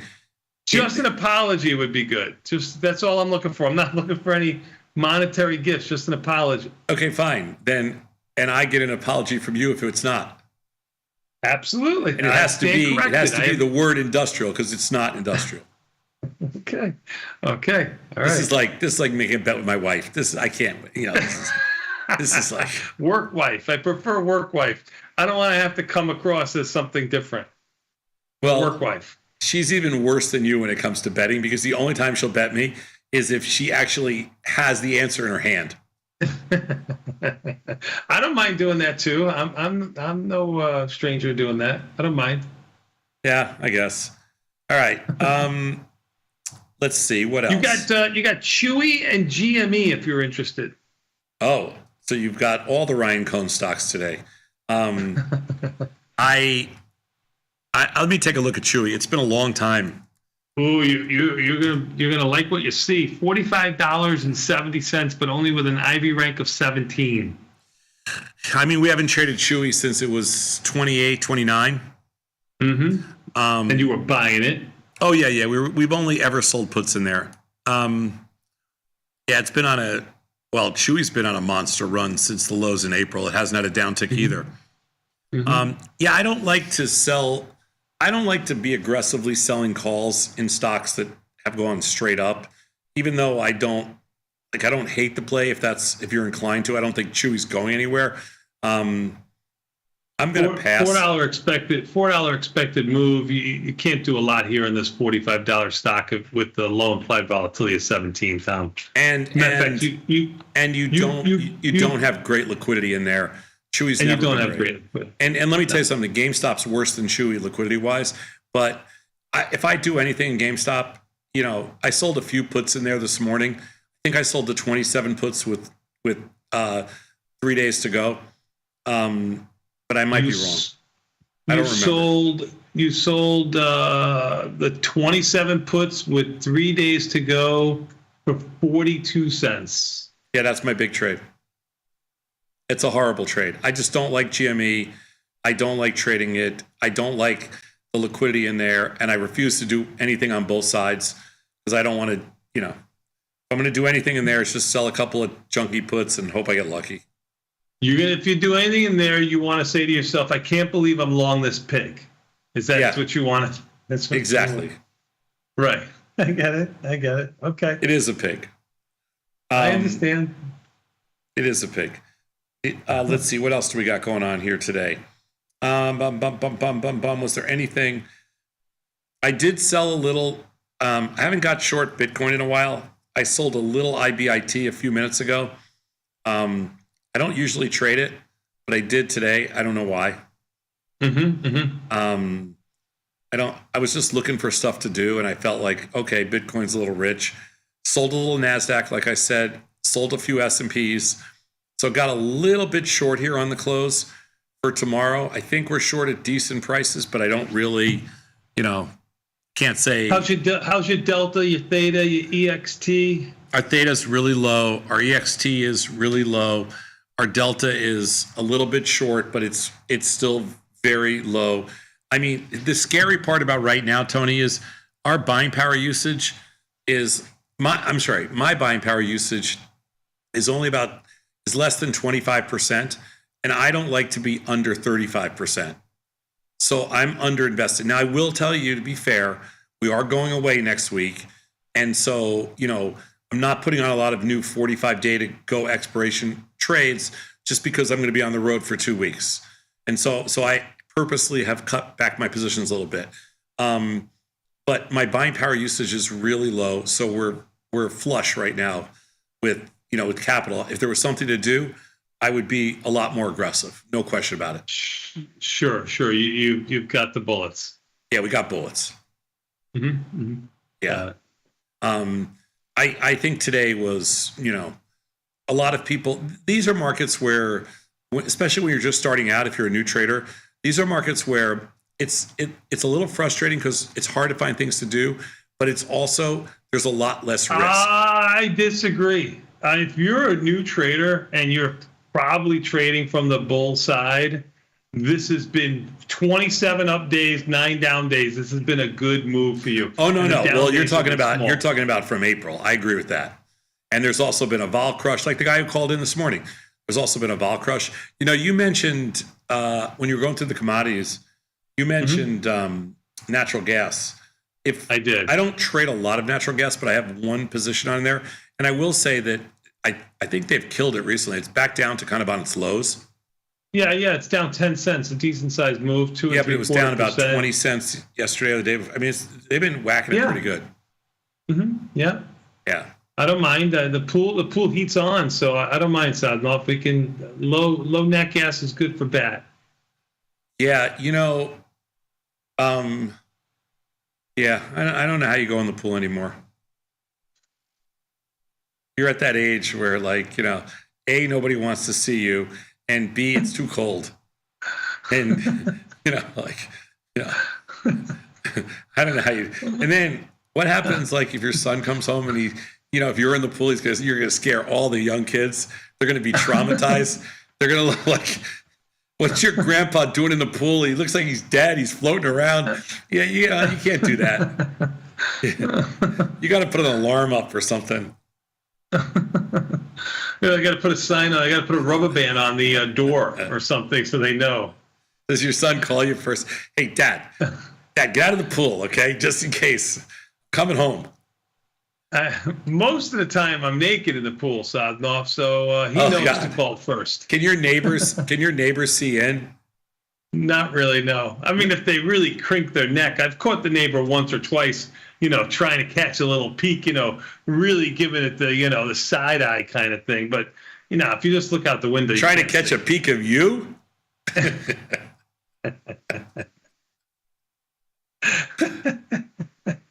Trying to compare, you know what I mean, Saz? Oh no. He's just. Oh no. I can't do it today. I can't.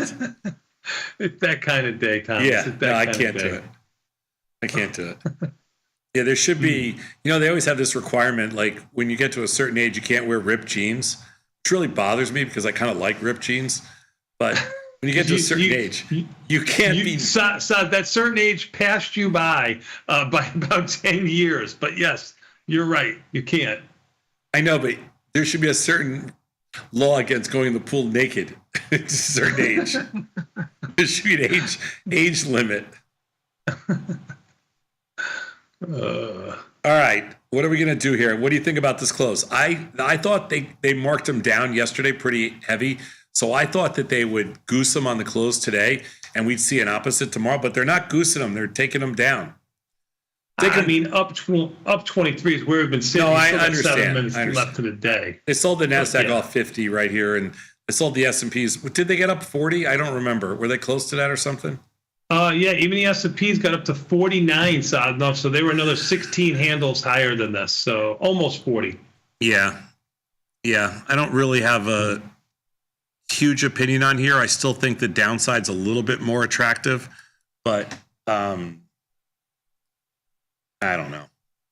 You're not getting, I'll tell you right now, with volatility where it is right now, you're not getting paid. No, you're not getting paid. You're not getting paid for the risk at all. So yeah, keep it tight, ladies and gentlemen. Don't get too rambunctious with the markets. Remember what the bat said, 6,100. We always go a little further than we think we're supposed to. Just chillax a little bit, Sadnoff. Act like you've been there before. No, I am chilling out. I'm waiting. I know, you're pretty cool. You're pretty relaxed today. I'm hoping, proud of you. like I said, I'm hoping for a little rally on the close right here, maybe the last, 10 minutes or so. Boost them up a little bit and give us a chance to maybe get some stuff off at decent prices. I don't know. When is the the Fed's next week, so there's nothing really this week. What do you got here in Nothing cherry this picks? We got to do this really quick because we got the boys coming on. Yeah, IBIT over BITO, and they're telling you why. I agree why, because it's actually there's 4 or 5 times the volume.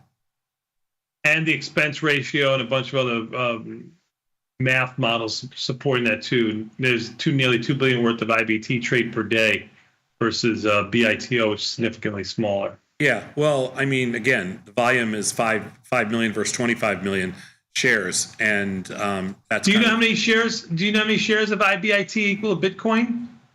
How many shares of IBIT equal a Bitcoin? Let me just think for a second. So IBIT is let's say $55, $60. So let's I'll say save you the math. It's about 1,700. Oh, I was off. I was going to say. Well, it's better to be more on than more off, Sosnoff. And okay. God knows you're a moron. Oh, you mean a whole Bitcoin? Yeah, all right, makes sense. No, I'm talking about a fractional Bitcoin. How much IBIT equals a Bitcoin? I mean a fractional Bitcoin. I'm sorry.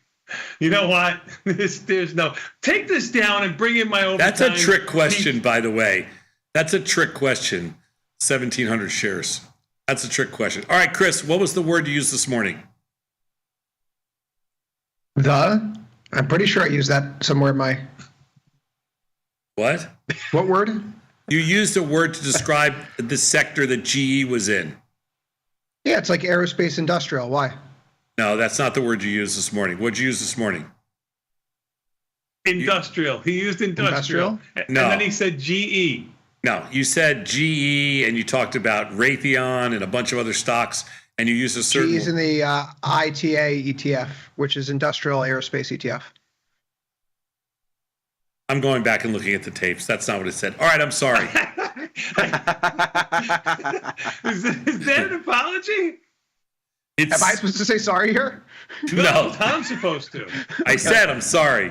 Missing my cue. Oh, here you go. GE. Oh. What's an industrial stock? All right. Take this down. I already said I'm sorry. No, you didn't. I said I'm sorry. I'm sorry. Okay.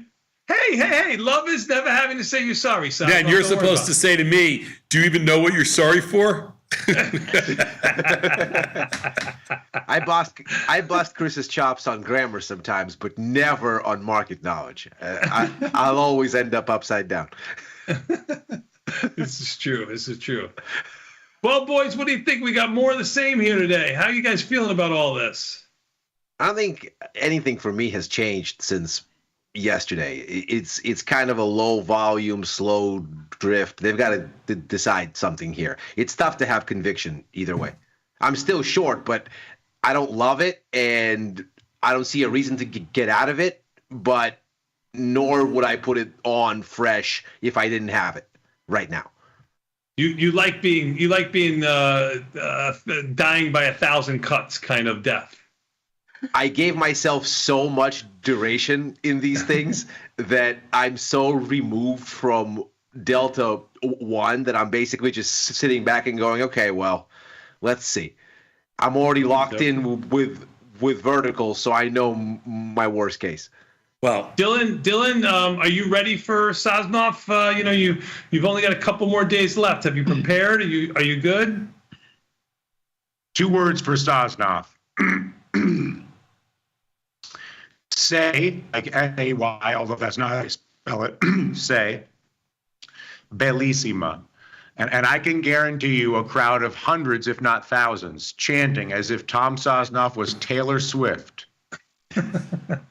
Say bellissima. Say bellissima. They're going to be grossly disappointed. And Tom is never going to have experienced true love until he feels the love of an Italian crowd like Taylor Swift, chanting over and over, "You are beautiful. Yeah, you are beautiful." In Italian. Anyway, but let's set aside the coming Italian love fest, because no one loves like the Italians. As you know, Tony, you are a big lover yourself. I would just like to declare I've gone full bull. Full bull. Oh, my God. Uh-oh. Long the bond, short the metals, long the dollar, stick it in your ear. I don't want to hear about your problems. You're talking to a full bull, so just calm down and call your mom. It's going to be fine. Sadnov, you see, that's conviction, Sadnov. That wishy-washy stuff Full you bull. do. Way Short to go. gold. Dylan, Silver. just long make the sure. Bond, Just long make the dollar. Just make sure the sheets are clean in the spare bedroom, okay? We're always for you. Always for you. Always for you. I thought we were going to talk about the wonders and beauties of urban apartment living and the pleasure of having backlit windows in the neighbors' apartments, which actually offers all sorts of evening entertainment. Has for years, from New York to Milan. It's one of the great pleasures. That's why I'd never want to live in a house. we can save that for another segment. I'll have the research team work on it. I'm just saying, you get a high floor with a lot of units, you're going to be guaranteed something. We're going to pick that conversation up immediately following these messages. We'll be back in 90 seconds with overtime. Ciao, Peace. Bella. Bello, bello. Ciao, bello. Ciao, bello.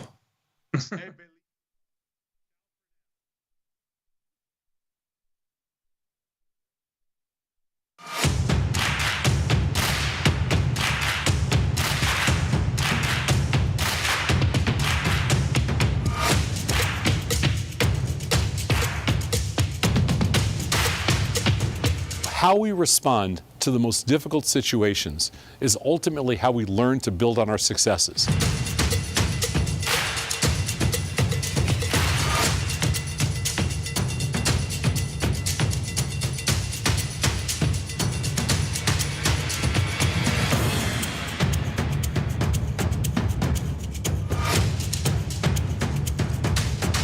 It takes the guesswork out of retail trading.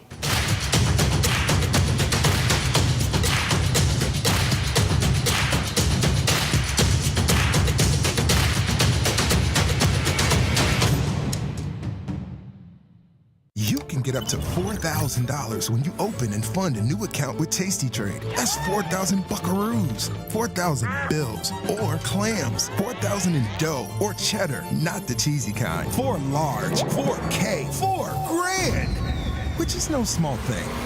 Open and fund a new Tasty Trade account and get on the platform for traders who just want to trade. And did we mention a bonus of up to 4,000 smackaroos? Tasty Trade. Make your move. Craig in New York City, what's up? I just want to say, I've been with you since the very early days of Thinkorswim, and traded all kinds of markets here and there. And I got to say, I could be off so much worse if it wasn't for what you guys have sort of drilled into me over years and years and years. And so I just want to thank you, because you could have easily just taken the money and run when you sold Thinkorswim, and you didn't, and you started this.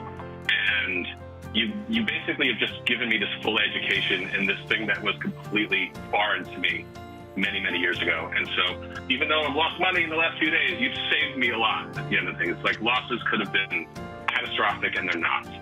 Cool. So I appreciate you. I hear you. I appreciate you guys. Thanks so Thank much. you, man. And I appreciate you holding on the line to say that to us. So thank you. Regulation time may have expired, but the conversation is just getting started. This is Overtime, the post-market scrimmage for market junkies. Join Chris Vecchio, Ilya Spivak, and me, Dylan Radigan, as we analyze the X's and O's for everything from earnings to politics to macro events and more. Nothing's out of bounds on Overtime. We break down the news to provide you a playbook for your trades. Watch Overtime Monday through Thursday only on tastylive. There's a beast in the financial world, and it's not the bull. If that's you, join us on Tasty Trade. Genius loves company.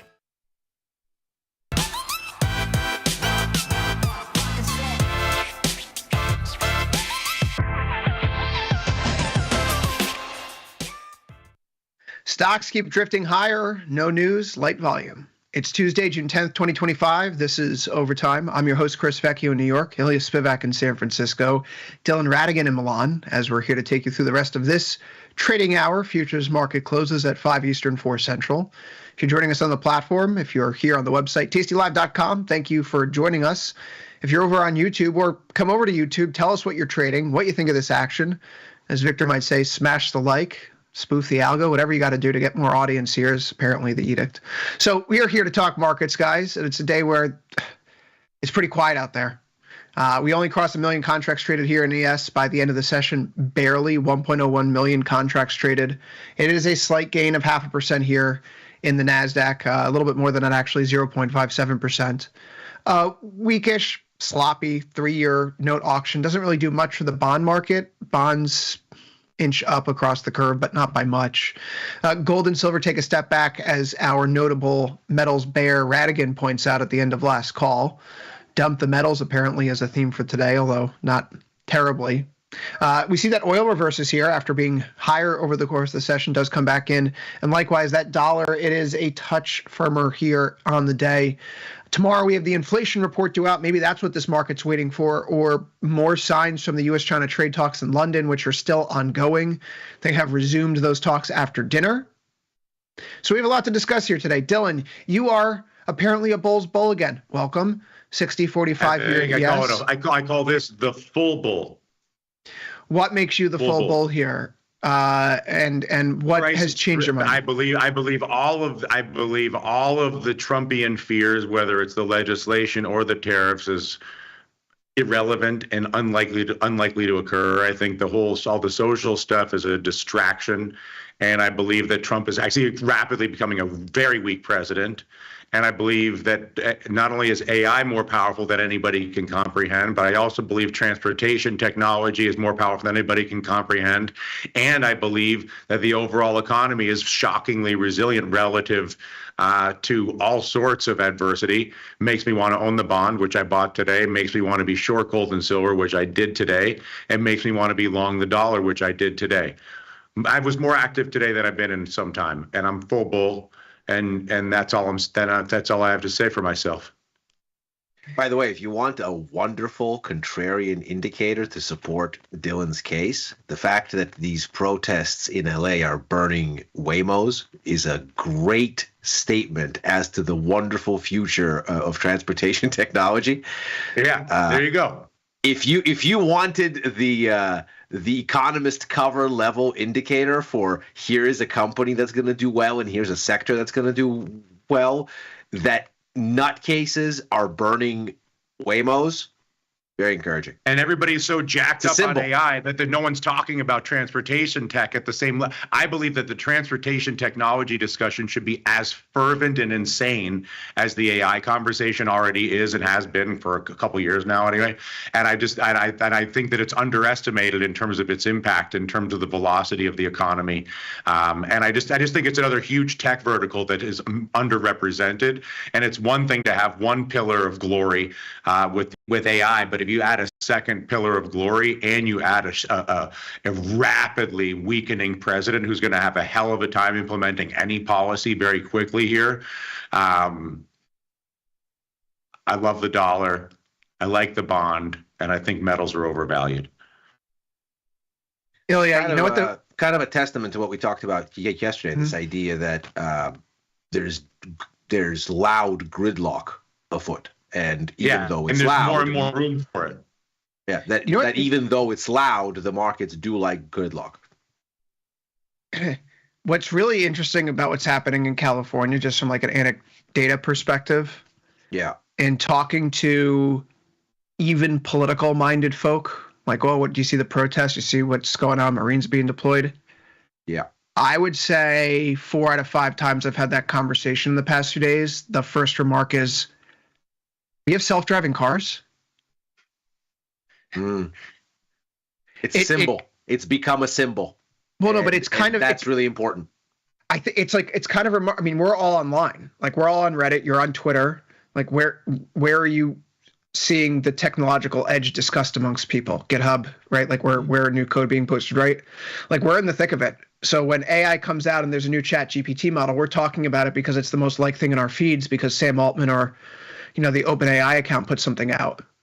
But for the average, for like the regular person, we're talking about Tesla cabs and Optimus and, robots. I mean, and Ilya sees it all the time in San Francisco. I go to California, 3 or 4 times a year. If you haven't seen them, you don't understand, but they exist and they're everywhere.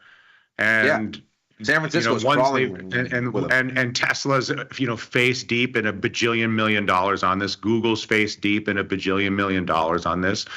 The transportation, and it's not just the cab fleet or something. We're talking about transportation tech ranging from the entire logistics chain, even just the efficiency of how they pack trucks and how they position trucks and all the container ports and the port technology. Remember, we saw this whole thing with the ports with Biden.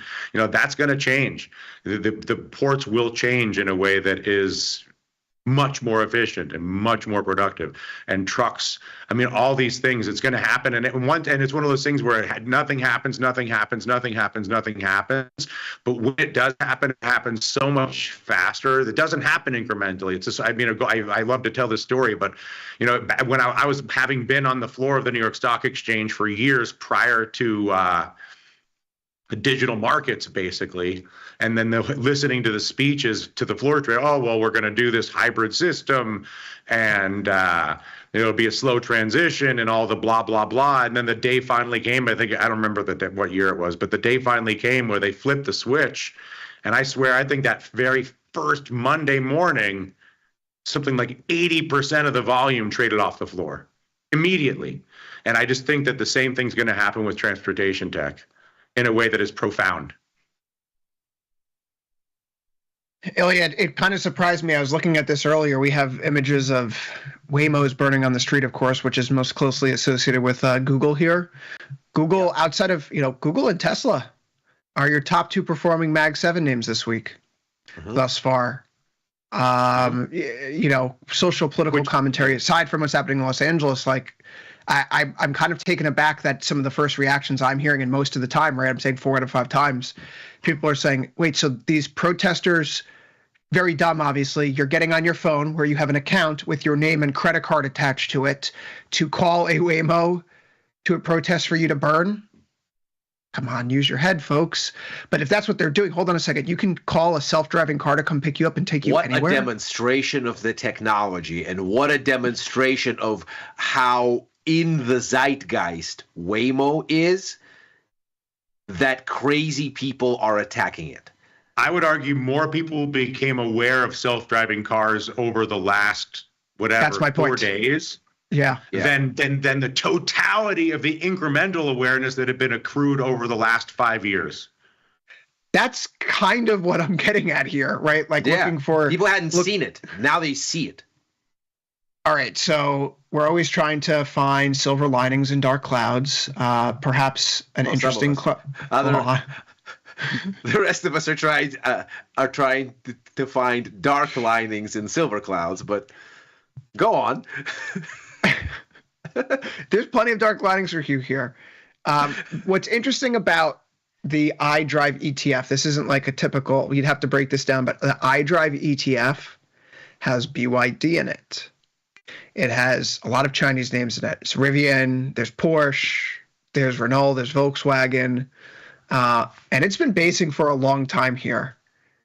And there's just this little voice in the back of my head saying, if we're going to see this in the news all the time, maybe we should be considering the fact that this seems to be a pretty darn good advertisement for the self-driving vehicle class. Active, which is another company that works in the space, which would be in the iDrive ETF, 4.75% higher today on the back of all this. We could head over to a name like Rivian. It's bounced a little bit this week.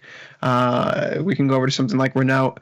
The performance has been mixed here, depending upon, actually, that's not going to load, depending upon where you look. We're not going to get these tickers. We're not going to get these tickers. Well, the point is, let's just look at the broader ETF. We're approaching the top side of the yearly range, and we spend so much time talking about AI around here that self-driving vehicles have been overlooked, and it feels like a bubble was just popped. in the past few sessions in terms of breaching the public zeitgeist. The iDrive ETF is up 2.94% this week for what it's worth. SPY is up 0.66%. Triple Qs are up 0.81%. Semiconductors up 3.7%. So like not many things are outperforming it right now in the broader market. And I don't know, it feels like an interesting way to discuss what's happening here. It feels like there's new technology being showcased that a lot of America hasn't been exposed to yet, even if they've heard about it perhaps in a tweet or a Wire.com article, which most Americans probably aren't reading. Dylan. And I believe, and Elon's return to Tesla, despite all of the awful things and all of the terrible things and all the screwed up things, he was going to return with a vengeance. And the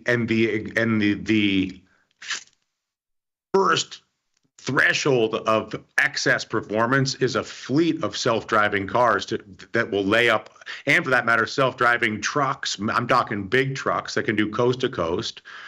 And anyway, yes, I like the sector as an investment for the reasons we're describing, but also I believe it's a pillar of economic activity that is underestimated right now in a world that's obsessed with what they perceive to be the sort of the AI core. Of all the names that we know. I won't repeat all the AI names, but I just think that people are underestimating how powerful and significant this is, and I think that the burning of the Waymos is the best thing that ever happened to them. Ilya, if only to put like a finer point on that, I would pull up the Google Trends chart here for self-driving car. And right now, according to this, over the past year, we're looking back, we have hit what would be considered the 100th percentile on the search term over the past year. So, like, this is why this intrigues me. I was going through this exercise actually with Jamal today about the word tariff. The word tariff in search terms is in the 5th percentile over the past 90 days. And in news terms, it's in the 7th percentile over the past 90 days. It's basically a non-factor in people's attention right now. But then you swing over and I start looking at some of the keywords in the news recently, and I go, self-driving cars are being picked up a lot. And I've heard this own feedback in my own personal life. Like, did you know that there were self-driving cars? Like, yeah, you didn't? No, I had no idea. Oh, okay. Well, sure enough, the interest is there, and there's a bunch of junk in some of these, in iDrive, but like a name like this, Gentex Corp, what do? They make auto parts related to electric vehicles. They were up 2.87% today. A lot of weird things rallied today, even though it wasn't a significant move in this market, broadly speaking, the indexes. But there did seem to be a little bit of a theme here starting to emerge. And I think, Dylan, maybe this is a theme that we should be keeping an eye on moving forward.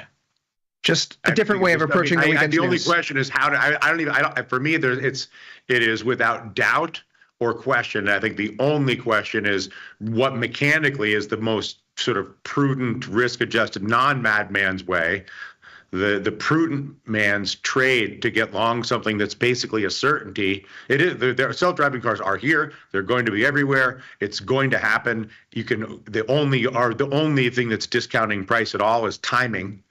And so it's just a matter of understanding the most prudent way to get long from a trading perspective, outside of just sticking the iDrive or one of these companies in your sort of investment portfolio and saving yourself the trouble. Yeah, I mean that self-driving cars are a fait accompli is that. I mean that's there already. They're already so ubiquitous in the streets of San Francisco that it is just a matter of scale now. The fact that they are able to operate seamlessly in a city that's dense and full of traffic and full of people and buses and all manner of other things, because San Francisco is not LA, San Francisco is dense. That's already on display here, clearly.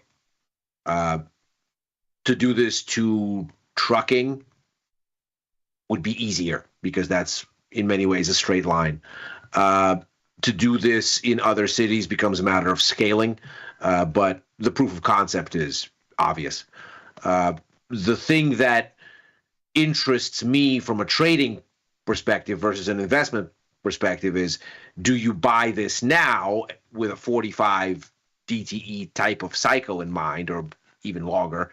I've been doing 60 lately just to kind of keep my risk a little bit more contained in these choppy markets. But let's say even that. Is that a story for that kind of a cycle? Or to Dylan's point, is it a story for eventually this becomes a thing? You know that's going to happen. Stick it unlevered into a portfolio and forget about it for the next 10 years, other than buy more when there is a spot to do it. And if it's the latter view, then you probably wait to clear this most recent high, and then you just buy the ETF, call it a day. And the next time it dips, you do that again. If it's more the trading sort of view on this, then your risk reward is probably not ideal because you're near that high. Mm-hmm. And so then you're sort of waiting to see, do you break the high for a breakout trade? Do you get a pullback because of generalized risk aversion? Because let's say, and I'm not saying this is going to happen, but here's a sort of simple scenario. CPI comes out and there's a bunch of tariff-related inflation in it this time.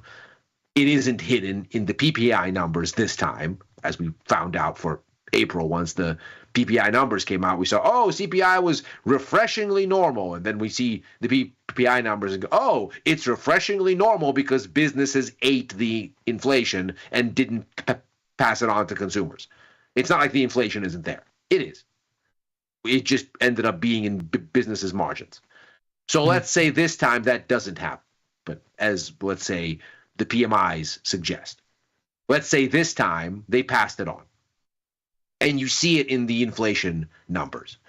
And you see it in the inflation numbers despite the fact that the economy is slowing and the Fed wants nothing to do with a rate cut, at least until September. Okay, now what? You get generalized risk off, maybe, that sinks everything. Regardless of sector, regardless of theme, regardless of whatever. And then maybe you get a better risk reward setup in these things as a trading vehicle. As an investment vehicle, if you want to not be time sensitive and not be tethered to options expiries and be unlevered and just stick it in a portfolio, I don't see why not. Yeah, there's not many tradable liquid products within there. And if you're going away from the broader sector, you got to pick and choose winners, which I think is worth an exercise of reviewing. I'm personally going to be spending the time in that. I like to put together small thematic baskets that I trade and just put in my pocket. One of which is kind of working out, I guess, with a AI phase 2 basket that I've been tracking in this year since late January. I mean, it's up 2.9% year to date. 3.03% year to date, which is a little bit better than SPY's 2.9% year to date gain, but it's below the NASDAQ of 4.5%. So it could be a function of stock selection, not necessarily the theme being wrong. But I like thematic baskets, and I think they're, it gives us something to talk about and follow. And more importantly, it's now in people's attention span, which not just anecdata, Google Trends, highest interest that we've seen over the past year for self-driving cars and robotics, obviously. There's a guy named Brett Adcock on Twitter. He runs one of these robotics firms, and he posts videos of what his robots are doing all day long. Really fascinating stuff. So when Musk says that they're coming sooner than later, that's something I think we can believe in. But Dylan, you mentioned being a bull. My only question, I know we've got to move on. We're sort of grinding on this, and I apologize. But my only question is, why wouldn't you just buy Tesla? Like, why overthink it? It's a really good point. Mags are up at the, highest levels that we've seen since the February 21st growth scare, LAS. Mm-hmm. Yeah, just on price. I mean, Tesla's there driving this higher too. It had a big reversal intraday yesterday where it was down like 3-4% and closes 5% higher. Today it has now a 6% gain, basically 5.67% in the bag. Ilya, I know that doesn't look like Trump and Musk are getting back together anytime soon, but Musk's feed, if you went into a coma on Thursday at 12:45 p.m. Eastern time, before Musk tweeted out such ingratitude at 12:46 p.m. Eastern time, and you woke up today and you only looked at the tweets from Sunday, Monday, Tuesday, You wouldn't know that Trump and Musk were on the outs. Not necessarily, no. Of course, everybody is writing about it, but with the stuff going on in LA, it's already dropped out of the kind of big headlines, and you really wouldn't know. But again, for me, so hold on a second. So the public perception is that Trump and Musk have a really big fight. The LA things start. Trump and Musk, if you're following it closely, seem to be making amends, but the broader public only knows about the fight and now about the riots. So the average person thinks that Trump and Musk are on the outs when they're really not. I mean, well, whether they are or they're not, they're not on the outs.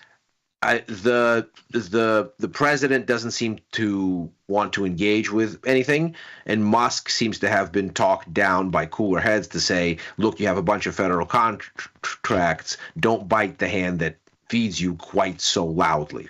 And that doesn't come across as odd to you that both of these men are acting completely out of character? Right. I mean, it strikes me that the president understands that he doesn't need to do anything for this to go away. And it strikes me that Elon Musk has been made to understand that he does not need to be screaming publicly right now. And that this does not benefit him for whatever future endeavor he wants to make into politics. That he basically needs to rebuild his war chest here. And he can't do that if he loses the money-making machine. So it seems like we have a kind of détente. And that's fine. For me, as far as sort of the logic to buy Tesla as a trade vehicle, it's the same story as you would see in NASDAQ, in S&P. We've backed up into the underside of the preceding range, so we're testing near-term resistance. Let's see a break. Or a pullback. Either or, by the way. You pull back to 300-ish, you've reset risk reward, it makes sense to go long. You break north of, let's call it 370, you've reset the range. You have clearance. For a trade, for an investment is a different conversation. For an investment, this is a big discount in Tesla. If you're going to own it for the next XYZ years, I don't see a reason not to buy it here. Certainly the Trump-Musk fight is not a reason not to buy Tesla.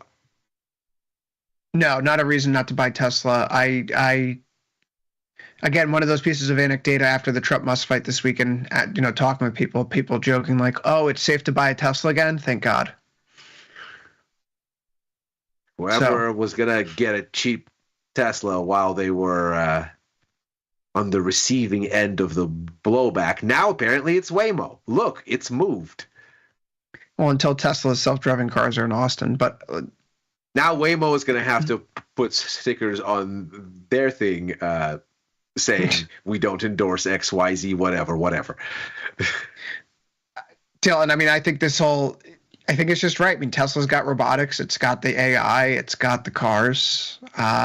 Change happens faster than people appreciate, right? So yeah, well, it's nothing, and then it's everything. And it's everything. Or at least nothing matters until it all matters. Yeah. Well, I mean, we're reaching that tipping point. I think everyone can kind of feel that it's coming, and I know for people who are in like information services roles like we are, AI is something that's becoming an increasing part of our day-to-day, use. At least for me, it is. I use it every single day, professionally, personally, for various tasks and things. Some of it automated to do stuff for me, some of it to find information. But I think it's a way to augment, like for what we're doing, it helps augment and cut corners. You know how great it is to be able to feed, my little Chris GPT a spreadsheet and say, like, tell me what this says, as opposed to me having to, like, even have to feed a bunch of things into Python or like our Jupyter platform here and run a bunch of code. I just give it a spreadsheet and go, tell me what this says. And it knows all the algos and the formulas and all the data analysis that I would do because I programmed it to do that. And it just saves me hours of time every single day. So I think that's the way you have to use this in the world moving forward to augment whatever you're going to do, because the change is coming. And it seems to be coming pretty fast. Here, folks. We're halfway through the show. Today was a pretty good rally. I know people like Goldman Sachs are out there saying that start selling the junk rally. Although I would point out that this is a market here, in the short term, that is seeing increased breadth, the sort of broadening out right now of the rally. QQEW, equal weighted NASDAQ, is up by 0.79% today compared to the 0.66% gain for your market cap weighted NASDAQ. Same thing for the S&P 500, of course, up by 0.52% in RSP. We head over to SPY. It's slightly different. Actually, they flip now here, 0.55%. I stand corrected. Most of the session, the equal weights were leading the market cap weights. But you're seeing the equal weights, I suppose, which is the point of this. They're pushing to relative highs right now. RSP is getting up there. QQEW is starting to get up there. This is a market with broad participation. So, Ilya, I pose this to you as the bears bear around here. We have low volume. We have low volatility. We have a market that seems either very complacent or very confident that nothing will ever happen that's materially negative to the equity market outlook. We have a Fed meeting next week, expiration, June options expiry, of course, quarterly option expiry at the end of the month. We have the July deadline for these tariffs. How is a bear handling this right now? Like, how do you try to keep powder dry, or do you load the boat now saying it's as cheap as it can get to get bearish? I have to take a swing here because this thing is weaker than it looks. I mean, I certainly am of the view that this thing is weaker than it looks, but then you have to approach that point of view tactically. I've been sitting on the short side in a risk-defined vertical in both the Qs and in SPY now for quite some time. In fact, I'll give you the exact dates. I've been sitting in the Qs now for about almost 40 odd days, and I still have tons of duration, tons of it. On some of the contracts, still 38 days worth. So for me, it's you take a stab, you take a risk-defined, extended duration stab in the ETFs, which are smaller than the futures, and you see, because you have to be really insulated against the market wanting to fight you. So for me, this isn't anything I have a tremendous amount of additional conviction in now versus when I put these things on. It is notable, I think, if you look at either ES or NQ, where we end up here today on the eve of CPI, and I think in ES is probably where it's most profound, because actually it made a better run through its near-term highs, arguably. It made a cleaner break. Sure. But look at the underside of the consolidation range before the holy hell begins in February. And look at just the open on that green abandoned bar right there at the bottom of the range. So the lowest open in that series. A little bit lower. Basically right, yeah, exactly, right there. You've closed on it. You've stopped directly on where the consolidation became a sell-off. So this is a very interesting spot. I'm perfectly happy, by the way, to let my puts expire worthless, because I structured them such that they could do that. That's sort of the benefit of cheaper vol and smaller size and long duration, to keep your loss small in the worst case scenario, because you're fighting a market that doesn't want to go your way. This is sort of the beauty of options. So we'll see. But for me, this hasn't sold me on the idea that the premise that brought this market down at the beginning of the year has changed, because it hasn't. The premise was slowing growth. And then that was hijacked by all kinds of noise. Well, we've gone through the full sentiment gamut on the noise. We went from, oh my God, the US-led financial order is being imploded from within, now to none of any of it matters. But at the end of the day, it's neither of those things. Of course it matters. And it matters not because we're going to implode the US-led financial system. It matters because businesses and consumers need a semblance of policy certainty to make decisions. And without it, there is not economic growth. Dylan, can I challenge Ilya on some dark grounds? Yes. Be my guest. What if the stock market's increasingly becoming a game that is increasingly detached from the real economy? It's very possible. Right? It's very possible. We heard Moody's warn today of the... Moody's. One of our prestigious rating agencies. Go on. Yes. They've warned today. This is how you know this is right on time. They warned today about money managers and institutions chasing retail speculation. Yes. Well, they had to. Quarter's coming to an end soon. They sold out in early April. Perfect. Knew it was coming. Perfect. It's perfect. Which tells you you've maybe reached maximum on the froth. And whether you have or not, who knows? You were mentioning, I think, right on time, that speculative short positioning in the latest cotton report has been nearly wiped out, and that's as of Tuesday of last week. Now, when we get the report this week, it'll be as of Tuesday this week, and looking at the markets here, chances are there isn't much short positioning left, which is a pretty good recipe for a rug pull.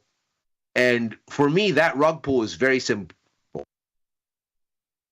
If the inflation data, both tomorrow and the PPI numbers thereafter, tell you that consumers aren't coming despite businesses having stocked up and spent all this money on extra inventory and eaten the extra price margins, then there is no way to avoid a recession, and the Fed doesn't care and won't care until it's so obvious to everybody, much as self-driving cars in San Francisco, that it's too late. And by then, markets will have anticipated already. And if you look at the break-evens in the bond market that are telling you that a recession is coming, which were moving in lockstep with the S&P from the beginning of the year until the bottom in April, and then pointedly decoupled, stocks rebounded, break-evens didn't. Break-evens are telling you you're no better off. That tells you stocks are frothy, probably, and driven by sentiment, probably, and decoupled from the economy, as you're saying, probably. With all of that, you're waiting for a breaking point. Does it come tomorrow? I don't know.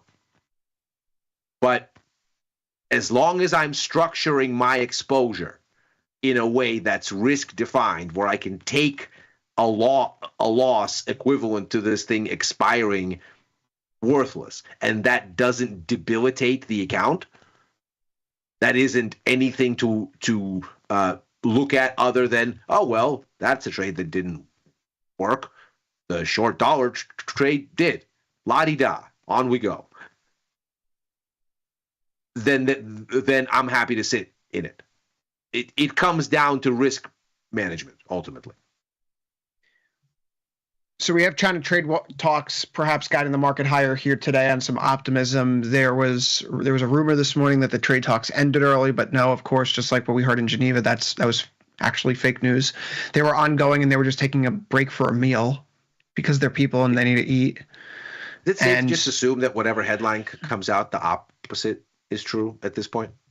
Yeah, like they're not ending, like U.S.-China trade talks end at 1 p.m. exactly on the dot in London. Okay. And then they're back on an hour later after lunch. Got it. So that was the case again today. They ended, they took a break. They were meeting again after dinner. They're still going on right now. From my view, that's probably a good thing. The longer the talks go on, the more that they're discussing. They're going into the weeds. They're really, delving into the details. So that might be a buy the rumor, sell the news event this week. But before we get there, we don't know if that's going to come today, tomorrow. We know that Carolyn Leavitt, the White House press secretary, said the goal is to leave the meeting with a handshake agreement. So they're not there yet. Inflation data is due tomorrow morning. There's part of me that says this is important. It's inflation data. Inflation data always matters. Yes. There's another part of me says that this doesn't matter a lot. So, Dylan, I'm going to make the case that this doesn't matter.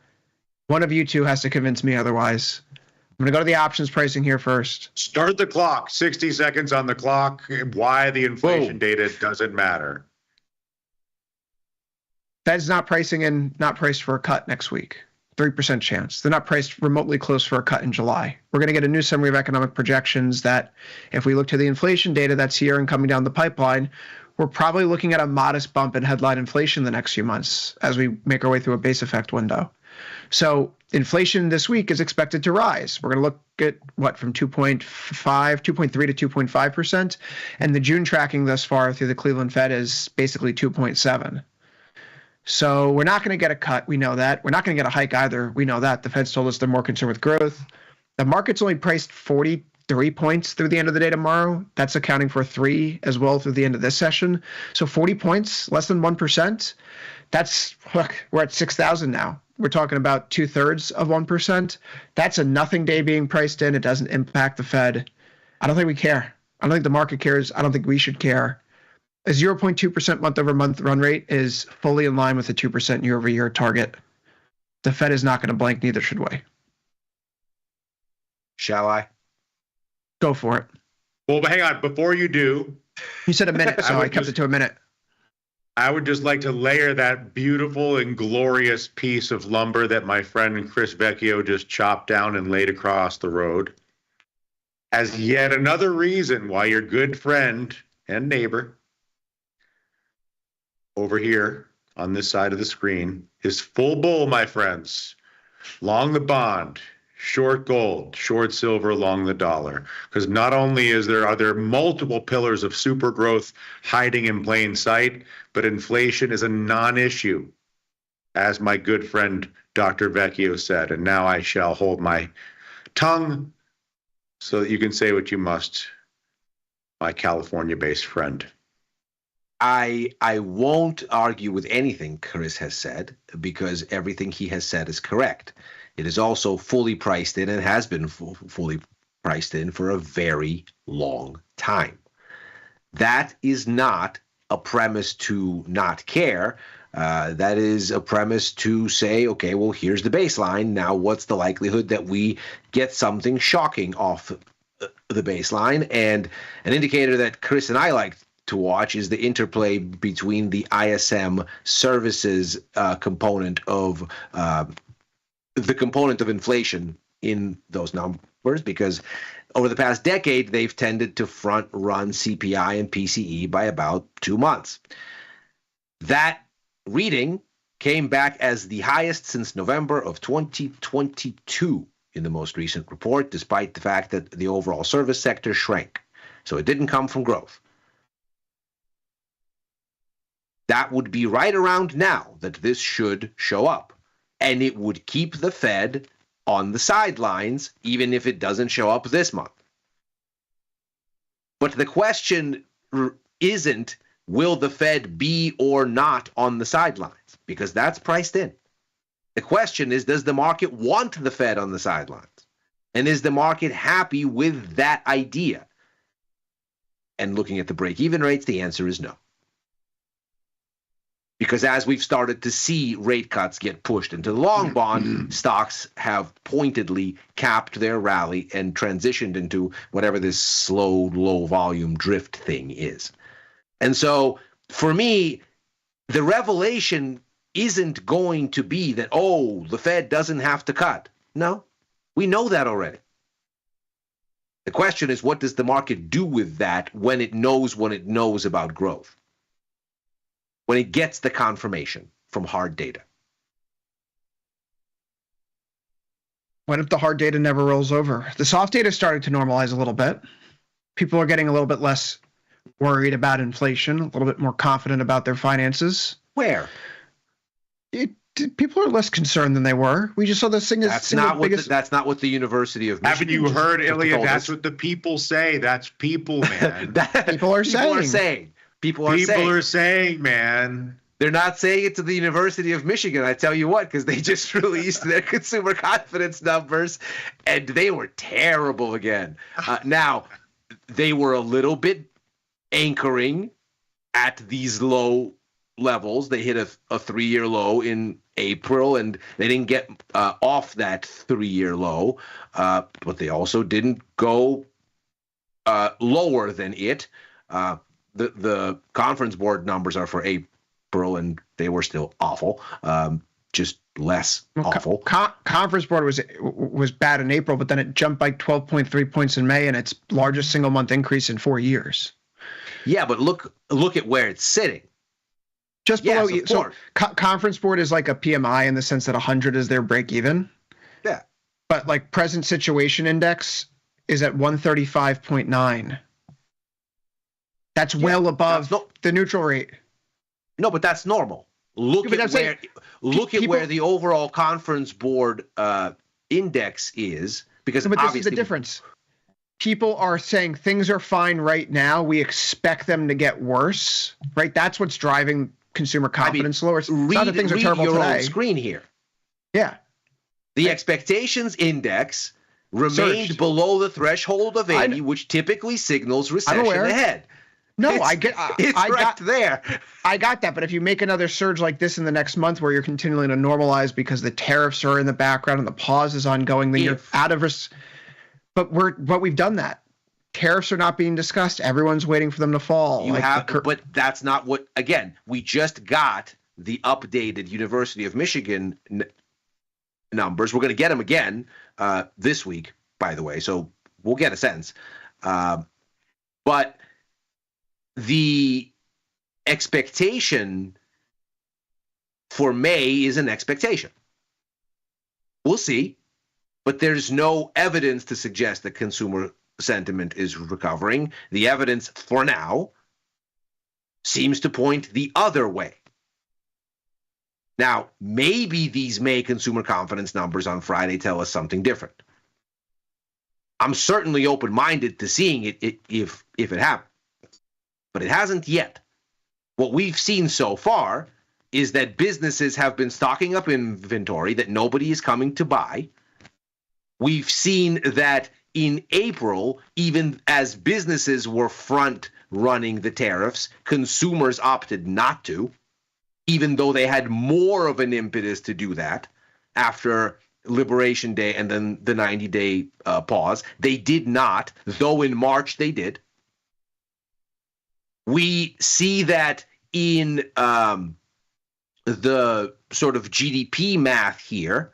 Already in the first quarter, that's led to a significant decline in consumption. And if April retail sales were telling, then not only did consumers not come out, despite the fact that there was a reason to front run, they didn't come out despite the fact that businesses ate the extra costs for them, as we learned in both CPI and PPI numbers. That certainly looks like hard data to me. The question for me isn't that the economy is or isn't significantly slower. It is. The question is, when do markets care about it? And how much weakness do you need to see before inaction at the Fed scares you? And the price action since about May the 29th, let's say, maybe even earlier, the 22nd, suggests the carrying has commenced, albeit very cautiously. And if you get a CPI number here that's spicy, and the expectation is 2.9 on core, that'll be a 3-month high. Then you're getting to a place where things might get spicy. Not because the markets know the Fed isn't going to cut. They know. It's because the fact that the Fed is not going to cut becomes a thing to fear.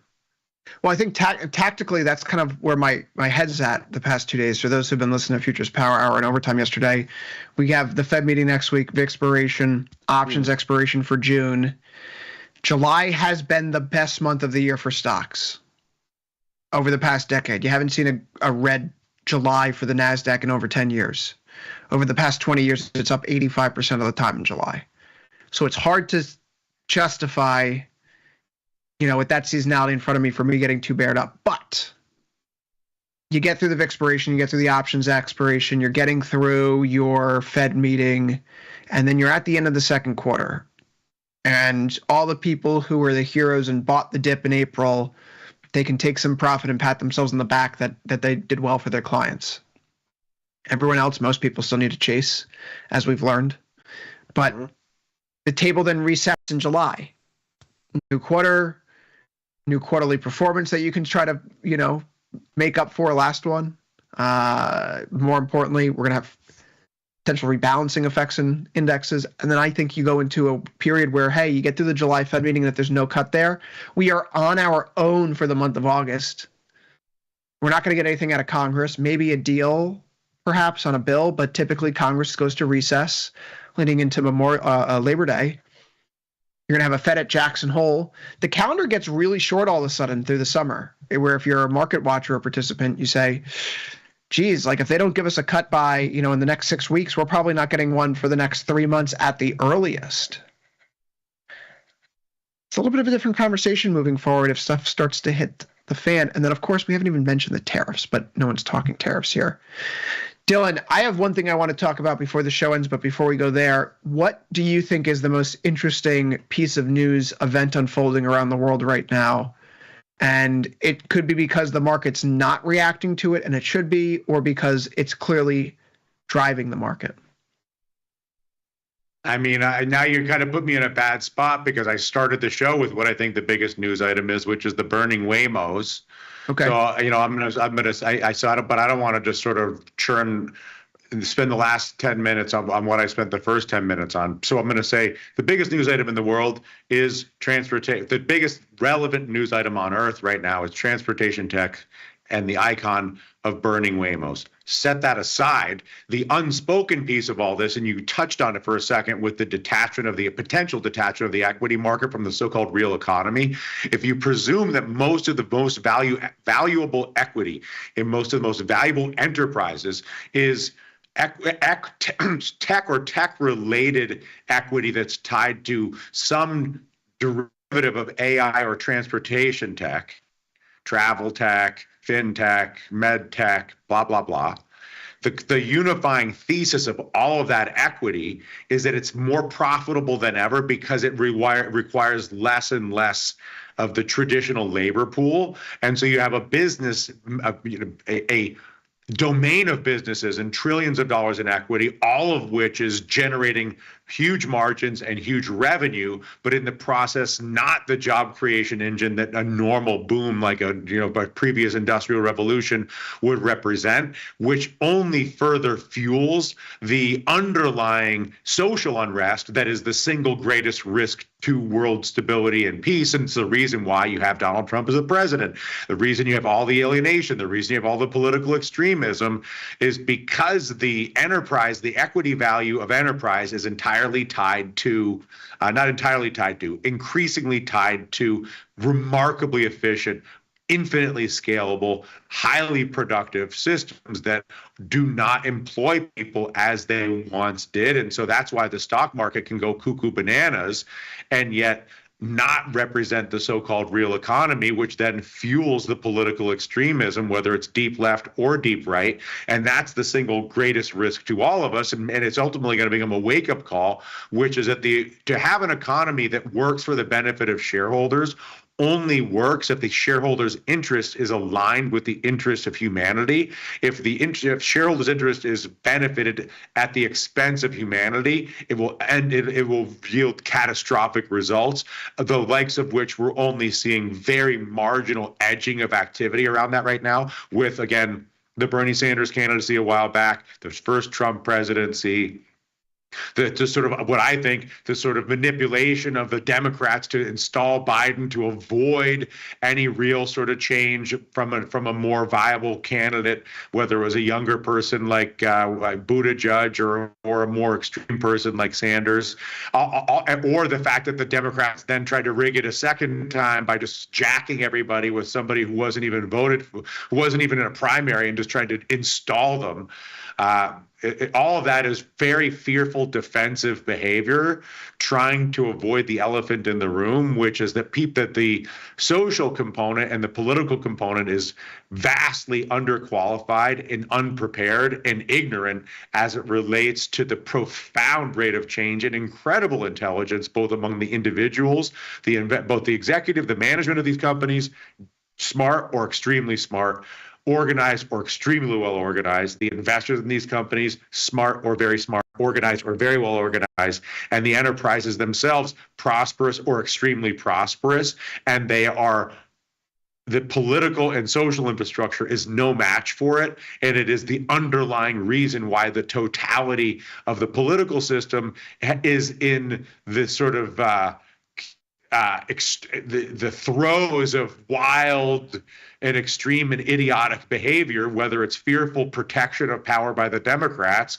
or reckless sort of, tossing around of idiotic policy by the current Republican administration. All is just a reflection of a group of people in the political and social class that are profoundly outmatched by a technological and investor infrastructure that is not aligned with the interests of society.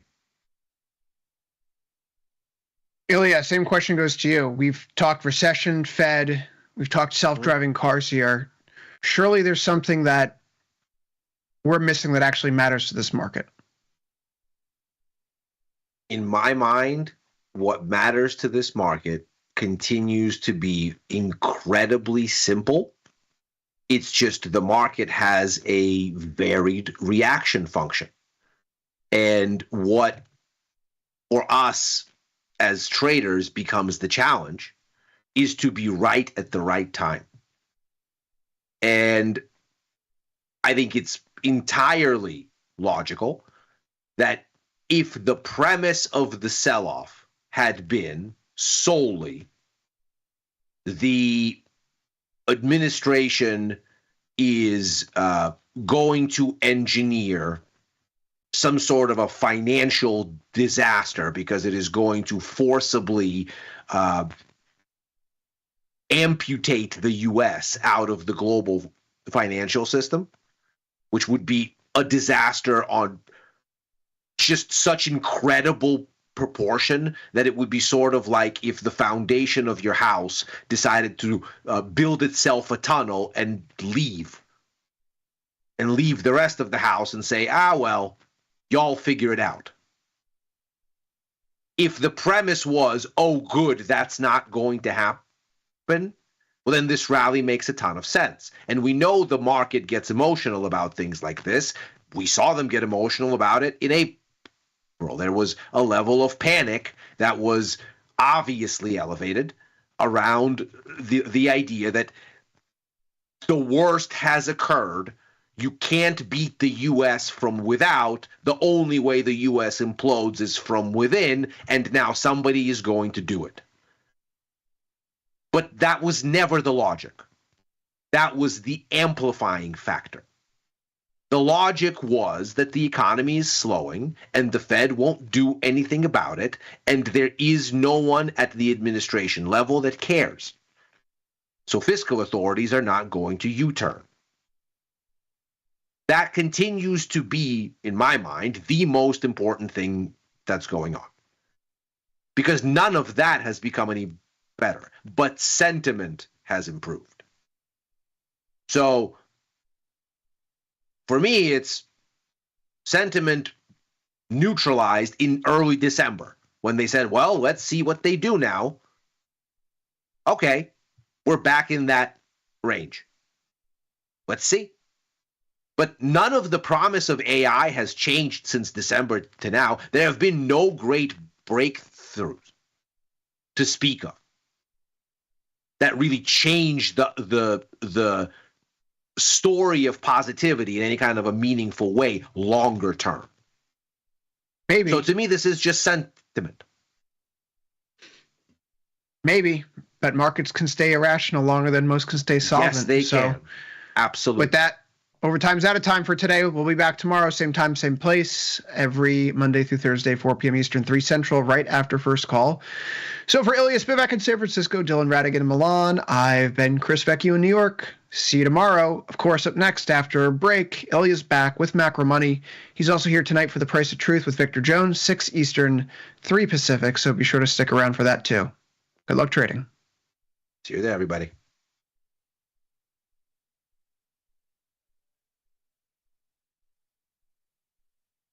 In the world of investing, a beast lurks between the numbers. Some watch from the safety of the sidelines, but others saddle up and ride that 1-ton rowdy ribeye for all he's got. If that's you, join us on Tasty Trade, named best online broker for options trading. Genius loves company. The market doesn't stop. So why should you? Diversify your portfolio with stocks, options, futures, crypto, and more from Tasty Trade. Focus on the markets that matter to you. See the odds before you trade using curve analysis, IV rank, and more tools. Get industry insights that help you find your next trade right where you need it. Tasty Trade. Download today.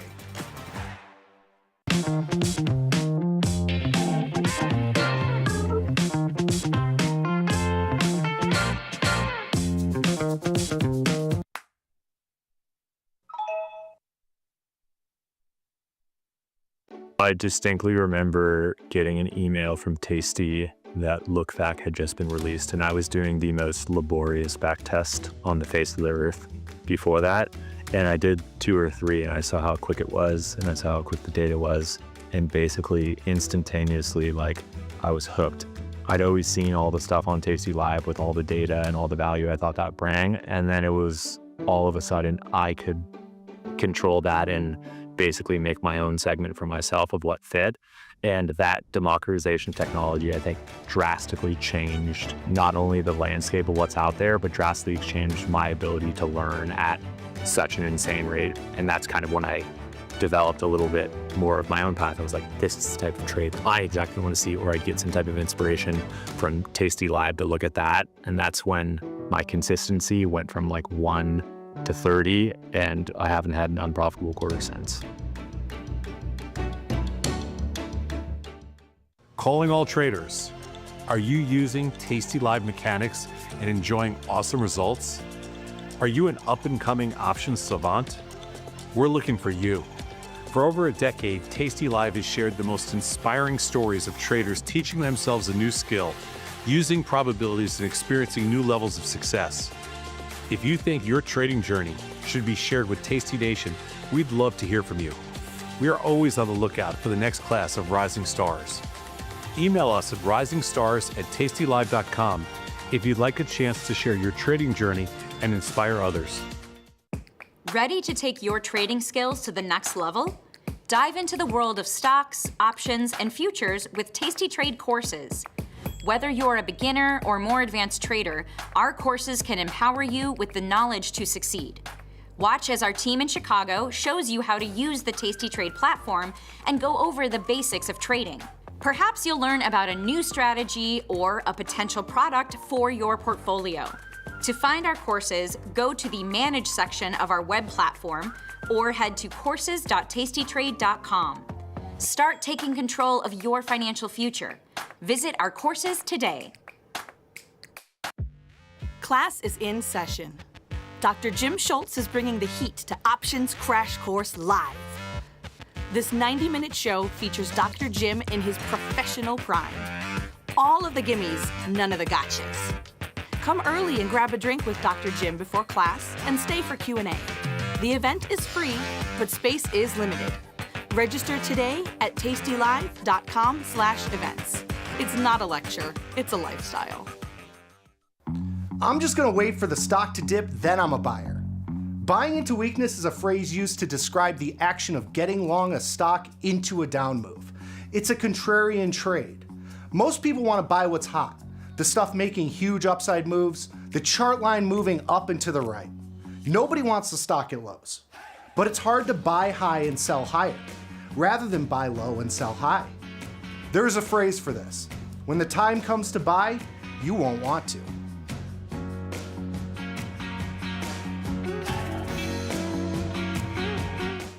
The future of trading is here. Join Mike and his whiteboard, plus the Tasty 2 live crew for 90 minutes of probabilities, punchy portfolio mechanics, and trade tactics. It's totally free and unreasonably fun. Come early to enjoy a drink with the crew and stay for a Q&A after the show. Space is limited, so register today at tastylive.com/events.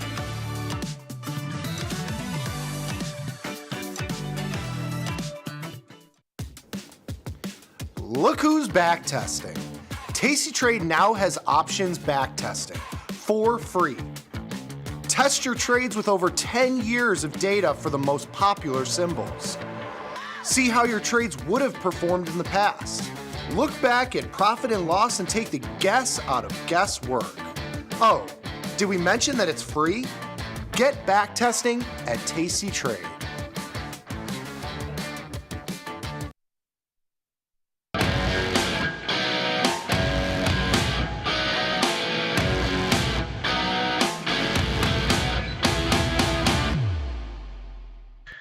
Well, the markets take another quiet day to think about things as they wait for more event risk to hit the wires. We're, of course, still waiting to see how trade negotiations between the U.S. and China are going to go. We're still waiting for the start of economic data to really hit the wires this week. And that's what we're going to focus on here today on Macro Money. I'm Ilya Spivak, head of Global Macro here at Tasty Live. And for the next 30 minutes, we're going to see if we can break down what will be the first big piece of economic data this week and whether the markets should care about it. And of course, what we're talking about here is U.S. CPI data. We have in front of us what is the first kind of big piece of data for this week, and of course a week full of low volume drift in markets. So the hope is pretty much any place you might find yourself in the bullish bearish divide, that you get some conviction, that you get some sort of follow through and some kind of a break of the lull that we've seen here. So what we're going to do is go through and see what is expected, what that means going forward, and whether the markets should care.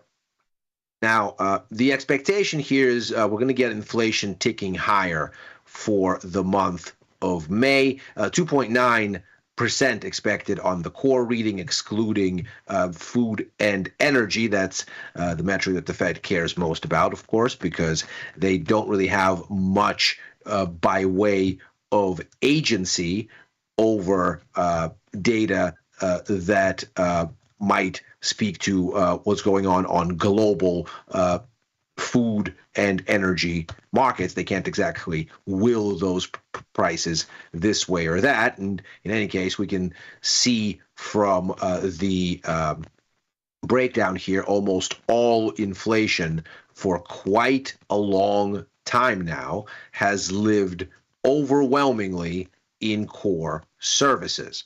And so with that in mind, that's really the metric that we are most focused on here. And on that score, we are looking at the most significant inflation if we get expectations met here in 3 months. 2.9% would be a 3-month high, getting back to where we were or approaching where we were in February at 3.1%. It's a similar story for the headline, 2.8% in February, 2.5% expected. Likewise, a 3-month high. Now, in April, these numbers were, from the market's perspective, certainly, encouragingly normal. And what you see here is the contributions to those numbers. You can see the headline was 2.3%, down from 2.4. The core was steady at 2.8. The core services component overwhelmingly the main contributor, but perhaps the most significant thing here was you didn't really get a surge in goods inflation, which is what you might have expected given all of the Fed's worrying about the onset of tariffs. And of course, in April, we very much saw a significant increase in tariffs, the pause in reciprocal rates beyond 10% notwithstanding. Taking that pause as it occurred, you still had a move from the average tariff being 2% to the average tariff being 10%. So you have a 5-fold increase in tariffs. And the worry was that what this would mean is a significant increase in goods inflation that would hurt consumption, that would give you a nudge on the part of the economy that is the most significant. We've talked a lot here on Macro Money about the first quarter being the weakest contribution from consumption to overall GDP in close to 2 years, while at the same time accounting for 68.5% of GDP overall, which is not what you want to see. Certainly, that consumption is the dominant thing is the standard for developed economies, but that's why you don't want it at a 2-year low. So the concern was that you'd start to see that show up in surging goods inflation. And when that didn't present itself in April's CPI numbers, this was met with a lot of encouragement by the markets until, of course, you got the PPI results and you saw where that inflation went.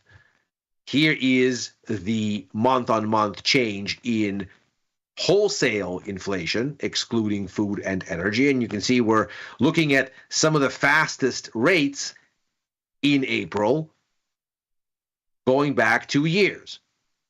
There's that big errant spike in 2023. And if you look through it as a one-off, as it looks to be, then you're going back to kind of the worst of the inflation surge in 2022 for your reference point. But that didn't show up in CPI because you can clearly see here what's going on is businesses ate the difference. They basically took a hit on margins, and you see here the negative reading on month-on-month PPI here, and you can see it appear in what is called PPI for services. This is the trade services component, which basically represents the cost of moving goods through the supply chain once it's in the U.S.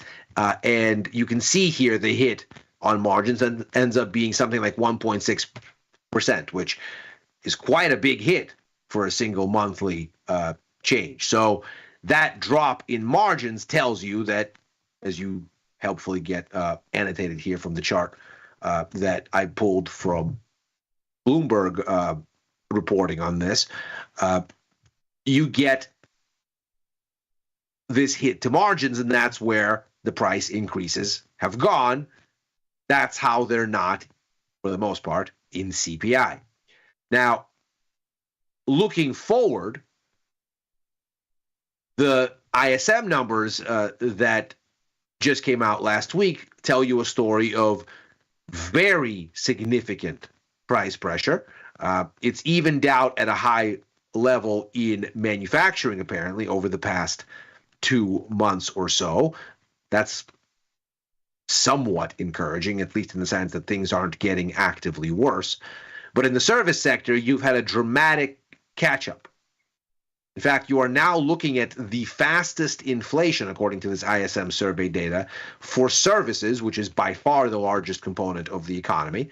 If manufacturing is maybe something like 20%, and ag is maybe something like 10%, then the rest is services. So about 70% of the overall economy. That's now at the fastest since November of 2022. Kind of comports with what we're looking at here in PPI, absent, again, this errant spike in 2023. What's more striking is that you get this runaway inflation at the same time that the sector contracts for the first time in, give or take, a year. You'd have to go all the way back, and granted it's a narrow contraction, but you'd have to go all the way back to December of 2022 and then to April of 2024 to get some recent readings below 50. And you can see here that, at least sort of referencing the middle of last year, this is the weakest that the service sector has been. And of course, manufacturing had this run up around the front running of the tariffs, but now seems to have had that fizzle as the tariffs have gone from speculation to reality. And so it isn't as though you are getting this jump in service sector in inflation here against the backdrop of growth becoming stronger. That would be the kind of thing that's driven by robust demand and would be generally a source for optimism. That isn't what's going on here. Inflation is surging here at the same, and you can see the base here is the beginning of this year for the most recent bit. And of course, over the same time, what's happened with growth in the sector is it has been cooling. And again, this is the largest sector of the U.S. economy. So if ever you wanted a picture of stagflation risk, there it is. Moreover, that price component of the ISM services report has tended to anticipate with about a 2-month lag what happens in CPI, as well as the Fed's preferred gauge of inflation, the PCE index. You can see that obviously the ISM survey is more volatile, but you can see that in broad strokes, there is a trend following a kind of parallel set of developments here if you lag the PCE and CPI indices by 2 months. And of course, what that anticipates is if this now is an inflationary surge, most recently going into April and May, that should begin to show up right around the next several months in CPI and PCE, even if it doesn't show up necessarily in this month's data. So the risk is in the direction of reflation. And of course, these things aren't perfect. These relationships aren't one for one. So you'd have to set aside the idea that you know that this is going to happen this month, or you know that it isn't. What you do know, though, is there has tended to be this relationship, and it would tell you that over the next several months, looking out for a jump in inflation readings is what you'd be looking for, which of course the Fed no doubt sees. Moreover, when we had a similar type of situation last year, we saw inflation accelerating here. These are CPI monthly changes in 3-month and 6-month annualized increments, which the Fed looks at to kind of get a sense of the higher frequency trends in where inflation is heading. Even though they target year-on-year annualized, they or 12-month annualized, they look at these inputs to kind of see where the wind is blowing, to try to anticipate, at least to some extent. And you can see that last year, as you had inflation building at the start of the year, the Fed, of course, became reluctant to cut rates and didn't ultimately cut them until here, September.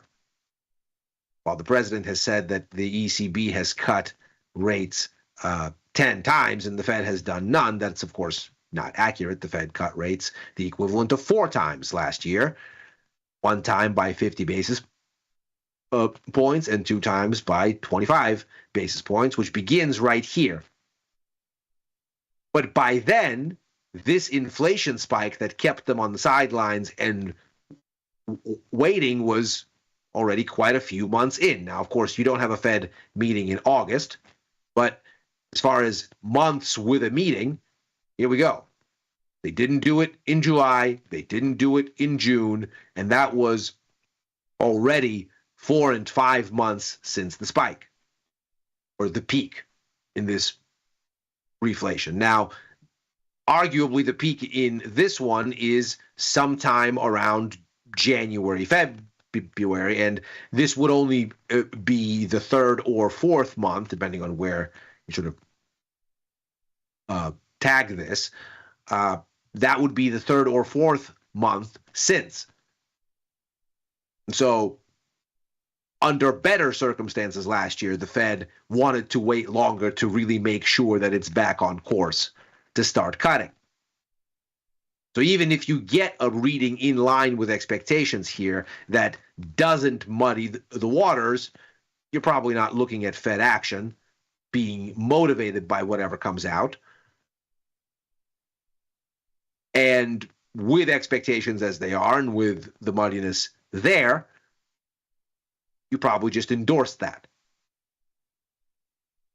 Moreover, in the same direction, we've been talking about this reporting from the Wall Street Journal this week and last, casting doubt on the veracity of CPI figures to begin with, because the hiring freezes and layoffs at the federal government since the beginning of the year have meant that the Bureau of Labor Statistics, which puts these data together, have had to rely much more so on implied figures rather than actual surveying of the economy and of the price levels in it.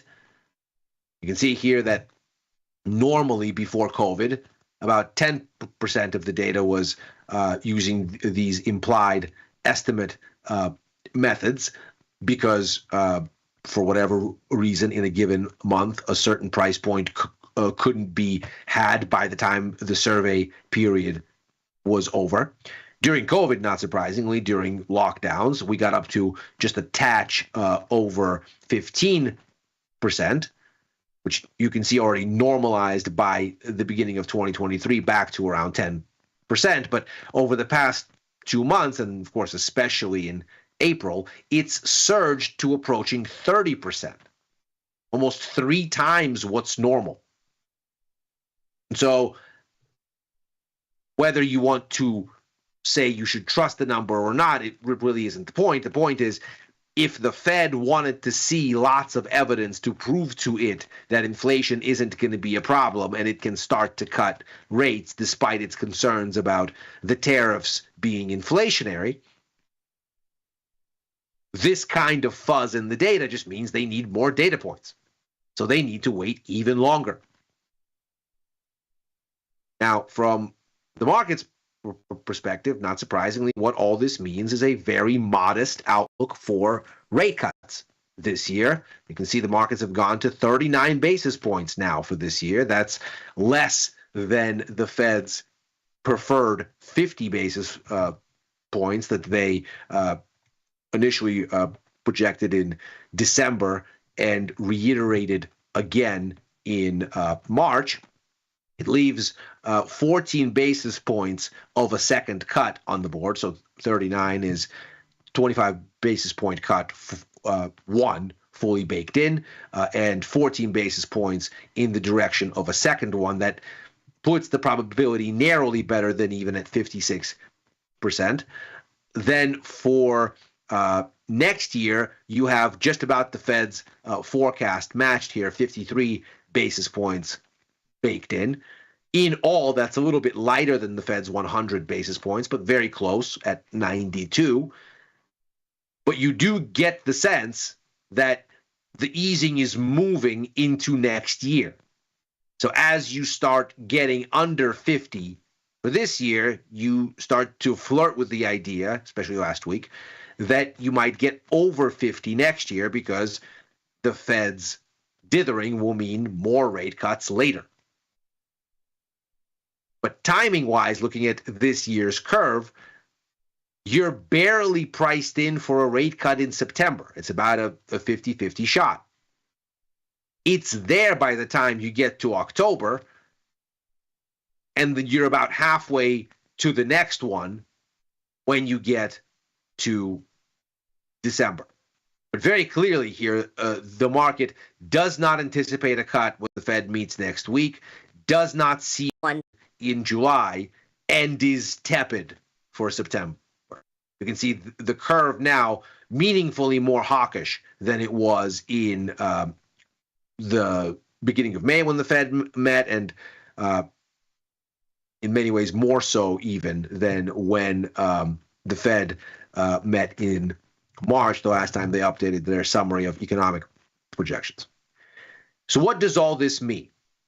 Of course, the markets have believed that the Fed isn't going to cut in June and have been wishy-washy on July for quite a while.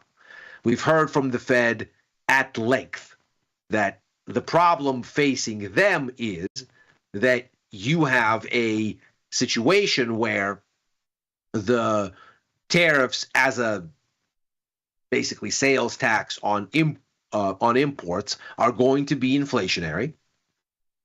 And we've seen evidence of that show up in the PPI numbers. It's just so far they haven't been passed on to consumers.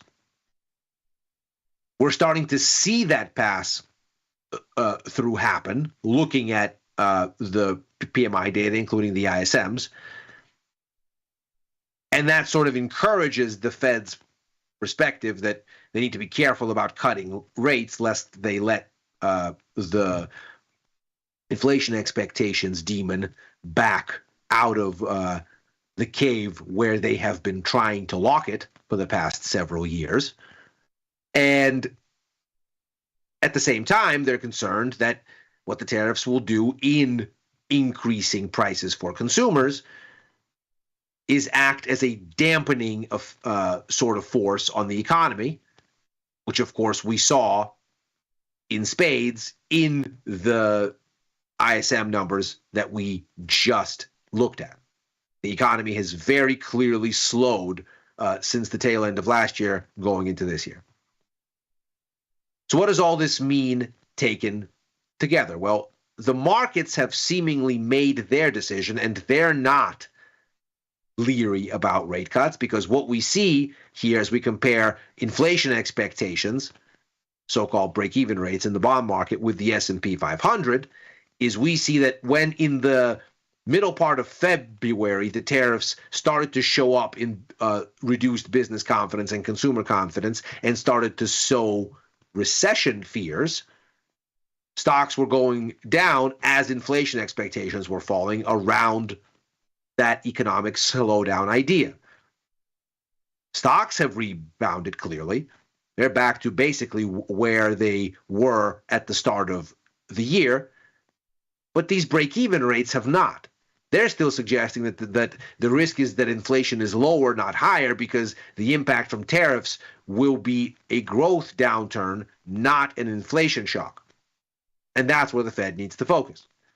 So if you get CPI data that confirms the Fed isn't going to come and move sooner, while the markets seem to think that they should, because the Fed hasn't made up its mind, but the markets have, well, then that just means the Fed is going to allow a deeper recession, and that may well see stocks shaving some of this sentiment wedge away and turning lower. It may also see gold go up as speculation builds for more rate cuts downwind as bonds rise and the dollar weakens.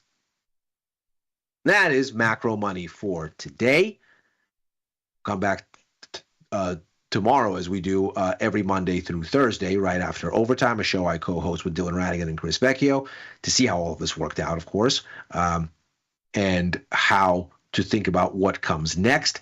In just 30 minutes' time, I'll be on with Victor Jones for The Price of Truth, so come see that as well. I'm back with Chris for Futures Power Hour on Friday, back with Victor and Tom for First Call on Sunday, writing for the News and Insights portion of tastylive.com, and commenting at Ilya Spivak on the platform formerly known as Twitter and on Blue Sky.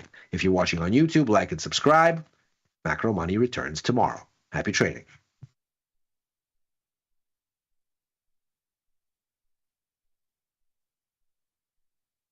You can get up to $4,000 when you open and fund a new account with Tasty Trade. That's 4,000 buckaroos, 4,000 bills, or clams, 4,000 in dough or cheddar, not the cheesy kind. 4 large, 4K, 4 grand, which is no small thing.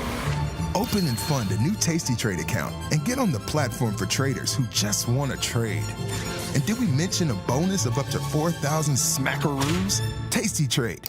Make your move. If you had to buy and hold one stock for the next 365 days, what would it be and why? If you had to buy and hold one stock for the next 365 days, what would it be? Aside from our own company. So if I had to buy one stock from now, 1 year from now, that might go up on a percentage wise, I think I'd buy Intel. I know you're going to hate that. I know everybody's going to hate that, but it's a $20 stock that I think is going to go to like 25. It's a nice little 25% kicker. If I had to buy another stock that's like in the same price range, I kind of like Southwest Airlines here. Gosh, I know it's such a divisive stock, but I would say NVIDIA. It's just one of those interesting names that I think is sort of forward-looking, and the stuff that they're doing with chips and obviously the AI revolution. I've always thought that was fascinating. So it is definitely one that I think is here for the long term, and that's one that's interesting to me. Tom said Intel. You have any thoughts? Well, that would make sense. Tom is an Intel type of person. I mean, Intel started what year? The market doesn't stop. So why should you? Diversify your portfolio with stocks, options, futures, crypto, and more from Tasty Trade. Focus on the markets that matter to you.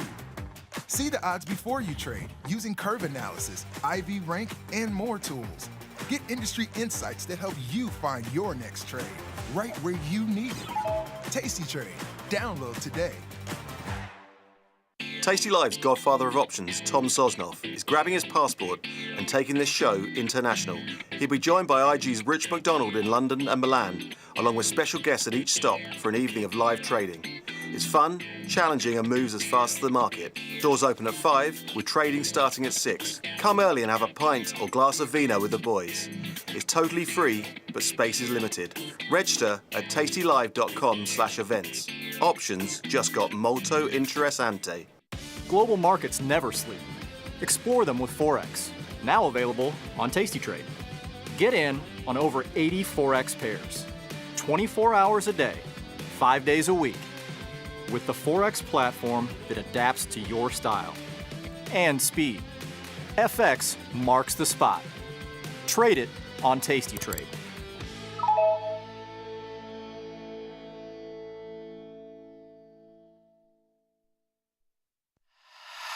Well, he's more public in his mentality.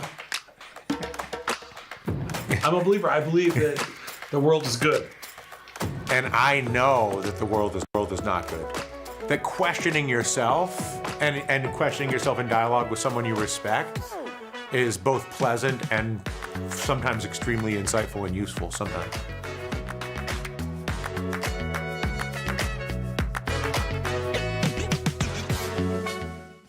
If you had to buy and hold one stock for the next 365 days, what would it be and why? If you had to buy and hold one stock for the next 365 days, what would it be? Aside from our own company. So if I had to buy one stock from now, 1 year from now, that might go up on a percentage wise, I think I'd buy Intel. I know you're going to hate that. I know everybody's going to hate that, but it's a $20 stock that I think is going to go to like 25. It's a nice little 25% kicker. If I had to buy another stock that's like in the same price range, I kind of like Southwest Airlines here. Gosh, I know it's such a divisive stock, but I would say NVIDIA. It's just one of those interesting names that I think is sort of forward-looking, and the stuff that they're doing with chips and obviously the AI revolution. I've always thought that was fascinating. So it is definitely one that I think is here for the long term, and that's one that's interesting to me. Tom said Intel. You have any thoughts? Well, that would make sense. Tom is an Intel type of person. I mean, Intel started what year?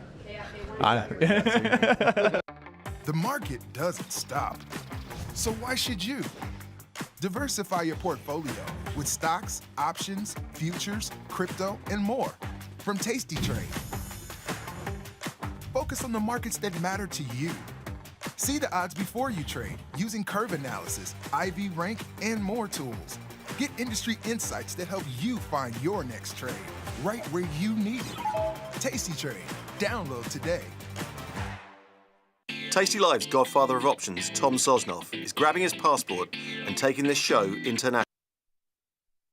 Tasty Live's godfather of options, Tom Sosnoff, is grabbing his passport and taking this show international. He'll be joined by IG's Rich McDonald in London and Milan, along with special guests at each stop for an evening of live trading.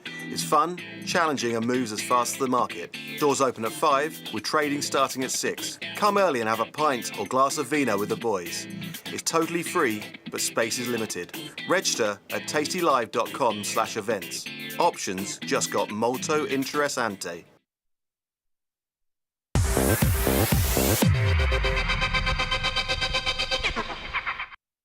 What is going on, everyone? Welcome back to Risk and Reward. We're back with Gus. We're doing the tier list again. We're going to be getting into some of these Mag 7 stocks. We're going to be re-ranking some of these, but we do have a lot to catch up on, Gus. I mean, some things really hit the fan. But before we get into all that, how are we doing today? Yeah, doing good, feeling good. Certainly a lot to catch up on. Yeah. It's been a busy 3 days in the market since I last talked to you. We have a lot to cover. Excited to do this tier list. And for those that saw our tier list last time, we're going quicker this time. All right, this is going to be rapid fire. We're ripping through this thing, so it'll be fun making our adjustments. But feeling good, as you know. The long delta I have going on has not subsided yet. I am slowly taking profits, and it's slowly coming off the board a little bit. But yeah, green days are good days as far as I'm concerned for the time being, and it's been going well. No, I hear you. I feel like, mine's kind of been just dripping on over to your portfolio because as we stayed towards these highs, my short delta isn't really liking that. So we got some things to go over. I just feel like every few days we always have something new to talk about. Like I know we have a lot of the Trump Musk fiasco going on. We got a lot of things to catch up on. It feels like every few days we always got something. And I mean, the market is really showing that volatility. So I'm excited to catch up onto it. But these Mag 7s, a little bit more of a rapid fire this time, Gus. Before we even get into it, do you already have an idea of some that just sticks out like a sore thumb where you want to re-rank right away? Well, yeah. I mean, I think Tesla needs to drop a little bit. In lieu of recent events. We did this a week ago today, which we covered the Musk-Trump beef our Thursday stream last week, but this was done prior to that. So Tesla has taken a slide. It has recovered a little bit already. I suppose that there is maybe an angle to present that this just means that it has upside left on the bone. But I don't know. The way I'm seeing it, you kind of have this alienation of both political parties going on right now. I don't know. It's a tricky spot for Tesla, and I wouldn't want to rank as high as we have it.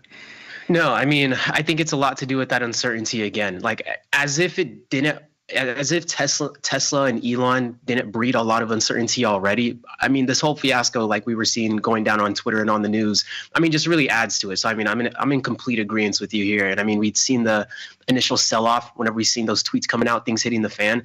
But we're rebounding fairly decent the last couple of days. Did that catch you off guard? I mean, it surprised me a little bit because, I mean, we've almost erased the downside move that we put in since this hit the fan. So, Yeah, it did certainly catch me off guard a little bit, and honestly, I was kind of shocked by how quickly the entire thing blew over. It was like it was happening, and I was That's like, oh just my the game. gosh, this I don't know. could tank the market. And I thought maybe we were going to get some volatility out of it, and it kind of just went away. The market, as it's been saying to many things recently, said, well, we do not care, and kept on going up.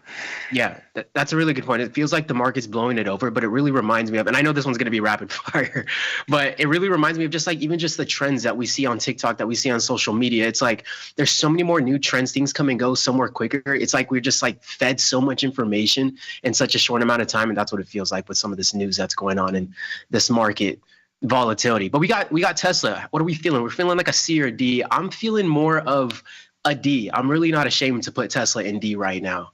I think that's fine. I think that given the recent drawdown and given the uncertainty, I'm fine with D tier. Next thing jumping out is I think Google should move up, maybe just up one to B. Had a nice little rally this morning. Has finally been kind of looking like a stock again. We were channeling for a little bit there. So yeah, nice little rally out of Google. I'm willing to give Google the bump up. Yeah, no, I'm liking Google. Google feels like a little bit more of it feels like stability when we talk about Google in relation to some of these other underlyings too. So I like that one.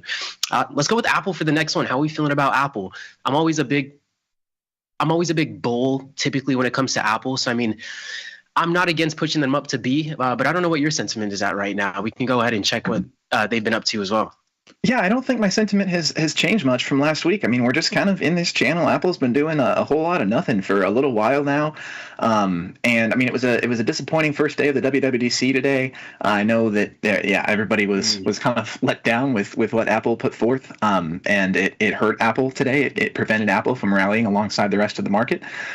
So yeah, I don't know that I necessarily feel a change is warranted for Apple, but I suppose the antithesis to my point here is that it's Apple. And, you know, it's not like it's going to stay down forever. It's bound to make a move sometime.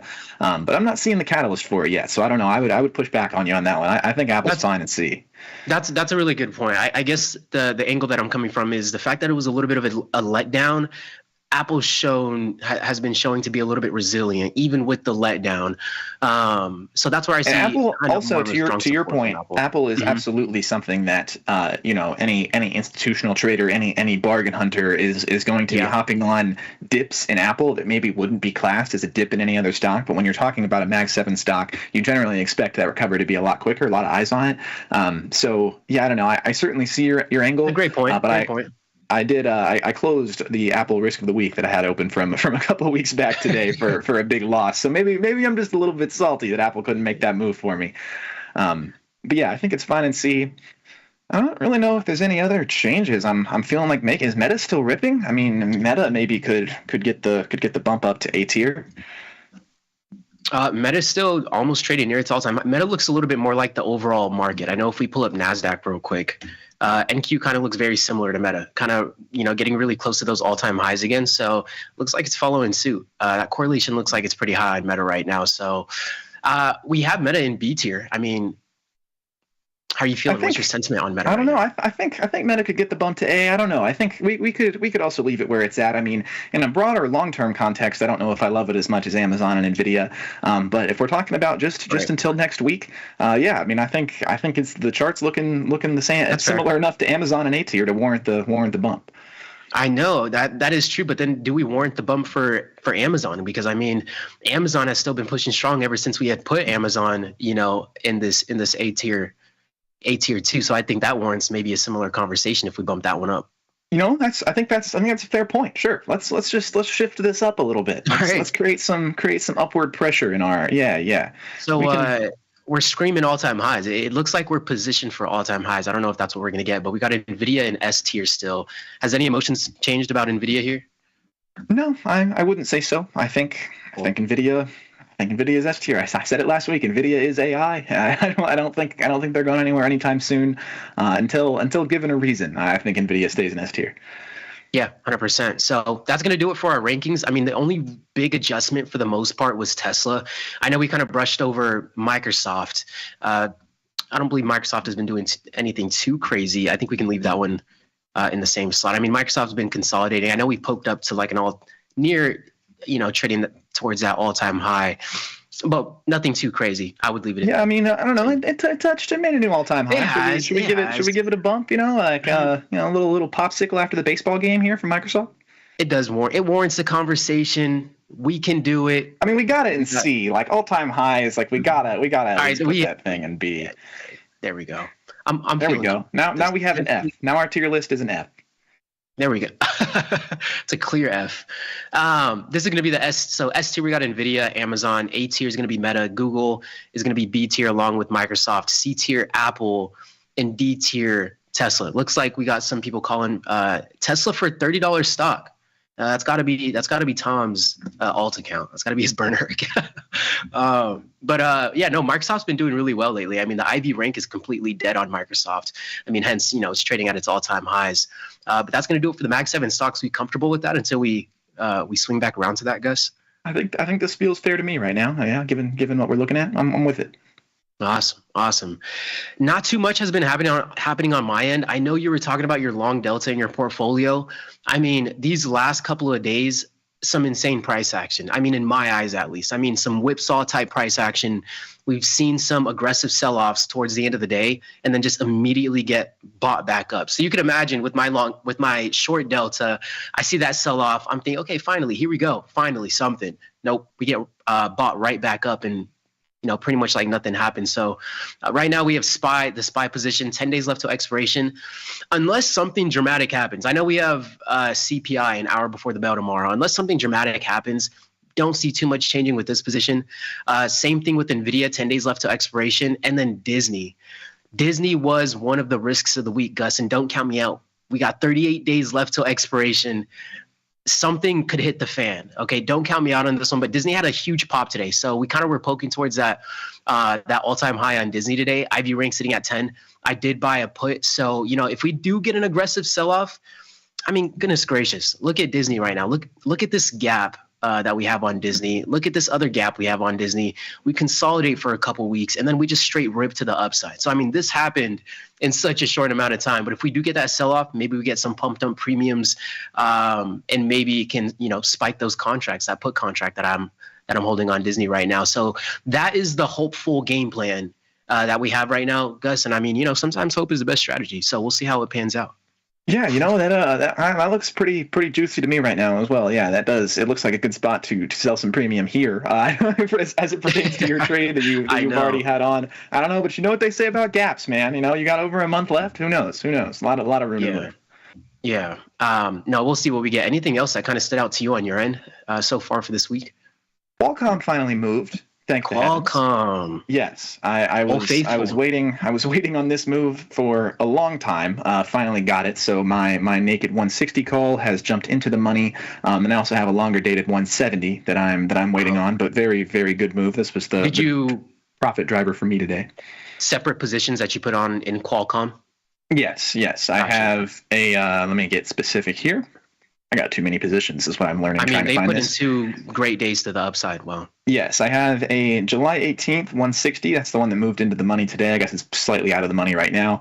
And then I have an August 15th 170. So those are about 30 days apart. 38 DTE and then 66 DTE on the second one. I was just playing recovery out of the lows. And it looked for a while like that might not have been a good play, but it's since come to fruition. So I'm pleased with that move on Qualcomm.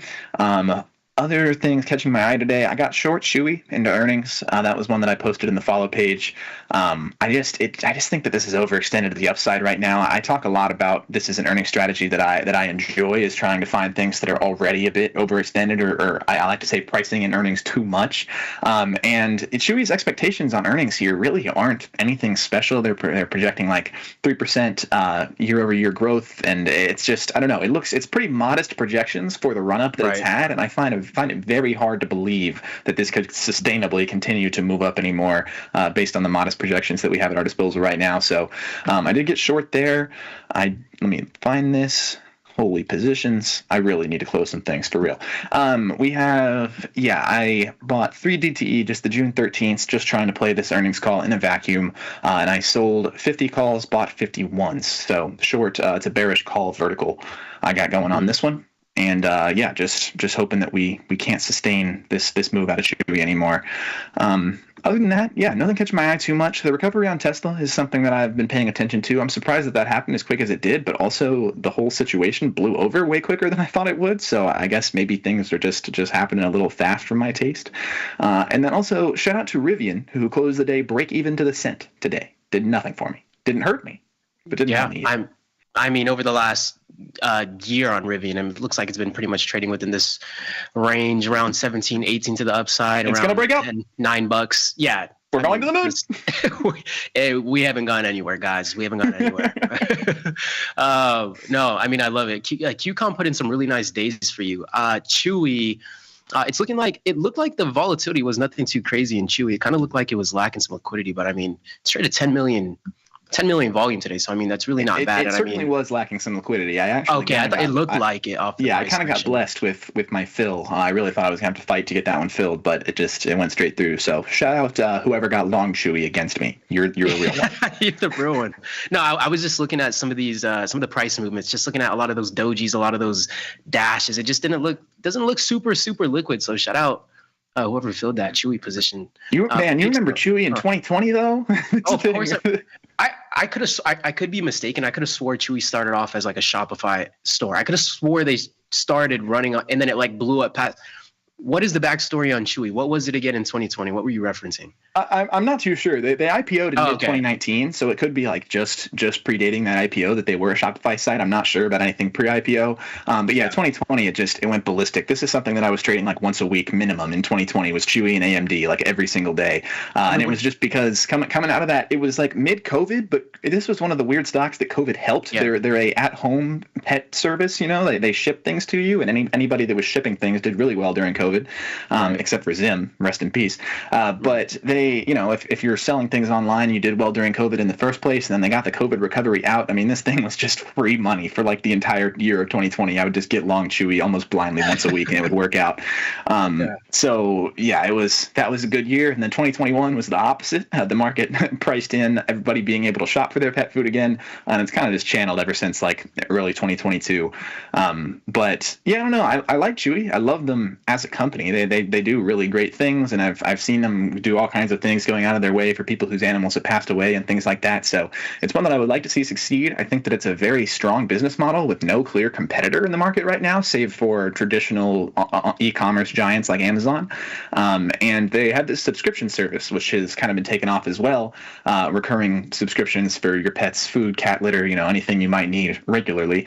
And I think that makes a lot of sense for pets. Your pet, you feed them very consistent amounts. Like on Amazon offers the whole subscribe and save thing, and I never do it because I'm never exactly sure when I'm going to need my next purchase of this product, even if it is something I buy regularly. But with your pet, if you have a 50-pound bag of dog food and you're feeding this dog 2 cups of this every single day, you can quantify to the day when you're going to run out of dog food and really nail that subscription. So I'm high on that as well. I like them moving forward. But yeah, in the short term, bearish. Just think it's a little overextended. And I sold the 50, so we would need like a 12% move to the upside on top of this run that's already happened. I don't see it happening.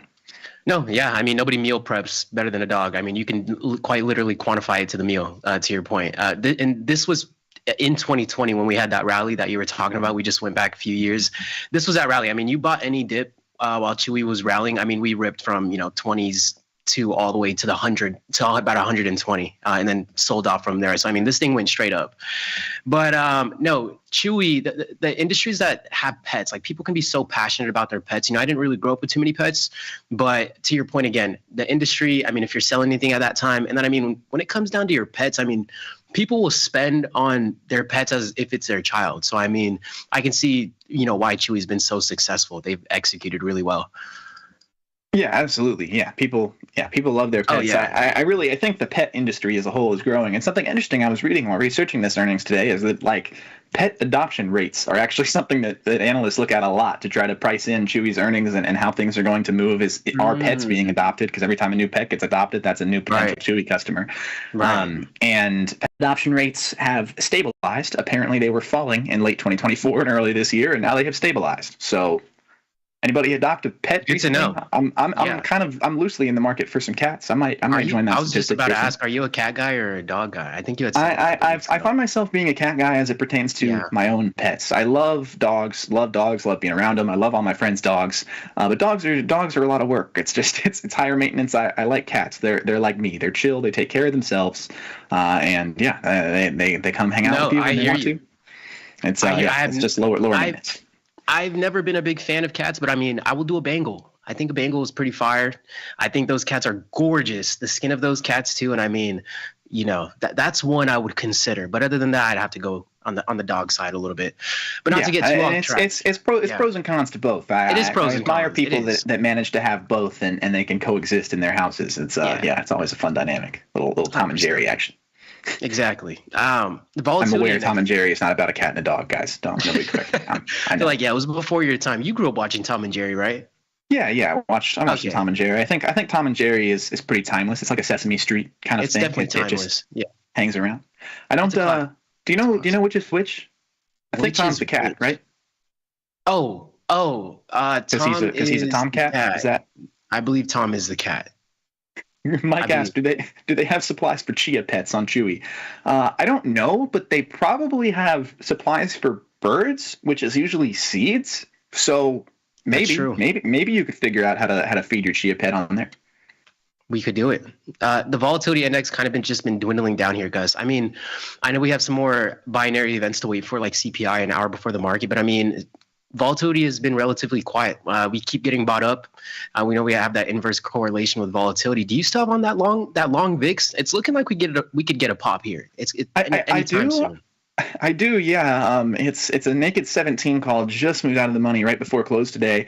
But shockingly, it is long dated. I'm still 70 DTE. But shockingly, this thing has only moved down since I bought this, and I'm only down about 5% on the actual notional value of the contract. So yeah, still feeling fine about that. Still just have this thing chilling out, acting as my hedge. That's the bull flag to end all bull flags right there. Holy cow. I mean, I don't even know what's going on right here. So I know last night we traded in one of the smallest ranges yesterday, which was just about right here. We rallied out of market open, put in the high for the day. We put in the low and the high for the day within the first hour of the day yesterday. And then we traded within that range. We sold off.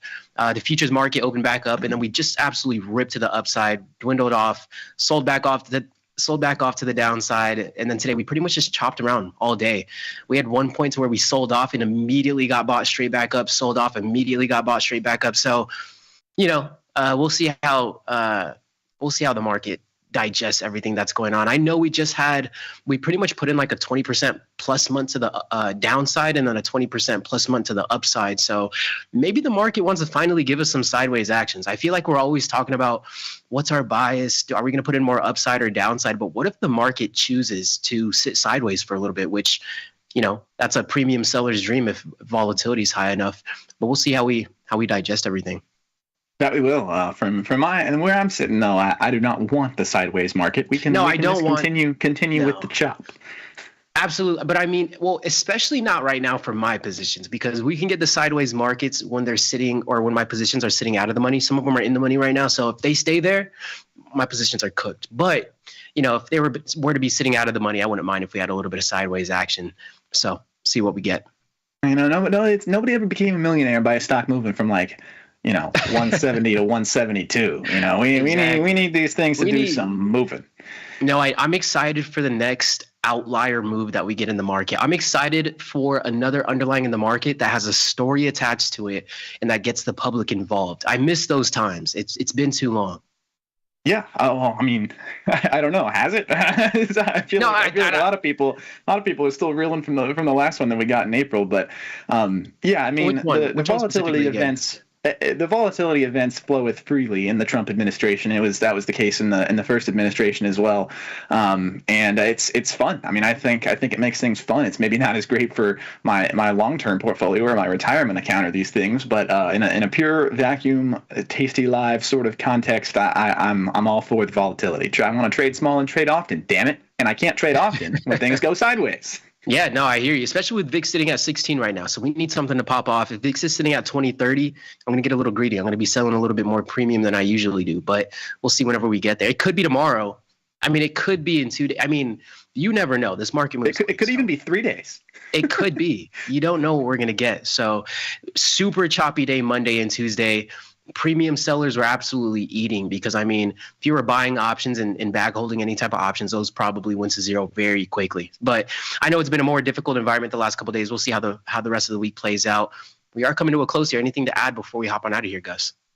Yeah, no, nothing to add. I hope the volatility keeps coming. I hope Qualcomm keeps moving. Hope everybody's having a great time navigating this volatility. And I apologize to you if your retirement account has been affected by these events. Hey, well, we might hit all-time highs, so retirement accounts might be looking nice. It's true. We ripped to all-time highs, but That's true.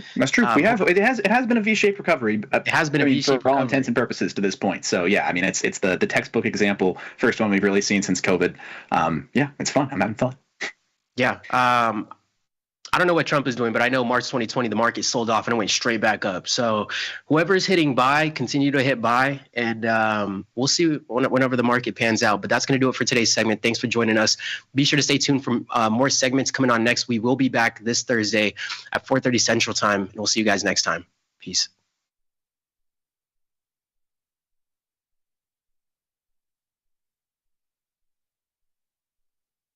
At Tasty Live, we live and breathe the markets. But when the live show's over, are we out of breath? If you want to inhale the latest breaking market news, we've got you covered. The Tasty Live research team and on-air personalities post refreshing content updated daily covering earnings, economic reports, trade ideas, and much more. If you want a breath of fresh air and not stale takes, visit the News and Insights tab at tastylive.com. You can get up to $4,000 when you open and fund a new account with Tasty Trade. That's 4,000 buckaroos, 4,000 bills, or clams, 4,000 in dough or cheddar, not the cheesy kind. 4 large, 4K, $4,000, which is no small thing. Open and fund a new Tasty Trade account and get on the platform for traders who just want to trade. And did we mention a bonus of up to 4,000 smackaroos? Tasty Trade. Make your move. This is Chicago. We invented the skyscraper, the Italian beef, and the standardized options market. SIBO is not only the birthplace of options, it's also where Liz and Jenny got their start. In an industry first, 2 female former floor traders broadcast live from the floor. Hear the sounds of live market action and feel the electricity as they present real-time trade ideas and research-backed market studies live from the SIBO's SPX pit. Watch Liz and Jenny live from the SIBO, only on Tasty Live. Global markets never sleep. Explore them with Forex, now available on Tasty Trade. Get in on over 80 Forex pairs, 24 hours a day, 5 days a week, with the Forex platform that adapts to your style and speed. FX marks the spot. Trade it on Tasty Trade.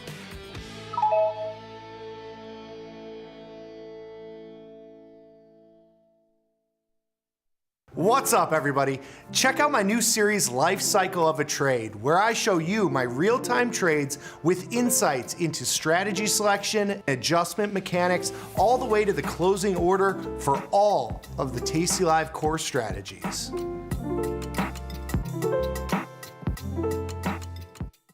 The future of trading is here. Join Mike and his whiteboard, plus the Tasty 2 live crew for 90 minutes of probabilities, punchy portfolio mechanics, and trade tactics. It's totally free and unreasonably fun. Come early to enjoy a drink with the crew and stay for a Q&A after the show. Space is limited, so register today at tastylive.com/events.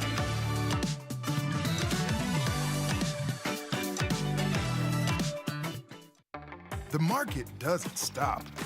So why should you? Diversify your portfolio with stocks, options, futures, crypto, and more from Tasty Trade. Focus on the markets that matter to you.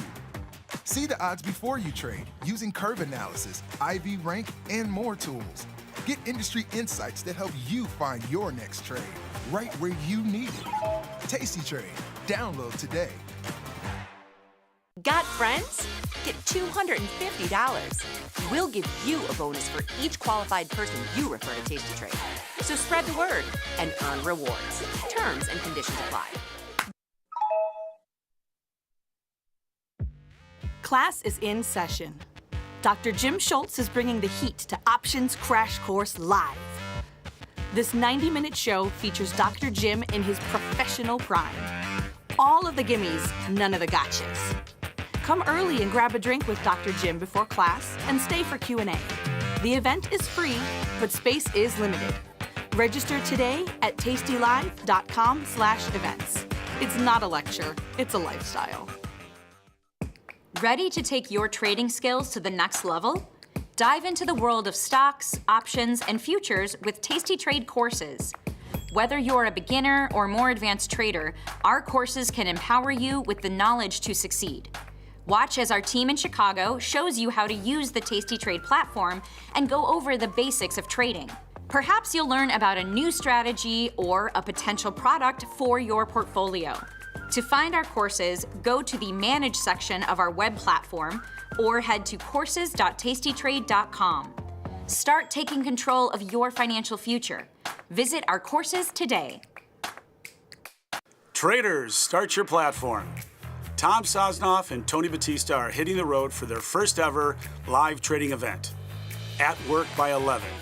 It's unprecedented, unpredictable, and unlike any other financial event. Watch these masters make real trades in real time. Doors open at 8, the action starts at 9, and we'll have you back at work by 11. Sign up today at tastylive.com/events. Feel like your wardrobe is missing something? Like style, purpose, and maybe a dancing dog? Can I pet that dog? The new Tasty Trade and Tasty Live web store is now live. New merch, bold designs.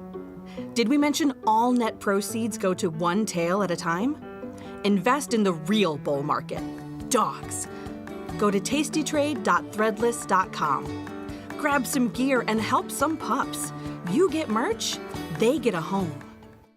Regulation time may have expired, but the conversation is just getting started. This is Overtime, the post-market scrimmage for market junkies. Join Chris Vecchio, Ilya Spivak, and me, Dylan Radigan, as we analyze the X's and O's for everything from earnings to politics to macro events and more. Nothing's out of bounds on Overtime. We break down the news to provide you a playbook for your trades. Watch Overtime Monday through Thursday only on Tasty Live.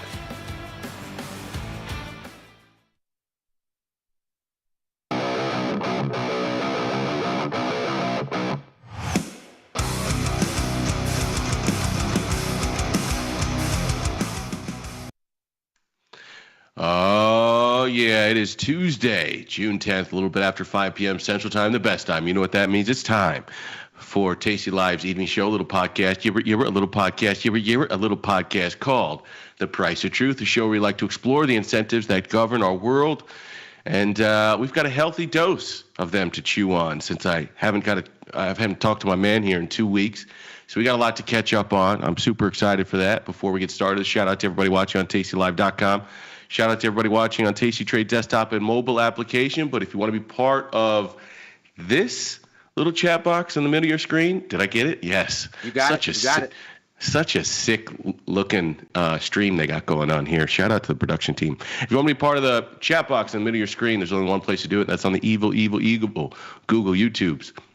So head on over to Tasty Live's YouTube channel, subscribe, and then your thoughts, both appropriate and otherwise, will stream unedited and unmoderated in the middle of the stream. Do with that with information what you will.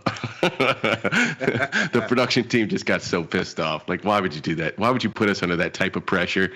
It is Tuesday, everybody. You know what that means. It's time for the big brain, the one, the only, the global head of macro here at Tasty Live, Mr. Ilya Spivak. Ilya, how you doing, my friend? Very good. I spent the weekend up in the Russian River Valley amongst the redwoods, catching my zen, taking in nature, and getting ready for what is hopefully a week of fireworks this week after this low-volume lull. But I am re-energized and ready. See, to most San Francisco hippies, I would think going out and spending some time amongst the redwoods, when you say Zen, taking some time in nature, to what everybody else thinks is just kind of, maybe doing some yoga, some light stretching, looking out on the beautiful, serene forestry. They don't know you like I know you. What being in nature for you means is you blindfolded yourself and took turns unassembling and reassembling your guns, and likely caught squirrels with your bare hands and showed your small children how to debone and eat them over a 2-day period. I'll tell you a funny story. How close am I? How close am I? I'll tell you a funny story about how off you are. As my wife and I were sitting at a fire pit in the evening at a Did you make the fire? No, of course not. Who made it? It's like a man-made reasonably sort of fancy thing? bed and breakfast with a gas you went operated fire fire pit as we sat there, and a little baby fox ventured out of the woods just to kind of move around, see what's going on. My Queens native wife, who wouldn't bat an eye at the sight of multiple crackheads, went, "Oh, there's wildlife here. We're going back to our meeting." Bro, I grew up in Michigan. I grew up in I don't want to call it the sticks, but I was close enough to it, to a lot of nature growing up. And I was in the Boy Scouts as a kid. So I went out there, learned how to make fires and stuff like this, but I hadn't done it in a really long time. Okay, so no, you're right, though, that I'm from the Soviet Union and we went into the uncharted forest to do this kind of stuff all the time. I know.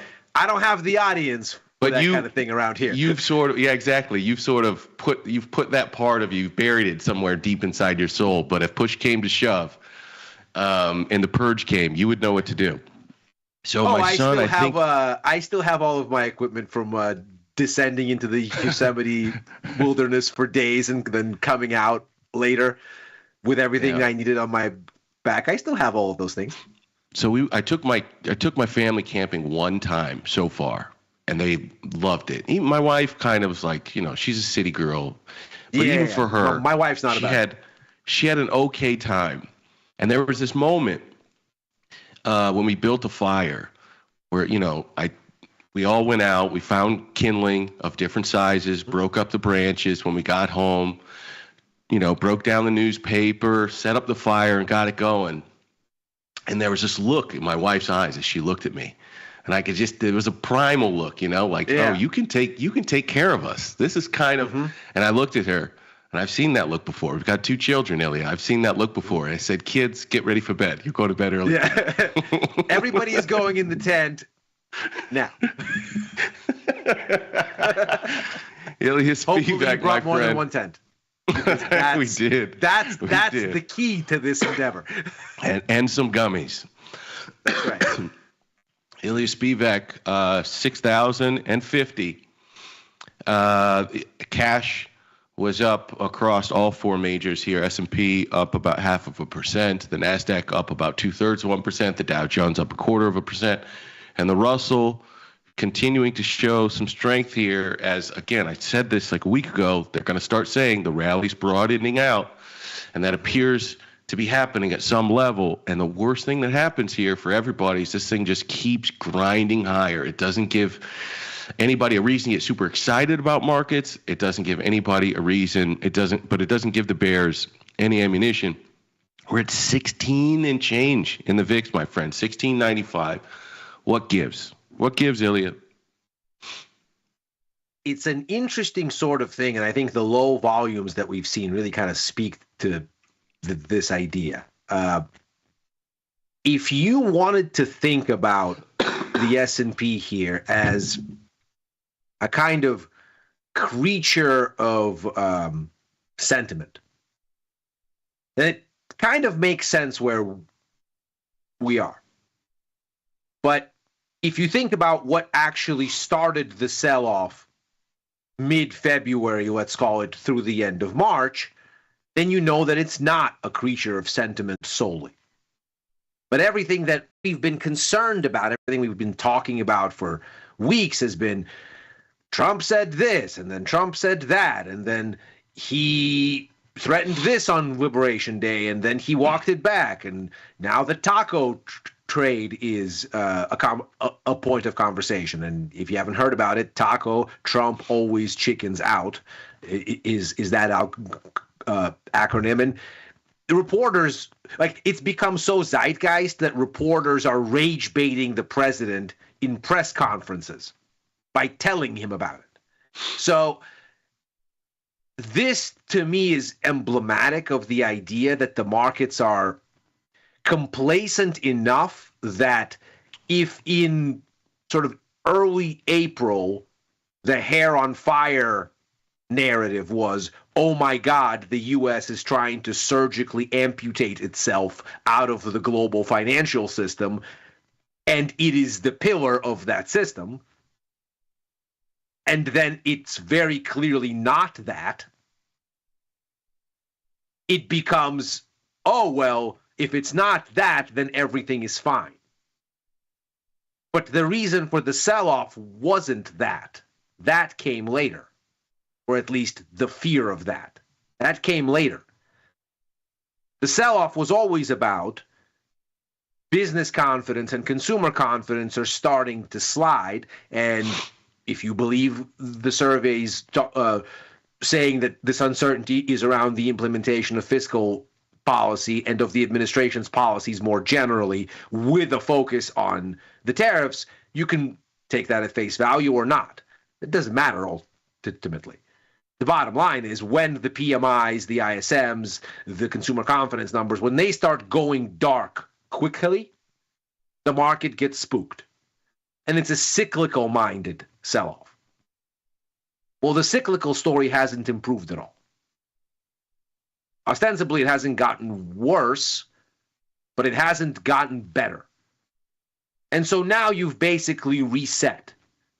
And if you're out there on the sentiment ledge so far out that you're saying, none of this matters, he always chickens out, whatever. If you're that far out and you think that's what's going on, well then, and if that's representative of the zeitgeist, then you're vulnerable. And you're vulnerable because the real economy does matter. And it's not looking any better, and valuations have reset to the last spot where they mattered.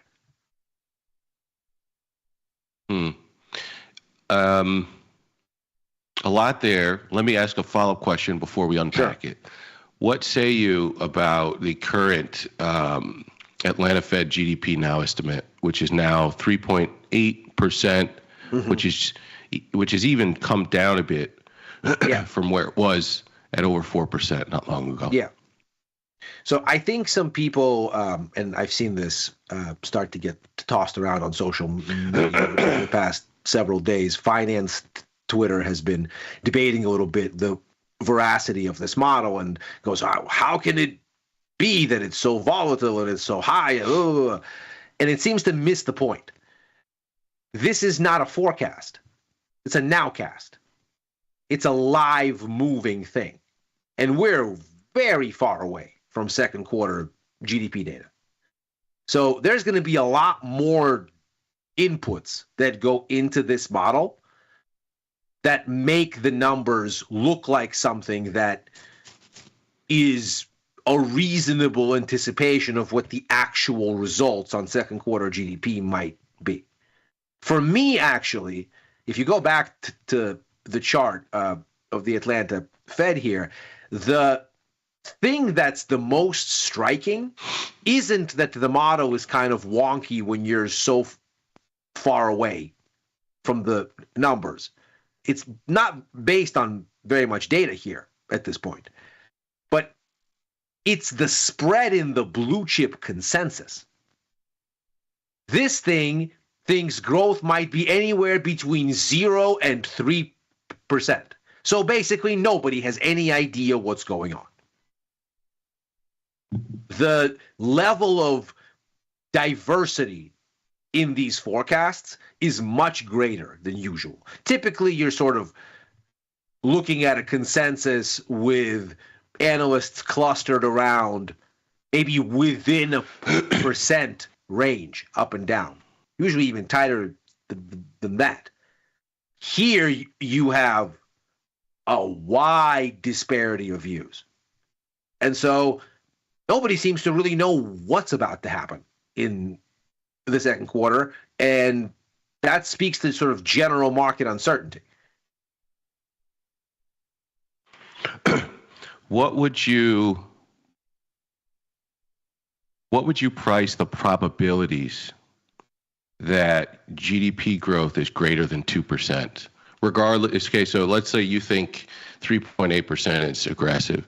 What would you say the probabilities are that GDP in the second quarter is greater than 2%? I would think it's probably something on the order of 30%. What would you say a Polymarket? Polymarket right now has those odds at 80%. Yeah. What do you think about that? It doesn't surprise me, given sort of the tone of sentiment.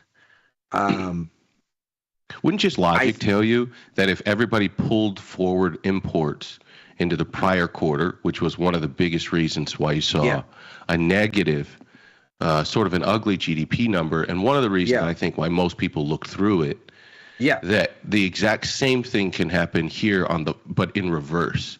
What does Ilya Spivak think about that possibility? I don't think it happens in reverse. I think it happens the same way. And I think the reason it happens the same way is because in the second quarter, if we had an impetus to front run tariffs in the first quarter, we have a bigger one to front run them in the second, because Liberation Day was the reciprocal tariffs. And so the nature of the threat become known in early April and then are put on hold for 90 days.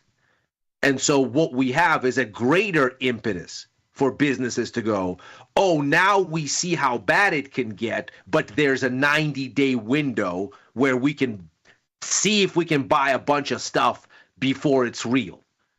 So I think there is further goading, not less. But the real issue for me isn't even that, because the giant swing in imports and the giant swing in the investment component of GDP in the first quarter because of huge inventory stocking,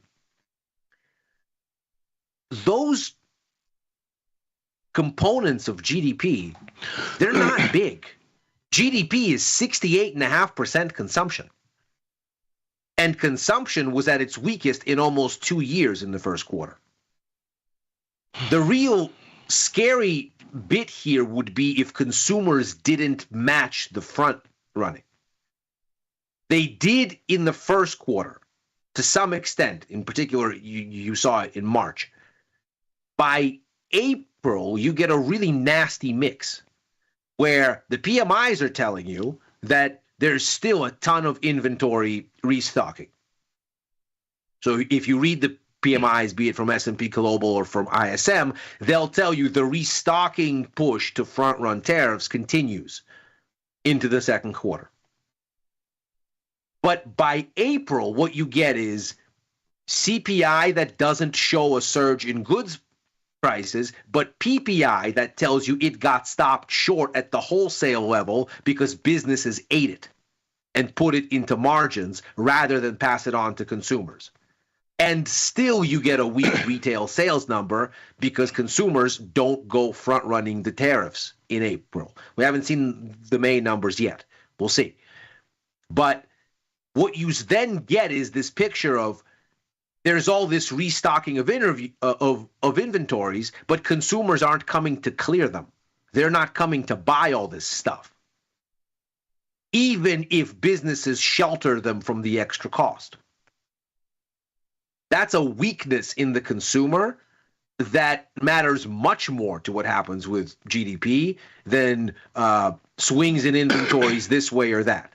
If consumption really is unraveling, as the first quarter data hinted it might be, that's the real concern. I think so. What if let's just go to like the the most simple way to boil down sort of a macro view on the world is what is your view on growth and what is your view on inflation? Sure. And if, let's say, GDP is north of 2%, you're currently in an environment, and I know I'm looking at a very short window of time, and the market is a discounting mechanism for 9 to 18 months in the future, but just go with me on this. We're in an environment where growth is accelerating. And I think you and I are both of the view that inflation is not necessarily, I'm not as spooked about the prospects of inflation in the short run as it seems the markets are. It seems you're in that camp as well. And I don't think the markets are either. I agree. I think there's a narrative I think there. the markets are not nearly as afraid of inflation as the let's say implied the Fed markets. is. Correct. Correct. So if you and I have this view of, decelerating or disinflation, let's call it disinflation, and accelerating growth. So I don't share that part of the view. Okay, let's break it down. But let me just finish the question, just so the audience understands the premise. That's a pretty decent risk-taking environment. No question. When you have accelerating growth and decelerating inflation, regardless of the narratives, at its core, that's a solid risk-taking environment from a macro perspective. Yes. Tell me where your view then breaks down from that. We don't see either of those things occurring. Inflation is not decelerating, it's accelerating. I just don't think the markets are worried about it because they're looking further ahead. And real quick, as a caveat, if that were true, accelerating growth and accelerating inflation is also a good risk-taking environment for equity assets. Just as a quick backdrop for the audience. Go ahead. Yes. So that means everything in your perspective, it must hang on a cratering, effectively, of growth. Which we just saw in the ISM numbers last week. And which we've been seeing in leading economic data, let's say since the beginning of the year, certainly, but having already seen first quarter GDP numbers, let's look forward since then also. So the U.S. economy is about 70 to 80% service sector. Last week, ISM told us that in May, we saw the first contraction in the U.S. service sector since April of 2024. Now, you'll recall there was a growth scare coming out of the second quarter going into the third last year, where the Fed was reluctant to cut rates because they were still looking at a little bit of a reflationary pop in the first half of the year. And the markets were screaming at the Fed, you're going to be late. There's a growth risk gathering here. So, and that's how the markets talked themselves into rapid rate cuts that the Fed then had to deal with when they got ultra dovish in September, though by then it was too late, and the Fed did this kind of judo maneuver where essentially rather than fight the markets in their dovishness, they gave them that and more to kind of reset speculation. And it was very effective. But all of that came out of there being a growth scare and the Fed being reluctant to act on it. We have a very similar set here. The PMIs have been telling us that growth is near standstill when you look at the S&P global numbers. They warmed up a little bit in May, but the trend since the beginning of the year is unmistakable. It is a steep down. Economies, like markets, don't move in straight lines. There's an ebb and a flow. But the trend is very much from the fastest growth in 4 or 5 years to near standstill. The ISM numbers agree. But most important of all, when you got the initial growth scare at the beginning of this year in February, the S&P 500 and the break-even rates in bond markets, the expectations for inflation, they turned down in almost perfect lockstep. And they continued to go down into the lows in April. Altogether, 5-year break-even, 10-year break-even, so the liquid ones, and the S&P 500. And that was a really clean narrative saying we got an economic slowdown coming. When demand falls away, that's disinflationary, so the Fed's going to cut rates, dollar's going to decline. This is a sign of weaker growth. All the usual things that happen in an economic downturn. Since April, stocks have very clearly recovered, pretty much back to where they started. They're back to the site of the breakout. Break-even rates have not. And this is why I say that the market is not concerned about downwind inflation. The markets are concerned that what the tariffs will do is hurt economic growth. And indeed, that whatever is coming, and again, assign your favorite reason for an economic downturn. Ultimately, that doesn't matter. What the markets are telling you is they are anticipating a disinflationary environment, let's say 5 years forward, and that's emblematic of there being less demand, less of a pull on prices. So that's telling you that there's an economic weakening of some kind that the markets anticipate, that stock markets have now decoupled from. So it's not like the markets don't see the economic downturn. They do. And if now you get in the near term, we're about to see CPI data in less than a day here, less than 24 hours, that's going to, if it comes out as expected, give you the highest inflation headline and core in 3 months, well, that just tells you the Fed isn't going to respond to whatever economic downturn the bond markets see. And that's not a happy recipe for risk, provided risk decides to care. So then let's go with your premise. Let's go with your premise that the economic picture is deteriorating, and for whatever reason, stocks are not appropriately discounting it. Yes. Let me then try to make the case for why the nominal price of equity assets may not need to discount to the extent one would think.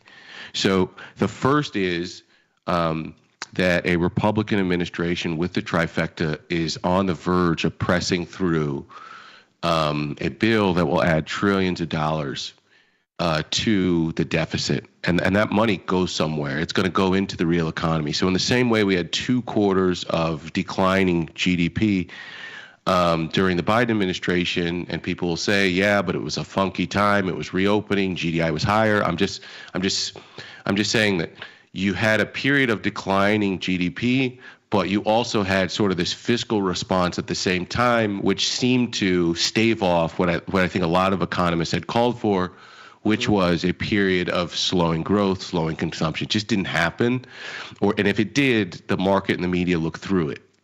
Mm-hmm. So it seems like we're on the verge of getting that same thing. You're on the verge of dropping corporate tax rates even lower.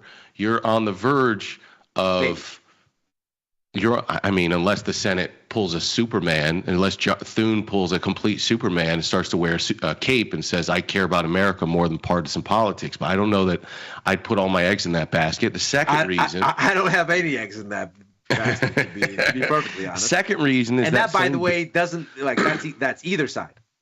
Right, I agree. We'll get to that later. The second reason is that same bill raises the debt ceiling by an additional $4 trillion till post the midterm, meaning there's some additional bullets in the chamber in case they need to be fired without having to go through the whole negotiating rigmarole that they normally would.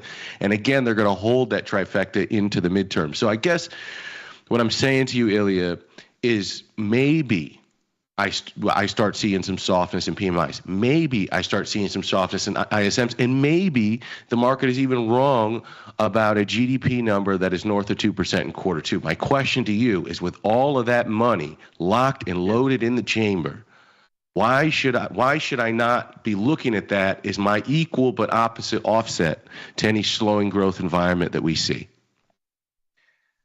I think you have to look at this environment, touchy as it is.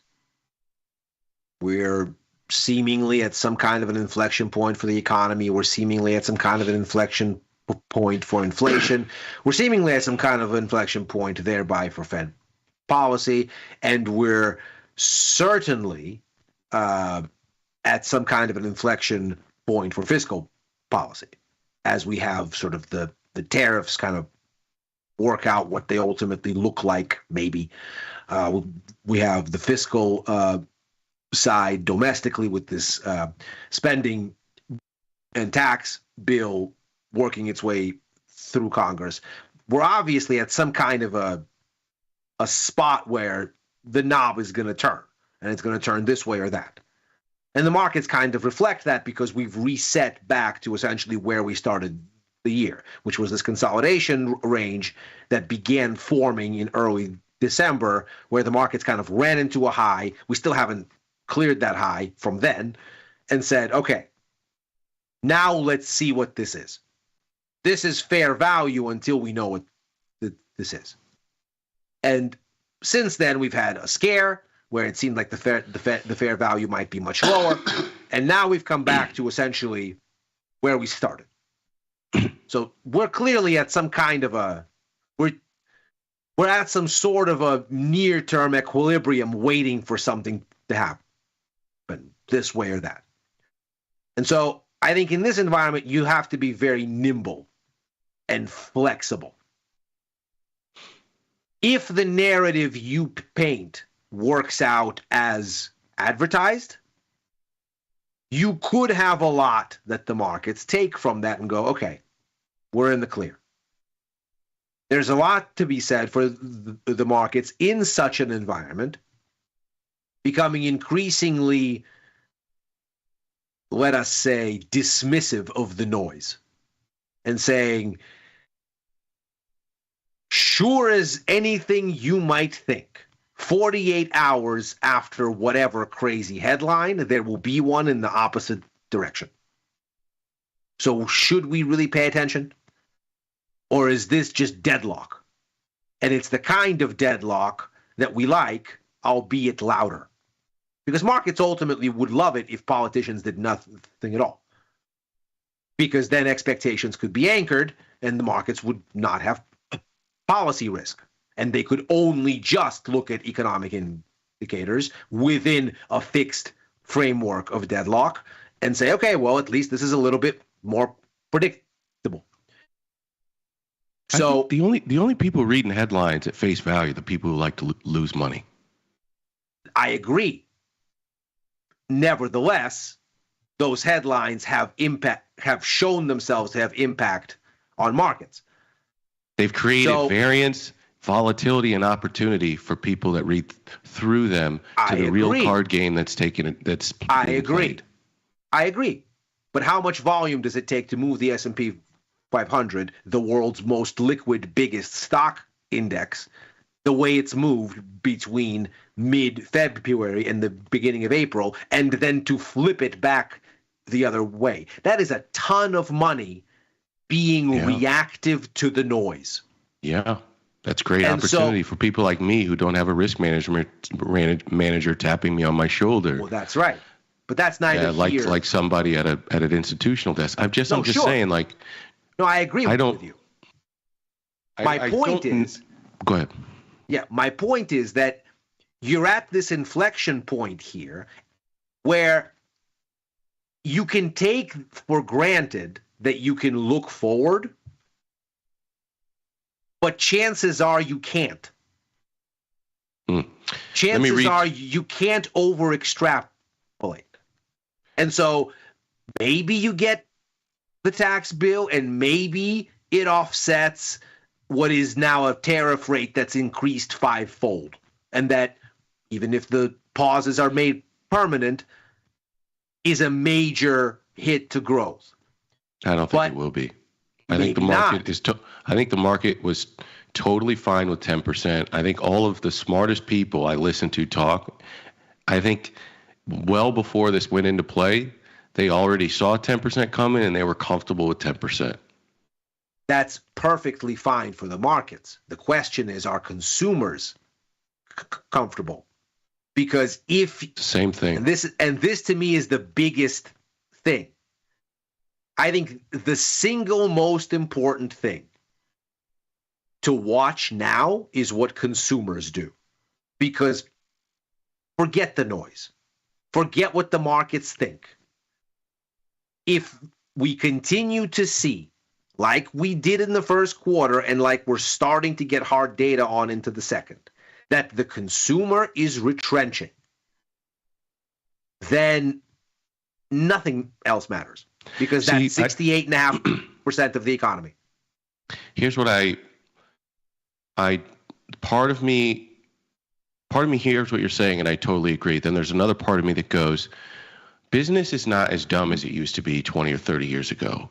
These businesses have some of the most sophisticated analytics. They have some of the most sophisticated predictive purchasing platforms. And yes, they did get a wrench thrown into all of their historical data, and I'm pretty sure it's tough to run some of these models, but they also at the same time have AI that's growing in sophistication. My point to you is, if Walmart, for example, gets any whiff that they can't push this stuff on to the consumer, they don't push it on to the consumer because they understand that they would decrease their demand at the end of the day. So the demand curve shifts here, and it is very possible that you're right about asset prices, but you're right for a different reason. You're right not because the consumer slowed down. You're right because corporations realize they anticipate not being able to pass it on to the consumer. Therefore, they take it into their profit margin. Well, and we've seen that happen already. Yeah, I think that's the thing that ends up being a weight on asset prices, and I don't think many analysts. I don't think that shows up in the current PE. I don't think many people are really factoring that in. Well, that may be so, but it's basically saying the same thing, but plotting a different reaction function. Where you say, I think that's fair. Where you're saying, well, why can't they pass it on? They can't pass it on because they see that the consumers won't eat it. And if the consumers won't eat it, then the consumers are weak. Then the thing you need to be worried about is because weak consumption data won't show up. You get what I'm saying? That's the difference. But it's already in my scenario. On my scenario, you'll get earnings calls where people. And this is the thing I love about you. We can be arguing the same damn point with like this this very interesting line of nuance. In my world, growth numbers and consumption numbers don't actually slow down. They stay constant, if not grow a little bit. But the offset is a profit margin that can come in. Now the offset to the I can see that. But then here again, there's all these if then that's. No, exactly. So then, then the way you ease that is you gave everybody cheaper corporate profit margins. So you're not even really going to see that either in the data because you're going to get a lower corporate, not profit margin, a lower corporate tax rate. So you're going to end up seeing expanding corporate profit margin anyway in the data as well in most of these corporations, giving them a lower corporate tax rate. That might be why they're choosing to eat the tariff hit for now, because that much you do see. In fact, in the April PPI numbers, you saw that they took a 1.6% haircut on margins, which, by the way, for a single month, that's a lot. They took a 1.6% haircut to essentially insulate consumers from passing on what were some of the fastest input inflation, core, cutting out energy and food, basically in a year. And if you erase the errant spike in 2023, which was a April 2023 1-month one-off, the fastest input inflation going back to early 2022 before the Fed's hammer really did what it did. So we're in a situation where it's not like the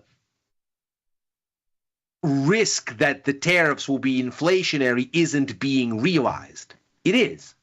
It's just businesses are eating it. And maybe they're eating it because they're expecting a tax cut to offset it. Maybe they're eating it because they think that the tariffs are a taco thing and they won't stick. For whatever reason, they're saying we're not going to take the bet that we're going to pass this, or at least not as of April, that we're going to destroy demand by passing up these prices on. We're going to keep our consumers. We're going to eat the difference because either it won't be lasting or we can swing it. And maybe that continues. But the PMI data more recently for May suggests they've started to pass it on. Mm-hmm. So we'll see. We shall, my friend. If the tough part about even my proposition right now is that at 6,000, a lot of what I'm saying is in the price already. Exactly. So there's not much upside to even my point of view here. And that's, that's the sick part about the markets is they put the line exactly at where half the market's going to take the over and half the market's going to take the under. Real quick, I want to show you Schwartzman's a comment from earlier today. Yeah. He said that the tariff situation will resolve itself in 6 to 9 months. So Schwartzman of Blackstone. Yeah. And I think Bill Ackman had said something similar at the beginning of May, that he was looking around the corner to a likely resolution with Ukraine, with a likely resolution to a lot of the tariff volatility. And it seems like more and more the market is looking at this as what it was to begin with, which is a creation of negotiating leverage to then be walked or talked down. And I'm not sure, that speaks to the complacency, right? The VIX is at 16 for a reason, because there is complacency. Yeah. And valuations are high for a reason. Maybe you can make an argument that valuations as a whole, Ilya, are not that high. It's really like a handful of companies, like probably 4 companies that have really pushed this market up to these extreme levels. And the individual company does not have these staggering valuation levels. And you can find some values, especially in small caps, but the market as a whole, as price as a whole, is trading with a pretty dumb multiple. What would you say to that argument, that there's value to be had? It's just not at the index level. I think there's always value to be had on sort of one-off things, even in the midst of the worst possible recession you can imagine, short of a complete Armageddon-level devolution of the financial system. And in those environments, your worries have nothing to do with investing and everything to do with canned foods and ammunition. So you can't have a trading thesis around Armageddon. In Armageddon, your trading thesis doesn't matter. Any trading thesis doesn't matter. Trading doesn't matter. So when you're looking at any given environment short of Armageddon, there will be those names that stand out. I think that's a non-controversial kind of a thing. To me, at the index level, when you go back and you say, well, we've learned that the tariffs are negotiating leverage. Well, I think we went into this year with that idea. If you expect that the tax cuts and deregulation is coming, well, you went into the year with that idea, which is why you came into the year near the highs. The markets didn't react badly to the election. They reacted with the idea that what the election will mean is some amount of tariff back and forth that isn't overly scary, and a pro-growth expansionary fiscal policy, more generally, that favors no meaningful reduction in spending, but brings tax cuts and deregulation, and that this will be generally a positive thing for near-term growth. It's only right that the markets are back to where they were when this was consensus. The question is, have we learned anything different between then and now? And the answer is, my God, yes. Have we learned other things? But I would argue, though, yeah, the market was probably, I don't know, maybe not. I think the narrative that I understood, the administration was going to be pro-growth, pro-business. Yeah. But I also had no idea they were going to open up the deficits by the scale that they're going to open them up, and that they wanted to increase the debt ceiling by $4 trillion. That wasn't in my discounting window. I didn't have that anywhere close. I didn't think they were going to close the $2 trillion deficit on day one. I thought that would be irresponsible. Extreme austerity would do the opposite of being pro-growth. But I had no idea. So in some extent, I underestimated how serious they were, how far they were going to bring the tariff situation. But I also underestimated how, in my personal opinion, fiscally irresponsible they would be at the same time. And to me, at some level, those two, I don't know if they're exact offsets, but they are on the opposite side of the scales for sure. They are. They are on the opposite side of the scales. To me, what all of this kind of boils down to is the markets were broadly optimistic, and we're back to the levels where they were broadly optimistic. But the implementation piece, since the time the administration took office in January up through now, be it on the tariffs or on other things, it has left a lot of people, even that supported the agenda, wanting. All right, let's make some people mad. Tesla was up 5.67% today. We're back to 326. Yeah. Last week, when they were going through their shenanigans, which is basically what I want to hear your take on those shenanigans, and then the follow through, what you think it means, if anything, for prices, and what you think it means, if anything, politically. I said, I believe it was last Thursday when this was down at 285. Yeah. I said the odds favor taking risk in Tesla, and they favor a likely truce between the two for various reasons, which I broke down on Thursday. You're more than welcome to go watch it. It turned out to be even a broken clock is right twice a day. It ended up being at or near the bottom here, and we've rallied for 3 days in a row. Who knows? Maybe we go back and retest those lows. Maybe they say something crazy. Maybe they do cancel a Starlink contract. But the president has walked that back, and it seems like Elon's walked a lot of his stuff back.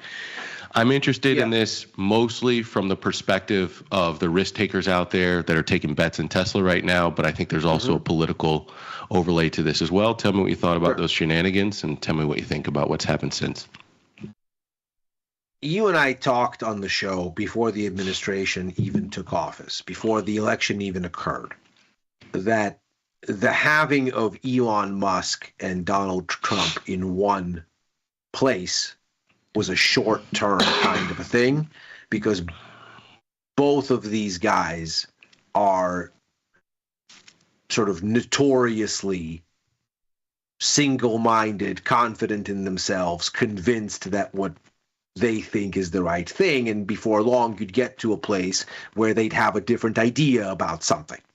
And since neither of them take kindly to disagreement with what their perspective is, it's only a matter of time before the kind of the ego clash would happen, because they're both this type of character, this kind of all dominating, everything must follow as I lead it type of characters. And they've been that in their various organizations, kind of singular individuals behind which everything falls in. They set the tone, and they're not in the business of being told no or you're wrong. And that those personalities would eventually clash. We've now seen the clash. I don't think that should have been unexpected for anyone. I think it got kind of particularly nasty at spots, but I think cooler heads are prevailing in the sense that Elon has been clearly explained, it seems, that lots of his money-making machine depends on government contracts, and whatever he thinks about his future political ambitions, he won't be able to finance them if he breaks the money-making machine. So better not to do that. And I think the president is comfortable kind of sitting back and having looked like, Elon who? What? I don't care. Whatever. I think that's a posture that works for him and allows him to kind of maintain sort of a sense of being above the fray and not getting into it, and at the same time not compromising incredibly important things that Elon universe companies provide for the government and for which there is no alternative. There isn't another vendor that's going to take the place of SpaceX in a hurry, let's say. So, or Starlink. So with that in mind, it sort of serves both of their interests to have a détente and try to say as little as possible about each other for a while. I think if you want to be a longer-term holder of Tesla and you thought that this episode was nonsense, which in my mind it was, then you don't expect it to have any kind of meaningful influence on the future of the company, and so you saw a buying opportunity. I think if you were like you, a tactical sort of participant, and you saw the sell-off and said, this is probably nothing, that was an opportunity that made sense. I think when you look at the thing now and you say, well, who am I if I look at the market now? If I'm a long-term investor, this thing is still on discount relative to where it's been, and all of this nonsense doesn't mean anything for the long-term prospects of the company. So if I'm going to buy some Tesla, stick it in the portfolio, and the next time I think about it is when it breaks a big level or dips a bunch again. And otherwise, I'm just going to accumulate it for the long term. This spot still makes sense. But if you are a trader and you live in, let's say, the normal tasty 45 DTE kind of world, you're back to where the range was, where fair value kind of started to get stuck at, let's call it 360 to 350, and you were in that range for a while. Then this news cracked the range. You're back to the underside of the range, so you're essentially testing former support as resistance. So from a risk-reward perspective, would this be the place you now buy? I don't think so. You need either a pullback or a breakout to reset risk-reward from a trader's mindset. From an investor's mindset, the discount, I think, still continues. Yeah, I think I think there's leverage on both sides. I think, to your point, I 100% agree. Elon knows where the bread is buttered at its highest level, and that's being able to suck at the teat of the treasury. And there is no source of liquidity greater or bigger than that. And I think on the other side, I think Donald Trump knows that Elon has a lot of money, and that money translates to political power. He's got a big voice and a big platform that can translate to a meaningful hit in political favorability. And for that reason, I think he took this sort of approach to somebody who aggressed him in public that I've never seen him take this approach. You know, you could say it's calm, cool-headed, it plays for him or whatever, but like, to me, that's something outside of his patterns. Yes. That I've ever seen him at. I've never seen him act like that before to somebody who was that aggressive to him in public. So unless this is some like grand opera strategy of allowing, you know, I think Chris has mentioned this before, allowing Elon to sort of pivot away from MAGA a bit from his own personal brand. And this is all just sort of political theater. Unless that's the case, it seems like what played out between them is sort of an acknowledgement of leverage for and from the other person on the other side. I agree. I'm long stock, so this isn't even a 45-day thing for me. I'm long stock. I owned some like 305 puts to the downside, so I was kind of okay. I want to say it was okay. It definitely did some damage to the gains that I had in the long stock, but I was sort of okay with variance and volatility below 300. And I think I stay here. I agree with you. I think we could top out here, and the short-term move could be over from a trader's perspective. I agree with that. But as a little bit longer-term hold, I'm okay holding this. Yeah. I think you want to see signs, though, that the administration is not changing its stance on sort of the robo aspect for Elon.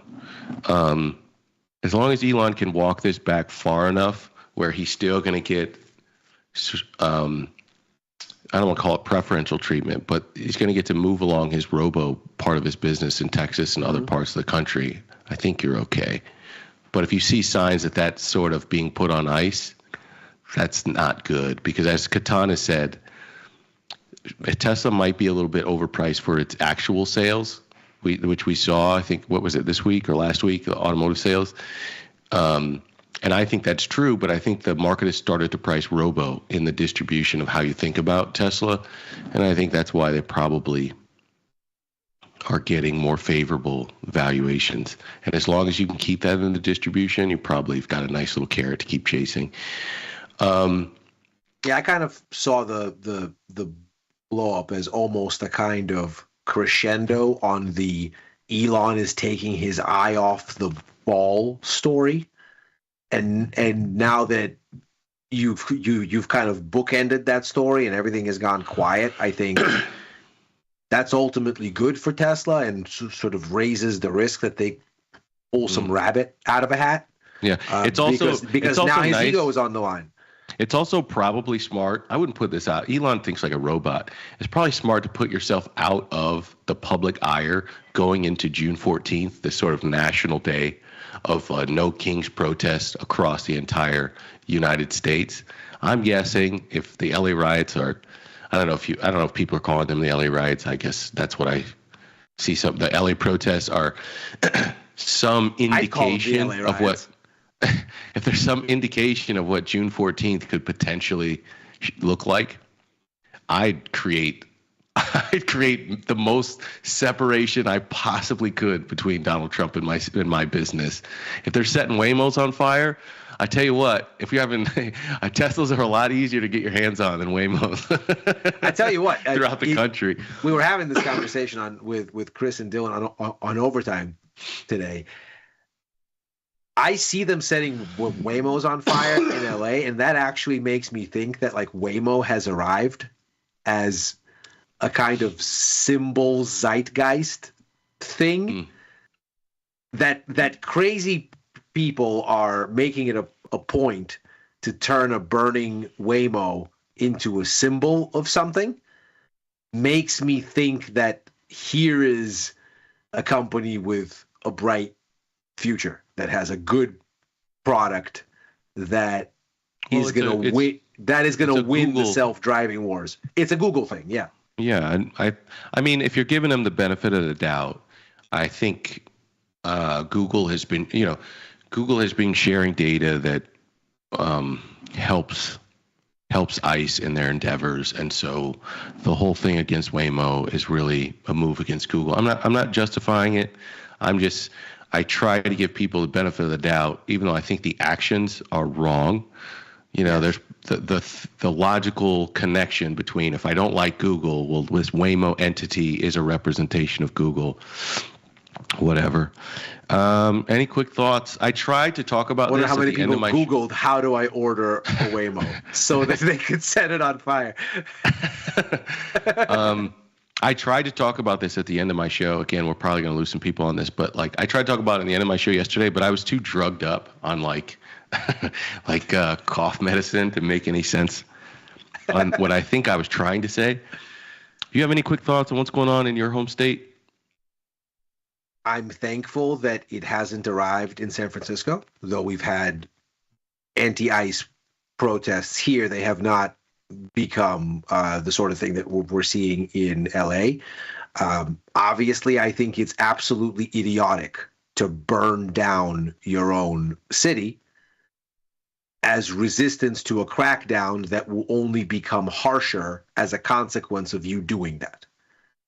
I don't think you do anybody any good by setting your own city on fire, by looting stores, and otherwise terrorizing your community.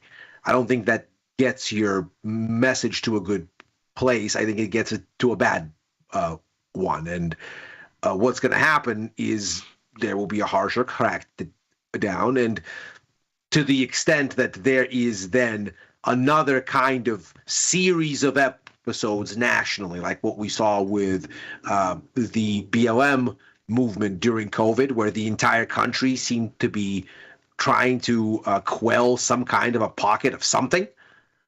I don't think that kind of unrest is helpful.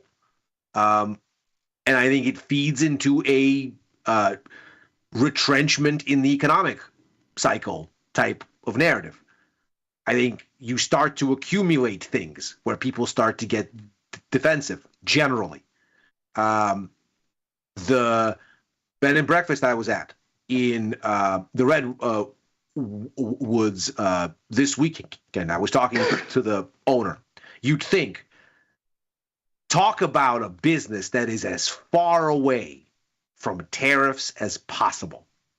This is literally a small property off the Russian River, relatively nice, pretty expensive because there's not a lot of properties like that in the area. You'd think here is a thing that is about as removed from worrying about widgets made in China as you could possibly imagine. And the guy is saying, you know what, as soon as the tariff news hit, my bookings were cut in half. And it's because the optics matter. And if you get inflation is rebounding, the country is riven with unrest, tariffs, wars, these are not good optics for risk taking. Never mind by investors, they're not good optics for risk taking by consumers. And if consumers retrench, that's the game. So I think this only this you riot Ilya, could turn the LA riots into a negative risk taking somehow linked to negative risk taking. I think they're a terrible idea. I think none of this is any good. That you see rappers from LA coming out and going, "What are you all doing? Why are you burning our own city?" Beware gaslighters that want to incite a steeper crackdown. I think when that's the response, you should take heed. But aside from kind of the social element, I do think that the optics of this have consequences consequences. And if it spreads, those consequences will be bigger. Man. Okay. My quick thoughts are, and probably a bunch of people are like, we want to hear your thoughts on risk taking, not necessarily these types of things, but I don't know. I tied it. I sort of believe, I think important issues of your time, I think you're a coward if you run from those issues, if you have a platform to speak of them. And so to the extent possible, I'll try not to avoid difficult issues and at least give a few minutes on some of these topics. My thing is, I don't necessarily agree with the spirit of the protest to begin with. I think if you sort of, I'm not anti-immigration, I'm pro-immigration, but I'm pro-legal immigration with some sort of meaningful and fair process that manages the labor supply and the wages that people get paid, but it also manages the uncertainty that an immigrant who risks it all to come to a better life in America, that they get certainty once they cross that border. I think we owe that to the U.S. citizens, and I think that we owe that to anybody who aspires to be a U.S. citizen at some point. So this general spirit of the protest I disagree with because, I think illegal immigration is illegal. That said, I'm disappointed, that over the last 5 or 10 years that we as a public haven't learned anything about how to display or how to meaningfully move the needle when we are dissatisfied as a group with some political issue. We've not learned that these displays, they actually have never created a beneficial outcome. Yeah. And I think the definition of insanity is when you keep trying the same tactics expecting a different outcome. And that said, even if I don't agree with the general premise, even if I don't agree with it, the one thing I would say to everybody is like, God, man, like, have we learned nothing in history from civil disobedience? And whether you're on the side of a nonviolent movement like Martin Luther King, or whether you're on a more aggressive show of force to better your own communities like the Black Panthers in the 60s, this is none of that. This is none of those things. And I think we have to, the public, we have to be smarter about the way that we organize.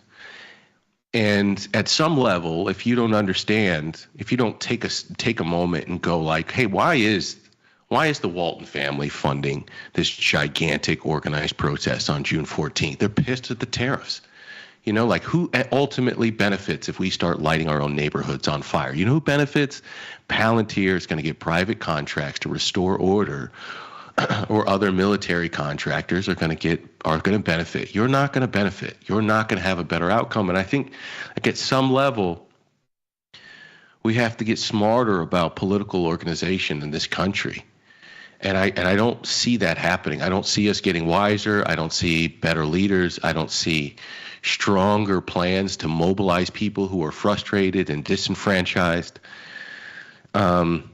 And again, I disagree with the whole point and premise of this, but even still, this isn't the way, man. This is not going to do anything positive. It's only going to create more negative outcomes for the same group of people who are protesting. And I don't know how we don't see that. You and I are in total agreement. All right, man. Let's transition to the dollar. I'm just kidding. 110,000. Gold is down 10 points. Yeah, the Nasdaq's down 2 points. That's like that. That's the that Chappelle line from Killing Them Softly. The Nasdaq's down 2 points. Bitcoin 110,000, staying around. I don't want to do the whole Bitcoin thing with you today, though you are wrong, and it is going higher. What do you think about it? I'm not even debating that. Tell me how to think about the dollar relative to the basket of currencies here: the euro, the British pound, the Aussie dollar, the yen, the CAD, the Mexican peso. You don't have to do all those, but just take any one that makes sense and let's go into it. Well, it's a good thing that I think basically the same thing about all of them, which is that I think the dollar is weak here, and has room to weaken further. I think it's kind of been in a digestion mode after a period of weakness, but whereas stocks have clearly rebounded from their April spook, bonds have clearly steadied. We've seen signs of kind of normalization across the board. The US dollar has never really rebounded. It had a little bit of a pullback. It's reset to its sort of lows from early April or thereabout. We have it here in the euro. We can clearly see the high there was just over 116. We got as low as about 111 on the correction, and we're back to 114 and change. So I think the dollar is telling you a story here, and despite the fact that I've been more bearish on equities than the markets have validated, That's the most clever. That's the smartest way I've ever heard somebody say that. What you're trying to say. Since April, because I mean, I was bearish in the first half of the year, and boy, did the markets validate it. I mean, they absolutely did. I then was long off the April lows, and the markets validated that. I just got out way too early. I basically was in there for like 2-3 days. But the dollar has been the idea that's worked. I've been short basically all year. I remain short. I've taken things off and taken things on, obviously, as the markets ebb and flow, but I'm back to basically a full boat loaded long euro, pound, Aussie, CAD, on the spot side, yen and Swiss franc.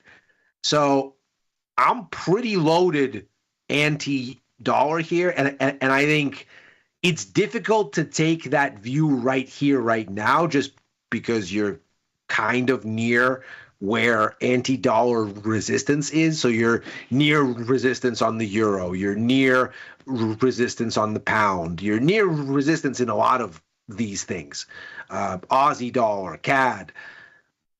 So it's difficult to initiate right here, but if you haven't initiated, there'll be, I think, an interesting spot to do that here before long, because I think what all of this kind of comes to, maybe even in the next 24 hours, because we have this CPI thing, is the market goes, right, we think there is a growth downturn and we should look through these higher inflation numbers, but that's not how the Fed is going to look at them. They've made that abundantly clear. And the fact that the president is, in a less than factual way, berating Jerome Powell again, that suggests that they're going to be even more resistant at the Fed, because they don't want to look like they're kowtowing, because so much of their effectiveness depends on the markets taking them as credible.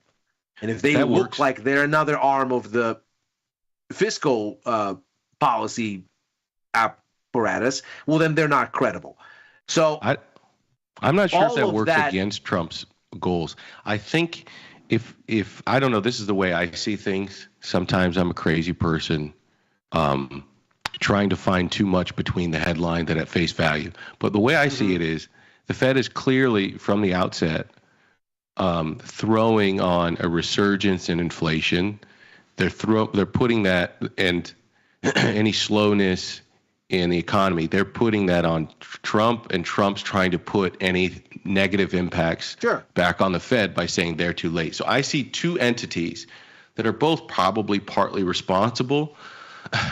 They're both pointing at each other saying it's his fault, it's his fault, it's his fault. Yeah. So that's kind of, do you see the same thing happening, that the Fed is pointing all of the uncertainty, all of the potential negative impacts of raising interest rates, leaving it here, not being responsive to what I think the market has been asking for?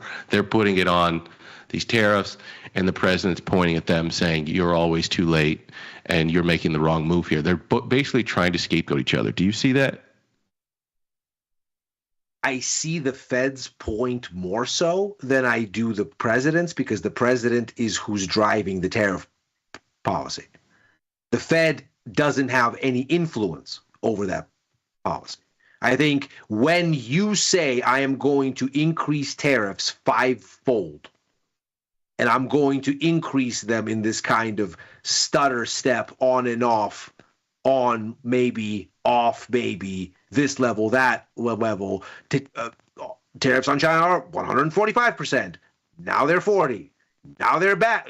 Where are we now? So I think when you do that and you are the impetus for it, it's only natural to go, well, if you're the impetus, if you're the one making the decisions, then the buck stops with you because you made the decisions. You're the executive. It's your policy that you're rolling out.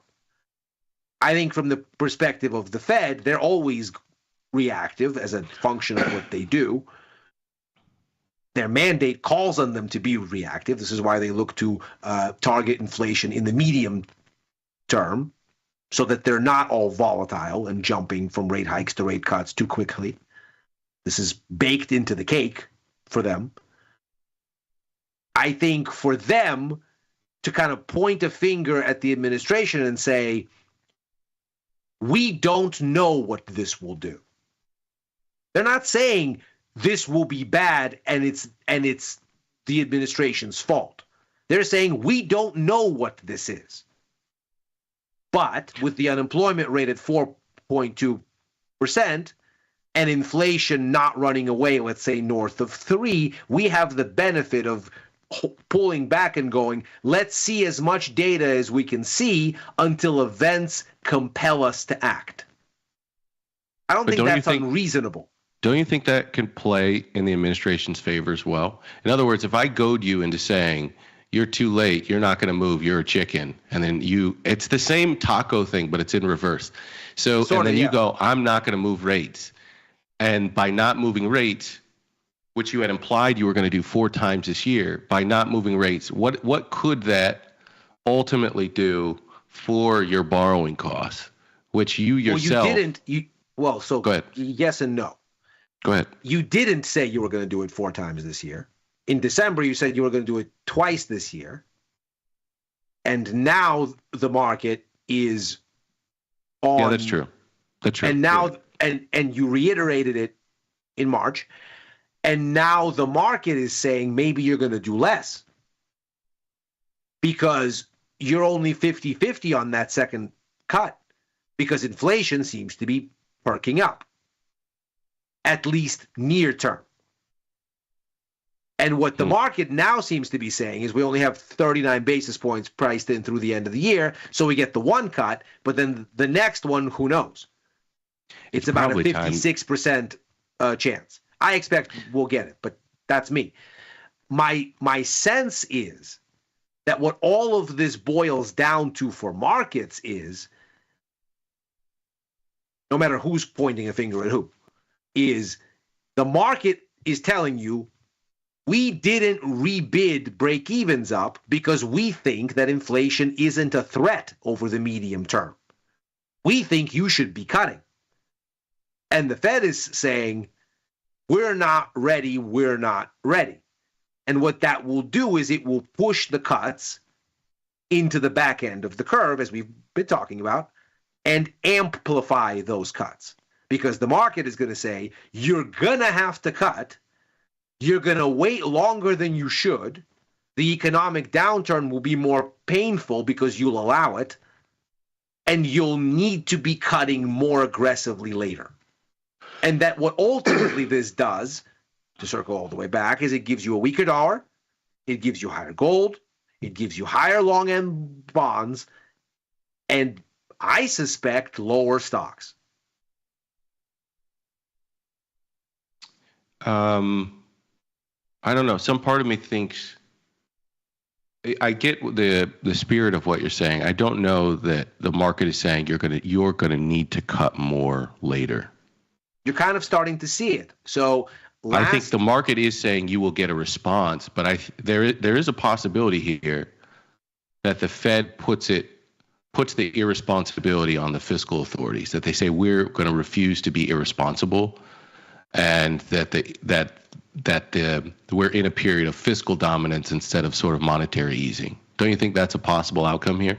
Sure, but I also care much more about what the market is actually pricing in than narrative making. In the sense I don't understand why you think that's the case, because the two-year yields have actually been climbing higher and higher. That's exactly right, which speaks exactly to what I'm saying. If you look at what the is opposite. No, not quite. The 2-year yield reflects expectations for near-term policy. If you look at what's been happening with what Fed funds futures are pricing in for this year, since the beginning of May, you have a move from having 100 basis points priced in for this year to now 39. At the same time, you have a move in the pricing for next year that went from 25 basis points to 52. No. Yes, that's what Fed funds futures are showing you. No. Yes. I'm telling you, there were more cuts priced into 2026 at one point. They've gone down to 2.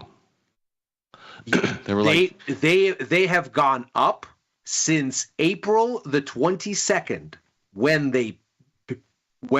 they peaked, and so you now have 52 but bro, versus your total, 25 basis points in cuts.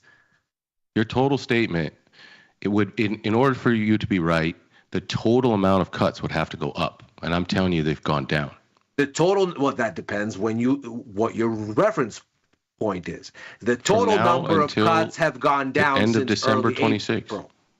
The total number of cuts between this year and next has gone down from the peak, holy moly, in early April. That was 137 basis points. I know it's specific because I'm looking at the numbers. I trade this stuff every day. I mean, I'm looking at the numbers right now. I know, and I'm telling you, the 2-year yield has gone up from 3.85 to 4. They're not backloading more cuts in the 2-year. They're taking them away, and you've gotten less cuts from now until the end of December 26 at 4 than we had at one point earlier this year, which was 6. The 2-year, whereas at one point